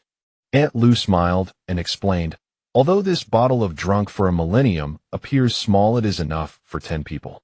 Only half a spoonful diluted in water is required to induce an hour of unconsciousness. Song Chenfeng knew that since Li Yuanyuan had approved of this wine, it must have its uses. He said, Aunt Lu, thank you for your kindness. We will gladly accept this Drunk for a Millennium. Aunt Lu nodded and said, very well. I shall take my leave then. If you need anything in the future, simply come to me for the medicine. The couple saw Aunt Lu off. Li Yuanyuan said, this intoxicating wine will surely come in handy. Why don't I keep it here for safekeeping? Song Chenfeng nodded. Very well. It was already the 11th lunar month, and the biting wind made people instinctively wrap their coats tighter. During the half-month after the earthquake, there were no major aftershocks. Everyone ate and slept in tents, and their wounds gradually healed. The cracked and uneven ground was slowly smoothing out. Although a mountain had collapsed into the mine, the output did not decrease. Thus, whether it was living, eating, or mining, everything gradually returned to normal. Yet living in tents was not a long-term solution. After all, the nights grew colder. One night, old man Tian Sanqian felt thirsty before bed and drank some water. Later in the dead of night, he woke up to relieve himself. He wrapped his clothes in a daze and went out. Not noticing a stone in front of him, he accidentally scraped his urethra against it. To his surprise, the moment his urine touched the stone, it instantly froze into ice. He couldn't see clearly, only felt excruciating pain in his lower body, which instantly sobered him up. Upon closer inspection, he realized that his private part was stuck to the stone. He couldn't move, but the pain was unbearable. Shivering from the cold, he shouted toward the tent, "Help! Someone help! Help!" As luck would have it, Yuanyuan also got up to relieve himself. Hearing the cries for help, he rushed over and saw what had happened. The man was frozen in place. Yuanyuan was caught between laughter and tears. He said, "Uncle Tian, don't move. This can't be treated with boiling water, only warm water. Wait here." After a while, Yuanyuan brought some warm water and rescued Tian Sanxian. Tian Sanxian clutched his lower body, not knowing whether to laugh or cry, and felt deeply embarrassed. During the day, everyone made a joke of it to lighten the mood. Yuanyuan said, "Better to drink less water before bed. It's cold now, not like summer." Zhang Laodi, who had been digging for jade, said, "I knew that long ago. Who would dare drink so much water before bed? But the nights are getting colder. I couldn't sleep well last night from the cold." Song Qianshi listened, laughing along, then said, "We've been busy with the earthquake aftermath for a while. Living in tents is indeed too cold. It was once mentioned that we would build wooden houses. I think we can start now." Yuanyuan perked up at this and said, "Really? Then I can help. I'm a carpenter. I know how to build wooden houses and make wooden furniture." Song Chenfeng said, "That would be perfect. But for now we need timber." Yuanyuan, "How many large logs would we need to build 15 wooden houses?" Yuanyuan calculated and replied, "If we build the same kind of wooden houses as the soldiers' quarters, a small house requires 40 large logs. A conservative estimate would be around 600 logs." Song Chenfeng thought that he still needed to discuss this with Lord Zhao before acting on his own, so he said, "I'll talk it over with Lord Zhao later." After the noon work, Yuanyuan needed to attend to Lord Zhao's treatment, so Song Chenfeng accompanied her to check on him. Zhao Tiangang had just finished feeding Lord Zhao his medicine, and Lord Zhao was now sitting in a wheelchair to get some fresh air. Yuanyuan carried her medical kit and asked, "Lord Zhao, how are you feeling?" "I've come to take your pulse." Lord Zhao replied, "Dr. Li is here. After drinking your medicine, I feel much better." He extended his wrist. After taking his pulse, Yuanyuan said, "You're recovering well. In about half a month, you should be able to walk on the ground, but no strenuous activity." Seeing Lord Zhao in good spirits, Song Chenfeng said, "Lord Zhao, the weather is getting colder. I'd like to build wooden houses with everyone, similar to the soldiers' small cabins. About 15 of them. What do you think?" Lord Zhao replied, "If conditions permit, you can even build 20. Let everyone live more comfortably." Song Chenfeng smiled, "Since you agree, shall we go all out?" Lord Zhao chuckled, "Yes, go ahead. There are people among you who know how to build wooden houses. After all, we can't let outsiders know. No one wants to come to this place anyway, and we're not afraid of anyone finding out. Also, how is the output? We need to report by the beginning of spring next year. We can't delay." Song Chenfeng said, "Yes, jade mining will continue without any drop in output. We've been idle for nearly half a month due to the earthquake, but I believe it will be fine." Lord Zhao nodded and said, "Could you handle it?" Yuanyuan and Song Chenfeng walked back together. She asked, "How much timber is needed to build the houses?" Song Chenfeng said, "If it's 20 houses, that would be 800 logs." Yuanyuan continued, 800 logs. That's no small project." Song Chenfeng replied, "Indeed, it's not small. So tomorrow I'll go to Yuanshan County to see if Su Jiang and the others have any ideas." Yuanyuan said, "Take me along too. I'd like to see Su Jiang." Song Chenfeng smiled awkwardly. "It's good to take you after all." He only said half the sentence, then looked at Yuanyuan with a hint of mischief. Yuanyuan asked curiously, "After all what?" "Go on." Song Chenfeng cleared his throat, "After all, we seem to be running out of money." Yuanyuan was taken aback, then burst into laughter. So that was it. But it was understandable. After the earthquake, they had to spend money on food, medicine, and coffins. And it seemed she had become something of a personal bank. Yuanyuan smiled and said, "Is that all? Then I'll take some jade tomorrow and exchange it for money." Song Chenfeng nodded, "Then I'll leave it to you, my lady." He deliberately emphasized the word "my lady." Yuanyuan's face flushed. She thought Song Chenfeng is actually flirting with her now. She couldn't help but scold, "What, my lady? Shameless." Song Chenfeng wasn't upset. He smiled gently and said, "Yuanyuan, don't be angry. The truth is I feel very embarrassed asking you for money. Usually it's the man's responsibility to support the family. If a man asks a woman for money, he would be, well, laughed at." "Oh, so that's how it was." Li Yuanyuan had forgotten. This was ancient times. In ancient times, men managed external affairs while women managed the household. Li Yuanyuan giggled. "I thought it was something serious. My money is your money. I'll earn the money to support the family, and you can be the one to look beautiful like a flower." Look beautiful like a flower. Song Chenfeng was stunned. He felt something was off. As a man from ancient times, he naturally didn't know that this phrase was just a modern meme. But to him, an old general being described as looking beautiful like a flower was quite novel. Yuanyuan, that phrase sounds strange. Look beautiful like a flower. Does that mean you're complimenting my looks? Li Yuanyuan was taken aback and didn't know how to respond. So she explained, "Well, your looks are indeed quite good." Song Chenfeng hadn't expected her to say that. After all, given her previous disposition, she hardly seemed like someone who would harbor feelings for him. Even though Li Yuanyuan had claimed back then that it was him she liked, Song Chenfeng was genuinely curious about the change in her. He narrowed his eyes and asked with keen interest, "I've always wondered, when exactly did you start liking me? After all, I feel that for a person to change their taste seems rather difficult." Li Yuanyuan's face flushed as she recalled the moment she had transmigrated and laid eyes on him. She couldn't exactly call it love at first sight, but she certainly didn't dislike what she saw. Later, when he was bitten by a venomous snake and unconscious, unable to take his medicine, she had fed him mouth to mouth in desperation, and that was when their bodies had touched. Besides, he was rather handsome, and so she had found herself falling for him. In the end, she realized it was his face she adored. But if she admitted outright that she fancied his good looks, would he even understand? After all, Song Chenfeng was a man of ancient times, and in a man's mind a woman ought to be reserved. Seeing her cheeks tinged with red as she lowered her head, he knew she was shy. He found it rather amusing and felt the urge to tease her.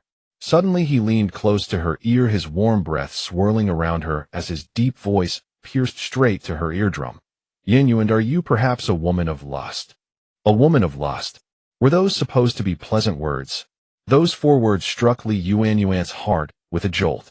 She burned with both shame and indignation and turned to snap at him, only to accidentally brush against Song Chenfeng's soft lips. Song Chenfeng hadn't expected her lips to graze his either. His pupils contracted, and he felt his lips grow inexplicably soft, his heart skipping a beat for reasons he couldn't name. Li Yuanyuan quickly pulled her lips away, her ears burning crimson. "I'm sore, MMPH." She wanted to say that she hadn't meant to steal a kiss, but before she could finish, Song Chenfeng had already pressed his lips to hers. His soft lips began to move over hers, lingering, kneading, shifting, as he greedily savored the sweetness of her mouth as if it held the most exquisite honey. He wrapped his lips around hers and gradually deepened the pressure until Li Yuanyuan felt her neck could no longer bear the strain. Sensing her struggle, he reached up with his large hand and cradled the back of her head, offering her support. Yet still he refused to release her tender lips. Li Yuanyuan's body gradually grew limp, her breathing becoming labored. But what embarrassed her most was that she found herself reluctant to let go of the sensation. Only when she had no breath left to spare did Song Chenfeng finally release her, gazing at her flushed face with evident amusement. Li Yuanyuan's cheeks burned hot. She never imagined that Song Chenfeng, a military general, could kiss so captivatingly. "Yuanyuan, you need to work on your stamina," Song Chenfeng said softly. Li Yuanyuan turned to look at him, puzzled. Stamina? Seeing her bewildered expression, so like a lost little rabbit, he found her utterly endearing. He smiled slightly and explained, "Your lung capacity is too small. That makes it hard to breathe properly." With that, he looked at her with great interest. Li Yuanyuan was taken aback. Lung capacity? Breathing? He meant lung capacity. She raised her hand and swatted him, playfully protesting, a dignified general being so improper. Song Chenfeng's eyes crinkled with laughter, and he said no more. The next day, Song Chenfeng brought Li Yuanyuan and Li Sun driving the same carriage that had once carried the coffin to Yuanshan County to find Su Jiang and the others. Over half a month had already passed. The relief troops had withdrawn, the roads of Yuanyuan County had been repaired, and people were gradually returning to the streets, beginning to rebuild their homes and mend the collapsed structures. The three of them drove the carriage to Maotong General Store. Seeing that they had already opened for business, Chenfeng felt a measure of relief. They entered, and the attendant on duty was Yuanyuan. Chenfeng said with a smile, "Boss Liu, we've come to return the carriage. How has business been lately?" Seeing Chenfeng and his wife along with Li Sun from last time, Yuanyuan knew they had finished their affairs and said, "Well, we've slowly started operating again." "What brings you here today?" Chenfeng replied, "This time we're mainly here to order some logs, about 800 of them. Do you have that much timber in stock? We'd like to build houses." Yuanyuan thought to himself, the general wants to build wooden houses at the mine. That would be quite nice, much better than living in caves. However, 800 logs would indeed be hard to come by. And besides, this general store dealt mainly in daily necessities. Timber wasn't exactly their forte. Yuanyuan hesitated, for this was truly no easy task. He would need to discuss it with Su Jiang and the others. So he said, 800 logs is indeed a substantial amount. I need to consult with my other partners. Would you mind stepping into the back? Chenfeng understood that he needed to confer with the others. He turned to Li Sun and said, "Li Sun, Yuanyuan needs to exchange some silver. It wouldn't be convenient for you to follow. Would you mind?" Li Sun was an astute man, and he trusted Chenfeng deeply, so he replied, "No problem, I'll wait here. You two go ahead." Chenfeng led Yuanyuan and followed Yuanyuan to the small courtyard where they lived. Yuanyuan opened the door and called out cheerfully, "Su Jiang. Zhang de General Song has come to see us." Su Jiang's health had greatly recovered by now. He was resting at home rather than helping at the store. "General Song." The three men embraced Chenfeng tightly, their joy overflowing. Yuanyuan said, "After the earthquake, everyone was worried about you. When you came to order the coffin last time, it frightened me half to death. Thank goodness you're all safe. We can rest easy now." Chenfeng clasped their hands and said, "It's fine. Heaven protects the virtuous. Today I brought Yuanyuan along to check on Su Jiang once more." The three men looked at Yuanyuan and said in unison, "Greetings, madam." Yuanyuan felt a bit embarrassed and said, "No need for such formality. Commandant Su, please have a seat. Let me take your pulse." Su Jiang sat down and steadied himself for a moment. Yuanyuan took his pulse. It was steady, and even the blood stasis had dispersed, though he was still slightly weak. Yuanyuan wrote out a prescription and handed it over, saying, "These are some tonics. Take 1 dose at noon, and after 3 days you should be fine." Su Jiang thanked her and tucked the prescription away, then asked, "General, what do you need us for this time?" Chenfeng said, "This time Lord Zhao was injured in the earthquake, so he temporarily handed me the management of the mine. Since all the caves collapsed in the quake, we've decided to build wooden houses to live in." Su Jiang thought for a moment and said, "Wooden houses? That's indeed a good idea, much more comfortable to live in. If you can improve the living conditions, that would be wonderful." Chenfeng smiled and continued, "Yes, and it's already getting cold.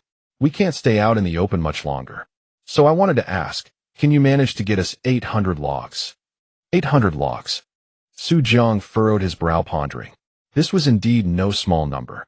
After a moment of thought, he said, "General, given our connections in Yuanyuan County, it would be difficult to procure so many logs, as they would have to be freshly cut." Freshly cut? Chenfeng was also taken aback. If they were to cut them fresh, where would they find so much timber, and would there be enough time? After all, felling a single tree took time, let alone 800 logs. Su Jiang nodded. "General, you may not be aware that besides us three, there are other Song family army men working and making a living elsewhere. If I gather them, we could have over 20 brothers." Yuanyuan thought to herself that in the original story, the Song family army was a highly united force, which was precisely why the emperor feared them. Chenfeng exclaimed, "What? The brothers are still in contact?" Su Jiang nodded. "Yes, besides us three, the others have mostly returned to their hometowns. Those with land work the fields, those with trades run small businesses, some even sell medicinal herbs. Now that winter has set in, the brothers who farm may have idle time. I could call them over to help with the logging." Yuanyuan added, "The main issue now is time. Logging is no easy task, It requires time. Even if we cut 20 logs a day, it would take 40 days to reach 800. 40 days.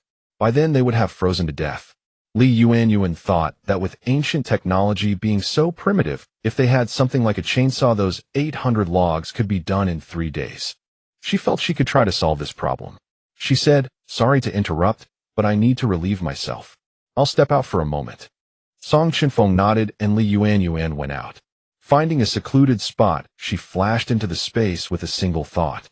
She opened the ancient modern treasure and searched for logs. As expected, there were no large items available. Such natural consumables probably aren't available either. She then searched for electric drills for logging, and those were indeed in stock. 300 yuan each. Were they returnable? But using them required electricity, and there was none in this ancient era. What to do? Perhaps a rechargeable model. She searched again and indeed found rechargeable ones, but due to high power consumption, they could only be used continuously for 2 hours and required 6 hours to fully charge. Yuanyuan calculated. If she bought 10, using them in rotation would be ideal, but double that number would be faster. She decided to negotiate with the ancient modern treasure. Ancient modern treasure, ancient modern treasure. Ancient modern treasure has been awakened. Host, please speak. Yuanyuan said. Can these chainsaws be rented? I can't afford to buy so many. I'll return them after use. The ancient modern treasure was silent for a moment, then said, "Beep. Rental is available. Deposit 100 per unit, daily rental 100. Well, that was cheaper than buying. Yuanyuan gritted her teeth and said, "Rent me 15. With a clatter, 15 chainsaws were neatly arranged in the yard. Yuanyuan let out a breath. Though this abandoned yard was rarely visited, if discovered in ancient times, it would be quite shocking. She covered the chainsaws with a large tent cloth and returned to the small courtyard. At that moment, Chenfeng, Su Jiang, and the others were still grappling with the difficulty of logging. A suitable location had been found, a vast forest at the border between Yuanyuan County and the Nanjiang frontier, reachable by horse-drawn carriage in an hour and a half. They could log there, but completing 800 logs in a short time seemed impossible. After much discussion, the shortest estimate was over a month, assuming everything went smoothly. When Chenfeng saw her return, he simply said, "Back," and then frowned slightly, exchanging glances with the others. Yuanyuan knew that expression meant he was facing a difficult problem. She asked softly, "Is it because the time for logging is too tight and the quantity too large?" Chenfeng nodded. "Yes, indeed. Our soldiers can cut at most 10 logs a day, even with 10 men working together. If we work through the night, it would still take 40 days.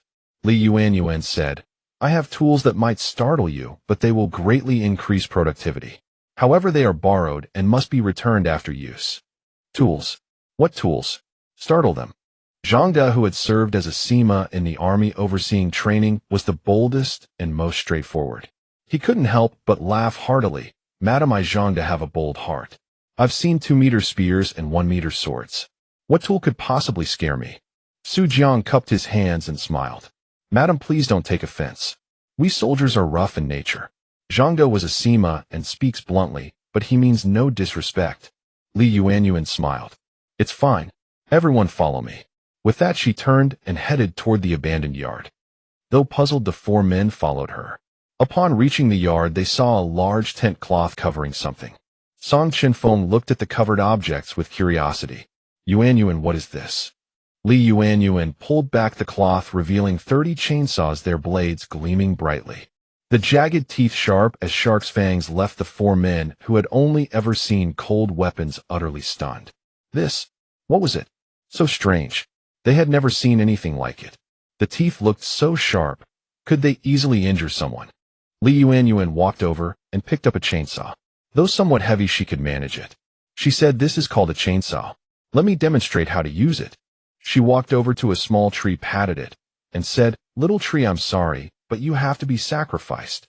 She gauged the direction and added, "Everyone clear the south side, so you don't get hit." Though the 4 men didn't know what she was about to do, seeing the chainsaw's sharp, menacing appearance, they stepped aside. Yuanyuan aimed at the trunk, switched on the chainsaw, and began cutting into the tree. A screeching, piercing noise filled the air as the chainsaw roared to life. The 4 men were all startled. Even Zhang De, who prided himself on his boldness, was forced back 2 steps by the sudden sound. The teeth and wood clashed violently, sending sparks flying. The harsh noise continued, but within a few seconds the small tree was severed. With a thud, the entire trunk fell to the south, landing with a crash in the yard. Yuanyuan turned off the chainsaw, shook her hands, and blew on them. Ugh, this thing really vibrates. If you use it, make sure to wear gloves. Why was no one paying her any attention? Yuanyuan turned to look at the 4 men, only to find them all standing dumbfounded, their eyes wide with astonishment. Even the most composed Song Chenfeng had his mouth slightly agape, his gaze betraying an incredulous disbelief. Su Jiang stared at the felled tree on the ground and said, "This is simply too incredible, isn't it? Truly, I've never seen such a saw." Lu Xian, looking at the chainsaw in Li Yuanyuan's hand, also remarked, "This thing cuts down trees far too quickly. It takes us over 10 minutes to fell one, but with this it's done in no time." Zhang De wiped his face and said, "If this thing were taken to the battlefield, wouldn't it slaughter too many enemies?"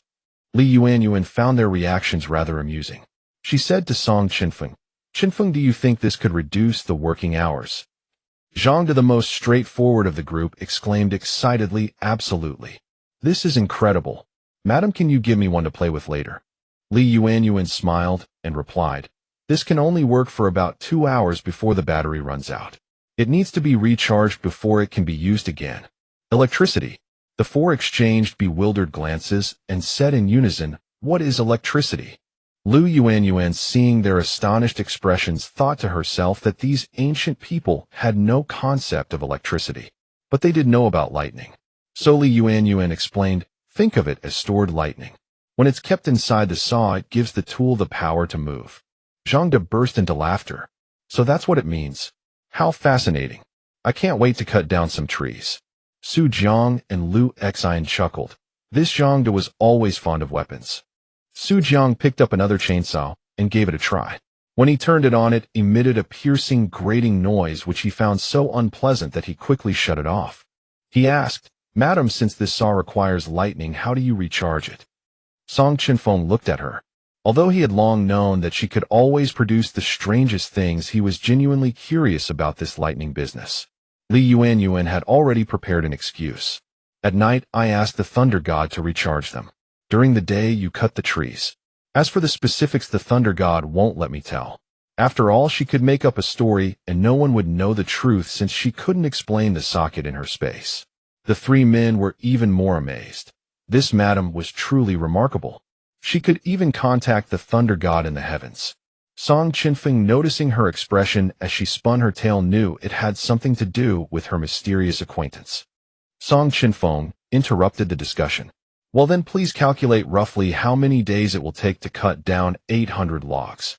Lu Xian replied, "At this rate, at most 3 days." Song Chenfeng said, "Good. In the daytime, I'll go cutting with you. At night, we'll bring the saws to find the thunder god for recharging. How about that?" Su Jiang agreed. "All right, we'll set out today." The 5 nodded, loaded the chainsaws onto the cart, covered them with a tarpaulin, and headed toward Maotong department store. Li Sun was waiting for them. Seeing them pulling the cart, he asked, "Is there stock?" Song Chenfeng explained the situation and said, "Li Sun will need to work for 2 or 3 days before we can head back. Is that all right?" Li Sun replied, "No problem. It's a special case, and Lord Zhao understands. 800 logs is no small amount. Let's get going."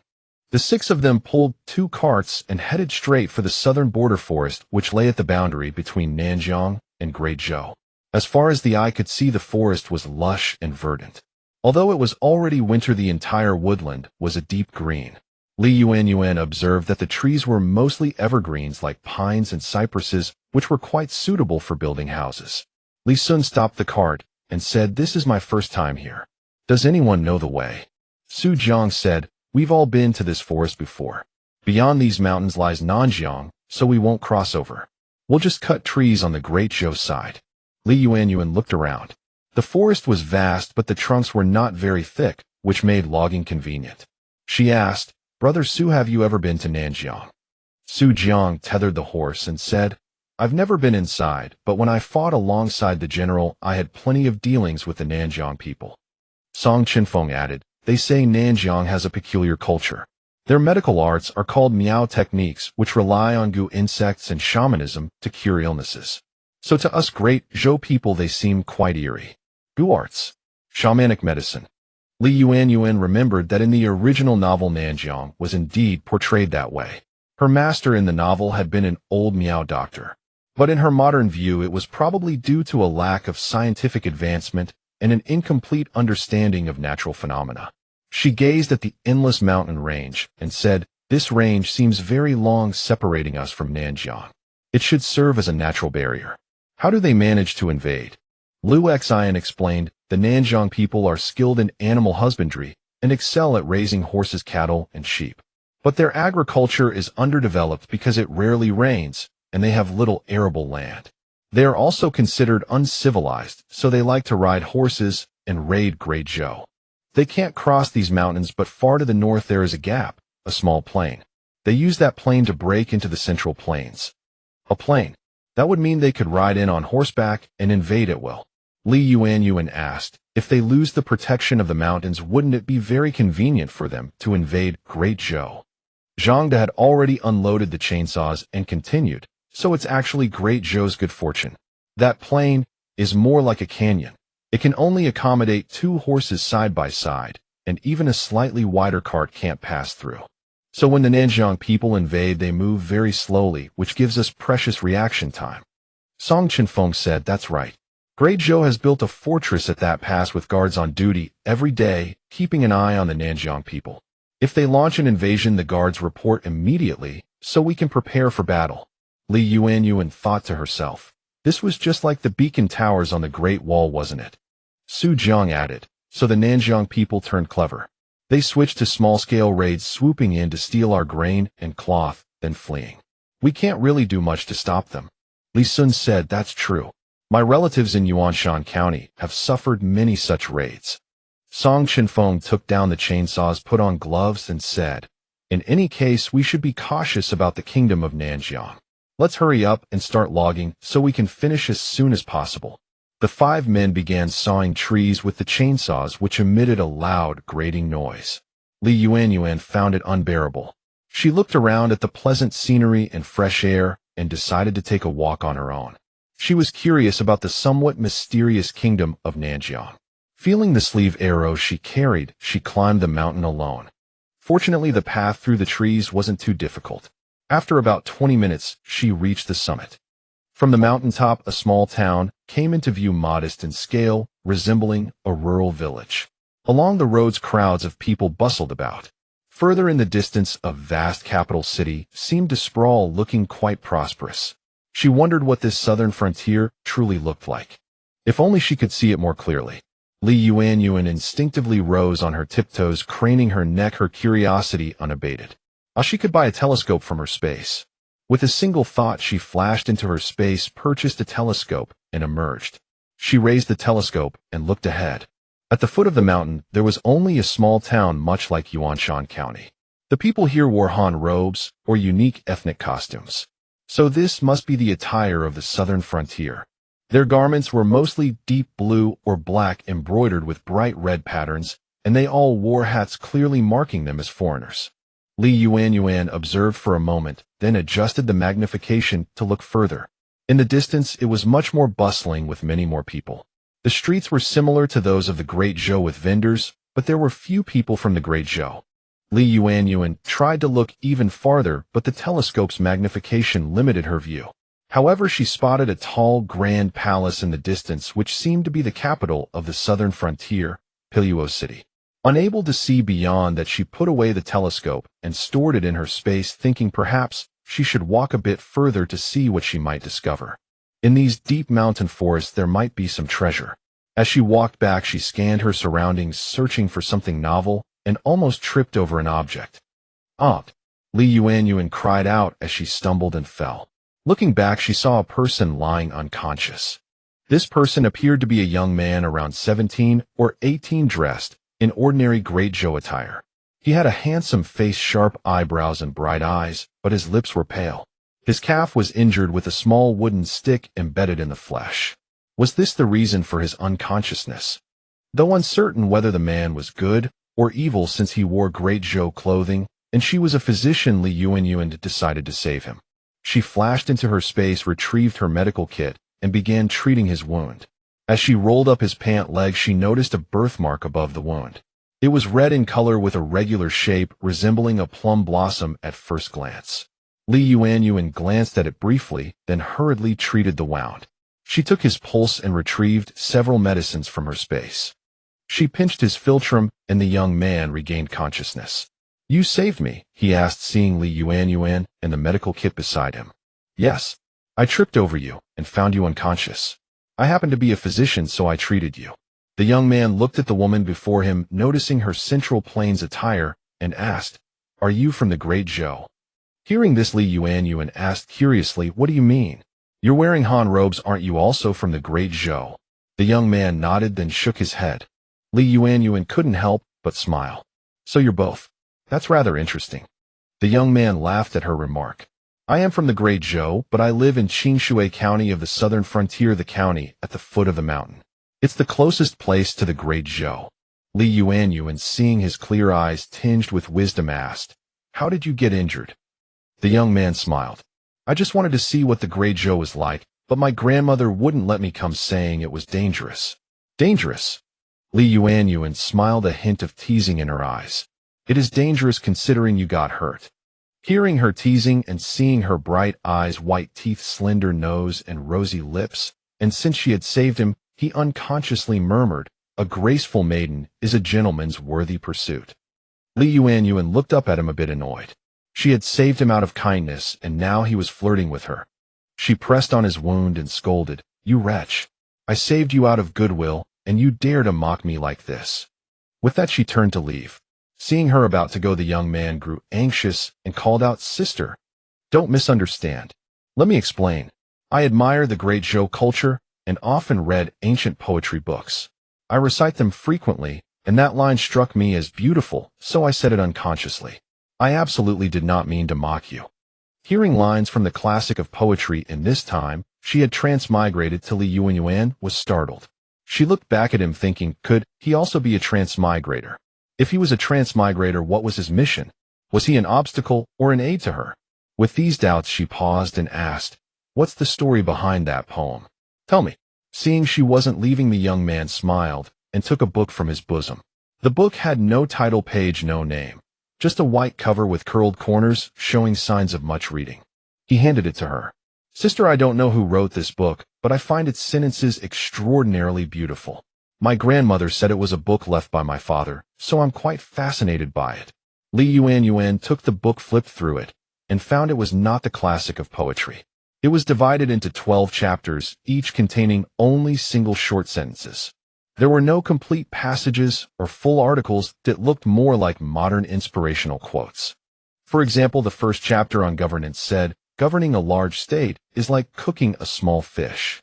The second chapter on the Great Way said, "The way that can be spoken is not the eternal way, the name that can be named is not the eternal name." Weren't these famous lines from the classic texts of her world? Seeing her curiosity, the young man added, "Look at the 10th chapter." Li Yuanyuan glanced at him, then turned to the 10th chapter, which contained ancient poems. The line he had recited earlier, "A graceful maiden is a gentleman's worthy pursuit," was from this chapter. Li Yuanyuan read through the entire book and had a general idea. This book was likely written by someone from her world. "This book was left by your father. Is he still alive? Can I meet him?" The light in the young man's eyes dimmed. He said softly, "My father passed away a long time ago. My grandmother raised me, so you can't see him." "Oh, passed away. So perhaps the one who transmigrated was the young man's father." Seeing the young man's sincere expression and his explanation, Li Yuanyuan's anger subsided. She asked, "What's your name?" Seeing the young man's sincere expression and his explanation, Li Yuanyuan's anger subsided. She asked, "What's your name?" The youth replied, "My name is Jiang Xingshui." Jiang Xingshui. Li Yuanyuan thought for a moment, but couldn't match him with any character from the original story. However, judging by his appearance, he probably wasn't a transmigrator. She had also calmed down and returned the book to him, saying, "Jiang Xingshui, don't let your wound get wet. There's nothing else. Go back to Qingshui County." Jiang Xingshui looked at her, reluctant to leave, and said, Big sister, meeting you today is my fortune. Where do you live? Will we ever meet again? Li Yuanyuan saw he was just a youth and considered him a child, so she answered truthfully. I'm at the Shiyu mine, and you're in Nanjiang. We won't have a chance to see each other again. Don't think of me. Jiang Xingshui said, Big sister, thank you for saving me today. I'll remember this favor, but I will definitely return to dojo someday. Li Yuanyuan smiled and then left. She estimated the time and figured it was about lunchtime.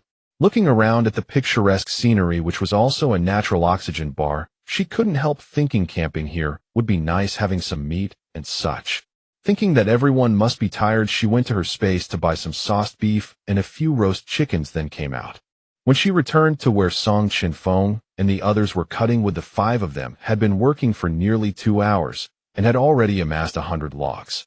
Zhangde saw her come back and laughed heartily. Madam, this chainsaw you found is really useful. Look how capable we are. As he finished speaking, the first batch of chainsaws exactly ran out of power after 2 hours. Song Chenfeng saw the chainsaws had no power and said, Everyone take a break. It's been 2 hours. Have some water. Li Sun wiped his sweat, picked up his gourd, tilted his head back, and gulped down water. Then he said, This chainsaw is a real weapon. In no time the 5 of us have cut down over 100 trees. Su Jiang wiped the water from the corner of his mouth and nodded. Although the noise is quite loud, it's a bit better with earplugs. Li Yuanyuan took Song Chenfeng's water flask and said, You've worked hard. Take a quick rest. The 6 of them sat down together and took out the prepared dry rations. Just as they were about to eat, Li Yuanyuan took out from her bag the sauced beef and roast chicken she had bought from her space, saying, Everyone has worked hard. I've got some treats for you. Try them. She opened the bag, and the aroma of beef and roast chicken drifted to everyone's noses. Gurgle, gurgle. Their stomachs rumbled in unison. Zhangde, who hadn't been very hungry, couldn't help drooling at the smell of meat. This is too fragrant. Song Chenfeng smiled. He knew this was the same sauced beef she had shared with him for the first time in that small cave. That flavor was indeed special and delicious. Su Jiang also ate a piece of roast chicken, and after tasting it, he praised it endlessly. This drumstick is delicious. I've never had chicken this good. Li Yuanyuan smiled. Everyone have more. Logging is tiring. Song Chenfeng tore off a chicken wing, tasted it, and said, This flavor is really good. The 6 of them enjoyed the scenery while eating the chicken and beef, extremely happy. After finishing, they continued logging until the remaining chainsaws all ran out of power, then they went back. In the evening, Li Yuanyuan entered the space, charged all the chainsaws, and then rested with them.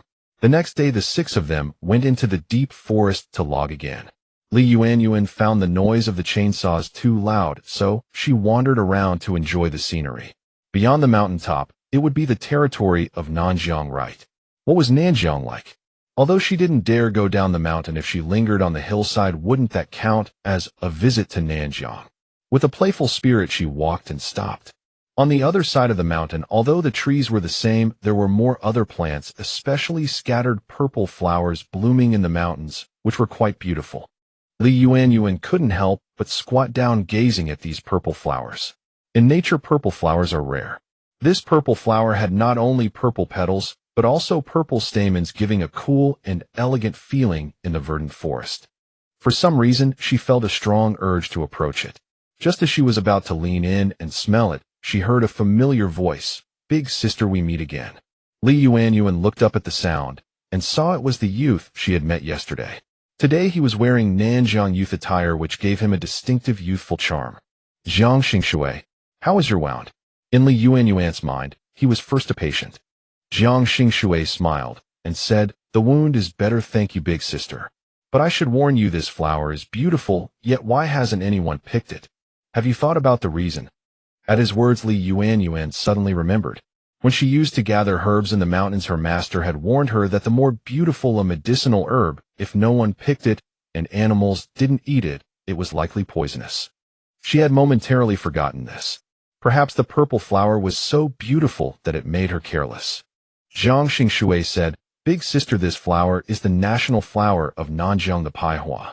It can bewitch a person's mind and is the raw material used by the Nanjiang royal shaman to make gu poison. Therefore it is planted here to block those from dojo who cross the mountaintop. Hearing this, Li Yuanyuan realized why she had felt an irresistible urge to smell it when she approached. So she had already been bewitched by its fragrance. It was a good thing Jiang Xingshui warned her. She was not unreasonable, and said, "Thank you for telling me, or I would have been poisoned. But this Pai Hua, if one is poisoned, is there an antidote?" Jiang Xingshui smiled, "I don't know. After all, gu poison is entirely controlled by the royal shaman. The seeds of the Pai Hua are collected exclusively by the king and cannot fall into the hands of the people." Li Yuanyuan understood. This Pai Hua could only be used and managed by the royal family. It was a means to harm enemies and control them. Jiang Xingshui looked at her. Seeing her a second time, he felt a strange sense of familiarity. Li Yuanyuan couldn't help asking, "Why are you climbing the mountain again today?" "Going to Dazhou again." Jiang Xingshui was about to answer when they heard behind them an old woman leaning on a cane and bent over chasing after them. "Shui, stop right there. You're up to mischief again." Jiang Xingshui saw it was his grandmother, quickly helped her, patted her back, and said, "Grandma, I'm just going to have a look. I'm not running away." Grandma panted heavily, tapped her cane, and said, "I told you don't go over there. Dazhou is dangerous." Jiang Xingshui acted as if it didn't matter and said, "Grandma, that's my homeland. How could it be dangerous? Sooner or later I will go back." Grandma looked helpless and said, "What for? Just stay with me in Qingshui County and live well." Jiang Xingshui wore a disobedient expression. "Grandmother, why do you always forbid me from returning? Is that not my homeland? To fall leaves settle on the roots. This is a principle I discovered in the book father left behind." His grandmother glanced at him, her aged eyes flickering with helplessness and pain. "Grandmother has her reasons for not letting you return. Don't cause me worry. Go back now." Li Yuanyuan thought to herself that this was ultimately another family's affair, and she had no right to comment. Still, curiosity stirred within her. Who exactly was Jiang Xingshui's father? Why did the book he left behind contain nothing but aphorisms from her own world? She pondered for a moment, then spoke. "May I ask how I should address you, elder? I too am from the Great Zhou. I rescued Qingshui yesterday. Is there something troubling your heart?" The grandmother studied Li Yuanyuan, noting her delicate features and her status as a physician, and replied, "You must be the doctor who saved my grandson yesterday.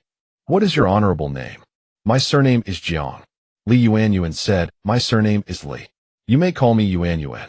Grandmother Jiang nodded and smiled. "By right, since you saved my grandson, I should invite you to Qingshui County for a meal. But given your status, a young lady traveling there would be most inconvenient.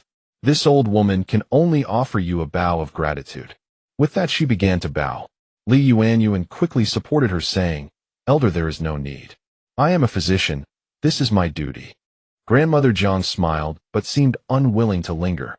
She turned to Jiang Xingshui and said, "Let us return quickly. If we are discovered, they might accuse us of colluding with the enemy." Those words were also meant for Li Yuanyuan, a subtle hint that they should not remain here long. Grandmother Jiang took Jiang Xingshui and left. Before departing, Jiang Xingshui cast a reluctant glance back at Li Yuanyuan.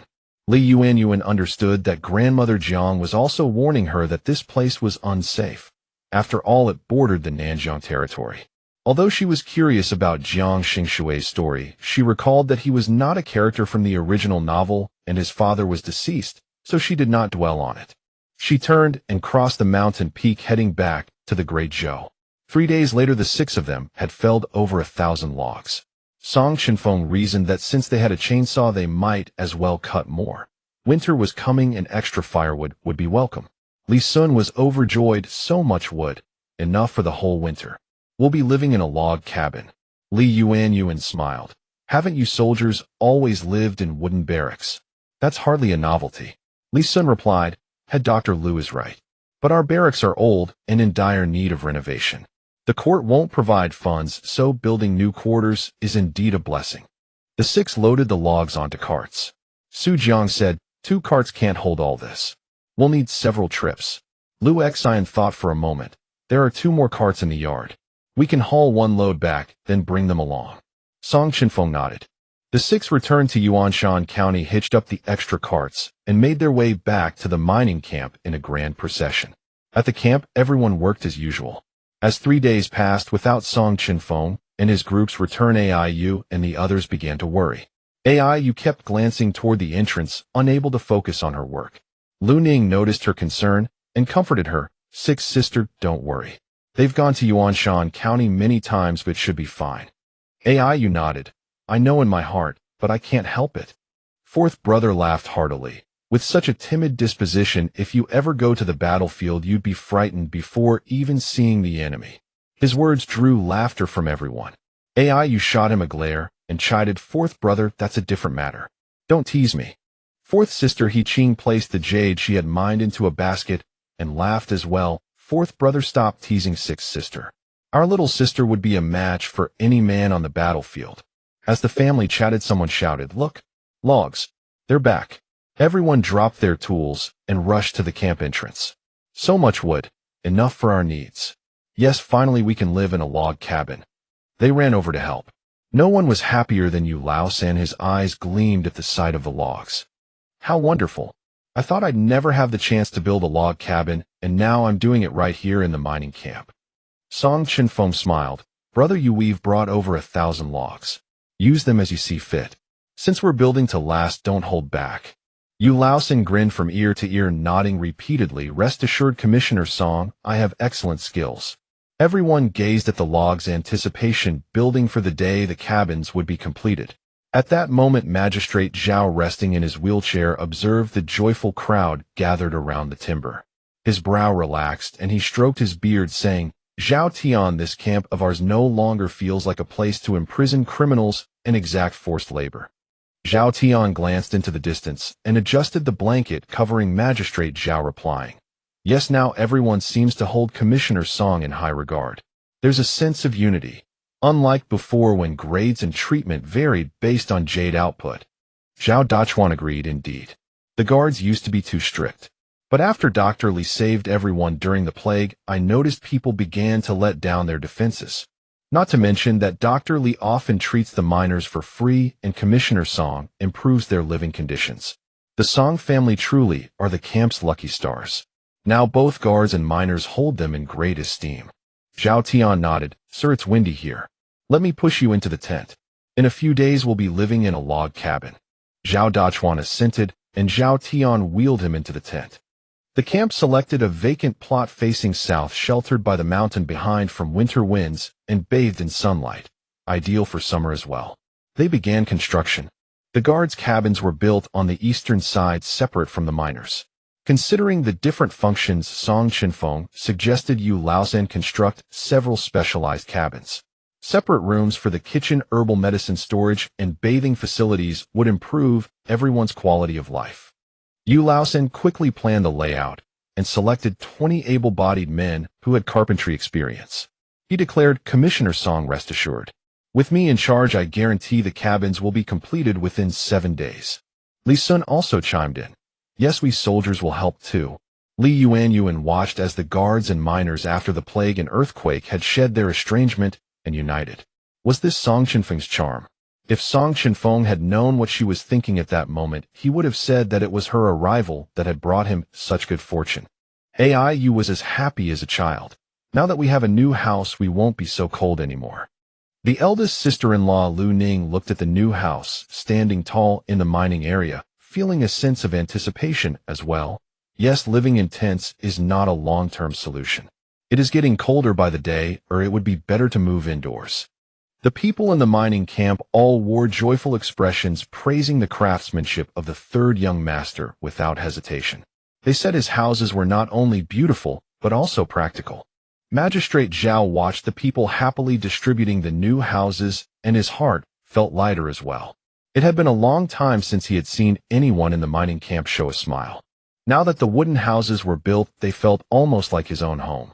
It was already deep winter, the weather growing increasingly cold, and the daylight hours shrinking. People's working hours had already been reduced to 6 hours during the day.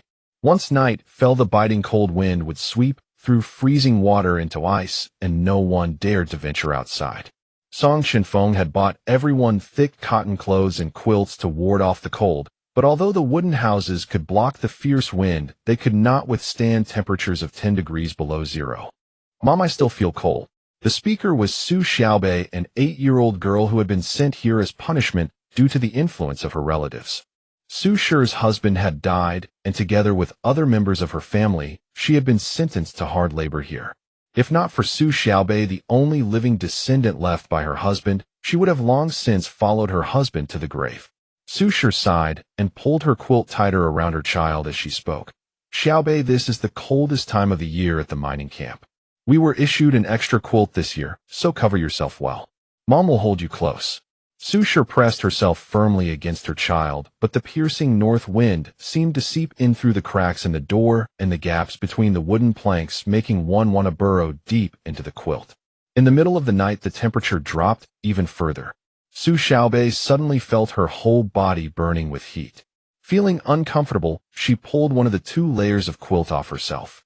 The next morning, Su Shi noticed that Su Xiaobei was only covered with a single quilt and wondered what was going on. Wasn't she afraid of the cold? She went over and gently pushed him. Xiaobei, time to get up and eat. Su Xiaobei lay still without moving. Seeing no response, Su Shi went over and patted him again. When he still did not move, she feared something terrible had happened. She quickly checked on him and found that Su Xiaobei's face was pale and his breathing was faint. Xiaobei, Xiaobei, what's wrong with you? Su Xiaobei did not respond. Su Shi hastily wrapped herself in a quilt, picked up Su Xiaobei, and rushed to find Li Yuanyuan. Li Yuanyuan's ability to heal illnesses was well known to everyone, and people trusted her deeply. Whenever anyone felt unwell these days, they would go to Li Yuanyuan. Li Yuanyuan was just getting up to wash when she saw Su Shi carrying the child toward her. Dr. Li, my Xiaobei won't move. Please come take a look at what's wrong. Li Yuanyuan quickly said, don't worry. Place him on the bed and let me examine him. Su Shi laid Su Xiaobei on the bed and Li Yuanyuan went over to check. She found that he had fallen into a coma. His body was ice cold and his left leg was stiff and frozen. His body still retained some warmth, but it was merely residual heat. She took his pulse and determined that he had caught a chill and developed a fever. Feeling hot, he had exposed one leg to cool it, but the freezing outdoor temperature had caused a dangerous cycle of hot and cold, leading to poor circulation and blocked veins. Under normal circumstances, a person's blood and qi would flow smoothly through the meridians without issue, but it was simply too cold, which had caused Su Xiaobei to faint. Li Yuanyuan instructed, fetch a basin of lukewarm water to wipe his frozen leg. It must not be hot water, lukewarm water only. Then I will administer acupuncture to him. Hurry. Su Shi quickly turned to prepare, and Li Yuanyuan took out her fine needles and began treating Su Xiaobei with acupuncture. Before long, Su Xiaobei slowly regained consciousness, though he could not yet speak. Li Yuanyuan rose, prepared the Chinese herbal medicine, boiled the decoction, and brought it over. Just then Su Shi arrived as well, so Li Yuanyuan said, Xiaobei is still very weak. Have him drink this herbal soup 3 times a day, and he should recover in about 3 days. Su Shi expressed her thanks and said, thank you, Dr. Li. In previous years, the imperial court would distribute firewood charcoal, but this year it has been delayed indefinitely. Otherwise, it would not have been this cold. Li Yuanyuan nodded silently. Without much thought, she suspected the charcoal would never reach the mining camp after all. She shared the situation with Chenfeng, who then reported it to Magistrate Zhao.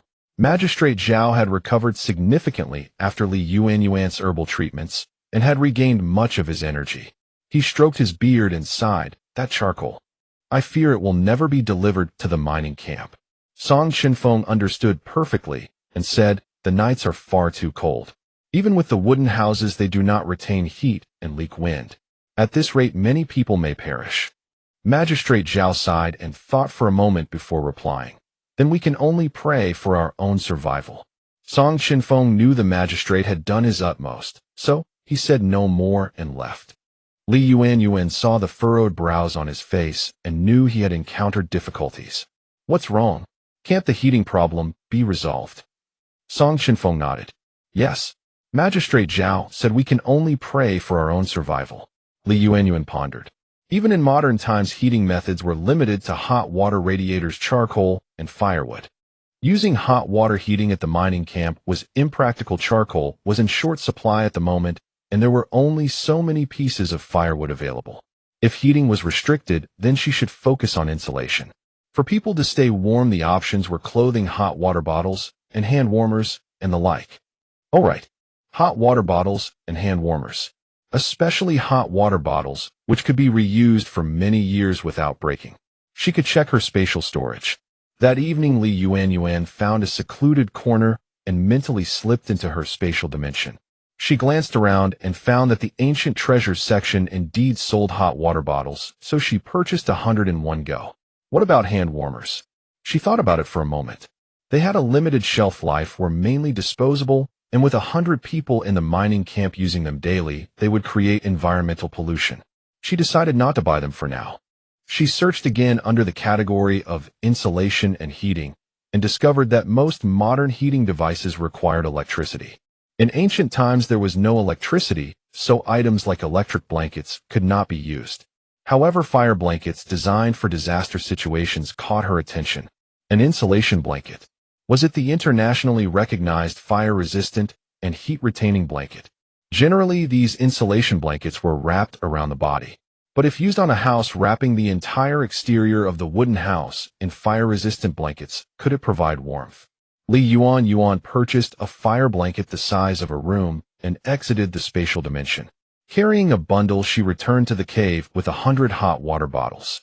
Sixth sister Aiyu noticed her carrying the bundle, and curiosity got the better of her. Fifth sister-in-law, what are you carrying? Drawn by Aiyu's words, everyone gathered around. Chenfeng's lips curled into a smile. He knew that Yuanyuan had some wonderful new thing to share with everyone once again. Yuanyuan took the hot water bottles out of the bundle and handed them to everyone, saying, "Take a look, this is called a hot water bottle. Fill it with hot water, and it will keep you warm." Aiyu, the most lively of them all, snatched the hot water bottle and examined it from every angle. It was rectangular with a lid, and the material was something she had never seen before. Eldest sister Lu Ning was equally curious. She tried pulling out the stopper, but couldn't budge it. Second sister-in-law Ji Zhu and third sister-in-law Zhang Wan also held the hot water bottle, examining it left and right. Yuanyuan smiled and said, "Look at this stopper. It's unscrewed, not pulled out." She then demonstrated by twisting the stopper open. Watching her, everyone followed suit and unscrewed their stoppers. Fourth sister-in-law He Qing asked, "Fifth sister-in-law, you mentioned this is called a hot water bottle. Now that the stopper is open, what should we do? Could it be that we fill it with water?" Yuanyuan looked at fourth sister-in-law and said, "That's right, fourth sister-in-law is correct. We do fill it with water." Sixth sister Aiyu, as if she'd discovered a rare treasure, quickly asked, "Fill it with water, but wouldn't it leak?" Yuanyuan smiled and turned to Chenfeng. "Chenfeng, I think the water has boiled. Why don't we go try it together?" Chenfeng nodded and went to check the stove. The water was still warm. Yuanyuan picked up a ladle, scooped a spoonful of hot water, and filled the hot water bottle halfway. She screwed the stopper back on, then turned the bottle upside down and said, "Everyone look. This hot water bottle doesn't leak, even when turned upside down, as long as the stopper is tightened. It stays warm and dry. Try it yourselves." Aiyu flipped the hot water bottle over and shook it, and indeed not a single drop leaked out. "Wow, fifth sister-in-law, this is wonderful. Place it in the bed at night, and it'll be incredibly warm."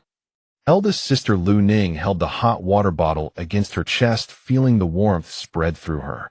She immediately felt much warmer. Fifth sister-in-law, this hot water bottle is truly useful. Second sister-in-law Ji Zhu also said, "Yes, holding it against my chest feels so warm and comforting." Third sister-in-law Zhang Wan nodded, This is indeed quite good." Yuanyuan thought to herself that while these old-fashioned rubber hot water bottles were common in modern times, they were a miracle for warmth in ancient times. She smiled and said, "So let's try them out for one night first and see how they work. Tomorrow we'll distribute the remaining hot water bottles to everyone else." Fourth brother Song Ming Feng laughed heartily. "Whatever fifth sister-in-law comes up with is truly excellent. Now Qinger won't have to keep sneaking into my bed at night to keep warm." Fourth sister-in-law He Qing blushed and shot her husband a reproachful glance, chiding, "What are you saying? Don't you know when to keep quiet?" Everyone burst into laughter, and the family chatted and joked together, their hearts warming with the pleasant atmosphere.